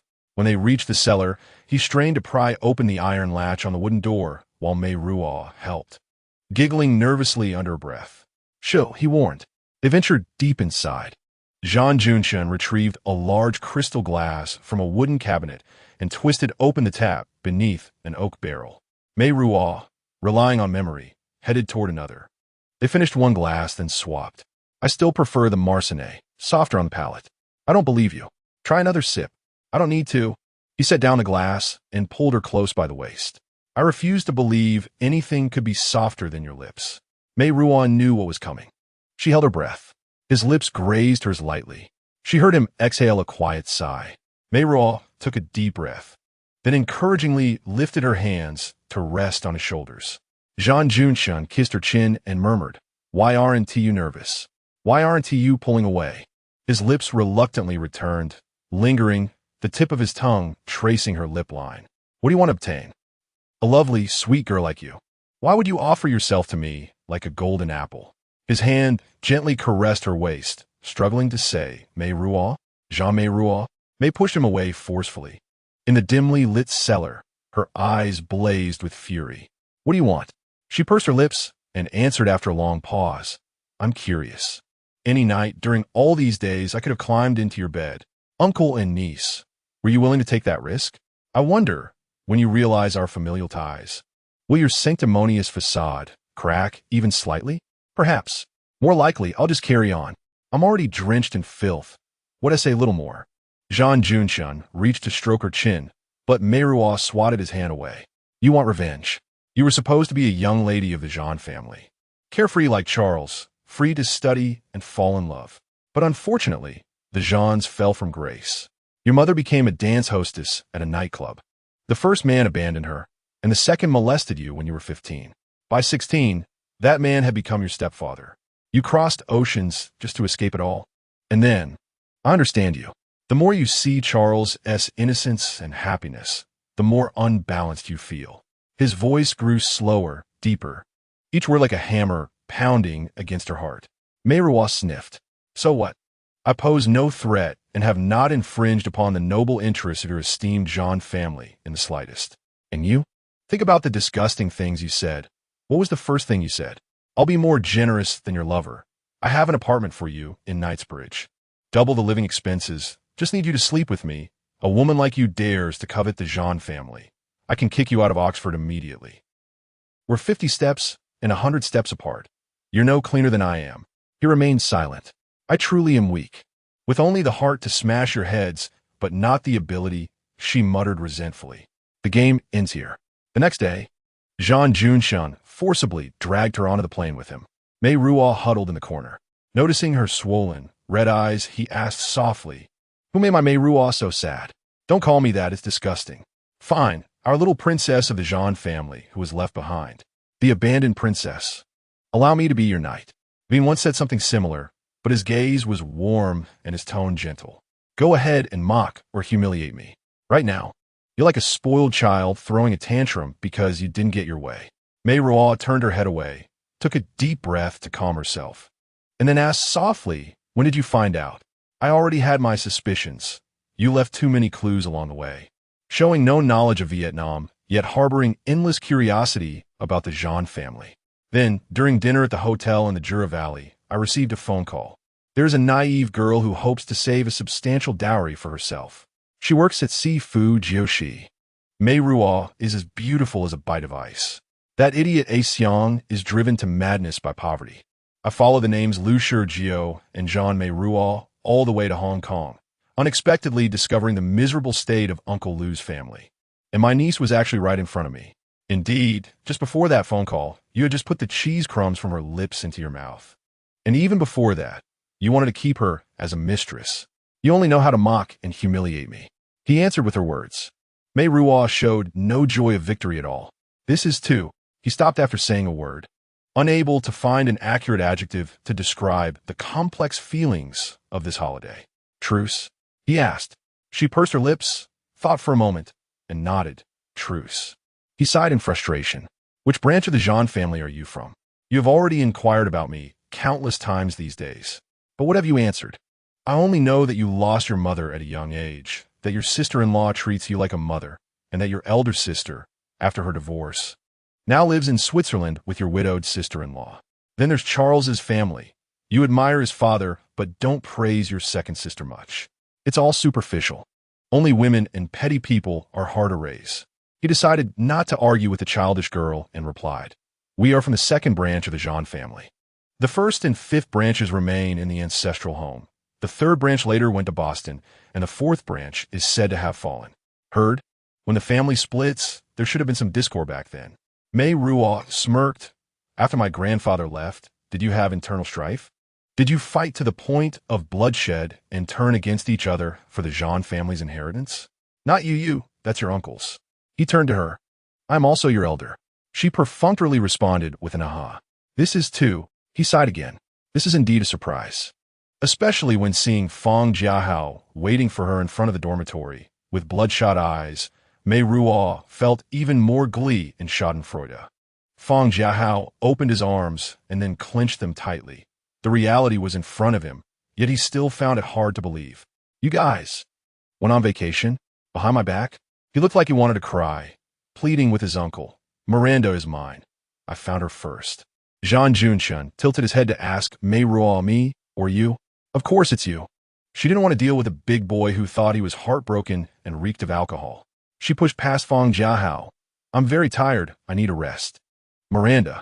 He chased after her, only to be dragged back by Zhan Junshun. "Charles, let's go have a drink." Fang Jiahao sat under Meiruo's dormitory window crying at night. Fortunately, it was midnight. Otherwise, with him being so tall and crying like a child, Meiruo would be embarrassed for him. She opened the window. He whimpered, "Are you my cousin?" "Cousin? Why is fate so cruel to play tricks on people?" Fate couldn't be more generous to him. Meiruo rolled her eyes and handed him a tissue through the window to wipe his tears. "Don't you feel frustrated and sad? It feels like the end of the world, surrounded by dark fields. Love like a shooting star crosses the sky, pouring hope on you, only to return to darkness. You hold onto a tombstone, mourning unbearably, and even the gods weep for you." She sighed helplessly. "Charles, do you plan to wear a wig in the future and recite Dante or Hugo's verses to the jury in court?" He wiped his nose.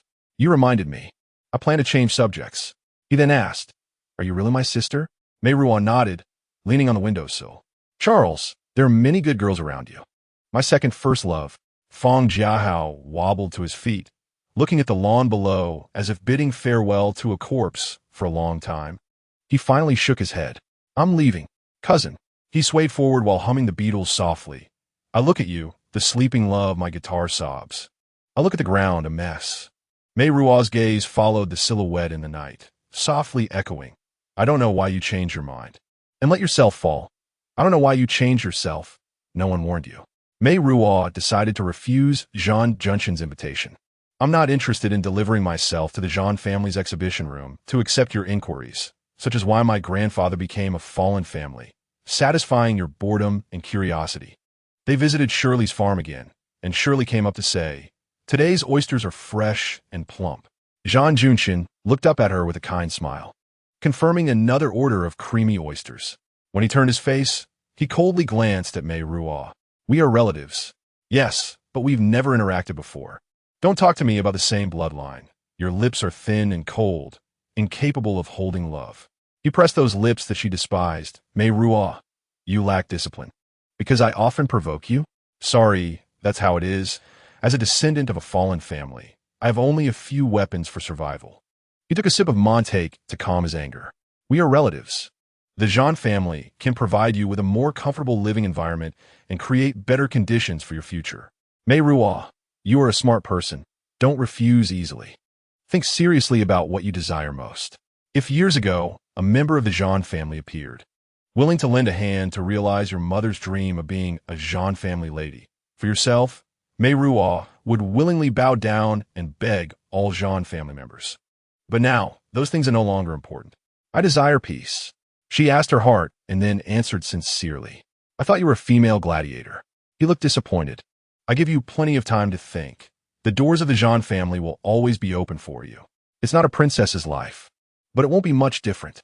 Meiruo stared into his eyes, once again confirming that he wanted to keep her under his wing, even if it was just a formal attachment. She shook her head. No need. I have money left by my godfather, enough for my living needs. Zhan Junshun left in frustration, taking a helicopter after dinner. Chapter 40, I've been waiting for almost 3 years. Jin Zhenglei slammed the table and roared. How much patience can one have? Yupingen fell silent. 2 pieces of bad news today. First, the second young master of the Ding family has been recuperating in Hong Kong for more than half a year and has actually left again, with the destination being that top-ranked cardiac surgery hospital in the United States. Second, a servant of the Ding family, their spy, acted carelessly and was suspected of theft, being expelled from the mansion. The servants of the Ding family have long service periods. Most have served the Ding family for over 10 years, and it took considerable effort to place spies. Even if they managed to place a spy, it was only for the garden kitchen work. Those who could go above the second floor were all trusted elders of the Ding family. It was indeed not his lucky day. After finishing his inner monologue, He Pingyan focused on the guy who was pacing in front of the window, unable to vent his anger, ready to punch a hole in the wall at any moment, and continued to grumble. Isn't this self-inflicted? Pingyan, I want someone bold, careful, and capable. Let them set the price. A few days later, the Ding mansion's phone lines were cut off. After the butler complained about the repairs, he opened the back door to welcome the repair truck from the telecommunications company. The same thing happened the next day at Strawberry Hill, at the new residence of the young master of the Yao family and the young lady of the Ding family. He Pingyan placed a few items on the office desk, looking perplexed. Jin Zhenglei leaned in for a closer look, then frowned. What is this? The person who installed the listening device found someone had taken the lead and also installed a listening device. Jin Zhenglei frowned deeper, then realized Ding Er. He slammed the table and laughed. Ding Er, doesn't he even know where my Ruo went? Yao Lingkong really didn't lie to me. The second young master of the Ding family looks so innocent, yet he would do such a thing? Installing a listening device in his sister's bedroom? He Pingyan was speechless to the extreme. The vixen is a natural talent. Look at how young his sister-in-law is. Fortunately, we discovered it. Otherwise, wouldn't it have been snatched by the second young master Ding? Jin Zhenglei shook his head in thought, then said, put it back. No way, big brother. Don't raise the alarm. What if Ding Er finds out? Do you think I'm afraid of him? Not at all. Put it back. He Pingyan mumbled, it's a big risk. If you pay more, people will fight to do it. The long-lost feeling of ease and exhilaration returned to Jin Zhenglei's heart, and he happily crossed his legs, saying, I'm just waiting for news now. He listened to recordings every day. After marrying, Yao Lingkong and Ding Luwei built a love nest on Chaomei Mountain Road, and most of the recordings came from their new home. Jin Zhenglei found his little Aruo's best friend truly disturbing. Ding Luwei loved to sing, especially songs by Su Guangjie. Her favorite was We Working Guys, about making money and feeling miserable by the end of the month, accompanied by the sound of new fashion worth 10,000 yuan rustling. The couple often argued. Miss Ding wouldn't greet relatives, but would curse, you heartbreaker, why don't you roll out of my room and go to your woman? There was no aggression, and her fighting power was too low. He often found himself dozing off. If she couldn't even curse, how could she communicate with his Aruo and become friends? He was puzzled. After arguing, Jin Zhenglei would always feel a jolt of energy, because there was always a lingering sound of her mumbling. He realized that Yao Gongzi's thick skin was comparable to his own, with many sweet nothings pouring out. At first, he was very interested, but after hearing too much, he felt quite desolate. He couldn't say those tender words, praising how lovely and charming his woman was. Those precious memories lingered in his mind. Just picking a random fragment to examine would leave him extremely frustrated, his mood sinking to the depths of Victoria Harbor. He kept making endless promises, telling Meiruo how well he would treat her, but her reactions were always sobbing. Giving everything to her, she didn't appreciate it. That was the most heartbreaking part. The most heartbreaking part was that he couldn't make her happy. He was a man who couldn't even make his own woman happy. That deep sense of failure felt like a dull knife, slicing through his heart again and again.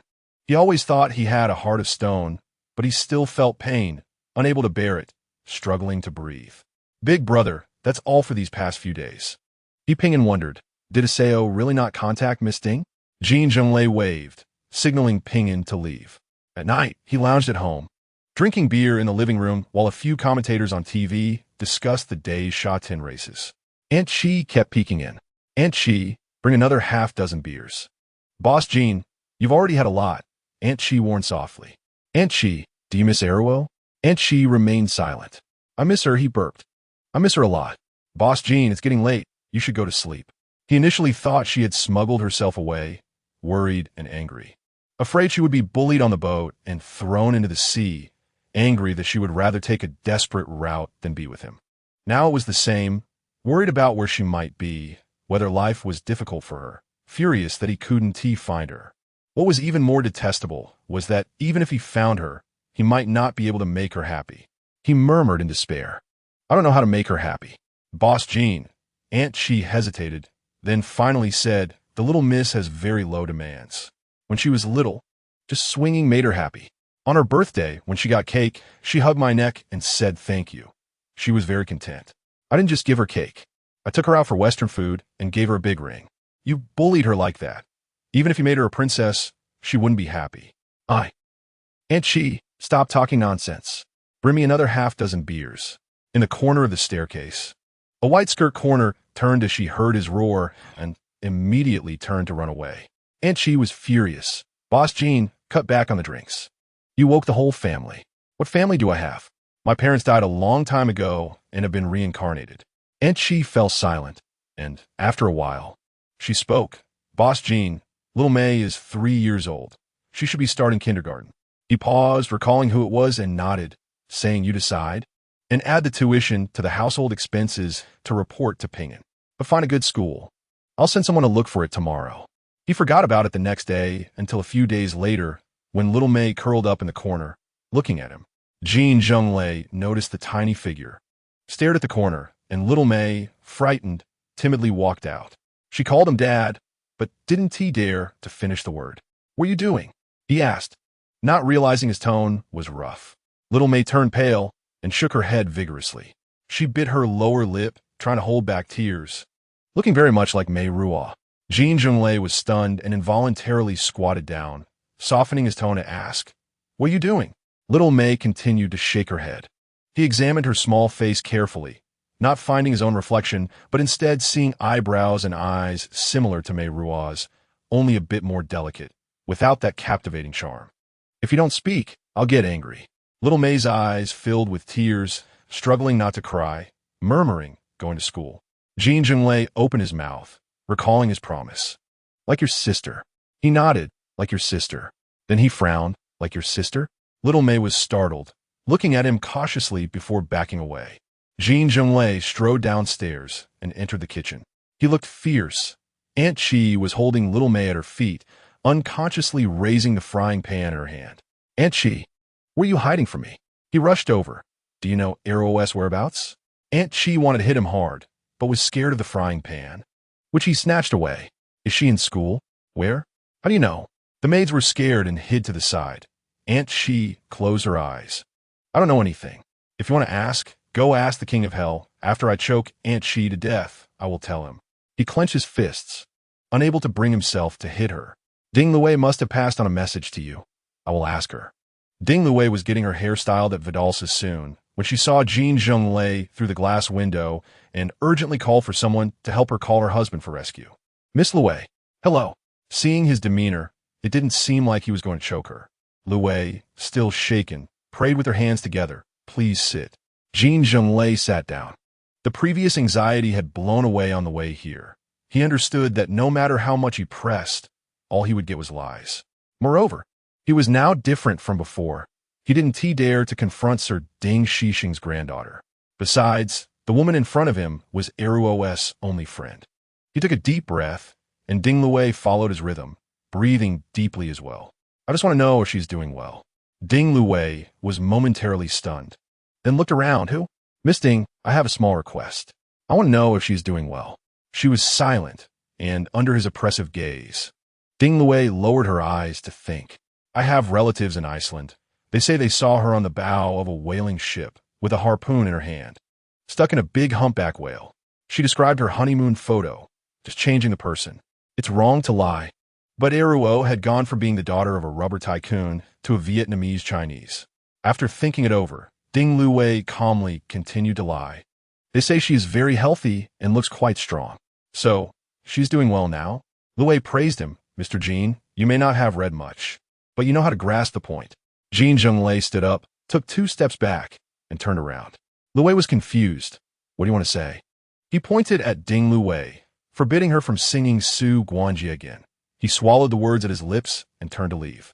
Luwei was even more confused, looking at the stylist and asking, what did he want to say? Why did he look at me with such disdain? Peter, is this hairstyle not suitable for me? Jin Zhenglei slammed the car door. Old lady, I don't believe you haven't contacted Meiruo. Meiruo indeed had no contact with Ding Luwei. She was busy with socializing and her studies, just like before, and busy with Fang Jiahao. Fang Jiahao had taken some time off to regain his fighting spirit. However, the woman he wanted to conquer before was now replaced by his sister. He persuaded Meiruo to come to his house for dinner. My mother is quite picky, so we have the best chef in all of England. Just think about it. There will be my aunt and my uncle's wife, my aunt and my cousins. It will be so lively. You scared me with your first sentence, Charles. A picky woman will scrutinize everything from my hair to my toes and conclude that the ones who make her son drunk and sad are all cheap whores. You wouldn't have talked like this before, using such embarrassing words. See, even you can't stand me. The noble Mrs. Fong and Mrs. Zhan will find it even harder to bear. I won't. You're my sister. Fang Jiahao was very stubborn. When I was young, I always wished for a sister to bully. It must be interesting to see her cry. As I grew older, I even wanted to fight with other boys for her. I envied those who had excuses to hit people. Now I'm happy. My dream has finally come true. Murata, I can teach you rowing, billiards, and rugby. If someone harasses you, tell me, and I will beat that bastard. Meiruo was inappreciative. You have other cousins. Go teach them those skills. After saying this, she deeply felt that her IQ had dropped more than 1 level due to this muscular guy. They're not as lovely as you.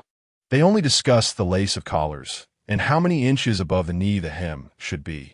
It's really annoying to hear. So Fang Jiahao also has taste. Meiruo had no more expectations of the Zhan family. I am busy and impatient to socialize with those people. Besides, I am used to being alone. Unfamiliar environments make me panic and afraid. You are afraid? Fang Jiahao was shocked. I never noticed. Meiruo nodded seriously, feeling wronged. My palms sweat, and my heart beats unevenly. Fang Jiahao sympathetically patted her hand. Let's talk about this later, when you get more familiar with us. He then asked Murata, shall I teach you billiards? I have a secret to hitting high shots. I will teach you. Chapter 41. Before Meiruo's birthday, she called Luwei. The servant at Strawberry Hill told her, the young lady has returned to her family. She then transferred the call to the Ding family mansion. Upon hearing her voice, Luwei wanted to cry. Why didn't you call me for so long? Meiruo, have you forgotten me? In the shadows of the hillside trees, a technician from a telecommunications company jumped half a foot in a maintenance vehicle. Finally, I've waited for this. I won't have to stay in the shell and cry while eating boxed meals every day. Soon, a servant from the Ding family mansion came out from the side door, entered the city, sent a recording across the ocean, and made an overseas call. A maintenance vehicle drove near Mongkok, delivering a recording to He Ping and in person. Jin Zhenglei rushed back to the office.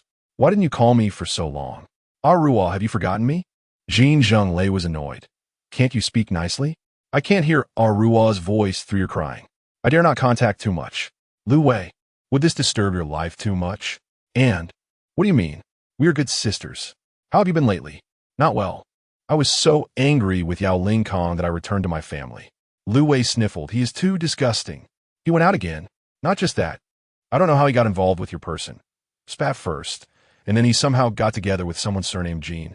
Jin Zhenglei's lively expression was replaced by gloom. They're having a party. Do you know what kind of party? A filthy uniform party. They invited many stars, wearing school uniforms for their amusement. Jin Zhenglei cursed softly. I just want to drink and enjoy, for your mother's amusement. The recording continued. Do you know what school uniform? Our Bailey Luo's school uniform. Just thinking about it makes me nauseous. What filthy thoughts are in their dirty brains to desecrate our alma mater like this? Jin Zhenglei caught a glimpse of Yiping and spying gaze and seriously explained, I just wanted to see who looks as good as our Ruo. Then, feeling frustrated, he added, none of them. Big brother circle. I trust you, Yiping in thought. I believe it's useless. You also need a saw to believe it. In the recording, Meiruo comforted. That person is like that. Money, violence, women, and alcohol are all he has. You must take good care of young Master Yao. Jin Zhenglei closed his eyes and gritted his teeth. I'm not like that. I understand that being close to good people helps, and being close to bad people harms. If Yao Ling Kong doesn't write a self-reflection letter and seriously reflect on it, I want to go back. I will just stay at my family's home. He can roll however he likes. Lu Wei sniffed and asked, Aruo, how are you? I'm good. My mentor just praised me, saying I work hard and have insight, and is preparing to recommend me to the Research Institute next year. I'm so envious. I also want to study art history, but you know the standard of HKU in this area. I can only study English literature at most. If the Yao family allows, go ahead and study. There will be opportunities to switch subjects in the future. By the way, I recently learned how to play billiards. Someone invited me to go fox hunting in a few days. Someone invited you? Ruo, do you have a pursuer? Jin Zhenglei and Yiping perked up their ears. One was shocked and angry, while the other was excited and thrilled. It should be a distant relative. I met the Zhan family here. Heavens, this is too unexpected. Distant relative? Haven't been in contact before? Are they good to you? Jin Zhenglei's expression was not good. One could hear Meiruo laughing. It's okay. They're after all distant relatives, not close. Lu Wei, please help me convey to Aunt Shi that she doesn't need to worry. It's the second branch of the Zhan family. She knows. Ding Lu Wei felt awkward. I am very annoyed by Yao Ling Kong and haven't visited Aunt Shi recently. By the way, I almost forgot to mention, that day when I was getting my hair done, someone surnamed Jean rushed in and asked me if I was doing well. His tone was so humble. If I didn't know his character, I would have been deceived. Ruo, could it be that he discovered something? He didn't ask anything else? No. Lu Wei, I have to hang up. I have a bad feeling. Jin Zhenglei slammed a fist on the table. Just like that? Yiping inside. Jin Zhenglei opened and closed his fingers, pondering, recalling every sentence. Art history? Fox hunting? Pinyin, what is fox hunting? It's like catching rabbits. Using dogs to catch foxes. Yiping tapped his head. England. The fox hunting season has just begun. Fang Jiahao invited Meiruo to go to Wales. I can't ride a horse. I run slower than a dog. Am I going to look at the scenery? You really can't ride a horse? I will teach you. Fang Jiahao is eager to be a teacher. You've already started with billiards. Next we will learn horseback riding and golf. It seemed he wanted to cultivate her into a high society lady. Meiruo rubbed her forehead. Charles, you are so annoying. What are you worried about? He looked down at his sister and suddenly realized, are you worried about her cousins? How could they go? The bloody sport would make them faint, even if they pretend to faint.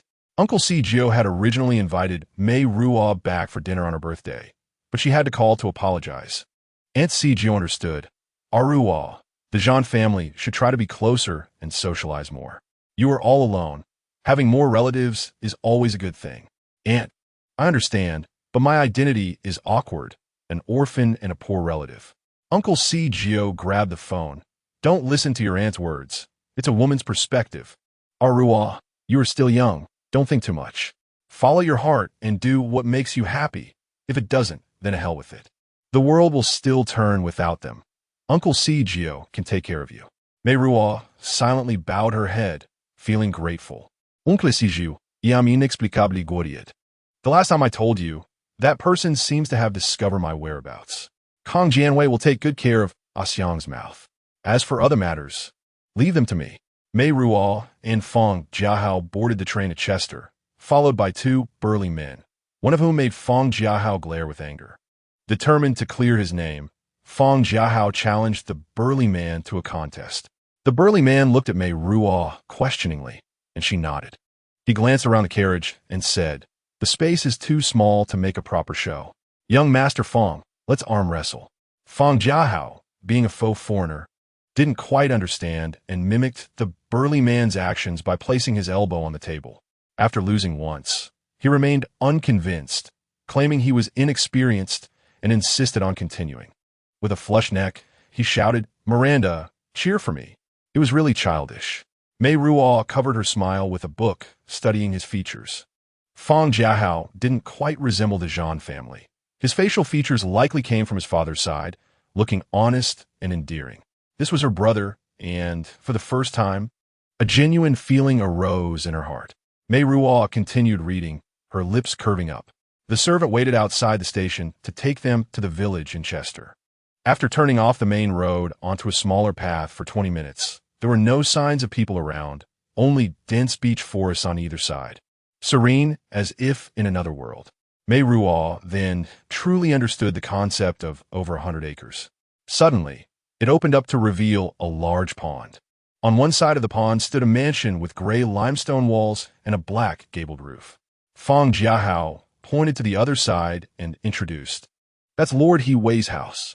He comes back every year at this time with my uncle and his companions. Seeing the car in front of the mansion, he was excited, saying, Uncle is faster than us. Charles, is this the Fang family or the Zhan family? Does it matter? It's my uncle's. Well, she had experienced Charles' family wealth. Mocking Zhan Junshin. True retribution indeed. Meiruo stopped asking and followed the butler upstairs to the room prepared for her. Zhan Junshin had not appeared. He was in the smoking room pouring a glass of whiskey, raising it to the back of a guest. Meiruo had brought jeans, but the wardrobe was already prepared with 2 sets of bright red traditional riding outfits. She fiddled with the other clothes, politely declining Mrs. Jones' kindness, and hung her clothes from her bag. For a moment, she got stuck in a rut, trying to fight an uphill battle. If from the very beginning, Zhan Junshin had been waiting at her dormitory door, and she had concealed her brilliance, pretending to be a cowardly, timid, and pale woman, he surely would not have taken any interest in her. Meiruo gazed out at the scenery. This room was quite nice, with a view of the distant pond. In late autumn, daffodils bloomed along the pond's edge. A layer of dead leaves floated on the water, and 2 or 3 small boats were tied to the wooden railing of the dock, swaying in the wind. Looking further up, the Cambrian mountains loomed, with oak trees and red maples in the dense forest, colorful and vibrant. I don't know why you changed your mind and fell from grace. I don't know why you changed yourself. No one warned you. She leaned against the window, softly humming a Beatles song. Zhan Junshin appeared before dinner. Meiruo, along with Fang Jiahao, quietly called out uncle. He heard them, raised his eyes, and smiled with satisfaction. He inquired about their studies, kindly like an elder, and conveyed greetings and invitations from other relatives to Meiruo. Meiruo recalled their first meeting when he had declared he would immediately kick her out of Oxford, and couldn't help but curse the treacherous little man in her heart. No wonder he was a Zhan, just like her uncle, a smiling tiger like Zhan Xiaodang. The next morning, Lord He Wei brought friends to meet outside the Zhan family stables. It was Meiruo's first time seeing a real British noble, and she was greatly disappointed. He was just a middle-aged fat man with a red nose and swollen eyes, his nose bent like a hook. More than 10 people and over 100 purebred foxhounds barked and whinnied, while the servants managing the kennels continuously sounded their horns, creating a lively scene. Fang Jiahao was exhilarated, riding a light gray mare back and forth, and before leaving, he reminded Meiruo, Miranda, go pick a horse, I'll start teaching you tomorrow. Zhan Junshin held a whip and pointed to a corner of the stables, saying there Meiruo, the red one is called Hope. A servant brought over a gelding with a coat like black satin. He stepped into the stirrup with his high leather boots, swung himself up, slightly lifted his black hat, and looked down at Meiruo, saying, I hope you like it. With that, he spurred the horse and joined the grand procession heading to the fields at the foot of the Cambrian mountains. The stable servant told Meiruo that Hope had Arabian blood. It was indeed magnificent. Meiruo fed it an apple, and it licked her palm, the tickling sensation softening her heart. The stable servant proudly remarked, Hope has a gentle temperament, and what's rare is that it runs fast and steady. Miss Zhan, would you like to try riding it for a while? No, I just want to look at it. Meiruo tentatively stroked its neck fur, and it slightly turned its head, regarding her with one eye. Hey, Hope. Lu Wei received the Star of Love for her 15th birthday in exchange for her marriage. I received you for my 19th birthday. What does he want in exchange? I have nothing. In the evening, the noisy group appeared again outside the stables. Zhan Junxin and Fang Jiahao had spent the day riding and were invigorated by the bloody game. Fang Jiahao waved several dead foxes in front of Meiruo, probably wanting to see a reaction like that of his other female cousins. Meiruo observed closely. The foxes had bullet holes in their heads. She was surprised. Weren't they killed by dogs? Only stupid foxes get killed by dogs. These are chased out of their holes and shot by my uncle. Zhan Junxin, who had been observing for a while, approached and instructed Fang Jiahao to hand the dead foxes to a servant, then turned to Meiruo and said, Meiruo, go wait for me in the study. I have something to discuss with you. In Chapter 42, Zhan Junxin came in wearing home attire, a black cashmere turtleneck that made him look even taller, and his black pupils shone more brightly. He opened the desk drawer and handed Meiruo a file bag. Inside were several old photos. Zhan Meiruo loved taking pictures, but often forgot to bring her daughter along, so there were very few photos of Meiruo. These few were almost all her ID photos. Are you still investigating me? Meiruo examined the old photos of herself, feeling strange, as if she were staring at another person. I can hardly control my curiosity. Zhan Junxin observed her expression. You're not angry. Anger does not help at all. She neatly arranged the photos and returned them to him. You have noble friends. I imagine you made quite a few classmates at Christchurch College. Given your age, they should all be in positions of power by now. Uncle, I am no different from an orphan. How can I compete with you? He stood up and asked her, would you like a glass of whiskey? Meiruo shook her head. The sound of crystal glasses clinking was pleasant, and his deep voice followed. The more I learn, the more shocking it is.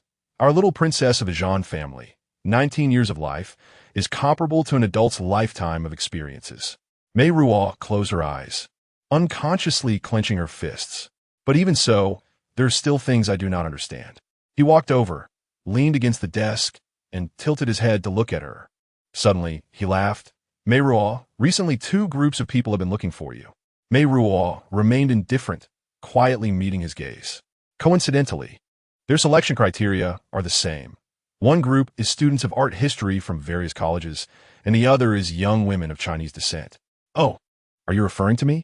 I can't think of anyone else. He took a sip of the golden liquid and pondered. Young Chinese women studying art history in England are rare. Someone worth expending manpower and resources to find must be a beauty. Moreover, one group comes from Hong Kong. Meiruo pressed her lips tightly together. Your stepfather, don't mention him. She repeated, don't mention it. I have forgotten those things. Is that so?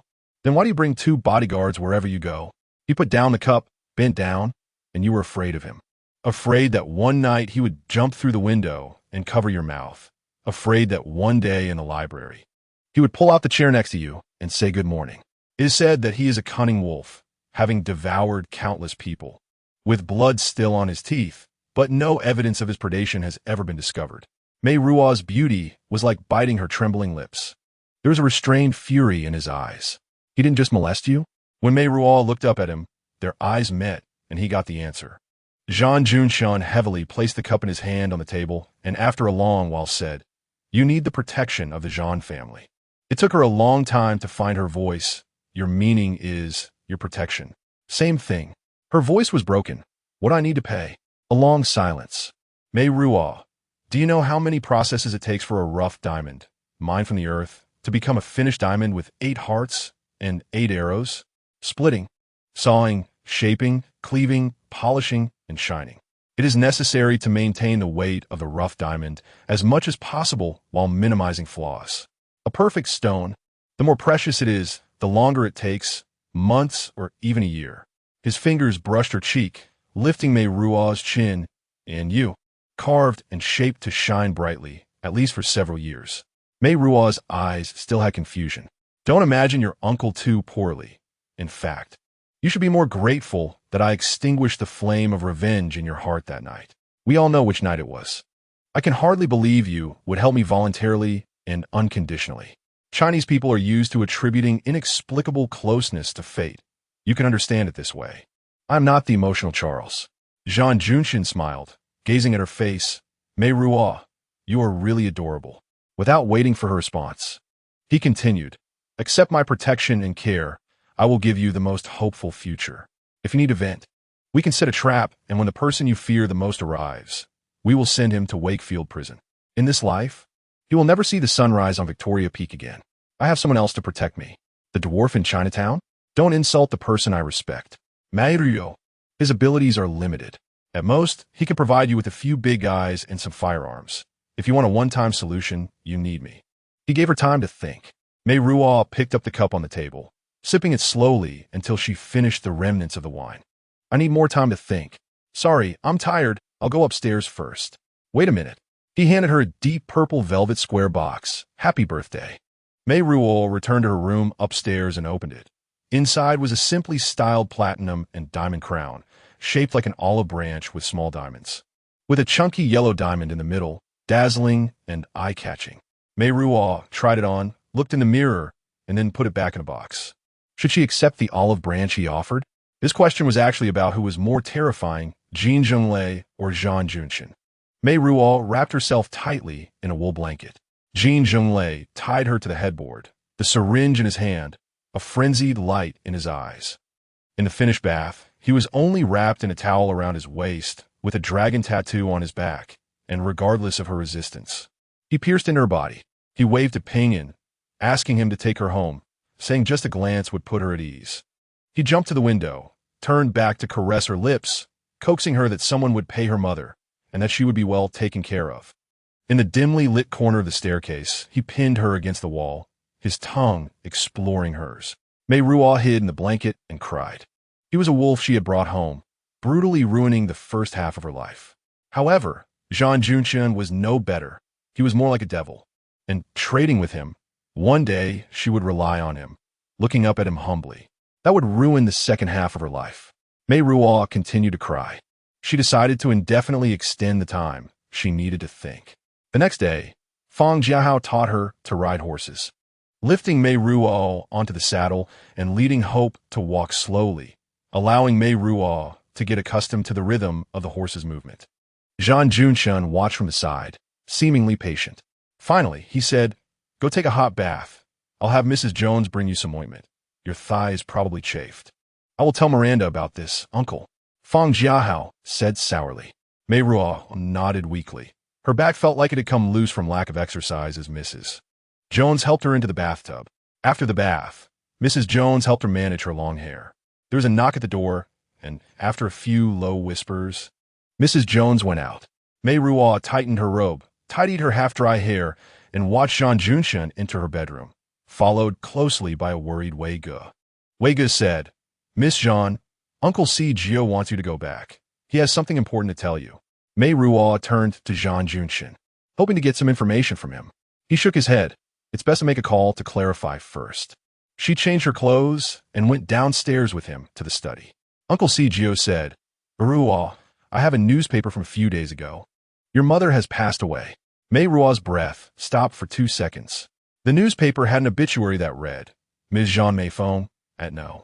X, Ningbo Street, Kowloon District, Hong Kong, died due to an accident in the hospital and was unable to be rescued in 1979. Special notice to find relatives. Please contact Ms. Zhan Meiruo." The receiver in Meiruo's hand fell, shaking. Zhan Meiruo helped Meiruo sit steady and picked up the phone. "I am Meiruo's uncle, Zhan Meiruo. May I ask if Mr. Lu knows the details?" Meiruo didn't know how long they communicated or the content. Her mind was blank, only repeating Uncle Si Gio's words. Until Zhan Meiruo handed her a drink. Her hand holding the cup trembled, spilling half a cup of wine on the carpet. Meiruo didn't care, looking up and asking, "She is dead? I'm sending someone to verify." "I know. She is dead. He killed her." "Meiruo, I know. He is forcing me to go back. He has done this more than once." "Meiruo, he already knows where you are. There is no need for such a stupid method." Meiruo looked at Zhan Meiruo in confusion. "When did you two start cooperating?" Zhan Meiruo closed his eyes patiently, then said, "I'm an objective observer. Meiruo, you need a rest, or perhaps a drink to clear your head." She shook her head. "I am very clear. I know he did it. He drove my mother insane, and now he has killed her." She stood up and rushed forward. "I'm going to find him. He has pushed me into a corner, forcing me to kill him." Zhan Meiruo wrapped his arms around her waist, not letting go Meiruo. She slapped him. "You are all in cahoots." He returned her slap heavily. "Wake up. Fang Jiahao pushed the door open, astonished. Uncle, you. Meiruo slipped out of Zhan Zhenshin's embrace and fell to the ground. Fang Jiahao rushed over to support her limp shoulders. Miranda? She looked at her cousin and said, Charles, my mother is dead. She struggled to squeeze out a happy smile.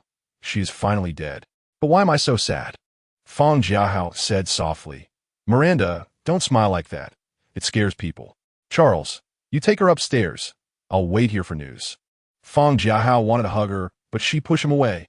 I can stand up. Mrs. Jones brought hot milk. Meiruo gazed out at the pond. In the night, nothing could be seen, only the wind passing through the eaves. For a while, she couldn't remember the woman who had given her life, but after her passing, she suddenly recalled every memory from childhood to now. Her mother tried on new clothes in front of the mirror, asking her, Raw, does it look good? Meiruo transformed into a 5-year-old girl, enviously nodding in approval. She looked disappointedly at the back of Hua Laohu and his group, asking, Iasin, Tihi my father? Mother slapped her. Just think. Your deadbeat father doesn't know which woman's belly he died in.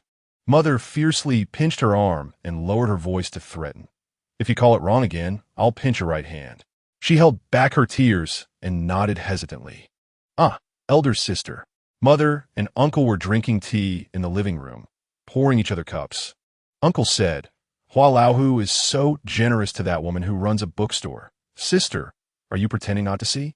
Meiruo hid in the corner and heard Mother say, Aren't all men like this, greedy for a few days of novelty? He has a big wife and a second wife. I have no right to speak. I just need to collect enough household expenses each month. In the blink of an eye, she was 7 or 8 years old, and Mother told her, Oh, your godfather always praises you. Remember to be more obedient and clever when he comes. Don't anger him.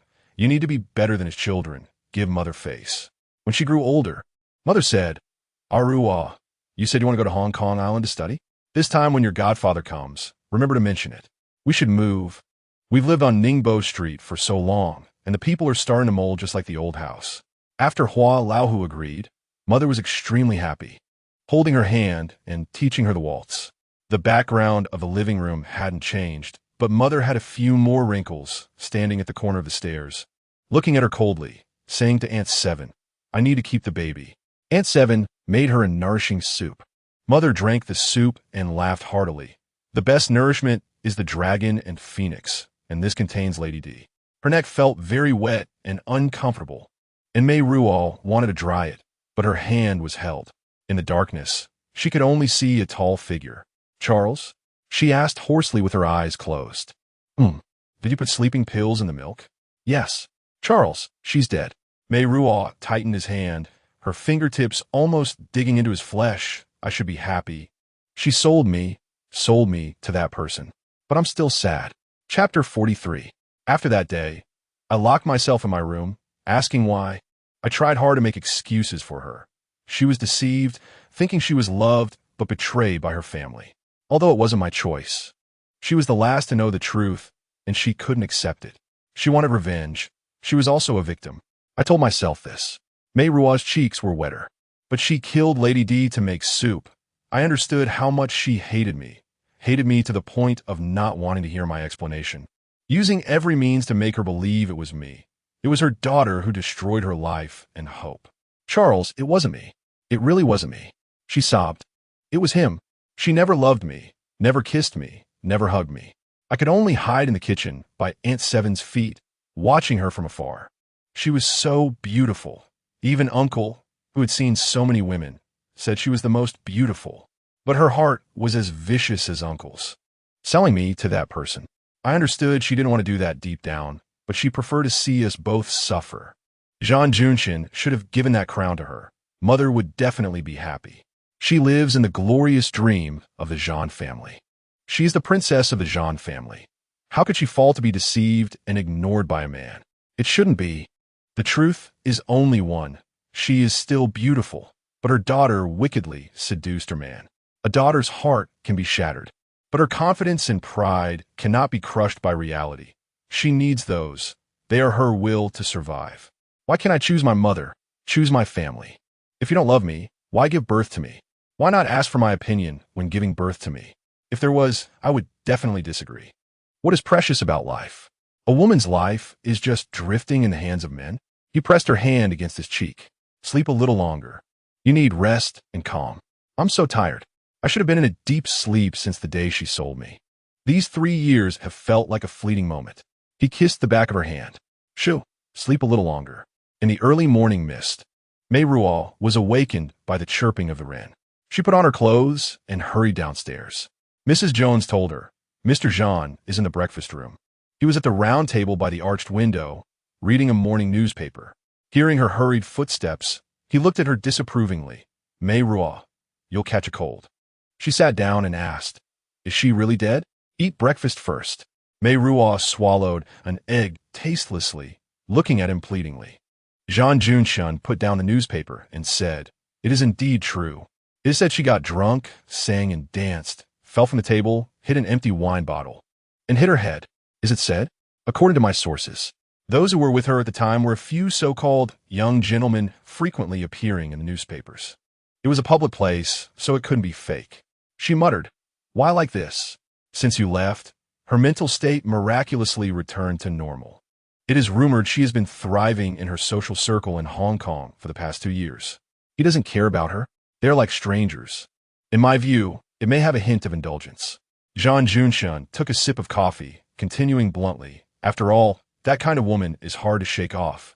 It's better to crush her. She's already dead. Don't describe her that way. Meiruo, you're an odd one in the 6th house. Meiruo lowered her eyes. Do you want to go back? I can book a plane ticket for you. That person, where's he now? In Hong Kong. Meiruo laughed. Should I be thankful for all this? Zhan Xiaodang will definitely be begging for help. He must be overwhelmed, with no time to care about anything else. After she finished speaking, she stared blankly at the lace on the white tablecloth. I'll go back to Oxford. Meiruo, Zhan Junshun hesitated and finally said, I will send you back. Also, I will visit that person in Chinatown. Oh, the one you respect. Uncle Cgio patted Meiruo's back as a sign of comfort. Uncle Cgio, my godfather.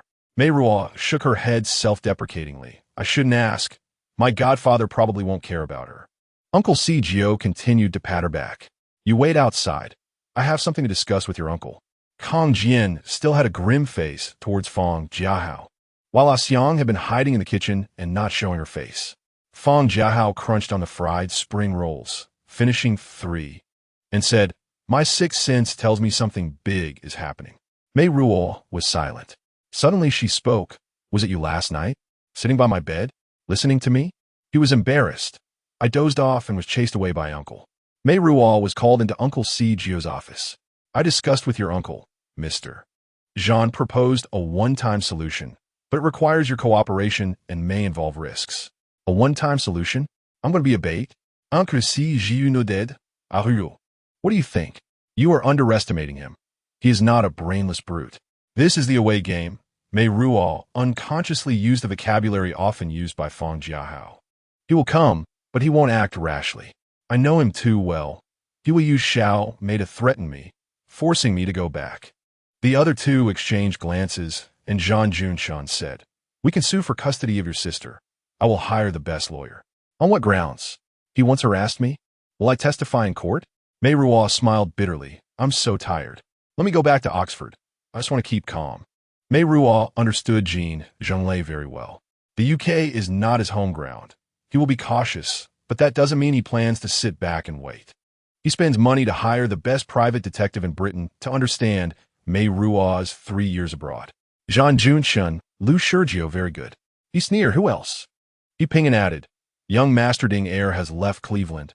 His whereabouts are unknown. Jin Zhenglei's expression grew darker. Big brother, directly kidnap, saw back won't work. This is a place of law. Hong Kong is too. There are many protections around. Saw. I can wait. There will always be a moment when they relax. Jin Zhenglei took a deep breath. I've been waiting for nearly 3 years. He Ping inside, big brother to Quan. What good would it do to bring her back? Aseo had her own ideas when she was just 10. He knew what would happen. She would keep planning to escape. Zhuge Liang captured and released Meng was 7 times. And one day, she would submit. Pinyin, there's no need to persuade me further. I can't bear to let go. Someone knocked on the door outside. Big brother to Quan. Zhan Xiaodang wants to see you. Let him in, Jin Zhenglei said coldly. Deal with him quickly. I have serious business to attend to. Meiruo was arranged to stay at a farmhouse outside Oxford, with Uncle Si Jio's people downstairs and her and Fang Jiahao upstairs. Her belongings had been moved to the new home, and Zhan Junshin personally took her to retrieve her foster Daifei from a classmate. You don't have to do this. We didn't make a deal. I'm not a mechanical component. You could say I'm currently ruled by emotions. Seeing her silent, he glanced at Daifei and praised, very cute. What's its name? Daifei. Is this the third Daifei? What else do you not know? I don't understand why you're so stubborn. What little you have. You need to hold on it tightly. He seemed to hear her inner voice and sighed. Meiruo, don't tempt me too much. I might lose my principles. She mockingly laughed. Why is it that everyone is used to pushing their faults onto others? I'm crazy for you because you tempt me. I lost my man because you seduced him. Zhan Junshin fell silent. When the car arrived outside the new home, he frowned. 2 black SUVs were parked by the roadside. Seeing them, the people in the car got out, and Zhan Junshin's people all wore guarded expressions, while the others looked wary as well. In the standoff, the last person got out of the car. Among the crowd, he was thin and eagerly searching with intense eyes. Meiruo's heart warmed at the sight of that delicate face resembling Lu Wei's, her eyes moist. When, a friend? She nodded heavily, picking up Daifei and pushing the door open to get out. When, behind her, Zhan Junshin muttered, it seems this is another group searching for her. They chatted by the old brick fireplace. Meiruo held a cup of hot cocoa, wrapped in a blanket, while Daifei curled up on her lap, snoring. Dingwen held a cup of plain water, gazing at her face illuminated by the firelight, his smile gentle. How could you treat Lu Wei that way? Meiruo initially thought Lu Wei couldn't help, but finally revealed her whereabouts. But it turned out there was another unbelievable story behind it. That S2. Dingwen felt embarrassed and stammered. I had no way to help. I went home for half a year, and Lu Wei kept avoiding the topic. You really surprised me. He hesitated. Am I disturbing your life like this? He remembered that very graceful man who had politely said goodbye after shaking hands with him. You're not disturbing me. I'm very happy. Meiruo smiled. Quickly tell me, was your surgery successful? And Lu Wei, how is she? He shyly nodded, not used to talking about himself, and first told her about Lu Wei's situation until the cook called them for dinner. He stayed at a hotel in Oxford and waited in the agreed place the next day. Meiruo took him to Tour Magdalen.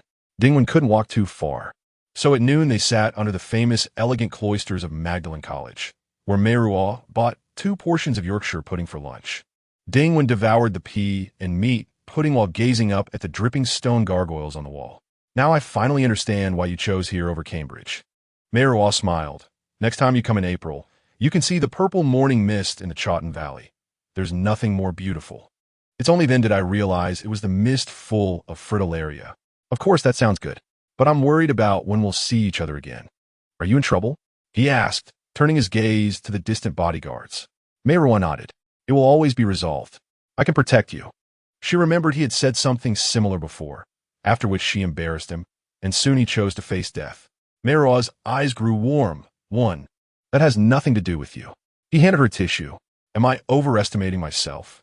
No, I once overestimated myself, hiding under Ding's protection, thinking there was no trouble Ding couldn't solve. But now it's different. I've faced death, encountered it. Meiruo, I'm a man now.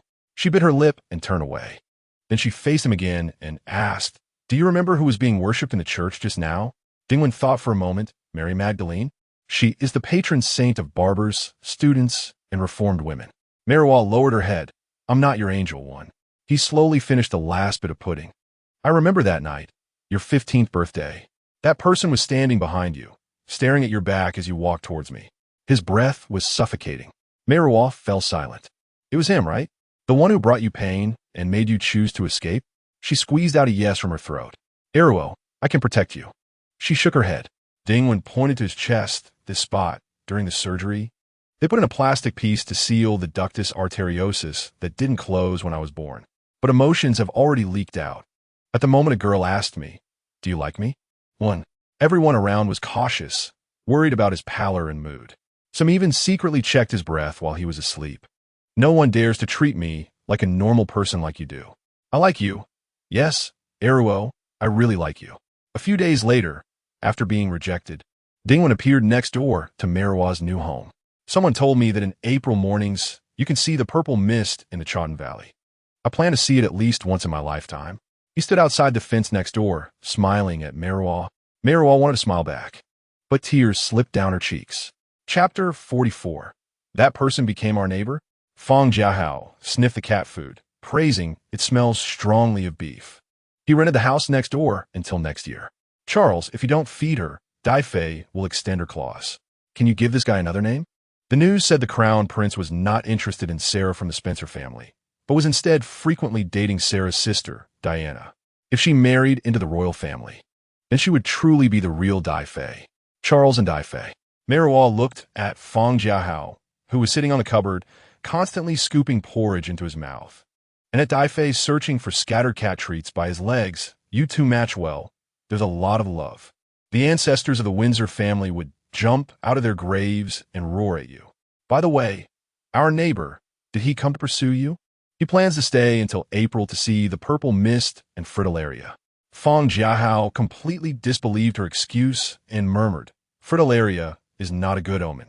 It's the widow's grass. The guy next door is too weak. I think I could press him down with one finger. But he's more devoted than I am. Miranda, is that how you used devoted? You're annoying.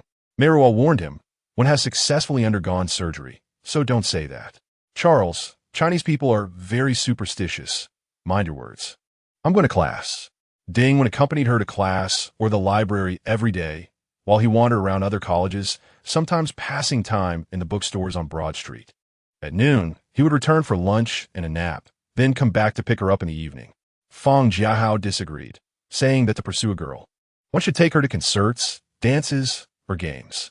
You two are like an elderly couple in a retirement home, experiencing a second spring. Zhan Junsheng called and asked, are you dating your little boyfriend recently? Meiruo simply answered yes. He fell silent, then changed the subject. Your stepfather has left Hong Kong, Meiruo. I guess his destination is where you are. I will arrange for people to handle it. Meiruo only had a few of Uncle Si Jio's bodyguard around her. Every night, she had to check the wolf deterrent and pepper spray in her bag, along with a revolver that she had given herself as a birthday gift when she turned 17, after receiving her tuition from Uncle Si Jio.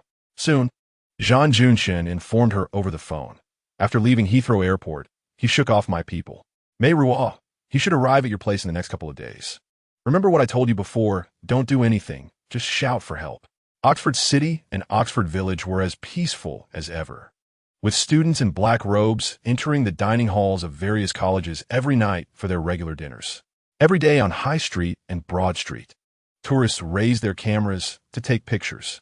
Just like that, nearly a month passed, and the pretended calm of Fang Jiahao finally couldn't he endure this tranquility any longer. He began to nervously pace around his home, peeking left and right. Meanwhile, Meiruo continued her normal life, her heart undisturbed. She had always been a light sleeper.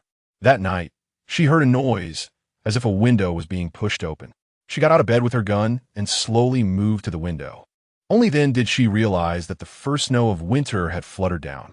Large flakes of snow fell, occasionally accompanied by cold rain tapping on the window. Someone was talking downstairs. It must be Wei Gu and the others playing cards. She sat back on her bed, took a deep breath, and until drowsiness came, she lay back down. It was unclear how long she slept, but Meiruo felt a bone-chilling cold on her shoulder. She pulled the blanket over her shoulder, and at the same time, her mind suddenly cleared. Awake? A familiar voice asked softly in her hometown's language. MMM. Just like every night during the half-year in Ningbo Street, she responded quietly and turned to face Jin Zhenglei. His eyes were sunken, as if he hadn't slept well in a long time. He smiled at her, that kind of shameless smile, smug and arrogant. Aruo, should I ask how you are? He gradually withdrew his smile, surveying her room. You seem to be doing well lately. Not as well as you, thriving dead wife. It's not my doing. I'd rather it be you. To make you hate me more thoroughly, to despise me? No need for that. He let out a scoff, unsure if it was self-deprecation or frustration to the extreme. I already understood when I was at Kwai Chung Pier that your hatred for me has reached the level where you'd rather take the path of no return. In the darkness, using the faint light from the snow outside, Meiruo carefully observed his frowning expression. What did you do to Wei, Gu, and the others? Jin Zhenglei lowered his head, gazing at her drowsy face. They've been too careless. Accustomed to ordering pizza for a late-night snack from Sherry Farm at the village entrance every night, and who paid a high price for the retired Royal Marine in the car parked across the street. Your suddenly appearing uncle? This kind of matter was indeed not Zhan Junchen's specialty. Meiruo sighed. Fortunately, besides the Marines, there are mercenaries, and fortunately I can afford the price. Otherwise, we wouldn't even be able to talk without being interrupted. That's fine, quietly. I happen to have a lot to tell you. Meiruo propped herself up halfway, her hand emerging from under the blanket, aiming the revolver at him and releasing the safety. Jin Zhenglei's sunken eyes narrowed slightly, like that time in Kuntong, staring at the dark barrel of the gun. He should have knocked her out the moment he entered the room and carried her downstairs. Yet he greedily admired her sleeping face, missing the best opportunity. She should have shouted for help, even if in the open or secretly. Uncle Si Gio and Zhan Junchen's people were all in trouble. But as long as she delayed long enough, as long as she provoked him to make a move, she believed that creating a bloody conflict and then stuffing a weapon used for the crime into Jin Zhenglei's hands would allow him to be charged with trespassing and malicious injury. With Zhan Junchen's capabilities, it would be as simple as attending a dinner party. But Meiruo preferred to solve it her own way. It's the second time. Ruo. His gaze shifted from the gun barrel to her calm little face. Are you sure this time you have enough courage? I stayed on the ship for 27 days. In a dark hole, like a scared mouse. I'm sure I don't have claustrophobia, but during those 27 days, I regretted more than once. There's nothing wrong with being by your side, as long as I tear off the mask and throw it into Victoria Harbor. But I made it through, so painfully, yet I made it through. What do you think I still fear? He breathed deeply. You're not even as good as a cat. I picked up Diana, gave her food. She remembers me, rubs against me, makes me happy. What have you brought me?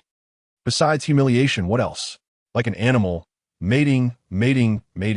She couldn't continue. Ruo, your hand is shaking. She sniffed, steadied again. Why don't you dare look into my eyes? Afraid to see that I like you? Jin Zhenglei took a step closer, until the gun barrel pressed against his chest. You've been ignoring the facts. You know very well that I like you. Ruo, don't deny it. You can't bear to pull the trigger. Those who truly want to kill one say so much. He lowered his voice, as if trying to seduce her mind. Meiruo bravely looked up, meeting his gaze. I don't deny that there was a moment when I liked you. At Ancien's place, you asked me, can you adapt to this environment? She swallowed her tears hard. No one had ever asked me, cared about how I adapted to all that, even though I secretly cried every night. Although at that time, I thought you were a madman, I also thought you had a heart, a kind heart. At that moment, I was touched, and I found that almost everything that could move me would slowly become likable. Jin Zhenglei's calm was suddenly shattered, his eyes filled with inexplicable shock. But you ruined it. Ruined me. She revealed a mocking smile, closed her eyes, and said, let us die together. She pulled the trigger. The gunshot rang out, and he fell to her side, still wearing that shocked expression. Blood stained her nightgown. Ruo, you really, he laughed, wanted to say something, his hand sliding off her leg, his body tumbling down to the floor. In just over 10 seconds, Zhan Junchen's people rushed in. Everyone was stunned, unable to believe what was happening before their eyes. Immediately, someone bent down to check Jin Zhenglei's breath and heartbeat, while others began to call for help, and someone took the gun from Meiruo's hand and wiped it clean. Meiruo sat there like a wooden figure, staring blankly at the bloodied person. Good. She saved him, and he ruined her. Now, she killed him cleanly and thoroughly. Ruo. Someone helped her to another room. She recognized Wayne's voice and heard the sirens of an ambulance echoing down to the ground floor. Ruo, listen to me. Don't say anything before your uncle and the lawyer arrive. Wayne, I've accumulated enough courage over the past 3 or 4 years. Ding Wayne was anxious, holding her shoulders and shaking her. Ruo, don't say a word. Fang Jiahao, push him away. Your method won't work. Watch mine. He rolled up his sleeves, ready to slap her like her little uncle. Charles, if you dare to lay a hand on her, I have 8 bullets for you. Fang Jiahao hesitated and withdrew his hand. You're not confused. Ding Wayne arranged for everyone to guard the door. This small town will make big news. Don't let a Ruo's photo and name appear on the newspaper headlines. Local police hurried over, and Mei Ruo's gaze was dazed. Fang Jiahao explained. My cousin is in shock. She has always been timid. As dawn broke, Zhan Junxian arrived at the police station with a lawyer. The barrister from the Royal Lawyers Association asked Mei Ruo, Do you remember what happened at 4:45 this morning, Miss Zhan? Mei Ruo shook her head. The barrister, with a red nose and bright eyes, said, Your stepfather came a long way to see you, wanting to give you a surprise. You were awakened from your sleep, and in a state of confusion and extreme fear, you took out the gun, which accidentally went off. Mei Ruo repeated it. The royal lawyer revealed a satisfied smile. Very well, I'll go handle your bail now. Ding Weiyan and Fang Jiahao waited quietly in the hotel. Zhan Junxian cut open a cigar and lit it with a match. Mei Ruo, as beautiful as a wooden carving, listened to their breathing and the sound of dripping water from the terrace eaves. After a long while, she asked, Is he dead? Ding Weiyan and Fang Jiahao also looked toward Zhan Junxian at the same time. If he is dead, it would be a big problem. In a hurry, they couldn't find someone to take the blame. Ding Weiyan's expression obviously relaxed, while Fang Jiahao didn't quite understand and looked at him inquiringly. Ding Weiyan briefly repeated, Not dead. Mei Ruo heard Fang Jiahao let out a heavy sigh. Mei Ruo, why would you think of killing him? Zhan Junxian frowned deeply, anger subtly hidden in his eyes. If you have ideas, you can tell me. I'll arrange for the aftermath for you. I'm even more than willing to give him another shot. Mei Ruo remained silent.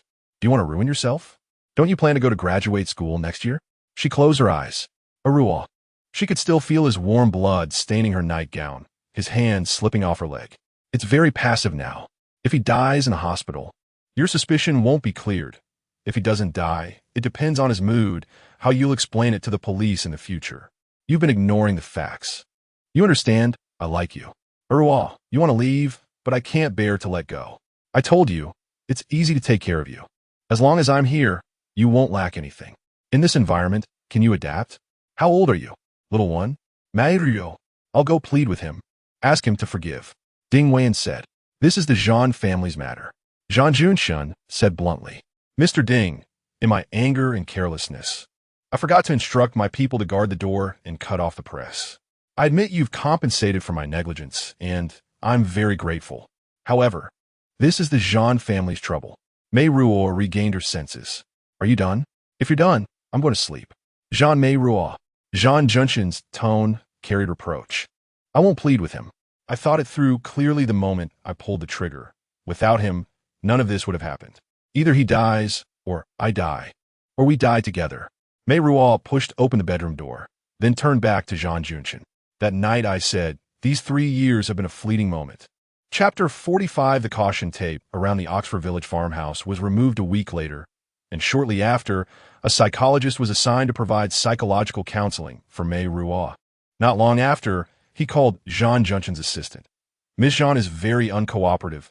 Please tell Mr. Zhan, I'm sorry, I've done my best. Fang Jiahao took leave for Mei Ruo, and she sat in her former bedroom every day, staring at the floor, staring at the person in her mind, and that pool of blood. Miranda. Fang Jiahao ordered Chinese food from Shirley's farm for her. Mei Ruo ignored it. One day, Ding Weiyan came up, sat next to her, and observed the floor with her. It snowed half a foot last night. This morning, I suddenly discovered that the pansies I planted next to the porch have sprouted. In another month, it's the Spring Festival. I plan to go to Chinatown to buy New Year goods. Spring couplets, dumplings, rice cakes. Snacks from all over the place. I'll prepare some. Ruo, what do you like to eat? Grandpa called a few days ago, scolded me for sneaking out. I told him I was fine, and he was happy again. Actually, not everyone sees me as a patient. They're SU and Grandpa. At that time, the whole family opposed my surgery. Only Grandpa supported me. He said, rather than lying in bed and dragging on, you might as well give it a try. A man should at least have one brave opportunity in his life. Ruo, you are much braver than I am. She finally turned her head and adjusted her gaze. He smiled. You surprised everyone, so we all got very angry. We should have protected you, but you faced it yourself. Ruo, you don't need Maria Magdalena. You are your own guardian angel.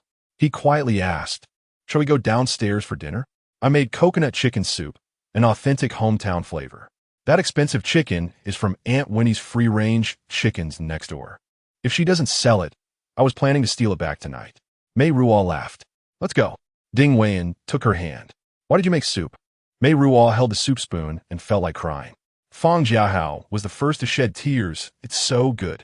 The chef we hired isn't actually the best in all of England. I'll have my mother fire him soon. Ding Weiyan didn't understand and was already eyed by Fang Jiahao. His eyes were only on Meiruo. I can't exercise too much. I can't read too much, so I can only take cooking as a pastime. Meiruo quietly finished her soup, then suddenly said, I miss Seventh Aunt. I miss her so much. Seventh Aunt received the call, but was still puzzled. Who is it? Meiruo sobbed, and then her cries grew louder. Little Miss? Seventh Aunt's voice trembled. Little Miss? Seventh Aunt. Meiruo wiped her face and talked endlessly about the past 3 years. Seventh Aunt listened, tears streaming down her face. Finally, she asked, the eldest miss is already. Won't you come back? Where's she buried? Buried in the Chinese cemetery in Aberdeen. Boss Jean picked a very good spot. You can see the sea. I'm not going back, Seventh Aunt. When a person dies, it's like a light going out. You shouldn't hate her anymore. Seventh Aunt sighed heavily. I don't hate her. Boss Jean also doesn't know where he went. He hurriedly left after the burial. A few days ago, we burned Mochi, and Ping and still took us over. In these days, even Ping and has disappeared. Pingan appeared in Oxford Village. After explaining his intentions, Fang Jiahao ignored the henchman beside him and rolled up his sleeves to chase him away. Brother Pingan, you coming alone? He sat down and called a saw. Meiruo looked at him. Pingan corrected himself, a Ruo. He sighed, finding it hard to speak. After Dakianj woke up, he refused to stay in the hospital arranged by the Zhan family and has already moved out. Meiruo listened quietly. He is very silent. We don't know what he's planning or what he thinks. Pingan turned the teacup in his hand, carefully choosing his words. Some officers asked about the events of that night. Dakianj kept silent. Ruo, we all know that Dakianj, even though he did many hurtful things to you, but we all know where his heart lies. No one wants to see the current situation like this. Ruo, why don't you take some time to see him? Is he recovering? Pingan nodded. The bullet penetrated his right shoulder, injured his lung, and damaged his trachea. Fortunately, the people present at the time had rich first aid experience, and the ambulance was timely. Otherwise, if his chest cavity filled with blood, Dakianj would have suffocated to death. His tone was dry, as if he didn't even know who fired that shot. She clearly aimed for the heart, but didn't he expect his reaction to be faster? Meiruo regretted pulling the trigger at that moment. She closed her eyes. Perhaps just a blink made him alert. Since he asked better, then it's not necessary to see him. Ruo, Brother Pingan, I've known you since I was 10. You know everything. Do you think I would go see him? With what feelings? You were initially still very happy. I still remember when Dakianj got jealous and threw that martial art style love letter out the window, your angry expression. You should go. Ruo, you should go. Pingan took 2 steps back, took a deep breath, and swallowed the words he was about to say. What he wanted to say was conveyed by Zhan Junshin half a month later. Your stepfather wants to see you. His attitude is that if he sees you, he will leave the UK immediately. He paced back and forth, calming his anger. It's the first time in my life that I've been threatened. Meiruo was astonished. He wants to see Ding Weiyan too. Fang Jiahao scratched his head. What did I miss? Meiruo asked softly. Is he willing to give up easily? We go back. Will he not come to harass me again? And not with the police. Meiruo. Zhan Junshin stopped, his stern gaze fixed on her. That kind of villain, can you trust him? She pressed her lips tightly together. Zhan Junshin continued to pace and ponder, finally letting out a frustrated sigh of pent-up frustration. Scoundrel. The meeting place was at Junshin Zhan's apartment in Knightsbridge. The entire floor had been opened up and divided into 3 areas, with arched windows facing the lush greenery and lake views of Hyde Park. Meiruo sat alone in a Rococo-style carved armchair by the window, her gaze almost frozen on the scenery outside.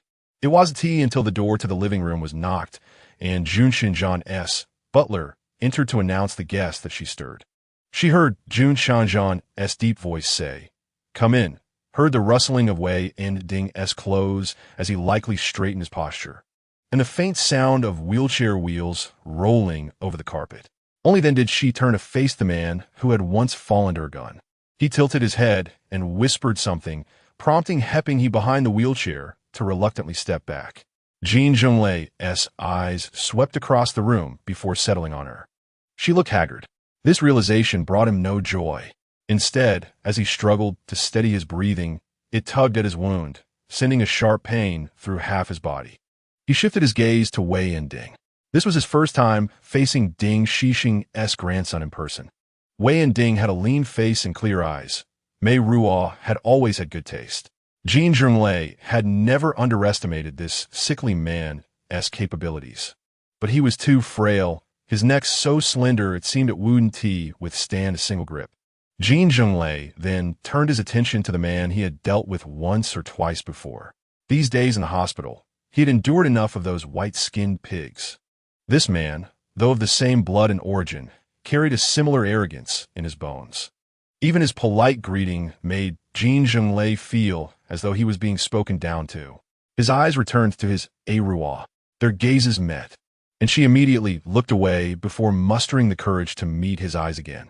Mr. Jin, Meiruo heard Jun Shenzhan speak in that tone he reserved for negotiations. Jin Zhenglei ignored him, not even turning his head. He had just shaved his jaw clean, but he had lost a lot of weight, making his thick brows appear even more imposing. There was no emotion in his eyes as he stared at her, as if he intended to look at her for eternity, until Meiruo bit her lower lip until it ached. Mr. Jin, Jun Shenzhan reminded him again. Jin Zhenglei began to undress. Slowly, he removed his jacket, then unbuttoned his shirt one button at a time. Jun Shenzhan raised an eyebrow, while Wei and Ding's eyes filled with confusion. Meiruo knew what he was about to do. She took a deep breath and braced herself. The simple act of removing his shirt caused beads of sweat to break out across Jin Zhenglei's forehead, dripping down one by one. Finally, he pulled his shirt halfway open, revealing the wound on his right shoulder. Despite her mental preparation, Meiruo still inhaled sharply, a lump forming in her throat. On his right chest, near the shoulder socket, were crisscrossing scars from recent stitches. His tattoo, the once majestic dragon head that had extended over his shoulder, was now unrecognizable, replaced by grotesque pink scars. That year, after I finished the dragon tattoo, I thought it looked mighty and couldn't wait to show you, he said. You asked me, can you bear the weight of a dragon? It's still the five-claw dragon. I said, I have a tough life, I can handle it. I'm tough. But when I said that, I never thought there would come a day when I would fall under your gun. Oh, you really are Meiruo, truly the Meiruo I like. Your heart is ruthless. I'm ruthless too. I never follow the rules in my actions. If someone is evil, I will be even more evil. If someone is ruthless, I will be 100 times more ruthless than them. It's the same with you. Back then, you were scared and said you didn't want to see me again. But I forced you to meet me. For this, I went to please your mother, supporting her. I thought we're both women and not a long-term couple. We can part whenever we get tired of each other. In our world, pride can't fill your stomach. Back then, I didn't understand how strong your pride was. If I had known you were just angry, that you liked me a little, in the hospital, I thought, even if I knew, what difference would it make? If I had to choose again, I wouldn't know if it would be better for you. I'm a rough man. I don't understand those things. Perhaps the result would still be the same. I really don't understand how to make you happy, how to do what's best for you. Let me go. Meiruo silently pleaded from deep within her heart. He slightly opened his mouth, then tightly closed it again. It seemed she heard him calling her. Meiruo, you can bear to leave, but I can't bear to let go. Jin Zhenglei breathed heavily, each breath echoing in the quiet living room, faintly resonating with the painful expansion of his lungs. I am very unsuccessful. His gaze pierced through her, returning to that damp and cramped worker's room, where he woke up, high fever making his eyes dry. He looked out the small window and saw a white nightgown on the second floor, delicate and clean little feet tiptoeing. The nightgown lifting at the hem, and the figure disappeared. At that time, he didn't know her name was Meiruo. He didn't know he would always make her sad. He didn't know she would like him for a moment. He should be content, even if it was just for a moment. He smiled at the disappearing figure. I let go. He called out loud. Ping and Zhan Junshin and Ding Weian stood up at the same time. Mr. Jin. This was the third time he reminded the other party to pay attention. Zhan Junshin had a gloomy face. Jin Zhenglei looked up. I will do what I promised you. Don't pretend that you're the only one doing it for Meiruo's good. No matter how convincingly you act, I need to believe it. Zhan Zhenglei's self-restraint kept him from exploding. Ding Weian hesitated to speak. "You're a good person. I can tell." After Jin Zhenglei said this to Ding Weian, he shifted his gaze. Meiruo's eyes were still on him, and he happily grinned until he saw Meiruo's cheeks glistening with silver tears. "It seems like whatever I do is wrong. I can only make you cry." He lowered his head, his fist pounding on the armrest of the wheelchair in frustration. Ping pushed him out, taking him away from Meiruo's hazy sight. He took the opportunity to return to Hong Kong the day before New Year's Eve. Chapter 46, Dai Fei. I can't believe it. Dai Fei was still playing with a gray sheepskin mouse, a New Year's gift from Ding Weian. It's hard to believe. By April, Meiruo still felt as if she were in a dream. On both sides of Addison Road, there were hedges of boxwood, hawthorn, wintergreen, and yew. Leading to the river bay, clusters of dark purple fritillaria leaves, the entire Chave Valley cloaked in a purple veil. Taking a deep breath, the moist air carried the faint fragrance of fragrant poplar. Meiruo awakened, seeing the face of the person beside her, and she broke into a smile. "What did you just say?" Ding Weian asked. "Too beautiful, unbelievably beautiful." "Indeed. Every year when I come here, I worry about missing the blooming season the next year." He smiled, his eyes filled with agreement. In just over 10 minutes, the mist gradually dissipated. The glass roof of the greenhouse in the botanical garden across the river reflected the pale, golden hues of the dawn. The bell-shaped buds of the fritillary flowers bloomed, their rose-purple petals lifting one by one, greeting the early morning sun. Too fleeting. Beautiful as a sigh. Beautiful, yes, but always with a sense of regret. No regrets. There's tomorrow, and next year we can come again. But Charles is about to graduate, and you, she sighed. I know you go to London every week for medical checkups. It's already April. You should go back. Charles told me that every May Day, a choir sings from the great Tower of Magdalen to celebrate the festival. Some dance the Morris dance, and many jump from Magdalen Bridge into the River Charwell. Charles said he has done it. Meiruo's expression froze in surprise, while Ding Weian's smile brimmed with delight. Unconsciously, the corners of her lips curled up. Are you sure? He felt a bit embarrassed and said he needed to seek Grandpa's consent first. I think he would agree, as the humid climate is good for the heart and lungs. During the Wushua festival, Fang Jiahui took off his shirt and jumped into the river with a loud shout. Meiruo and Ding Weian stood on the bridge, watching him and his companions swim to the opposite bank. It reminded me of that year when he was shouting in the river, "Calm, calm," and Meiruo couldn't help but laugh. From being a lawyer to a barrister and then to a royal council, it's a long journey. It's hard for me to associate him with the royal silk robe. I can't even imagine, one day in court, Charles wearing a platinum blonde wig, facing the jury, delivering his closing argument in the tone of Hamlet. To die, to sleep, no more, and by a sleep to say we end. Beautiful, as if holding her belly with laughter. Ding Weian retracted his posed stance and self-deprecatingly remarked, I have no talent for acting, but if I can make you laugh, that's good enough. She leaned against the railing, her profile turned toward him. Compared to the winter months, her face had regained a faint flush of color, and her eyes sparkled with life. She wore a loose white knit sweater, black skinny pants, and over it, the black trench coat beloved by every Oxford student, making her figure appear even more petite and her delicate features even more striking. At that moment, her smiling eyes lingered on him, and a tiny droplet of water clung to her long lashes. It was raining. He tilted his head to glance at the sky, then helped her flip up her collar. Hesitating, he finally mustered the courage to reach for her hand. Meiruo didn't refuse. Let us skip studying today, all right? We're going back to cook. They entered the covered market from Cornmarket Street to buy groceries, then returned together to Ding Weian's house in Oxford Village. After the meal, they sat in the backyard drinking tea. Meiruo took a sip and couldn't help but praise. Very fragrant. Is it pre-Qingming or pre-rain tea? I don't understand either.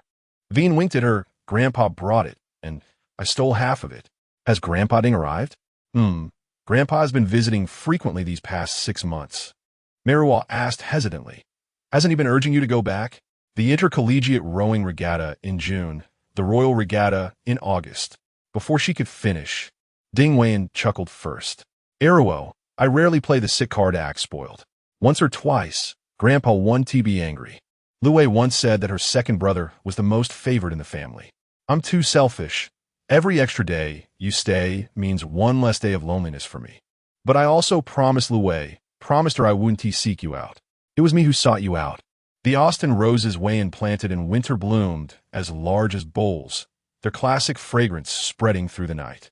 A nurse brought his medicine, and he swallowed it all as if it were dessert after a meal. Meiruo asked curiously, what kind of medicine is all that?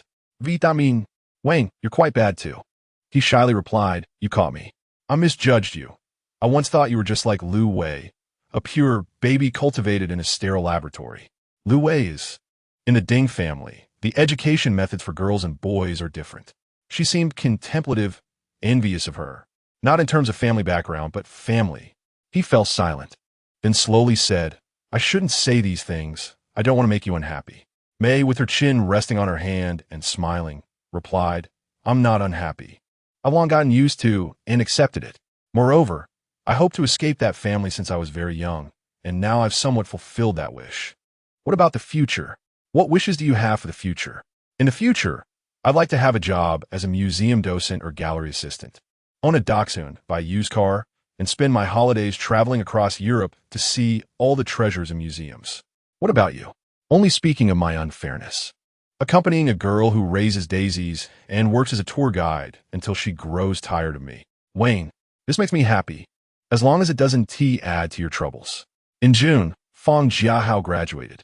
At the graduation ceremony, Meiruo met her distant relatives. Fang Jiahao resembled his father. Fang Yuanji, with his burly frame and honest smile, stood beside his wife, who was dressed in a Chanel suit and a white veil hat, radiant as if in her 30s. The three of them took a photo that could have been published in the papers as a model of an exemplary family. Meiruo noticed that Mrs. Fang had thin, cold lips similar to Zhan Junqian's, and when she looked at Meiruo, her scrutinizing gaze was reminiscent of Lady Ding Hian. In contrast, the widowed eldest aunt and the unmarried eldest aunt were much more amiable, holding Meiruo's hands and asking why she had missed the Zhan family gatherings, how she was adjusting to life, and inviting her to visit Lausanne when she had time.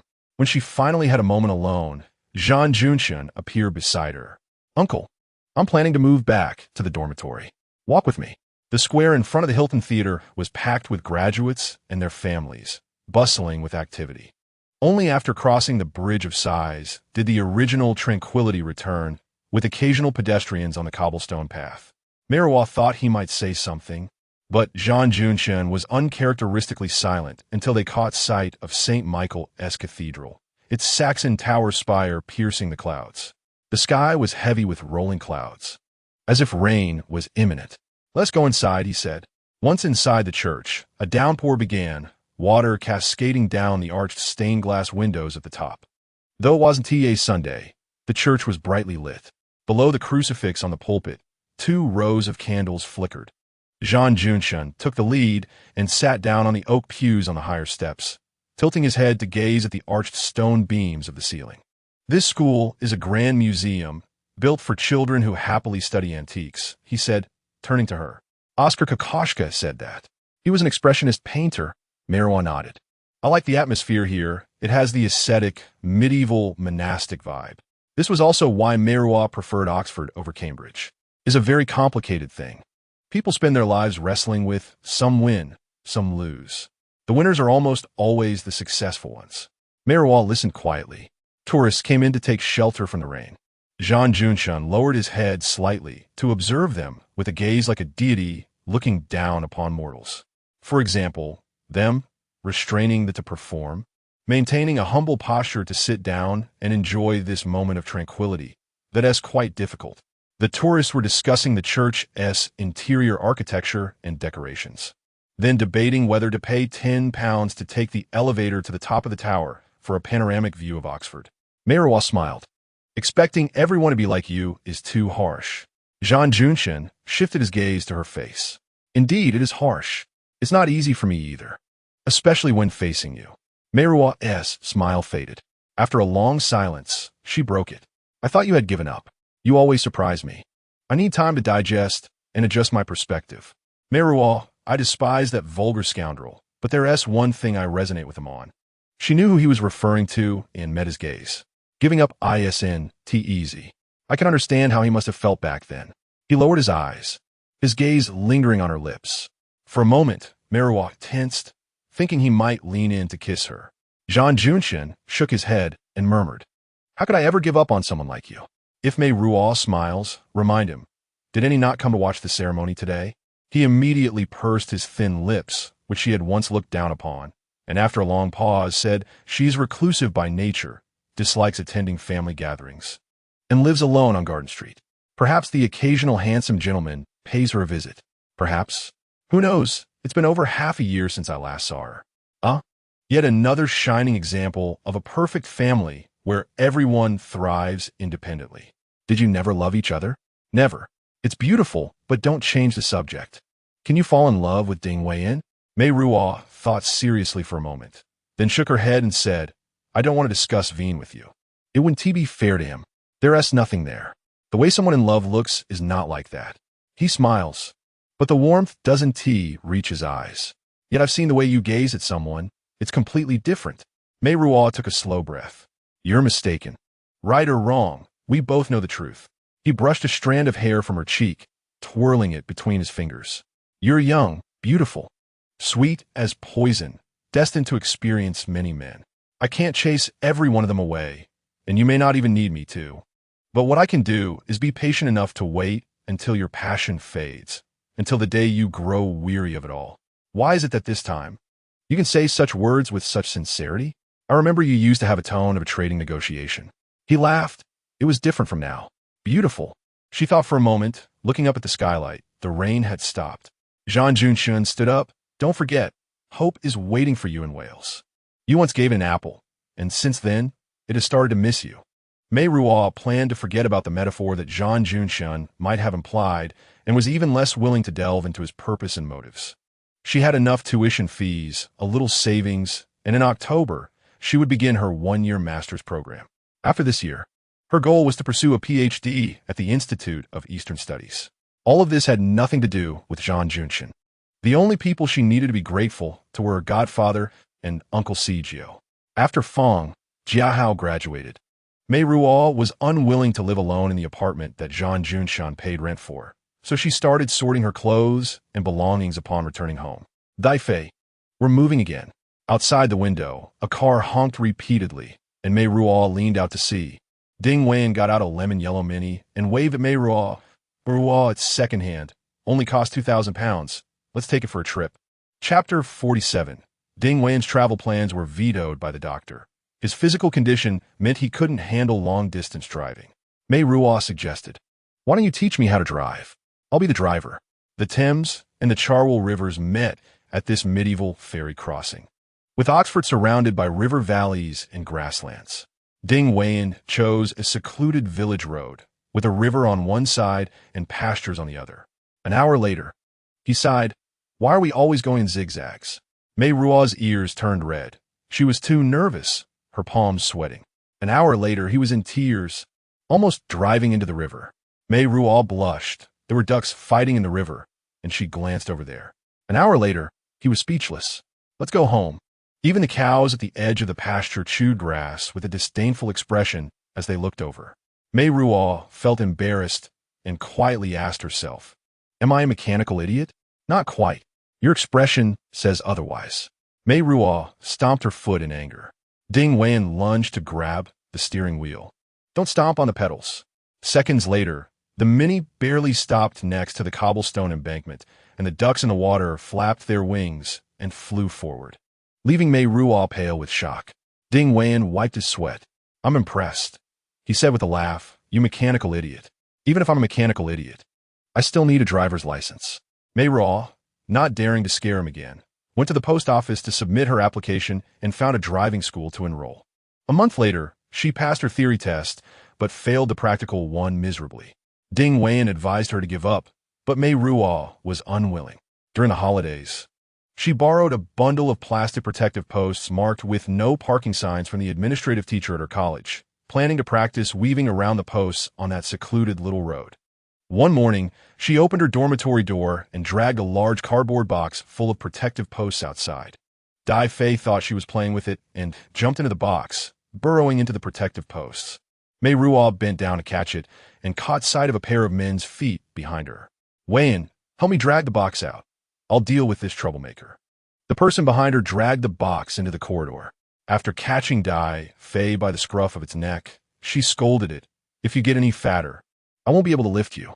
Throwing it inside, she grabbed her bag and keys, quickly shutting the door before Dai Fei could slip out to play. When Meiruo turned around, she was taken aback.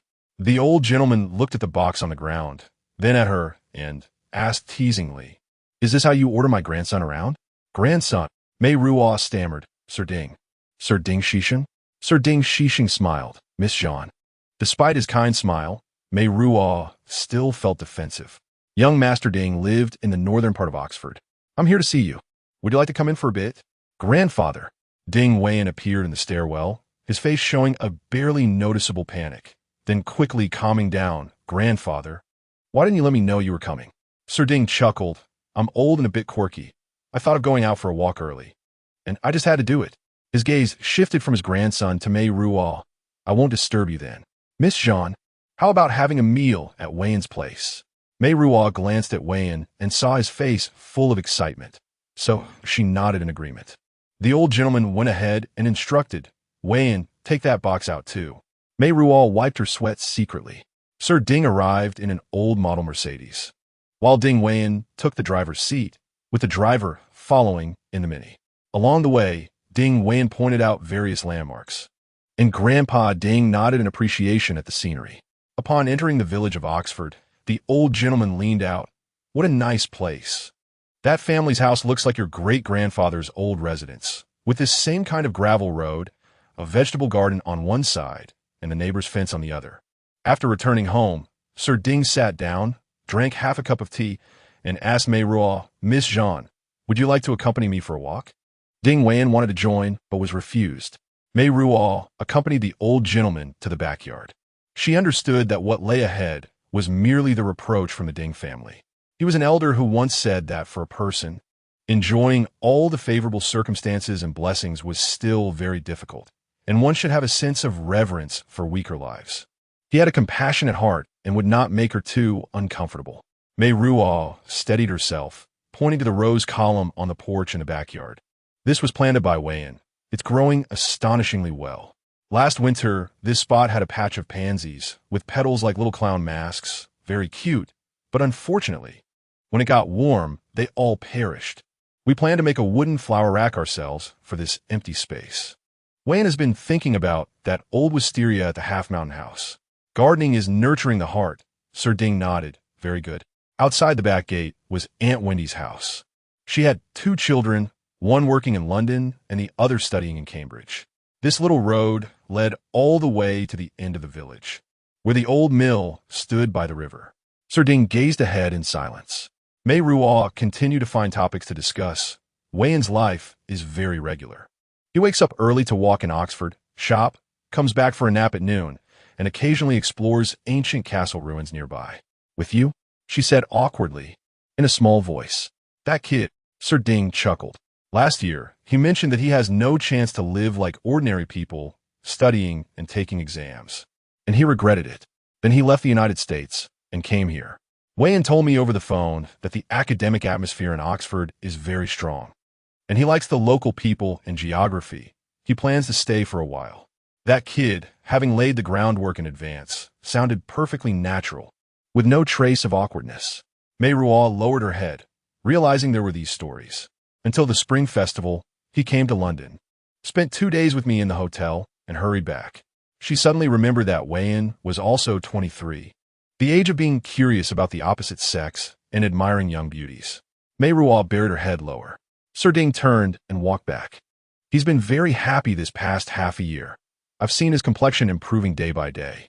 I must thank you, Miss Zhan. You're too kind, Sir Ding. The past 6 months have been about keeping him company. He's given much more than I have." He stopped. "Are you also from Hong Kong?" Meiruo lifted her gaze to his profile. Sir Ding was about the same height as Weiyan, roughly in his 60s, with features that revealed his youthful handsomeness, only now marked by wrinkles and sagging skin, making him appear leaner. Meiruo took a deep breath. "Yes, I'm a classmate of Lu Wei from the Polytechnique. Later, I dropped out due to family conflicts. Family conflicts? She had once told Weian that she came from a dysfunctional family, one that Weian and Lu Wei couldn't imagine. Meiruo hesitated to speak. She had no penchant for exposing her scars for others to admire, nor did she need sympathy from unrelated people. She swallowed the remaining words. For this reason, I refused Weian's concern. Sir Ding nodded, seemingly unsurprised, and continued walking thoughtfully. Upon returning to Weian's residence, Ding Weian had already come out early from the backyard. Grandfather, is it just like I told you, a beautiful scene that makes one reluctant to leave?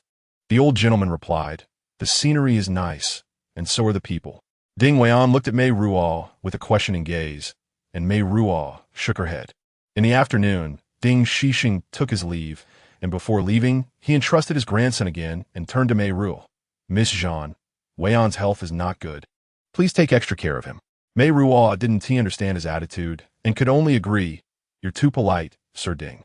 He examined her seriously and suddenly spoke. You can call me Grandpa Ding. Meiruo looked at Ding Weian, who was also taken aback. Ding Shixing smiled as he gazed at the girl next to his grandson. Meiruo hesitated and said, Grandpa Ding. The old gentleman smiled, even more satisfactorily, patted Ding Weian's shoulder, and prepared to get into the car. Ding Weian, in a hurry, said, Grandpa, I'll explain to your mother. After Ding Shixing waved to them, the car disappeared in the distance. Weian let out a breath, feeling relieved. He looked at Meiruo's expression, held her hand, and asked, Ruo, did I make you worry? Meiruo shook her head. It's your grandpa who makes me worry. I don't understand his attitude. Logically speaking, he should hint to me that our statuses are different, and over time it will affect your recovery. But he neither agrees nor disagrees, which makes me very anxious. My grandpa's tale has long been refined into nothingness. How could he show his attitude? Ding Weian saw Meiruo smile, feeling embarrassed by his wording. I didn't mean any disrespect. Your grandpa not showing an attitude means he approves. If Ding the old sir didn't like you, he would have driven you away long ago. Why would he care about your feelings? That's true. This is already quite benevolent. Ruo, before I met you, I couldn't say how my grandpa would react. But after meeting you, I think everyone will like you. Meiruo teased him. That's just your opinion. He laughed, then became serious, hearing you say you're not at ease.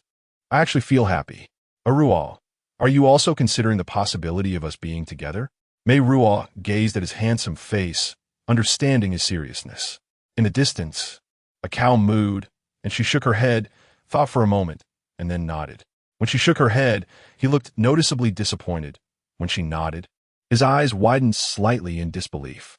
She sighed, I'm very happy being with you. It gives me a sense of security and tranquility. But this tranquility will always be broken. It will... Don't say the rest. Ding Weian interrupted her eagerly. Just that first sentence is enough. Ruo, let's be together officially. Your family, your parents, Lu Wei. Weian, there's no outcome. He shook his head. I'm not greedy. As long as it's like this now, one more day. Another day. As long as you're willing, I will accompany you. By the stone wall, under the roses, the birds chirped softly, and the slanting sun shone down. Meiruo bit her lip, thinking seriously. Ruo. She smiled brightly. Okay, I won't ask for the outcome. Just like this, day by day. Their relationship was no different from before, but the bonds in their hearts seemed to have increased, and the moments of smiling at each other had also increased. Meiruo tried several times to call Lu Wei, picking up the phone and then putting it down again. On the eve of Christmas, the news announced that this year's Christmas gift would be a rare heavy snowfall in 10 years, and the minter announced an early holiday. Meiruo didn't have time to inform Weian, so she waited for him at the CF he often visited. Snowflakes fell outside the glass window.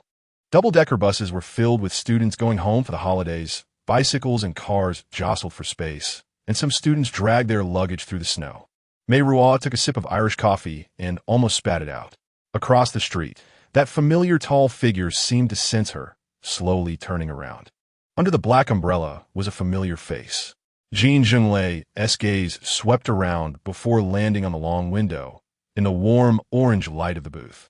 Landing on her, Meiruo stiffened, her fingers trembling. She took a deep breath and put down her coffee cup.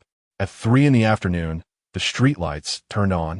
casting two beams of dim yellow light in the snow, and the treetops were dusted with white. He gazed at her from across the street, then walked towards her. Meiruo heard the sound of an old-fashioned cowbell ringing, and she straightened her back. But as he approached step by step, the invisible pressure still made her hold her breath. The waiter asked him what he would like to drink, and Jin Zhenglei glanced at the coffee in front of her. Meiruo lifted her face the same. His breathing amplified in her ears, and Meiruo seemed to hear the meeting from a year ago, accompanied by his labored breaths. The painful groans of his injured lungs expanding and contracting. Is your injury healed? He nodded, his gaze fixed on her face. Meiruo awkwardly turned to look out the window. How come you are here? This is a tourist city, he replied. His voice was hoarse, like someone who had stayed up late and smoked countless cigarettes. The waiter brought the coffee, and he thanked him. Meiruo's unusual expression was noticed by him, and he smiled. I can now say a few words in English to pretend to be cultured. Meiruo pursed her lips and remained silent. A young beggar sat cross-legged under the eaves, playing a tune on his flute, carrying his luggage and holding his dog. Jin Zhenglei took a sip of coffee and frowned slightly. He got up, placed a banknote on the table, and said goodbye. He stepped outside, opened his umbrella, and hesitated in his steps. For a moment, Meiruo thought he would turn back, but he only glanced back, dropping a banknote into the beggar's hat, playing the flute, and then walked into the snow. Chapter 49. Meiruo finally mustered the courage to call Lu Wei. But Lu Wei was unusually silent, and all she could hear on the other end was shallow breathing. Lu Wei. She felt deeply apologetic. Wait a moment while I think about why I was angry. The reasons are just too many. After a pause of several seconds, Lu Wei spoke again. I visited Aunt Chi, and I heard that every week at a fixed time, she receives your call at the phone booth on the corner. Is that right? Yes. Then why have I not heard from you for more than a year? I broke my promise. The more guilty I felt, the more I couldn't face you. My second brother suddenly went to Oxford more than a year ago. How did he know you were there? You said you broke your promise. Does that mean you contacted him? Told him you were in Oxford? It wasn't me who told him. Ding Weian leaned closer to the microphone. Ruo's whereabouts are what you told me. Ding Lu Wei exploded. Nonsense. I'm very cautious. Ding Weian, don't wrong me. And don't wrong Ruo. I learned about her from you, and then I took the initiative to find her. Ding Weian, get away. Lu Wei shouted angrily. Meiruo signaled Weian not to intervene, then brought the phone closer to her cheek. It was Weian who found me. I was also surprised. The reason I said I broke my promise is that I understand. Lu Wei, we are good friends, but you may not want to be my sister-in-law, and I don't think I have that qualification. But now it has already happened, naturally. Weian kissed her forehead. Ruo, you are great. You don't need to belittle yourself. Meiruo smiled at him. Naturally happened? You two are dating? We were friends before. We officially started on Christmas. Lu Wei inhaled sharply. Wait, I need to think. Meiruo felt helpless as Lu Wei hung up the phone. It's okay. She will understand. She just needs time. Weian stroked her fingers. If Lu Wei can't figure it out, I will go back and talk to her properly. She's my best friend and the only one I have. I'm a bit unhappy. I let her down. Ruo, that's not your fault. Some people will sympathize with your situation, but even if they are kind and compassionate, they haven't experienced your life, nor have they felt your struggles. All their sympathy is only superficial. They don't know how hard each step you've taken is. Meiruo embraced him tightly. How long will you be gone? I'm starting to miss you already. Ding Weian smiled faintly. You voiced my thoughts. That evening, Lu Wei called. I asked Yao Linkong, and he asked me 2 questions. Is Ruo a good girl? I said yes. Do they love each other? I said I've always understood my second brother's heart. But I don't know about you. Yao Linkong said that a good girl is in love with your second brother and can foresee the difficulties ahead. As a younger sister-in-law, you should bless them. Lu Wei took a deep breath. All right, he is quite right. It's rare for him to be right once. Ruo, let me ask you, how do you feel about my second brother? Meiruo hesitated and then quietly said, I think I like Weian. She looked at Ding Weian, whose eyes were filled with joy. Then I should bless you both. Lu Wei said reluctantly, then suddenly burst out. But why am I still angry? Because you two conspired and kept it from me? Ding Weian said softly. Fortunately, she doesn't know how I got the news. Meiruo covered her mouth to hide her smile and said seriously, Lu Wei, thank you. Ding Weian returned to Hong Kong after the spring festival. It was the season when new buds were sprouting, but the surroundings felt devoid of spring. Meiruo realized she really missed him. She watered the flowers for him every day as he instructed and learned his recipes to make wet food for Dai Fei. One day, Lu Wei called. I want to thank you. Meiruo was surprised. Your second brother looks very happy and in good spirits. Ruo, I understand. It's because of you. Lu Wei sighed. Mom always says your second brother is the most well-behaved and the most heart-wrenching. It's not because of his body, but because of his character. Among our 3 siblings, the eldest brother is the most stubborn, can stay away from home for half a year for marriage matters, and doesn't talk to the family. When I was little, I cried and made trouble the most. Only your second brother had no demands. He was polite and courteous to family and servants, as if he was afraid of adding trouble and burden to others. Meiruo shined silently. When I was young, I always thought your second brother was like a transparent person, often hospitalized, and rarely came out of his room even when he returned home. I wanted to play with him, and he was very tolerant and patient, even though I was noisy and disturbed his rest. Lu Wei was in tears, in my heart. I always felt that no girl was worthy of your second brother. He is so smart, he studies better than me, and knows more things than I do. I understand you are good too, but your second brother is one of a kind. I understand. No, Arual, I'm not blaming you. On the contrary, I'm grateful to you. Do you know? Your second brother has changed since he came back. He seems more like a real person now. He laughs loudly and talks to me about your life in Oxford. God knows, in the past, if you didn't force him, he would never discuss himself voluntarily. Arual, the current second brother, is alive and well. Meiruo cried with her. Arual, thank you. Lu Wei sniffled on the other end of the phone. I must apologize for my attitude during that time. I don't know how to say it, Arual. Even Yao Linkong said you both face many difficulties ahead. I'm not afraid, Lu Wei. I don't ask for much, just for peace and happiness in front of me, even if it's just for one more day. Your second brother thinks the same way. We are not greedy. But Arual, this is unfair to you. Lu Wei struggled to say the second half. My second brother's life is counted by days. He refuses to tell me about his condition, afraid I'll worry, but I can guess. Meiruo recalled wij eens langer engaged. Her chest warmed. It's okay. I've known him for a long time. That person, he won't entangle anymore? Meiruo tightened the phone line and then let go. He shouldn't anymore. I heard from Seventh Aunt that he is still romantic and carefree. Yao Linkong collaborated with him to renovate an old tenement building in Kuntong. He should have made quite a bit of money. And Yao Linkong gave me a set of diamond jewelry for the new year. That dreamy old opium den? Meiruo felt a bit dazed. I shouldn't mention him. Those bad things are already in the past. Yes, after being with Wei In, I occasionally wonder if those unpleasant memories were real or just a dream. Meiruo smiled. Every day with Wei In is very real, probably because it's fulfilling. Ding Wei and returned at the end of April. Meiruo drove her newly purchased lemon yellow Mini to the station, giving him a big surprise. He had more attendants, filling up another car that the driver brought. Mom was worried, so I hired 2 more nurses. He explained. Meiruo nodded, her smile unchanged, as if Wei In couldn't get enough of her. His gaze never leaving her. Once home, she took his hand to the backyard. Relieved, I've taken good care of your flowers. But you haven't taken care of yourself. You've lost weight. Because I miss you. Wei In smiled, Aruo. I count the days until I return every day too. She stood on her tiptoes, kissing his forehead, his nose, and finally placing a kiss on his lips. Wei In's throat choked up as he embraced her and playfully bit back, tangling his tongue with hers. Aruo, Dad and Mom don't oppose us. They even let me bring gifts back. Meiruo shook her head. I don't care. She pecked the corner of his mouth. Just having you is enough. And there's good news. I asked the doctor. His face suddenly flushed. The doctor said. Meiruo laughed out loud. What did he say? He said, you're pregnant? He couldn't help but chuckle. Zhan Meiruo, you're so bad. Norus. She wrapped her arms around his neck. Let us take it slow, as long as every day is as happy as today. Jin Zhenglei had slept on the living room sofa for half the night.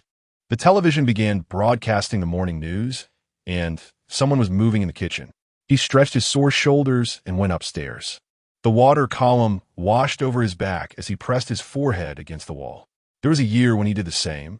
pinning her against the wall beneath the shower head. She was petite, her feet off the ground, and she could only wrap her legs around his calves.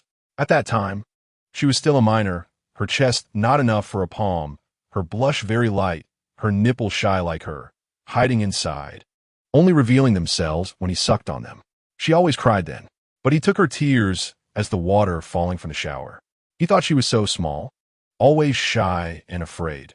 Feeling wronged was inevitable, and in the end, as long as he could give her happiness and comfort, that was enough. He was always confident in this regard. Moreover, it was the first time he tried to pamper a woman so earnestly. Why did he always make her cry? Jin Zhenglei took a shower, dressed, and went downstairs. Seventh Aunt caught up and asked, "Boss Jin, aren't you having breakfast before leaving?" "I'm not eating." He didn't look back. Standing on Ningbo Street, he weighed the car keys in his hand, momentarily unsure of where to go. Seventh Aunt saw him return and asked in astonishment, "Boss Jin, are you having breakfast?" "I'm not eating." He went upstairs. Her midnight flight had already reached its end. Jin Zhenglei sprayed twice, frustrated, and threw it to the end of the bed. "Good day, Ruo. Come here." He rubbed his head, imagining her aggrieved expression, extending her little tongue to tentatively lick up, and suddenly felt his manhood swell 2 points. "Ruo." He couldn't help but call out, "Good girl." His palm slowly rubbed up and down, as if hearing her complain, "You're so disgusting." He thought, "Little brat, I've done it to you many times. So get some strength." Like smelling her sweetness when she blooms, like feeling her tender flesh that was as smooth as tofu being pressed and squeezed, his Adam's apple rolled. His breathing grew heavy. He wanted to lift her hips, pressing closer to her, but helplessly, he could only grip his own weapon tightly. "Ruo." He moved quickly, vaguely hearing her soft cry of pain, and immediately stopped, but the feeling of swelling pain deepened, urgently seeking an outlet in her gasps. "Ruo." He took a deep breath and continued to attack vigorously. Her suppressed low gasps gradually grew louder, turning into intermittent soft moans. "Ruo." He erupted in his own hand. Chapter 50. At the end of August, Meiruo wore a newly added white shirt, a black velvet bow tie under the collar, paired with a black skirt and black stockings, draped in a black graduation gown. Walking across the Sai Bridge with her classmates to attend the graduation ceremony at the Hilton Theater. It is said that this is a tradition in Oxford, signifying no longer having to cry and hit the wall on the Sai Bridge due to embarrassing academic results. It was drizzling that day. Ding Wei-in held an umbrella, matching his pace with the line in the middle of the street, walking forward along the street. Meiruo deliberately slowed her pace so he wouldn't be out of breath. Silently, she called out to Wei-in, who waved back with a face full of smiles. Fourth Uncle Gio and his family were waiting in front of the theater. Little Ah-san, now old enough to run around, lifted Meiruo's robe and ducked under her skirt, causing Fourth Uncle Gio to flush with embarrassment and scold him loudly. Meiruo picked up Ah-san and pulled Fourth Uncle Gio's family together for a group photo. Zhan Junshin and Feng Jiahao arrived a bit late, so the group headed to Shirley's farmhouse for dinner. Along the way, Fourth Uncle Gio remarked, "Tiger went to Taiwan and has been gone for 3 years. Now you've grown up too. How's my godfather?" "Finally settled down. Might move to Canada later to reunite with the family." "Meiruo, if you're comfortable living in the Kensington house, Tiger's intention is to transfer it directly under your name. Ruo, if you have time to return to London, remember to come see me so we can handle the paperwork." Seeing Meiruo hesitate to accept, he quickly added, "Your godfather owns plenty of properties. One small house, one team make a difference. Consider it a graduation gift or a future wedding present. Just take it." Meiruo murmured, "I don't have such long-term plans for now." Fourth uncle sized up Ding Wei-in, who was chatting with Feng Jiahao. "He seems decent, just a bit frail. Passable." Fourth aunt disagreed. "Not everyone is built like you. People who use their brains tend to be slender. He is gentle and refined. I see nothing wrong with that." Fourth uncle fell silent, and Meiruo came to his rescue. Wei-in does have some health issues, but he is genuinely kind-hearted. Fourth uncle nodded. "As long as he has a good heart." Fourth aunt chimed in, "For a woman, the most important thing is a stable life with a good man who truly cares for her." Feng Jiahao called out, "Miranda, Ding mentioned your application was approved by the Oriental Institute. Are you planning to be a professional student?" Why not study at half the cost? Mei smiled with a hint of pride. Fang Jiahao, looking despondent, lamented, "Pity me, buried in paperwork, while you continue hiding in your ivory tower, untouched by the hardships of the world." His clumsy Mandarin drew laughter from the crowd. As they parted, Zhan Junxian lingered a few steps behind, walking alongside Mei. "I just told Wayne that perhaps we shouldn't go to Nice. This time of year, it's overcrowded. The French Riviera is far more beautiful and serene." The Admiration lay anchored in the harbor of Genoa, waiting quietly for them. Commissioned by Zhan Junxian and custom-built by Pei Dixian, the superyacht measured 54 meters in length. With 5 guest cabins, a sun deck featuring a swimming pool, and a crew of 10. They set sail southward, gliding across the azure waters of the Mediterranean. The undulating Apennine mountains visible along the way. At every port, Mei and Wayne disembarked, hand in hand, exploring picturesque countryside villages that seemed plucked from a painting or discovering secluded, untouched islands. Upon returning home, Wayne personally called Zhan Junxian to express how much he had enjoyed the trip and to thank him for arranging Mei's graduation journey. Mei stuck out her tongue beside him. "I never gave you permission to call him uncle." Wayne pulled her into his arms. "I had to call him that." Mei laughed at his shamelessness, then asked, "Why did you say had to?" "Seeing the name on the yacht made me a bit uneasy." He suppressed his smile. The charming Miranda, beautiful in her silence, she gently caressed his chest. He had a sensitive and wise heart. "Meiruo, I thought as long as I could be with you to watch the sunrise and sunset, I would be extremely happy. But I find myself increasingly unsatisfied, sometimes jealously wondering what kind of person will take care of you in the future. In the future, you will take care of me." He held her hand. "Meiruo, I may not be able to. From a moment you confessed, this became your responsibility, Ding Wei. No dodging, no playing tricks. Okay, I will do my best." He was delighted. He wondered when Lu Wei would arrive. Ding Lu Wei and Yao Lingkong came to Oxford a week later. They had originally planned to surprise you, but due to his busy work, they were delayed a few days and missed your graduation ceremony. After arriving, they found out you had gone on a trip. There was nothing they could do, so they had to take a tour around Nice. Meiruo and Ding Wei exchanged smiles. If they hadn't changed their plans, they might have run into you in Nice. Indeed, Ding Lu Wei hugged Meiruo. "Let me see, what's different?" The sun in Nice hadn't tanned Miss Ding into a honey color. Her fair skin framed a pair of lively black eyes, fresh and clean as before. How infuriating. Why is she still so beautiful after changing her environment? She complained. Yao Lingkong and Ding Wei chuckled. A married woman could still retain the innocence of a maiden. Ding Lu Wei, you really make people envious. Lu Wei stomped her foot. "I feel bad for second brother. After not seeing you for years, your tongue has grown even sharper." After dinner, Meiruo and Lu Wei chatted in the backyard. Beneath the pergola was an ironwork swing chair. Lu Wei looked up and remarked, "It's just like the wisteria trellis at home, only smaller. We made it with Wayan, modeled after the one at your place." He loved it. That year, Wayan had discovered her beneath the wisteria and called her the Lost Princess. Lu Wei nodded, then defended her second brother. "Second brother shouldn't do heavy physical labor. Ding Lu Wei, don't worry. Most of the time, he just directed while the servants and I did the work." Lu Wei looked embarrassed. "Do you remember Pang Hui Xin? She got married last year." Meiruo let her change the subject, listening to her talk about past classmates, but those people had already become blurry in her mind. Until she mentioned last year's Ma Wang Cup, talking about Zhang Baoluo. Meiruo looked worriedly at her silent good sister. Ding Lu Wei shook her head, as if trying to drive something out of her memory. "He is doing well. He has married a veterinarian and welcomed a baby girl last year." She smiled vacantly, wondering what kind of love can be diluted by time. "We just thought we had loved once. How is Yao Lingkong treating you?" "At first, I found him dirty and didn't let him touch me for half a year after marriage. Later, he argued with his family, and I felt sorry for him. After that, things became like this, occasional quarrels, making up afterward. Being able to argue proves there's communication." "Meiruo, you're so annoying. Why do you have to say the same things as Yao Lingkong?" In the evening, lifting the thin quilt on the guest room bed, Lu Wei jumped onto it with an excited expression and said, "I'm happy for second brother. It's so nice to see them like this." Yao Lingkong leaned against the headboard, lost in thought with his arms behind his head. "Hey, I'm talking to you." I feel a bit sorry for that mainland guy. What's there to feel sorry for him?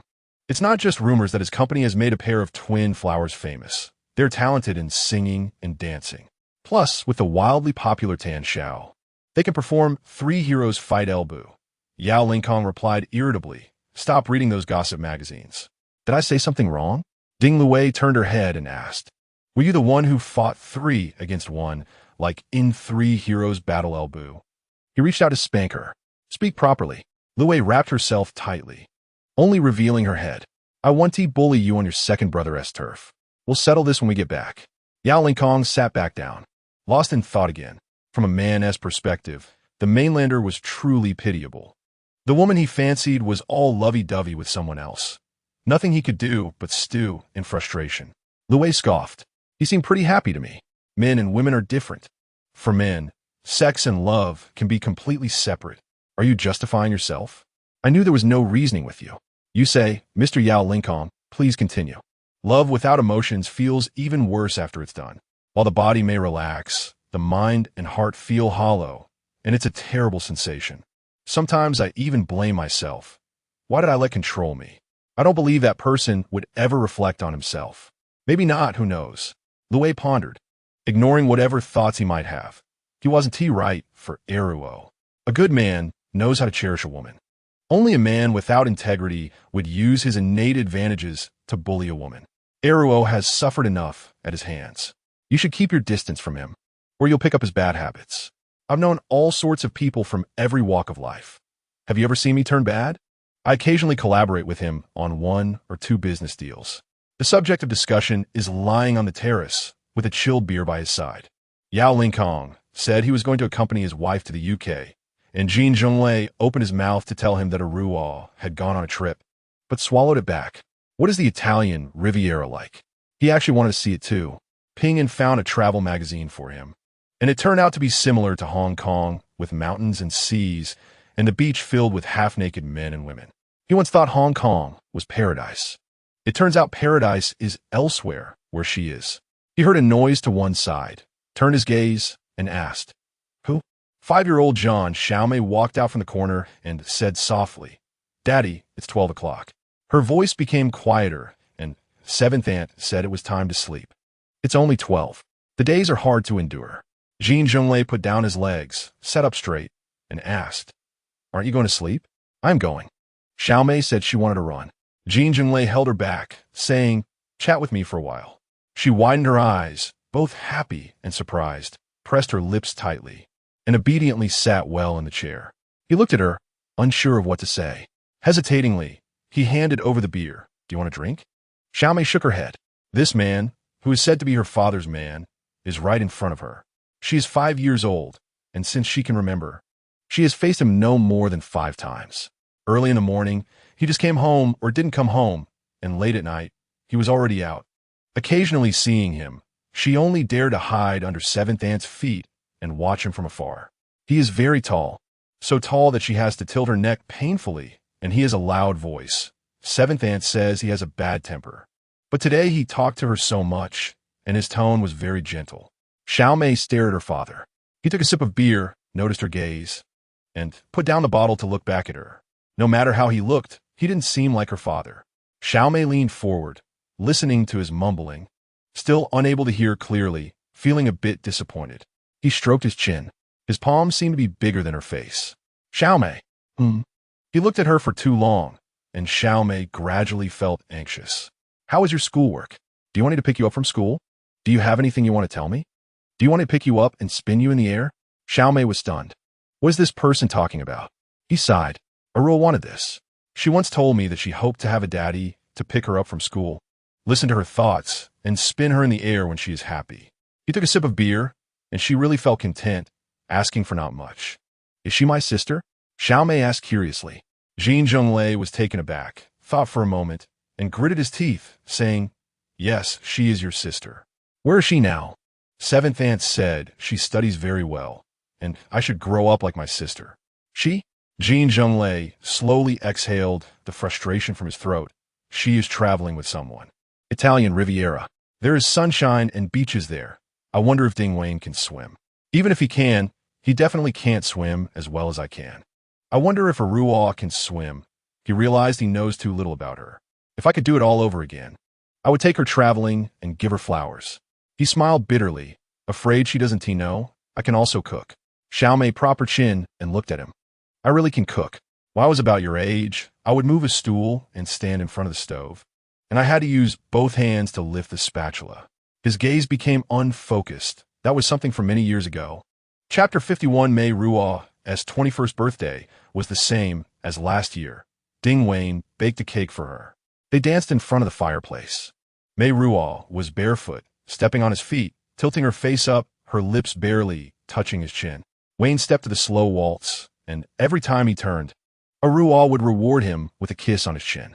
So he turned more frequently, and Mei Ruo held back her laughter, saying, "No, I'm going to faint."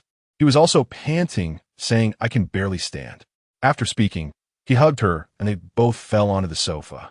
Ruo. Wayne's voice was soft and lingering as he whispered in her neck. "The first time I saw you, when I reached out my arms, my heart had never beaten so hard. I was afraid you wouldn't accept it, afraid of being rejected. At that time, I didn't know that one day I could hold you like this, truly holding you." Her lips brushed against his ear. "Before I came to Oxford, I didn't dare to have too many expectations. I just wanted to see you, and if you didn't mind, I would stay to accompany you. I didn't know if you would accept me, like a grace from heaven, which made me very happy." Wayne. She bit his earlobe lightly. He turned his face toward her. "Ruo, I want you." She gazed into his eyes, where there was careful expectation, but more was the determination to be ready for rejection. Mei Ruo held his hand and placed it on her chest. "Are you sure?" His eyes suddenly brightened, and his face seemed to glow under the light. Wayne nodded seriously. The doctor said it's okay." He promised eagerly. Mei Ruo smiled and held his hand as they went upstairs. "Your room or mine?" He felt awkward. "You choose." Mei Ruo pushed open her room door. Where should I start?" Mei Ruo laughed. "Kiss my chin." He lowered his face, suddenly turned around. "Wait for me." When he returned, he held a small square box in his hand and placed it on the bedside table. "How did you have this?" I have prepared it for a long time, since spring." Mei Ruo buried her face in the pillow and giggled. Ding Wen was extremely embarrassed, sitting on the edge of the bed and saying, Should we not?" She sat up, unbuttoning the 3 buttons of his striped sweater, and then went to unbutton his shirt. Ruo, il come. He didn't want her to see the scar from his chest surgery, reached out his hand, and pulled down the zipper of her skirt. His movements were slow. As she loosened her skirt inch by inch, his gaze became more and more infatuated, finally resting on her black strapless bra. His breathing quickened, and then he looked at Mei Ruo, saying in an admiring tone, "So beautiful. Ruo, you are so beautiful." Mei Ruo cupped his cheeks with both hands. Wayne. He kissed her deeply, pressing her between the headboard and the pillow. He clumsily worshipped every inch of her body. With his hands, with kisses. Mei Ruo felt her long dry skin being moistened by his lips and tongue. Her pores relaxed, feeling soft and light. She stroked his hair. Wayne came back, searching for her lips. He gazed in her eyes and slowly entered her body. For a moment, Mei Ruo's mind flashed with a piercing scream. It was her scream. She instinctively resisted, wanting to push the person on top of her away. "Ruo, I love you." In between short breaths, Wayne said. His words seemed to have magic, pulling her out of the illusion. Tears brimmed in the corners of Mei Ruo's eyes as she hugged his neck tightly. The man in her arms, though weak and inexperienced in love, had a heart that was firm, devoted, and generous. He built a fortress for her with his heart, where she could laugh freely and live seriously. Like the backyard they both tended together, full of flowers, unafraid of wind and rain. "Wayne, thank you for being so good to me." He began to move slowly, sweating profusely, dripping onto her face and chest. Mei Ruo's sleeping body was awakened, unconsciously lifting her legs to meet him. Wayne inhaled sharply, suddenly turning pale. He collapsed onto her. Wayne. After Ding Wen was sent to the hospital. That night, he was transferred to London by helicopter. He said it was okay. Mei Ruo was in despair, repeating he said it was okay. Zhan Junshun paced back and forth in front of her, waiting for the doctor to come out and speak. Ding Wen was sent to the intensive care unit, still in a dangerous situation. His British doctor looked at Meiruo with a reproachful gaze. Even if you were young, you should be responsible for life. Meiruo repeated. He said it was okay. Do you know his condition? Meiruo shook her head. He never told me. The other party helplessly opened the x-ray slides and said, Mr. Ding, after undergoing a successful closure surgery for patent ductus arteriosus 6 years ago, has shown significant worsening of his secondary pulmonary hypertension over the past 4 years. He pointed out to Meiruo, right ventricular hypertrophy, right atrial dilation, because the right atrium needs to continuously pump blood to the lungs. As the pressure in the lungs increases, the load on the right heart will gradually increase. When Mr. Ding exerts too much physical effort or becomes emotionally agitated, the load on the right heart reaches a critical point, which could lead to heart failure and sudden death. Meiruo couldn't hold back her tears. Is there no way to treat it? He had seen enough of the pain of patients' families and, with a blank expression, said, Unfortunately, with the current level of medical technology, there are no effective treatment methods. We can only rely on medication to maintain function. The patient's heart and lungs will become increasingly weak, and the load will become heavier. The lifespan of most people is between 20 and 40 years. Meiruo collapsed in tears on Zhan Zhenglei's shoulder. On the day Ding Xixing arrived in London, Ding Weiyan was out of danger. He was on a ventilator, with murky phlegm sounds in his lungs, struggling to smile. After he fell asleep, Ding Xixing sighed and said to Meiruo, You are not to blame. Weiyan shouldn't have hidden his condition. Please forgive him. He probably wanted to leave a way out. It's not like that. Meiruo covered her face. Weiyan is fine. He simply wants to love her and give her everything. When he could speak, he told his grandfather, Don't inform my mother. I'm already better. His gaze turned to Meiruo, hesitating to say more. Ding Xixing understood his thoughts and nodded sadly. Zhan Junshun privately suggested to Meiruo, Reject him. He knows his time is short and that any day could be his last. Even Aunt Sijio advised, Aruo, why not take some time to calm down? Weiyan's body really. But Uncle Sijio was firm in his stance, saying that to live a life is to uphold righteousness. Since he has set his sights on her and promised to be together, how can one shrink back when facing difficulties? Aunt Sijio was furious. Righteousness. You're a man, of course, you can shout loudly, but our Ruo is a weak woman. Will you just let her become a widow in the future? Uncle and Aunt, please don't argue for me. I've known Weiyan for a long time. I already knew he was unwell and had prepared myself mentally for what to do. She took a leave of absence and stayed in an apartment in Kensington, making porridge and soup for him every day. No need to explain, I understand. You don't want to deceive me. You just want to be a man. Weiyan, you are already my man. You don't need to prove yourself with your life. He silently gazed at her, and soon his eyes became moist. Meiruo leaned down and kissed away his tears. Get better soon, Weiyan. I'm very lonely by myself. It wasn't until Christmas that Ding Weiyan finally received the doctor's approval and was discharged from the hospital. Both of them had lost weight. Sitting across from each other on the train, they laughed foolishly. Meiruo scolded, Fool, did I scare you? He smiled awkwardly. Meiruo sniffed and nodded.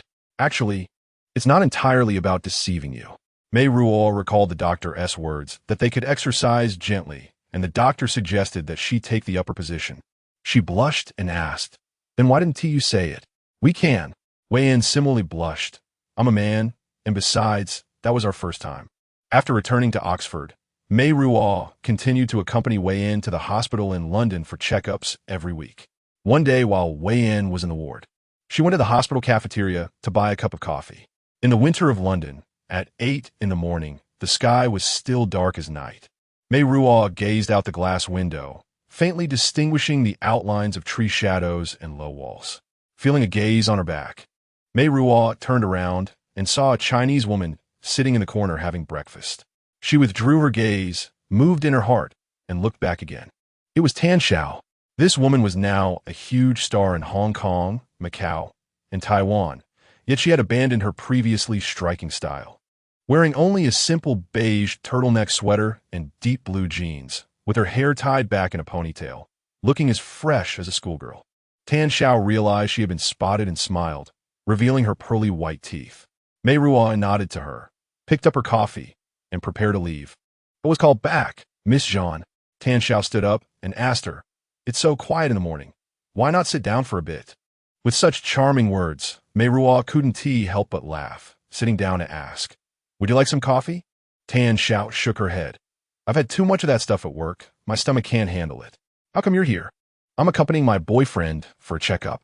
Tan Xiao slightly parted her lips, then closed them in realization. It's been 4 or 5 years.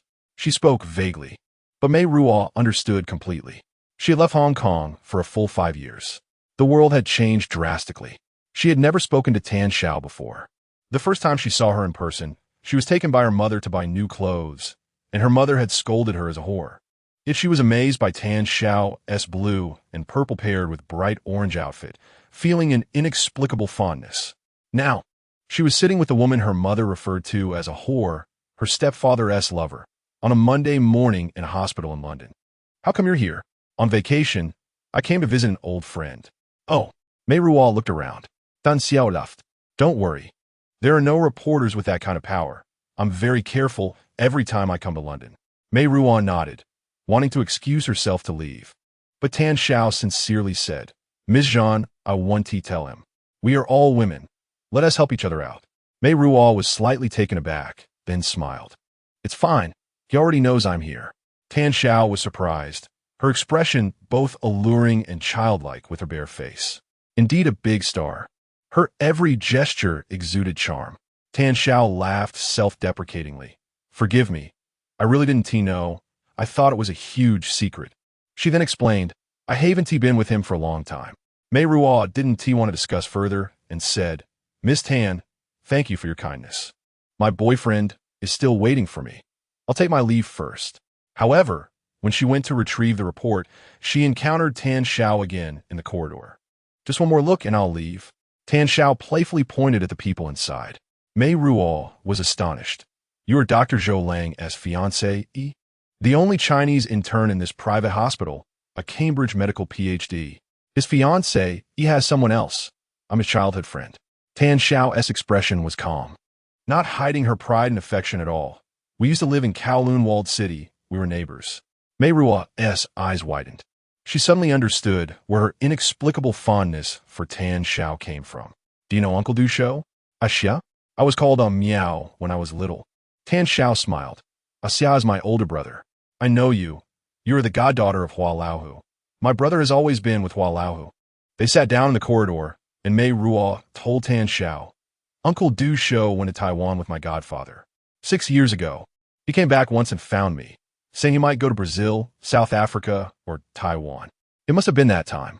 She sought him out in Kowloon Walled City, then was caught by Jin Zhenglei and taken back to Kuntong." Meiruo fell silent. "Actually, I don't care where he goes. In my heart, he is as good as dead. When I was 7, he was a gambler pursued for debts, and my parents were killed. No wonder I only heard that Uncle Du Shou had one remaining family member, but I had never met him. It is said that Uncle Du Shou repented for this and cut off his left hand. So what? My parents have passed away, leaving me when I was only 7. Tan Xiao tugged at the corner of her mouth. "You've heard that rumor too?" "He went to the clinic to cut off his hand, rather than saying he repented. It's more like he did it for me to see. He knew I hated him. I was also in the clinic at that time. Brother Lang's parents were willing to adopt me. Dr. Zhou's parents were from that clinic." Tan Xiao nodded. "If it weren't for Brother Lang's parents, how could he take care of me, a girl from Kowloon Walled City? I might have become a prostitute long ago. Then why still?" Meiruo's words halted. "Perhaps there are reasons beyond our control." "Filming?" Tan Xiao tidied her ponytail, and Lang Gu was very talented. At 10 years old, he had already memorized a book of golden coffer essentials. "I want to earn money to support his education, as Zhou Bo and Zhou Mu have shown me kindness. He may not necessarily marry you. So what? I never thought about his repayment. Such openness. You are a good woman." She smiled. "Miss Zhan, I am not. You know my relationship with Boss Jean has nothing to do with me." Meiruo shook her head. She sighed. "He actually cares about you. He doesn't say it. But I understand. Those who struggle in love are like me. I can empathize with that hopelessness and helplessness, like drowning and never being saved." Meiruo stared intently at the tip of her shoes. "I won't disturb you anymore. I hope we meet again someday. You're not like others who praise me while looking down on me." Tan Xiao bid farewell to her. Chapter 52. Half a month later, Wayne received a phone call. Meiruo noticed he was anxious and asked what was wrong. My parents said they would come to see us after the spring festival. I probably didn't hide it from them. Meiruo recalled the wealthy demeanor of Ms. Ding He, her shrewd gaze and scrutinizing attitude, feeling a chill in her heart. Ruo, I will think of an excuse to deflect. Meiruo thought for a moment and asked Wayne, how did you describe me in front of your parents regarding Grandpa Ding? Wayne hesitated to speak. Grandpa only said, we have business dealings with the Zhan family, and you are a member of the Zhan family. I introduced you to my mom, saying you studied in Hong Kong, so we've known each other for a long time. But she has seen me. The matter of Bolero cannot withstand scrutiny and can easily be exposed. She may not inquire.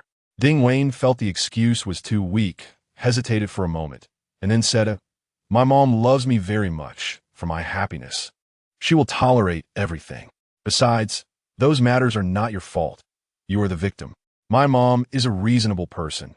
She is a professional woman, not an ordinary housewife. Meiruo remained silent. No matter how reasonable Ms. Ding is, she is still a mother. Ruo, if you don't want to meet, I can tell them you are busy with your studies. Meiruo interrupted him. No need. I am willing to meet them. She prepared the room for Wayne's parents and booked a high-end restaurant in London. The Ding couple arrived on the third day of the Lunar New Year, staying at the Ritz Hotel, where Zhan Junxin and Fong Yuanji hosted a banquet. The Ding family had 3 generations with similar appearances and physiques. Wayne's father was even more taciturn, but as the steward of the Ding family, he had a solid and steady demeanor like the ground beneath his feet. Ms. Ding He, even when showing surprise upon meeting Meiruo, quickly covered it with a smile. The next day, Ding Wayne and Meiruo accompanied his parents back to Oxford. They were like all young couples, accompanying their parents from afar, visiting Oxford's well-known attractions. Meiruo could see Wayne's increasing joy on his face. Until Wayne's parents returned to London, Annie invited Meiruo for afternoon tea. And Meiruo understood that the inevitable had arrived. I saw you at Lu Wei's birthday party. You gave her a handmade cake. Meiruo nodded. That was 6 years ago. The impression was strong not only because of the person, but also because of the gift. Ding He smiled warmly, her gaze sharp. It was the first time Lu Wei received such a gift. Yes, it wasn't that I was too poor to afford an expensive gift suitable for Lu Wei's status. It was either that, or I had ulterior motives. Meiruo found herself liking this kind of dialogue. Her dormant aggression began to awaken. Lu Wei liked it very much. She later called to thank me. Her smile was adorable. It was also that day that Wayne started dating me. The Ritz's bone china cup had gold and green lace patterns, and Ding He's skin was as white as the porcelain in her hand, her posture elegant. She slowly took a sip of Ceylon black tea and slowly spoke. Wayne has been well-behaved and obedient since he was a child. Parents are often more worried about children with gentle personalities. Their lack of concern often stems from never having truly cared. Her gaze turned to Meiruo. Miss Zhan, I am very grateful that you have brought him happiness, though thanking you goes against my true feelings. You're welcome. Happiness is mutual. But I still must ask you to leave him. You will bring him pain and shame to the Ding family. No one else thinks this way except you. Annie put down her teacup and pondered. Wayne was frequently out for a while. At that time, I started to pay attention to you. You received support from a Yuan Long Dai family to study at Bolero. Before the scandal at school broke out, you voluntarily withdrew. 2 years ago, Wayne stayed in England and didn't return. As a mother, I naturally wondered if he was in love with someone. Now I understand, it has always been you. You transformed from the daughter of Indonesian Chinese merchants into a Vietnamese Chinese refugee coming to the UK. And you are a relative of the Zhan family, gaining their protection. I don't know how you accomplished this. You must be very intelligent and experienced. Meiruo did not defend herself. Let me think. What can you gain from the Ding family? An official and decent identity? An inheritance that would shock ordinary people? Our Ding family is originally from Ningbo, so we are also from the same hometown as the Zhan family. Wayne's grandfather and father are men. They are willing to make concessions for business. I am different. I am a woman, and I am also a mother. I cannot be unconcerned knowing that a woman is experienced as you might one day hurt Wayne's heart. Mrs. Ding, I suggest you repeat this to Wayne. Ding He's sharp gaze fell on her, and Meiruo almost thought she would spit out the word prostitute. I really don't want to perform such a scene.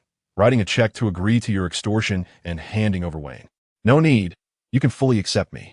Looking at it from another perspective, every day with Wayne is precious. He has said that being together is a blessing from heaven. As for the rest, Mrs. Ding, you are overthinking it. Hong Kong is a small place, full of talents, with news emerging constantly. I am just a small person. Moreover, I have no intention of going back to attract public attention. Meiruo remain calm. In my lifetime, I also do not wish to return. If possible, I would like to quietly stay here with Wayne. If you insist, I truly cannot help it, but you will gain nothing. Wrong. Being with Wayne, I gain peace and happiness. Wayne is inexperienced. Your lies can only deceive him. Mrs. Ding, perhaps you can repeat this to Grandpa Ding and Uncle Ding, as well as my little uncle and aunt. Meiruo and Ding He-Annie's afternoon tea ended unhappily. When Wayne asked about it, she maliciously said, "Your mother is not satisfied with me. Wayne, did she find a suitable match for you in Hong Kong?" Ding Wayne was silent for a moment and replied, "No. Aruo, don't overthink it. I will talk to my mother." The outcome of their conversation was as expected. Meiruo did not ask further. The next day at the airport, seeing Mrs. Ding He-Annie's expression made her smile secretly. She warmly invited Wayne's parents to visit again next time and waved goodbye reluctantly. On the way back, Wayne held Meiruo's hand tightly. "Mom doesn't dislike you. She's just worried about your age and undeveloped character. Also, she knows I was hospitalized last time, which caused her concern." Ms. Ding He-Annie thought a good excuse. Meiruo smiled brightly. "Wayne, her thoughts need no cover. I understand them very well. As long as your heart is with me, I can use you, the Son of Heaven, to command the lords. She has no way to deal with me." Ding Wayne pretended to sigh dramatically. "I haven't even married yet, and have already experienced the feeling of being a sandwich cookie. I remember someone once said that between women, it has always been a war without gunpowder. Wayne, you should withdraw from the battlefield." He said, "No, I relish it." In the summer, he booked a suite at the Ritz Hotel. That day, all the churches in the city rang their bells punctually at 9 o'clock, the sound echoing in the air over London. The ceremonial guard, dressed in traditional red and gold uniforms, paved the way as the main characters of this century wedding. The Prince and Princess of Wales passed by in a convertible four-wheeled carriage beneath their window. Countless people had camped out on both sides of the street days before, cheering for them and tossing rose petals and ribbons. Diana waved her hand, her 20-year-old smile pure and shy. "The next time Charles visits us, I will definitely have the princess wear a white wedding dress to greet him." Wayne heard this and laughed so hard he leaned back. "The princess is indeed beautiful. I love her classic wedding dress, especially the lace-trimmed open sleeves." Wayne's hand wandered across her back, arrow. She turned to look at him. "What would you look like in a wedding dress?" "No, it wouldn't suit me. I'm not tall. That puffy type of wedding dress would look like cotton candy and hide me from view. What style do you want?" Meiruo slightly opened her mouth, then tightly pressed it closed. "Arrow, I." Under his focused and serious gaze, Meiruo felt warmth in her eyes. "I don't know." "Oh, I just wanted to think about it." They stood by the window, quietly watching the crowd disperse, leaving the street covered in petals. The sound of the bells lingered, and Meiruo spoke. "Wayne, do you want to marry me?" He shook his head, saying one should be content. One cannot be like a child who, while holding a piece of candy, still dreams of the entire candy jar. Happiness is already here. Arrow, my body is a fact. I don't hide it or run away from it. That day will eventually come, and what is left for you should be joy, not pain. Wayne, marry me." He looked shocked, and Meiruo smiled at him. "Life is so short. We must live each day well. I have always been true to myself, knowing what is best and most suitable for me. Wayne, you should learn from me." He was at a loss for words. Is there really such a thing as perfection? Even if one day you really disappear, what you leave behind for me can't possibly be all pain. It must be more joy. Wayne hesitated. "Arrow, I don't know. I need to think, really think." In October 1983, Meiruo wandered out of the examination hall, her mind replaying the last words of the two examiners from the examination committee. She hugged Wayne tightly, her face buried in his shoulder blade, and Wayne anxiously asked, "Arrow, did you not pass?" She lifted her face, shaking her head vigorously, tears streaking her face, but she was smiling. "No, I need to find a restroom. I drank too much coffee before the defense. I still need to go back to the department. My advisor is waiting for me. Wayne felt relieved. Arrow, I know you can do it. He hugged her tightly before letting go, saying, Go, I'll wait for you. After drinking too much with her advisor and classmates, she fell on her big bed at home and fell into a deep sleep, waking up in the middle of the night. She pushed aside the princess and found her shoes had already been removed by Wayne, with a glass of water by the bedside. While drinking water, she vaguely heard music. There was flickering light outside the door. Meiruo slipped on her shoes and opened the door. A row of candles lined the entrance, reaching to the staircase. Following the flickering light in the darkness, she descended the stairs, the Bach played by the cello growing clearer, each tremor like the strings of a heart touched by deep emotions. After listening for a while, she continued down. Wayne stood in the living room. A large bouquet of greenhouse roses on the table. He was lighting a candle when he saw her, and Wayne awkwardly said, I'm not ready yet. You've already woken up? Meiruo smiled. Ding Wayne, if I had slept the whole time, how would you plan to wake me? That would be too unromantic. She squatted down, fiddling with the basket. Are there any left? I'll light some. He squatted beside her, handing her the remaining candles. Meiruo lit the last one, placed it by her feet, and sat down on the ground, asking, Will you dance with me? He shook his head. Standing up, he knelt on one knee. Arrow, I want to ask you to marry me. Meiruo was momentarily at a loss. She thought they had all forgotten 2 years ago. He took out a ring box and opened it. Arrow, you were right. I love you, and I'm willing to give you my all. Marrying you is the best thing I can do for you. Meiruo cried. Marry me. Grant me happiness. Chapter 53. Close to 8 carats, clarity considered perfect. Zhan Junshun, with his keen eyes, assessed the worth and concluded that Ding Wayne was indeed sincere. Meiruo toyed with the ring on her finger. Are you sure you want to marry him? She nodded. I have an 8-carat blue diamond in my collection. I've had it for 10 years. His deep voice had a hint of seduction. Meiruo, she smiled. Don't waste your efforts trying to tempt me.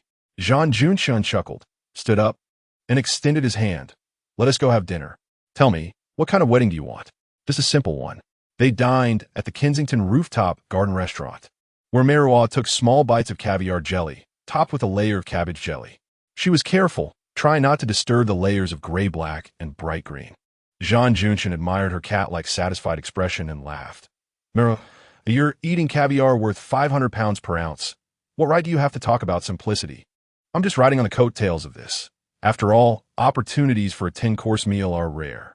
Once the graduation ceremony is over and I notarize with Wayne, I'll have to find a job and return to London, where a starting salary of 300 pounds a week can only cover basic living expenses. What does Ding Wayne say? You can't possibly live in that small apartment of yours in Kensington after getting married. It's truly unfortunate. I hope we can live together, but he needs care and servants. They're discussing how to arrange things in the future. Then what do you want to discuss with me? I hope he could be the main officiant for the wedding on the bride's side. You want me to hold your hand, lead you to Ding Wayne, and give you to him? He paused for a few seconds, seeing Meiruo's clear disappointment. Zhan Junshun smiled. All right, although it will challenge my endurance. Meiruo sighed in relief. Thank you for not adding any conditions. Otherwise, I would have to turn my advisor. We are family, the Zhan family. I will remember this. But, uncle, even after marriage, Wayne and I cannot get involved in the Ding family's business. If you want to extend the business from Ding family to Hong Kong, Wayne and I are not good choices. You're overthinking. I don't have the habit of using a woman's beauty. A woman's heart, once tainted by worldly gains, is like a blue diamond with cracks. No matter how rare the color, it holds no value. Meiruo paused her knife and fork. His gaze lingered on her lips. In this state, you are the most beautiful. As if there are 1,000 words in your eyes, soft and lingering, finally crystallizing into a light sigh. Zhan Junshun held Meiruo's hand in the car, and she tried to break free, but then allowed him to hold her hand, their fingers intertwined. He lowered his eyes and said, like that time on vacation, one of your hands was held by me while the other was holding your hat, your sandals covered in vineyard dirt, the wind lifting your skirt and wrapping it around my legs. My mother once said that when asking for something, one must be soft. Meiruo raised his hand. Look, how worldly I am. He scoffed and let her go. Ding Wayne, is that important to you? Meiruo nodded. Don't worry. The Ding family wants to expand from shipping to land. They need significant financing. The banks can't just close their doors and stop doing business. This mutually beneficial relationship won't change in the short term. You are a member of the Zhan family. The Ding family won't be foolish enough to refuse you. On the contrary, what you want for a simple wedding may not be achievable.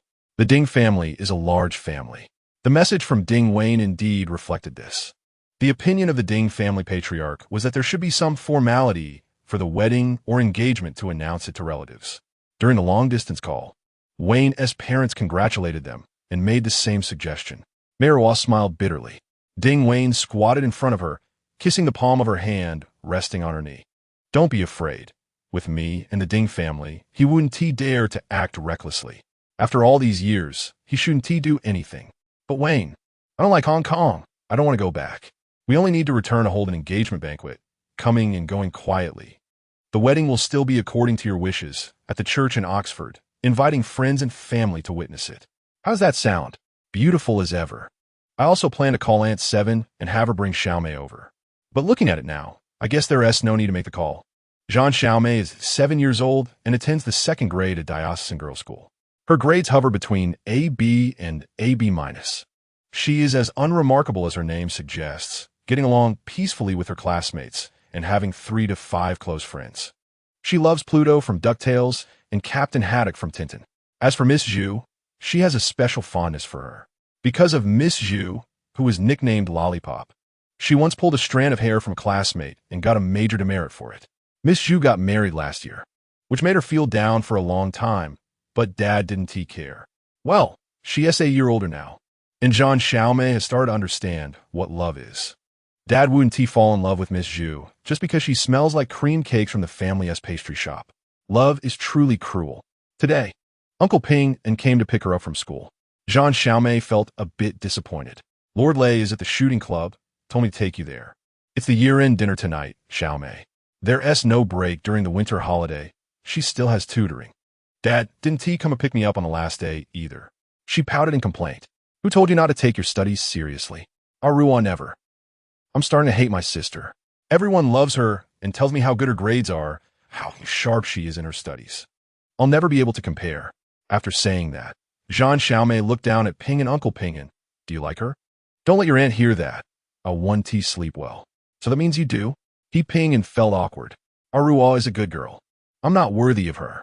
I never dare to think about it. Uncle Ping is shy. How old are you? Why are you acting like Aruo? So mischievous? Who taught you these things? No one taught me.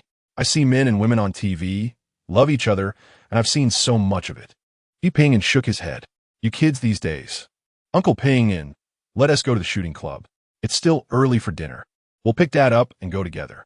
At the shooting club's lawn, Jin Zhenglei wore sunglasses and black gloves, resting an air rifle against his shoulder. The automatic clay pigeon thrower launched targets left and right, and he expertly aimed and fired. 2 bursts echoed in the air, and colorful powder rained down. My dad is really handsome. Isn't, Zhan Xiaomei exclaimed. He Ping nodded. What are you bringing her here for? Jin Zhenglei removed his ear protection. I don't like waiting for you at restaurants. Those flirty girls see Boss Jean and act like green-headed flies encountering dung. No, like seeing honey. I didn't get a chance to talk to you all night. Jin Zhenglei waved for her to sit down, putting his ear protection back on, signaling the guy at the clay pigeon thrower to continue shooting. Uncle Ping, aren't you going to play? Air rifles aren't interesting. The sound of gunfire echoed, as if the shooters were venting their anger. Xiaomei rested her chin on her hand and quietly asked, Why isn't my dad happy? I wonder what kind of girlfriend he is picking tonight. He Ping flicked her forehead lightly. Respect your elders. What did your teacher teach you? Uncle Ping, why don't you teach me? Shooting seems really cool. In the pauses between gunshots, Jin Zhenglei heard her and unconsciously lowered the rifle resting on his shoulder. Someone once asked him, I've played with Uncle S. Wesson revolver. Is this one the same? Her eyes were wide with excitement. He felt a sudden lack of interest. Tossing the air rifle to someone nearby, removing his gloves and sunglasses, and telling Xiaomei, girls shouldn't play with guns. Let's go eat. The year-end dinner at the Brilliant Film Company was quite lively, with countless reporters waiting at the entrance and familiar stars, producers, and directors filling the restaurant. Jin Zhenglei was flanked by beauties, and even he pinged and was continuously persuaded to drink. Zhan Xiaomei sat quietly in a corner, avoiding her uncle. After hastily finishing dinner, she had Jin Zhenglei as subordinate take her home. Aunt Seven was in the kitchen, tending to a pot of soup and a small TV. When she saw Xiaomei come back, she asked, "Why are you back so early?" Just then, Aunt Seven had finished making cordyceps soup. "Little miss, you've been coughing a lot lately. Drink a few more bowls." "I drank at the restaurant. With MSG? How can it compare to home-cooked?" Xiaomei didn't say much more and obediently listened. Aunt Seven watched her drink soup with a smile. "Aunt Seven, why are you so happy?" Aunt Seven shook her head, trying to hide it. "It's almost New Year, of course I'm happy." "Aunt Seven, you're lying to me." Smiling so slyly, there must be a scheme. Aunt Seven looked around and lowered her voice. "Xiaomei, your sister is back." That night, Zhan Xiaomei found it hard to fall asleep. Her mother had passed away, and she didn't want to deal with her irresponsible uncle, leaving only her father. She often imagined Captain Haddock as her father, tall, with a bushy beard and a loud voice. However, Captain Haddock, though rough, was very gentle and caring, while her father was cold and gloomy, always giving off an air of do not disturb. When he occasionally spoke to her, his mind seemed far away. Her impression of her sister was vague. Although Aunt Seven often talked about how her sister cherished her when they were young, she had gone so far away and hadn't returned home for many years. She didn't believe that her sister loved her. But why, upon hearing that her sister had returned to Hong Kong, was she so excited? Excitement mixed with anger. Why didn't she come home? Why didn't she come to see her? Zhan Xiaomei heard continuous car sounds and leaned over the balcony railing to look down. In the night, a group of people got out of a car, and her father entered the house. She heard his subordinates bid farewell, followed by footsteps coming upstairs. "Dad, still not asleep?" "I can't sleep. I have something to say." "Wait a moment, I'll take a shower." A moment later, Jin Zhenglei came out in a different outfit, waving at her. "It's cold outside. The balcony is windy. Come inside. Don't you have any plans tonight?" Xiaomei sat down on the sofa. He shook his head and lit a cigarette. In the past, there hadn't been much father-daughter affection between them. It felt more like friends. Occasionally, he would tell her some funny stories from his childhood or listen to her talk about the things around her. It was clear he was in a bad mood. Xiaomei fell silent. "Is something wrong? Uncle, how has he been lately?" Jin Zhenglei raised an eyebrow. "Xiao Dang, how could he be bad? Why do you ask this?" She hated her uncle, an irrational aversion, perhaps because of his slick hair, his expressions when he spoke, and his laughter. She assumed her sister must feel the same way. Was it because uncle was so annoying that her sister didn't come home? She had clearly returned to Hong Kong. Why didn't she come home? Why didn't she come to see me? The cigarette in his hand trembled and finally slipped, falling onto his pants leg and rolling to the floor. Jin Zhenglei found it almost impossible to speak, his heart and stomach tightening simultaneously, unable to suppress it. Chapter 54. Ping'in, Aruo is back. Jin Zhenglei said slowly, word by word. Ping'in. A voice came from the phone, along with the sound of objects falling, indicating extreme shock. "I want to know why she returned, who she's with, and where she's staying." His throat was dry. Every word felt like air being forcefully squeezed out of his lungs, his heart pounding in his empty chest. Big brother to privately. Ping'in still retained the old habit of calling him more affectionately. Sister has been gone for 7 years, 9 months. It's been so long. Big brother to, I thought you had given up. He had already given up. That one shot shattered his desires completely. That one sip of coffee swallowed all his bitterness. He no longer wanted to hear any news from England. Every bit of sweetness felt like sulfuric acid or strong alkali to him. Outside the snowy curtain, the figure kissing was burning the cigarette but down to his fingertips, simultaneously scorching his heart. But she was back, on the same island, breathing the same air. Ping'in. I need to know. When dawn broke, Ping'in returned the call. Sister is staying at the peninsula, and she's with her uncle and aunt from England. She came back because the Kwanggu give up. It's been 7 years. It's better for everyone to accept their fate. Why? Jin Zhenglei has already regained his calm. Aseo is going to marry the second young master of the Ding family, and has returned to hold an engagement ceremony. Pingyan did not get the reaction he expected and couldn't help but feel anxious. De Quan-ge. I understand now. Meiruo called Chi-gu on the first day she arrived. That day, Ding Weiyan's parents held a banquet at the Ding family's mansion. The next day, she planned to visit her mother. Ding Weiyan went with her. Zhan Meiruo was buried in a Chinese cemetery, and the location of the grave was excellent. Facing the blue sea, her long-held wish to live in a mansion on the mountaintop, with the mountain at her back and the sea in front, was finally fulfilled behind her. A sarcastic smile appeared on Meiruo's face, and when she thought of the sad moments, her lips trembled, unable to control her emotions. A small black-and-white photo still showed the brilliance and charm of the person in the grave back in the day. The tombstone was engraved with the words "The grave of Ms. Zhan Meiruo from Yuyao, Zhejiang" in several large Weili characters, with her birth and death dates below. Meiruo placed flowers and caressed the carvings on the stone. She whispered, "Until death, he still didn't give you a title. Why'd you have to harm me?" Meiruo. Weiyan held her tightly. "I have cried all my tears for her. I have already repaid what I owed her." His eyes were dry, and the surging emotions could not be released, piling up in his chest. "But, Weiyan, I still feel grateful to her for giving birth to me, for not abandoning me by the trash can or on the street corner, for not making my life more miserable. There were happy moments in those 10 years. I can no longer distinguish between love and hate. Which one is deeper? The deceased has passed away." Meiruo nodded continuously in his embrace. "Let's not meet again, not even in the next life." As she was leaving, she murmured to the small photo on the tombstone, "In the next life, I hope everyone has a good birth.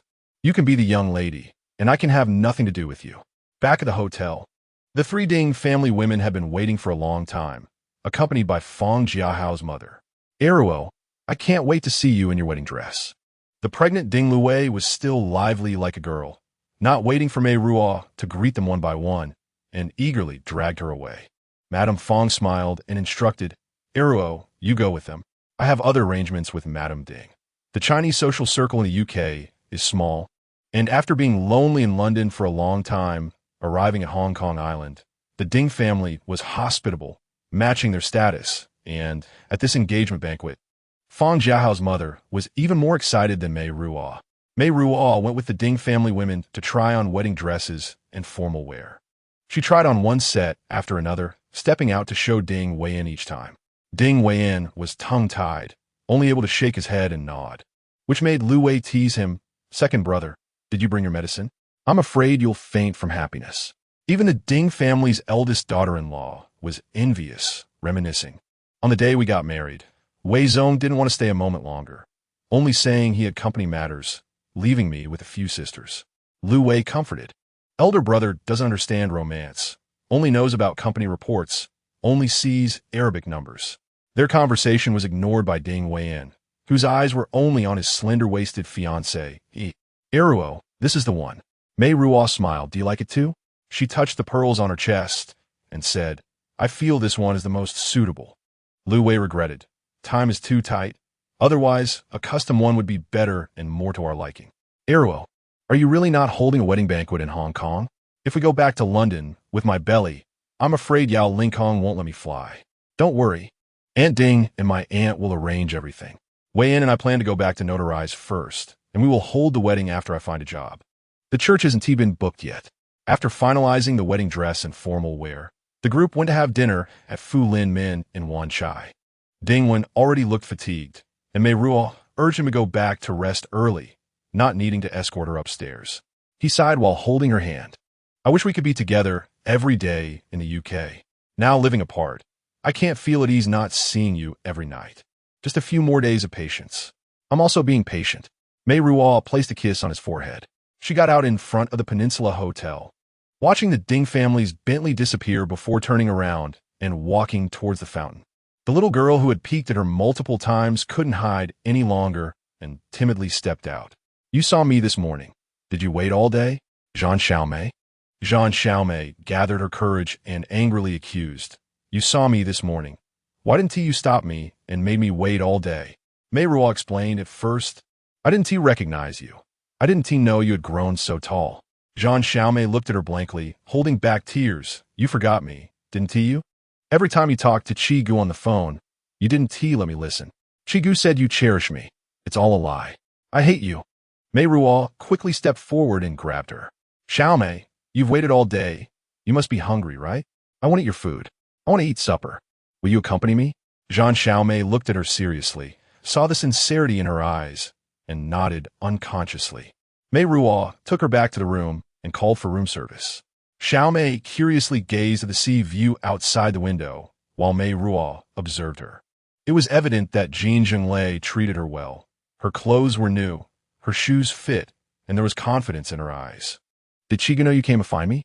Xiaomei pulled her gaze from the dazzling night view outside the window and shook her head. Did I worry Chigu back then too? Meiruo sighed and dialed the number for Ningbo Street. A low male voice made her heart suddenly tighten. She held her breath and handed the phone to Xiaomei. Daddy, I'm at a classmate's house. I'll be back soon. No need to pick me up. Unsure of what Jin Zhenglei said on the phone, Zhan Xiaomei was stunned, then glanced at Meiruo and said softly, I came to find my sister. I only planned to take a look. After listening for a while, she added, Sister invited me to dinner. Got it. The waiter knocked and pushed in the food cart. Chigu mentioned your taste. Let us see if it suits you. Meiruo handed her sister chopsticks and served her soup. That skinny man from this morning is your husband? She smiled. He's my fiancé. I called Chigu yesterday and mentioned it. I plan to finish up in the next few days and invite you all to meet. Xiaomei took a bite of rice and asked, why not go home? Meiruo was silent for a moment and covered up. Let us eat first. We can talk slowly after eating. Xiaomei hurriedly finished a bowl, looking at her. Meiruo asked, how are your studies?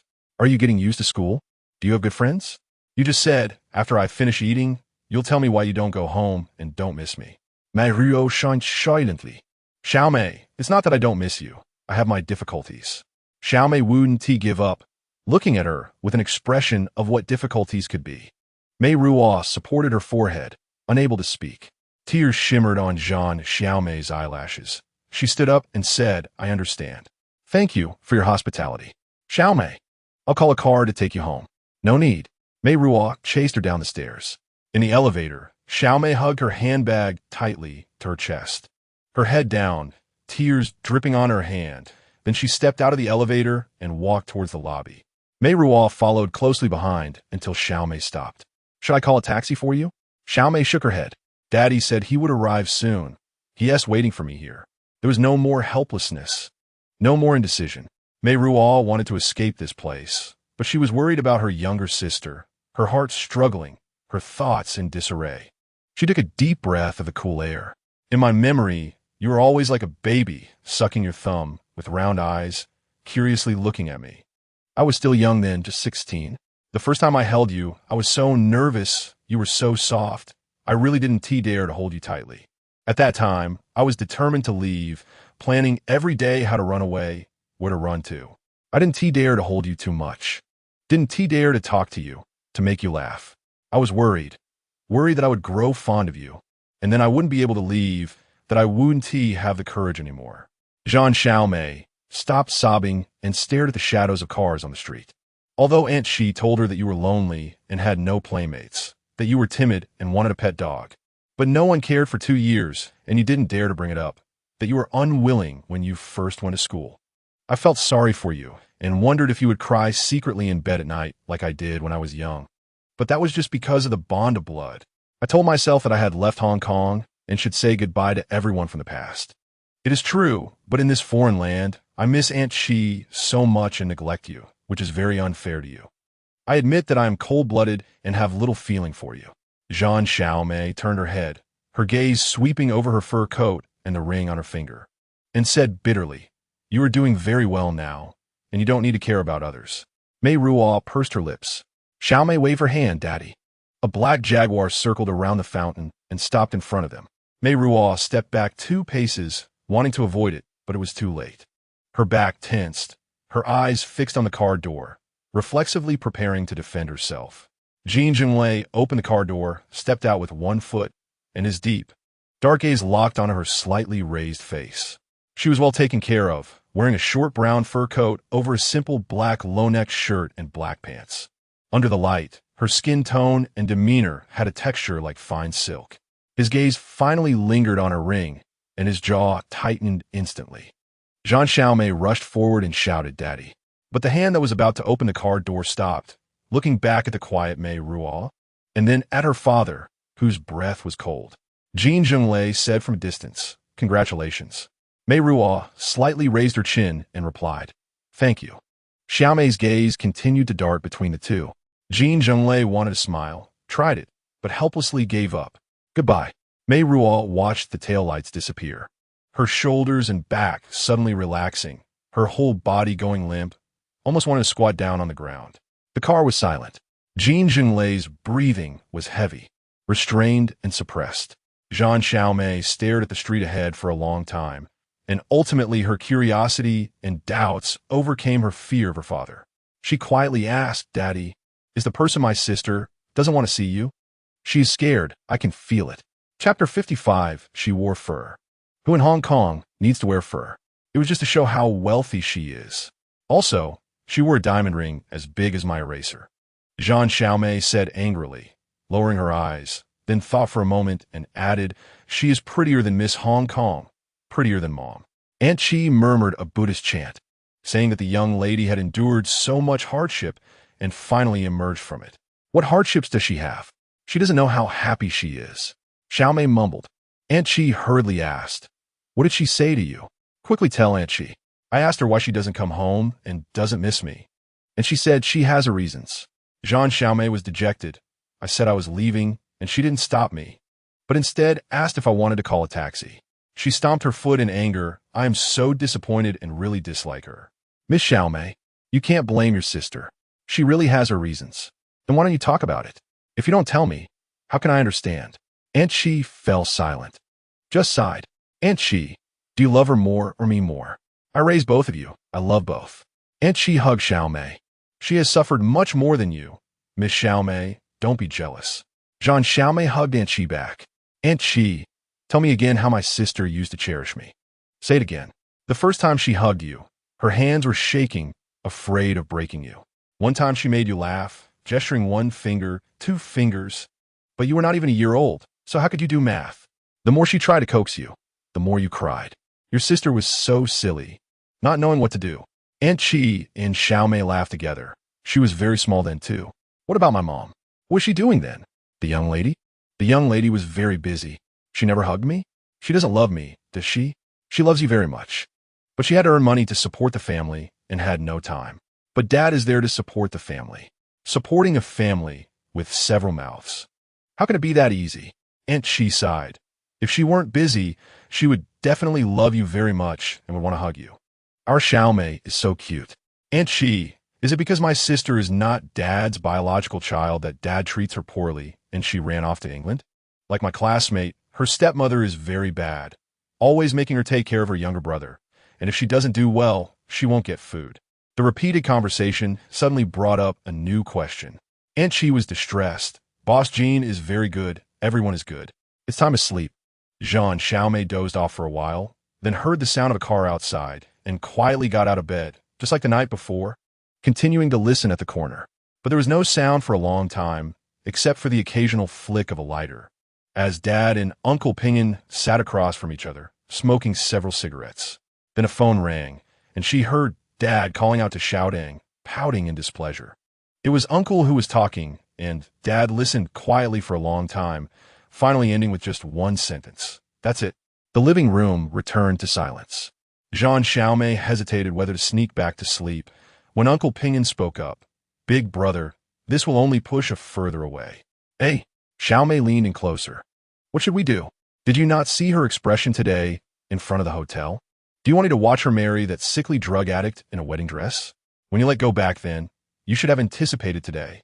Jin Zhenglei was furious and could not vent his anger, pacing back and forth, coldly saying, "Don't let me see her. If I see her, I can't stand it. They have been living together for more than 3 years. She is my woman." Jin Zhenglei shouted, and Xiaomei, who was at the corner of the stairs, trembled. But this shock was far less than the turmoil in her heart. She desperately covered her mouth, only to hear her dad pause for a moment, then continue to curse. "My woman is getting married, and you want me to say congratulations?" After that came the sound of the coffee table collapsing and glass shattering. And Xiaomei moved her hand from her mouth to her ear. In the dead silence, He Ping'an stood up and said, "Big brother, I've said all I can say. I was once forced into a corner by you. Don't make another mistake." Jin Zhenglei turned his head to look at him, his eyes dark and unruly, slowly saying, "Since it's a mistake, then let it be a mistake to the end." An engagement banquet, countless preparations. Fortunately, the hotel had already been booked. Otherwise, with the year-end approaching, even the Ding family might not find a suitable venue. Meiruo saw all of the Ding family's relatives, then went with Lu Wei to the Wenhua to check the arrangements for the engagement banquet. Contrary to her expression, Lu Wei and were full of energy, showing no signs of fatigue. A noble family is not simply built on money. At least 3 generations of cultivation are needed for one to be at ease in their position. Meiruo believed that the old and worn Oxford style suited her better. After returning to the peninsula, she kicked off her 3-inch high heels, lay on the bed, and silently counted down the days until her return. After finishing a call with Wayne, another phone rang, and the hotel staff asked, "Miss Zhan, there's a Mr. Zhan Xiaodang who wants to see you." Waiting in the lobby, Meiruo hesitated, then said, "I'm sorry, I don't know him." Early in the morning, she was awakened by a knock on the door. Zhan Zhenshin's expression was serious as he said, "Meiruo, come to my room." The Zhan family had booked half a floor of the hotel, with several suites prepared for the arriving aunt and uncle. After Meiruo tidied herself up, she stepped into Zhan Zhenshin's room. Aunt and uncle sat silently in the living room. When they saw her come in, the good-natured uncle smiled, while the aunt had a sharp expression, her chest heaving. Meiruo quietly sat down as Zhan Zhenshin handed her a stack of newspapers from the table. The newspapers had been flipped through, and on top was the entertainment section, with a headline in bold red letters reading, "The grandson of the shipping king returns to Hong Kong with his beauty, engagement for fortune." Below was a picture of Wayne accompanying her into the bridal shop that day. Meiruo hurriedly glanced at the main content, which talked about Wayne's frailty, imminent death, and portrayed the Ding family in a very unfavorable light. Vin told me that the Ding family had already warned the press. "Look underneath," Zhan Zhenshin gestured. Beneath the newspaper were several tabloid magazines commonly found at street stalls, featuring her and Vin's on the covers, with even more sensational headlines. "Gangsters whitewashes Oxford. Marries into wealth. Ailing heir falls for beauty in England. Defies family to play the fool. Future daughter-in-law of shipping tycoon's dark past revealed. Mother and daughter share husband. Unwed teen mother." Meiruo felt as if she had been plunged into an icy abyss. Steadying herself, she tremblingly picked up the magazine titled Gangsters and began reading. The writer seemed intimately familiar with her life, detailing how her mother had given birth out of wedlock, struggled to make a living, and eventually married the boss of Brilliant Pictures. The article then described Jin Zhenglei's background, analyzed the Pui Li Lo expulsion incident, and insinuated throughout that she had been molested and violated by Jin Zhenglei, with mother and daughter sharing the same man. It listed the birth of Xiao Mei and the various suspicions surrounding her parentage, before concluding that Jin Zhenglei, having gotten his way, sent her to study in England over 7 years ago. The lies were woven seamlessly, even citing unnamed servants and drivers as witnesses, with timelines meticulously aligned. She let out a hollow laugh, the sound growing louder and more unrestrained as she read, until the article mentioned Xiao Mei and St. Paul as hospital. Unable to bear it any longer, she flung the newspapers and magazines away. Tears streamed down her face. Her aunt remarked, "This wedding probably won tea happen. I'll call the eldest sister and the others." There asked nothing more to say. With that, she and her husband stood up and left. Meiruo sat like a wooden statue, only the ceaseless tears on her cheeks, proving she was still alive. She had no idea how long she remained there, until she heard the phone ring, heard Zhan Zhenshin leave and return, and finally felt him pressing a warm towel to her face. Dazed, she suddenly remembered, Vin. She tried to stand and leave, but Zhan Zhenshin stopped her. "There are reporters downstairs. Don't go out." Meiruo, the Ding family called earlier. They haven't told Vin any of this. They're afraid it might affect him. "What did they say?" "Ding He wants to see you. I told her I needed your consent." Meiruo bit her lower lip, her shoulders trembling. After a long pause, she said, "I'll see her." Ding He Annie flung a stack of newspapers and magazines at her husband's face. This is the fine daughter-in-law you picked. You give the Zhan family some face. Then who gives the Ding family face? If your Ding family doesn't care about face, my He family can't afford to lose face either. So what do you want to do? What about Wayne? Don't you care about him? He Annie's chest heaved uncontrollably, and she burst into tears. Don't I feel for my own son? Don't I, as his mother, feel the pain? May sat by the glass window, her frail figure silhouetted against the breathtaking sea view. When Ding Hian entered, she did not rise to greet her. Ding Wei's mother sat across from her, her gaze fixed out the window, silent for a long while. His grandfather originally named him Qingzong. You can imagine the weight of expectations. But after he was born, he spent a year in hospital. His grandfather consulted a fortune teller and changed his name to Wei In. To me, every day he lives is a gift. I've never harmed anyone. On the contrary, I've spent my life doing charity. I don't know why heaven is punishing me. Since Wei In was born, I haven't had a single peaceful night's sleep. He was so small, endured countless injections, swallowed endless medicines. His lips turned blue, his arms swollen with needle marks. Yet he remained so well-behaved, never crying. Instead, he comforted me. Mommy, it doesn't hurt. If heaven wants to punish me alone. Why must my child suffer? You are extremely intelligent and beautiful, far surpassing any Miss Hong Kong. It's only natural that Wayne is attracted to you and likes you. He knows I have different opinions about you and has praised you countless times in front of me, all just to make me happy and accept you. I suppose he must also tell you how much I like you in front of you? Ding He chuckled softly. That child is just so well-behaved. At this moment, her eyes were filled with tears, not as Miss Ding He, but simply as a mother. Wayne's mother, Meiruo, handed her a tissue. Regardless of the truth behind the news in newspapers and magazines, the Ding family can no longer accept you. Not just the Ding family, but all the relatives of the Ding family will not accept you. He suppressed her tears and continued, for Wayne's well-being, please gently refuse him. She placed a check on the table. Meiruo remained unmoved. Of course, you can choose not to accept it. Wayne is deeply in love with you. And if you encourage him, he will chase you to the ends of the earth. In that case, don't blame the Ding family for being ruthless. Miss Zhan, please be cautious and do not let everyone pay the price for your recklessness. Meiruo asked with a smile, what kind of excuse do you think would be more appropriate? More in line with the request for a gentle refusal? Ding Hian took a deep breath about to speak. Meiruo preempted her. Mrs. Ding, I'm asking sincerely because I truly want to know the answer. You can take your time to think. I can keep it from Wayne for a couple of days. I can't figure it out.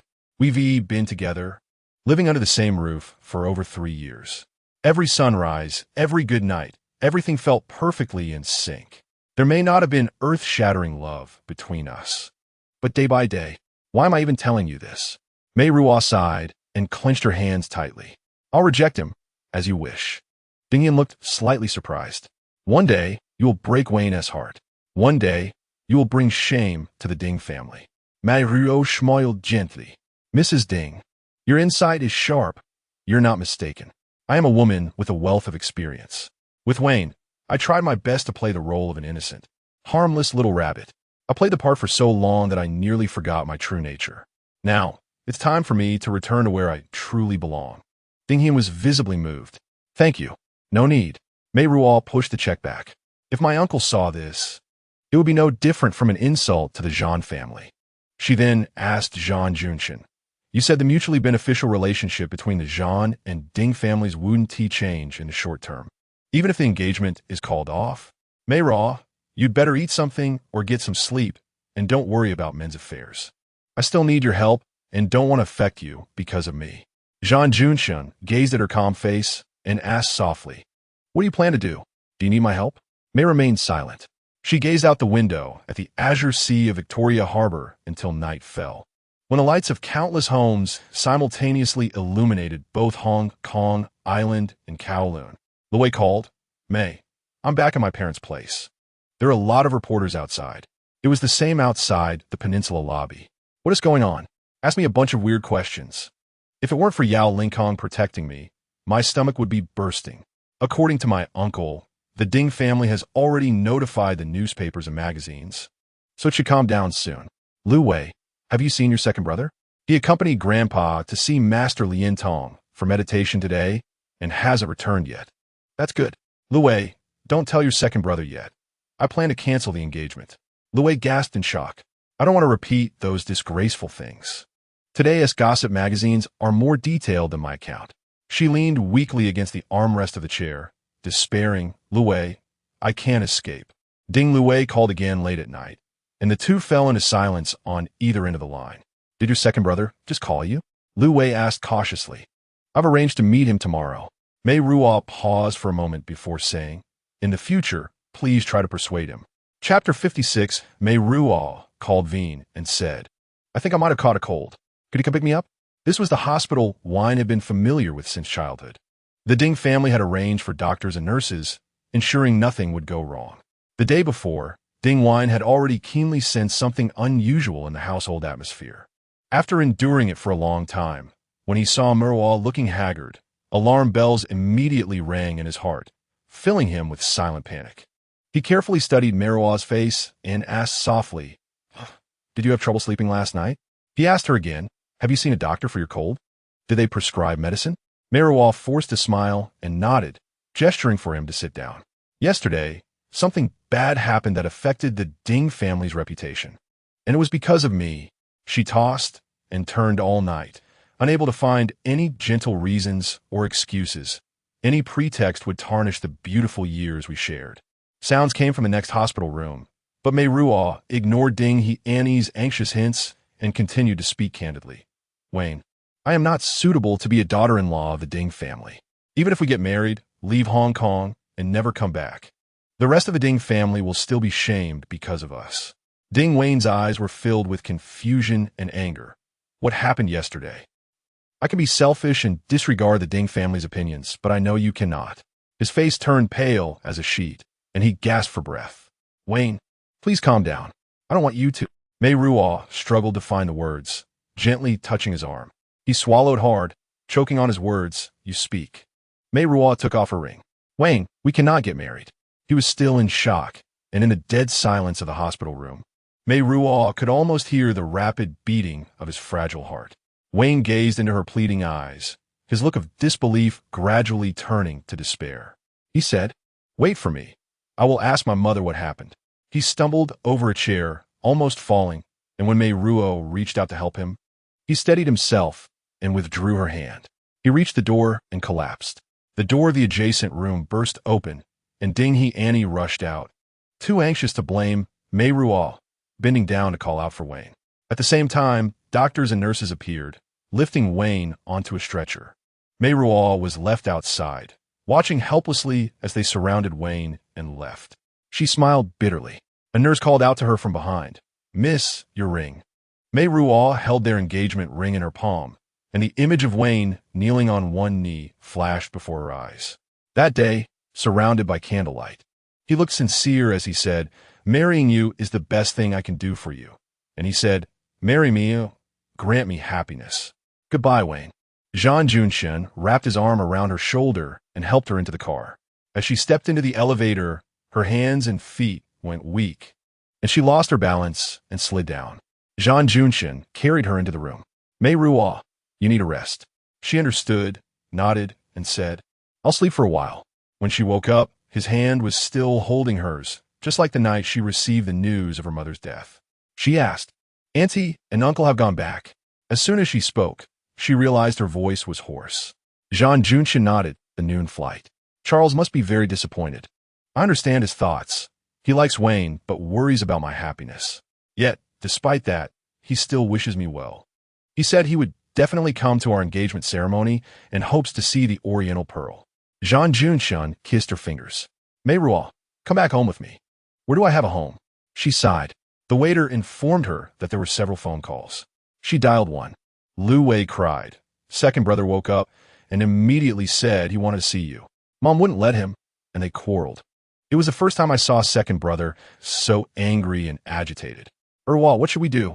Mom lied to him, saying you would return to England tomorrow. And he said he wanted to chase after you. Mom is afraid he might do something. So she found someone to watch over him, and even Grandpa got angry. Lu Wei, You are pregnant. Don't get too agitated. Meiruo, why don't you all go back to Oxford or London? Ignore everything, just like before? Meiruo remained silent. Meiruo, Luwei, I have avoided it before, but it didn't work. If it's not resolved thoroughly, I will never be at ease. Meiruo continued dialing another number. The seventh aunt heard her voice and immediately began to ask, Miss, what happened? Yesterday, a large group of reporters blocked the door. I heard from a maid next door that it seemed quite terrible. It was such a long time ago. How could they know? And coincidentally, it happened at this time. Miss, did the family of the in-laws and the young master make things difficult for you? I'm very worried. Seventh aunt, how is Xiao Mei? Miss Xiao Mei may have heard those rumors. She has refused to leave her room today. Meiruo took a deep breath and asked Zhan shouting, Where's my uncle working now? Still at Boss Jin's company.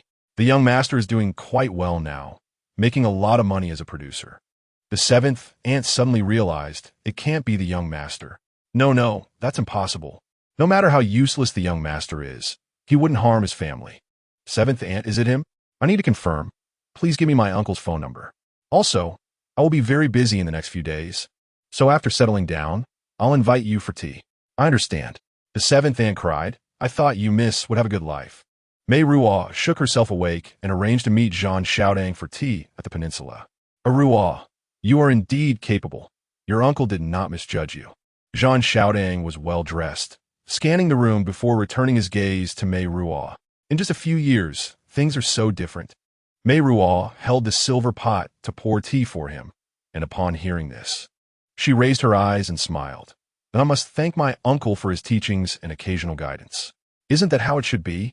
How long have you been back? Have you gone to pay respects to your mother? Zhan Xiaotong's expression turned painful as he counted the days. It's been over 4 years since she passed away, sigh. I don't know his character, or perhaps he thinks he is truly innocent. Meiruo nodded. I went the day after I returned. She continued, Uncle, the night before last. You came to the peninsula to find me, but I was too tired to get out of bed and neglected you. Zhan Xiaodang finally showed a hint of embarrassment. You speak as if my uncle is such a petty person. Uncle, you are now in this line of work. Your relationship with the newspapers and magazines must be pretty good. You came the night before last, and yesterday I was on the front page. Thank you for creating momentum for me. Zhan Xiaodang nervously tugged at his tie. Meiruo, don't be too naive. That wasn't creating momentum. That was deliberately ruining your marriage and sabotaging your good fortune. Your uncle heard by chance that someone wanted to use you as a topic and immediately came to warn you to be cautious. He pretended to be regretful, but you wouldn't see him, so you missed the opportunity. Meiruo laughed in anger. Uncle, why don't you go inform the Ding family? They care more about their reputation than I do and would be very grateful to you. Giving you 100,000 or so wouldn't be a problem. Your uncle is not that kind of person. You are not that kind of person either. There are no more people in this world who only see money and have no sense of shame. He retorted angrily. Meiruo, did you call your uncle here to slander and insult me? Slander you? How many people really know the inside story? As detailed as what is depicted in the gossip magazine? Do you think I'm still in my teens, naive and unaware? Zhan Xiaodang couldn't clear the air, so he simply took off the mask and said with a gloomy face, Meiruo, it's not that your uncle is picky. It's just that you truly don't know how to treat people. You left your younger sister for 7 or 8 years. Your mother passed away, and you didn't even think to look for her in the major newspapers. Did you treat it as nothing? Life is indeed difficult, and if you couldn't come back, we can understand. The facts are there. You are so cold-blooded that you disregard old ties and return home in glory, ignoring all your relatives. Yes, I know. You now have a big tree to provide shade. That person named Zhan is also one of our Zhan family, right? We are all of the same clan, so we should support each other. But have you shown any goodwill? Have you thought about your uncle? Meiruo took a deep breath. Have you seen my uncle? A hint of shame and anger flashed across Zhan Xiaodong's face. You couldn't extort me, so you turned to extort him? Uncle, don't forget your roots in front of your kin. He sneered. Meiruo, are you foolish or clever? I mean well, and came to inform you of the news. That Zhan Junshin has a vicious heart, yet you regard him as a good person. Meiruo held her breath. Zhan Junshin didn't mention a word. Zhan Xiaodang said with a tone of regret, I heard he is doing big business in England, and even the Ding family has to give him some face. Hundreds of thousands or millions are not a big deal for him. You are close to him. For you, for the Ding family, even if it hurts. You would be willing, right? Humph. People say that if they have no money, they can do whatever they want. They don't fear me making a big fuss. He shook his head and sighed. I originally planned that as long as any of you nodded, I would help cover up those things in the weekly, and it wouldn't ruin your good marriage. Meiruo secretly pinched the flesh of her palm to remind herself that she was sitting here not for Zhan Junshen, but to ascertain the true culprit behind the scenes.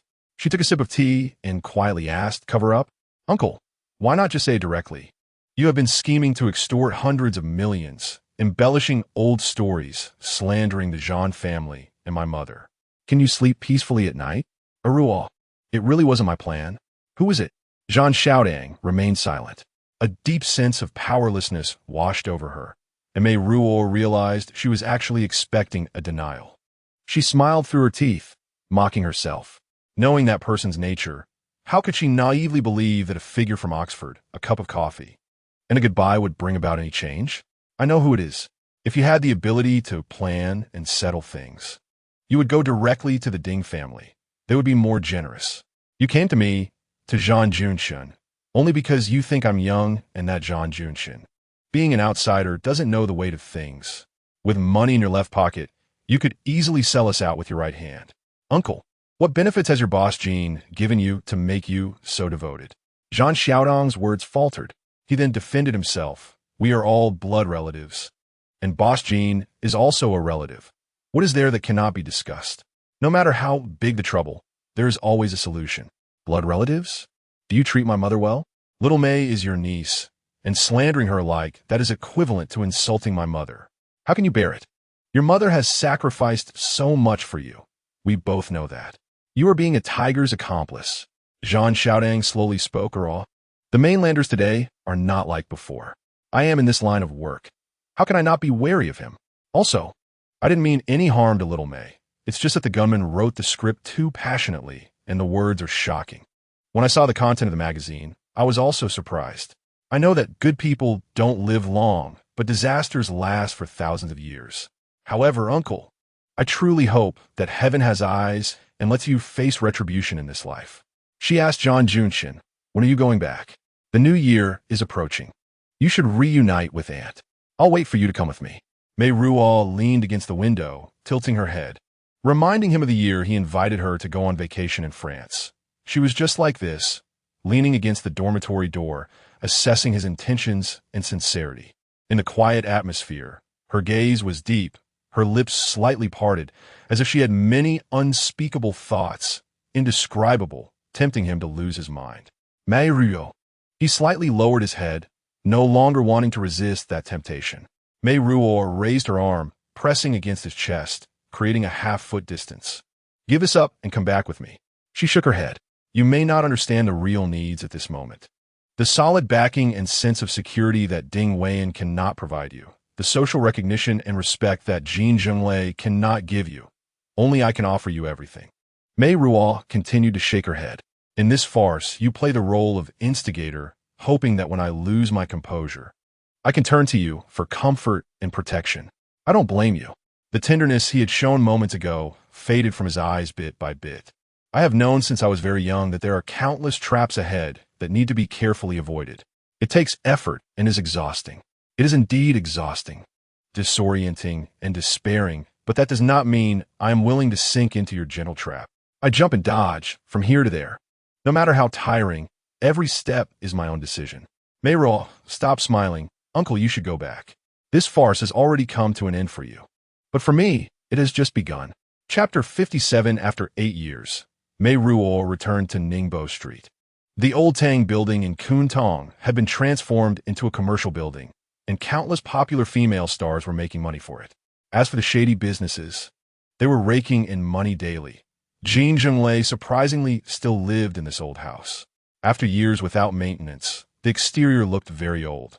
Only the old bougainvillea by the iron gate remained lush and green, not shedding leaves even in winter. Aunt Chi hugged her, crying for a long time. After 8 years apart, Aunt Chi was half a head shorter than her, with gray hair. Aunt Chi. She leaned her face against Aunt Chi's side, who comfortingly patted her back as she did when she was a child. Don't cry, don't cry. After helping her sit in the hall, Meiruo refused, "Aunt Chi, let's sit in the kitchen."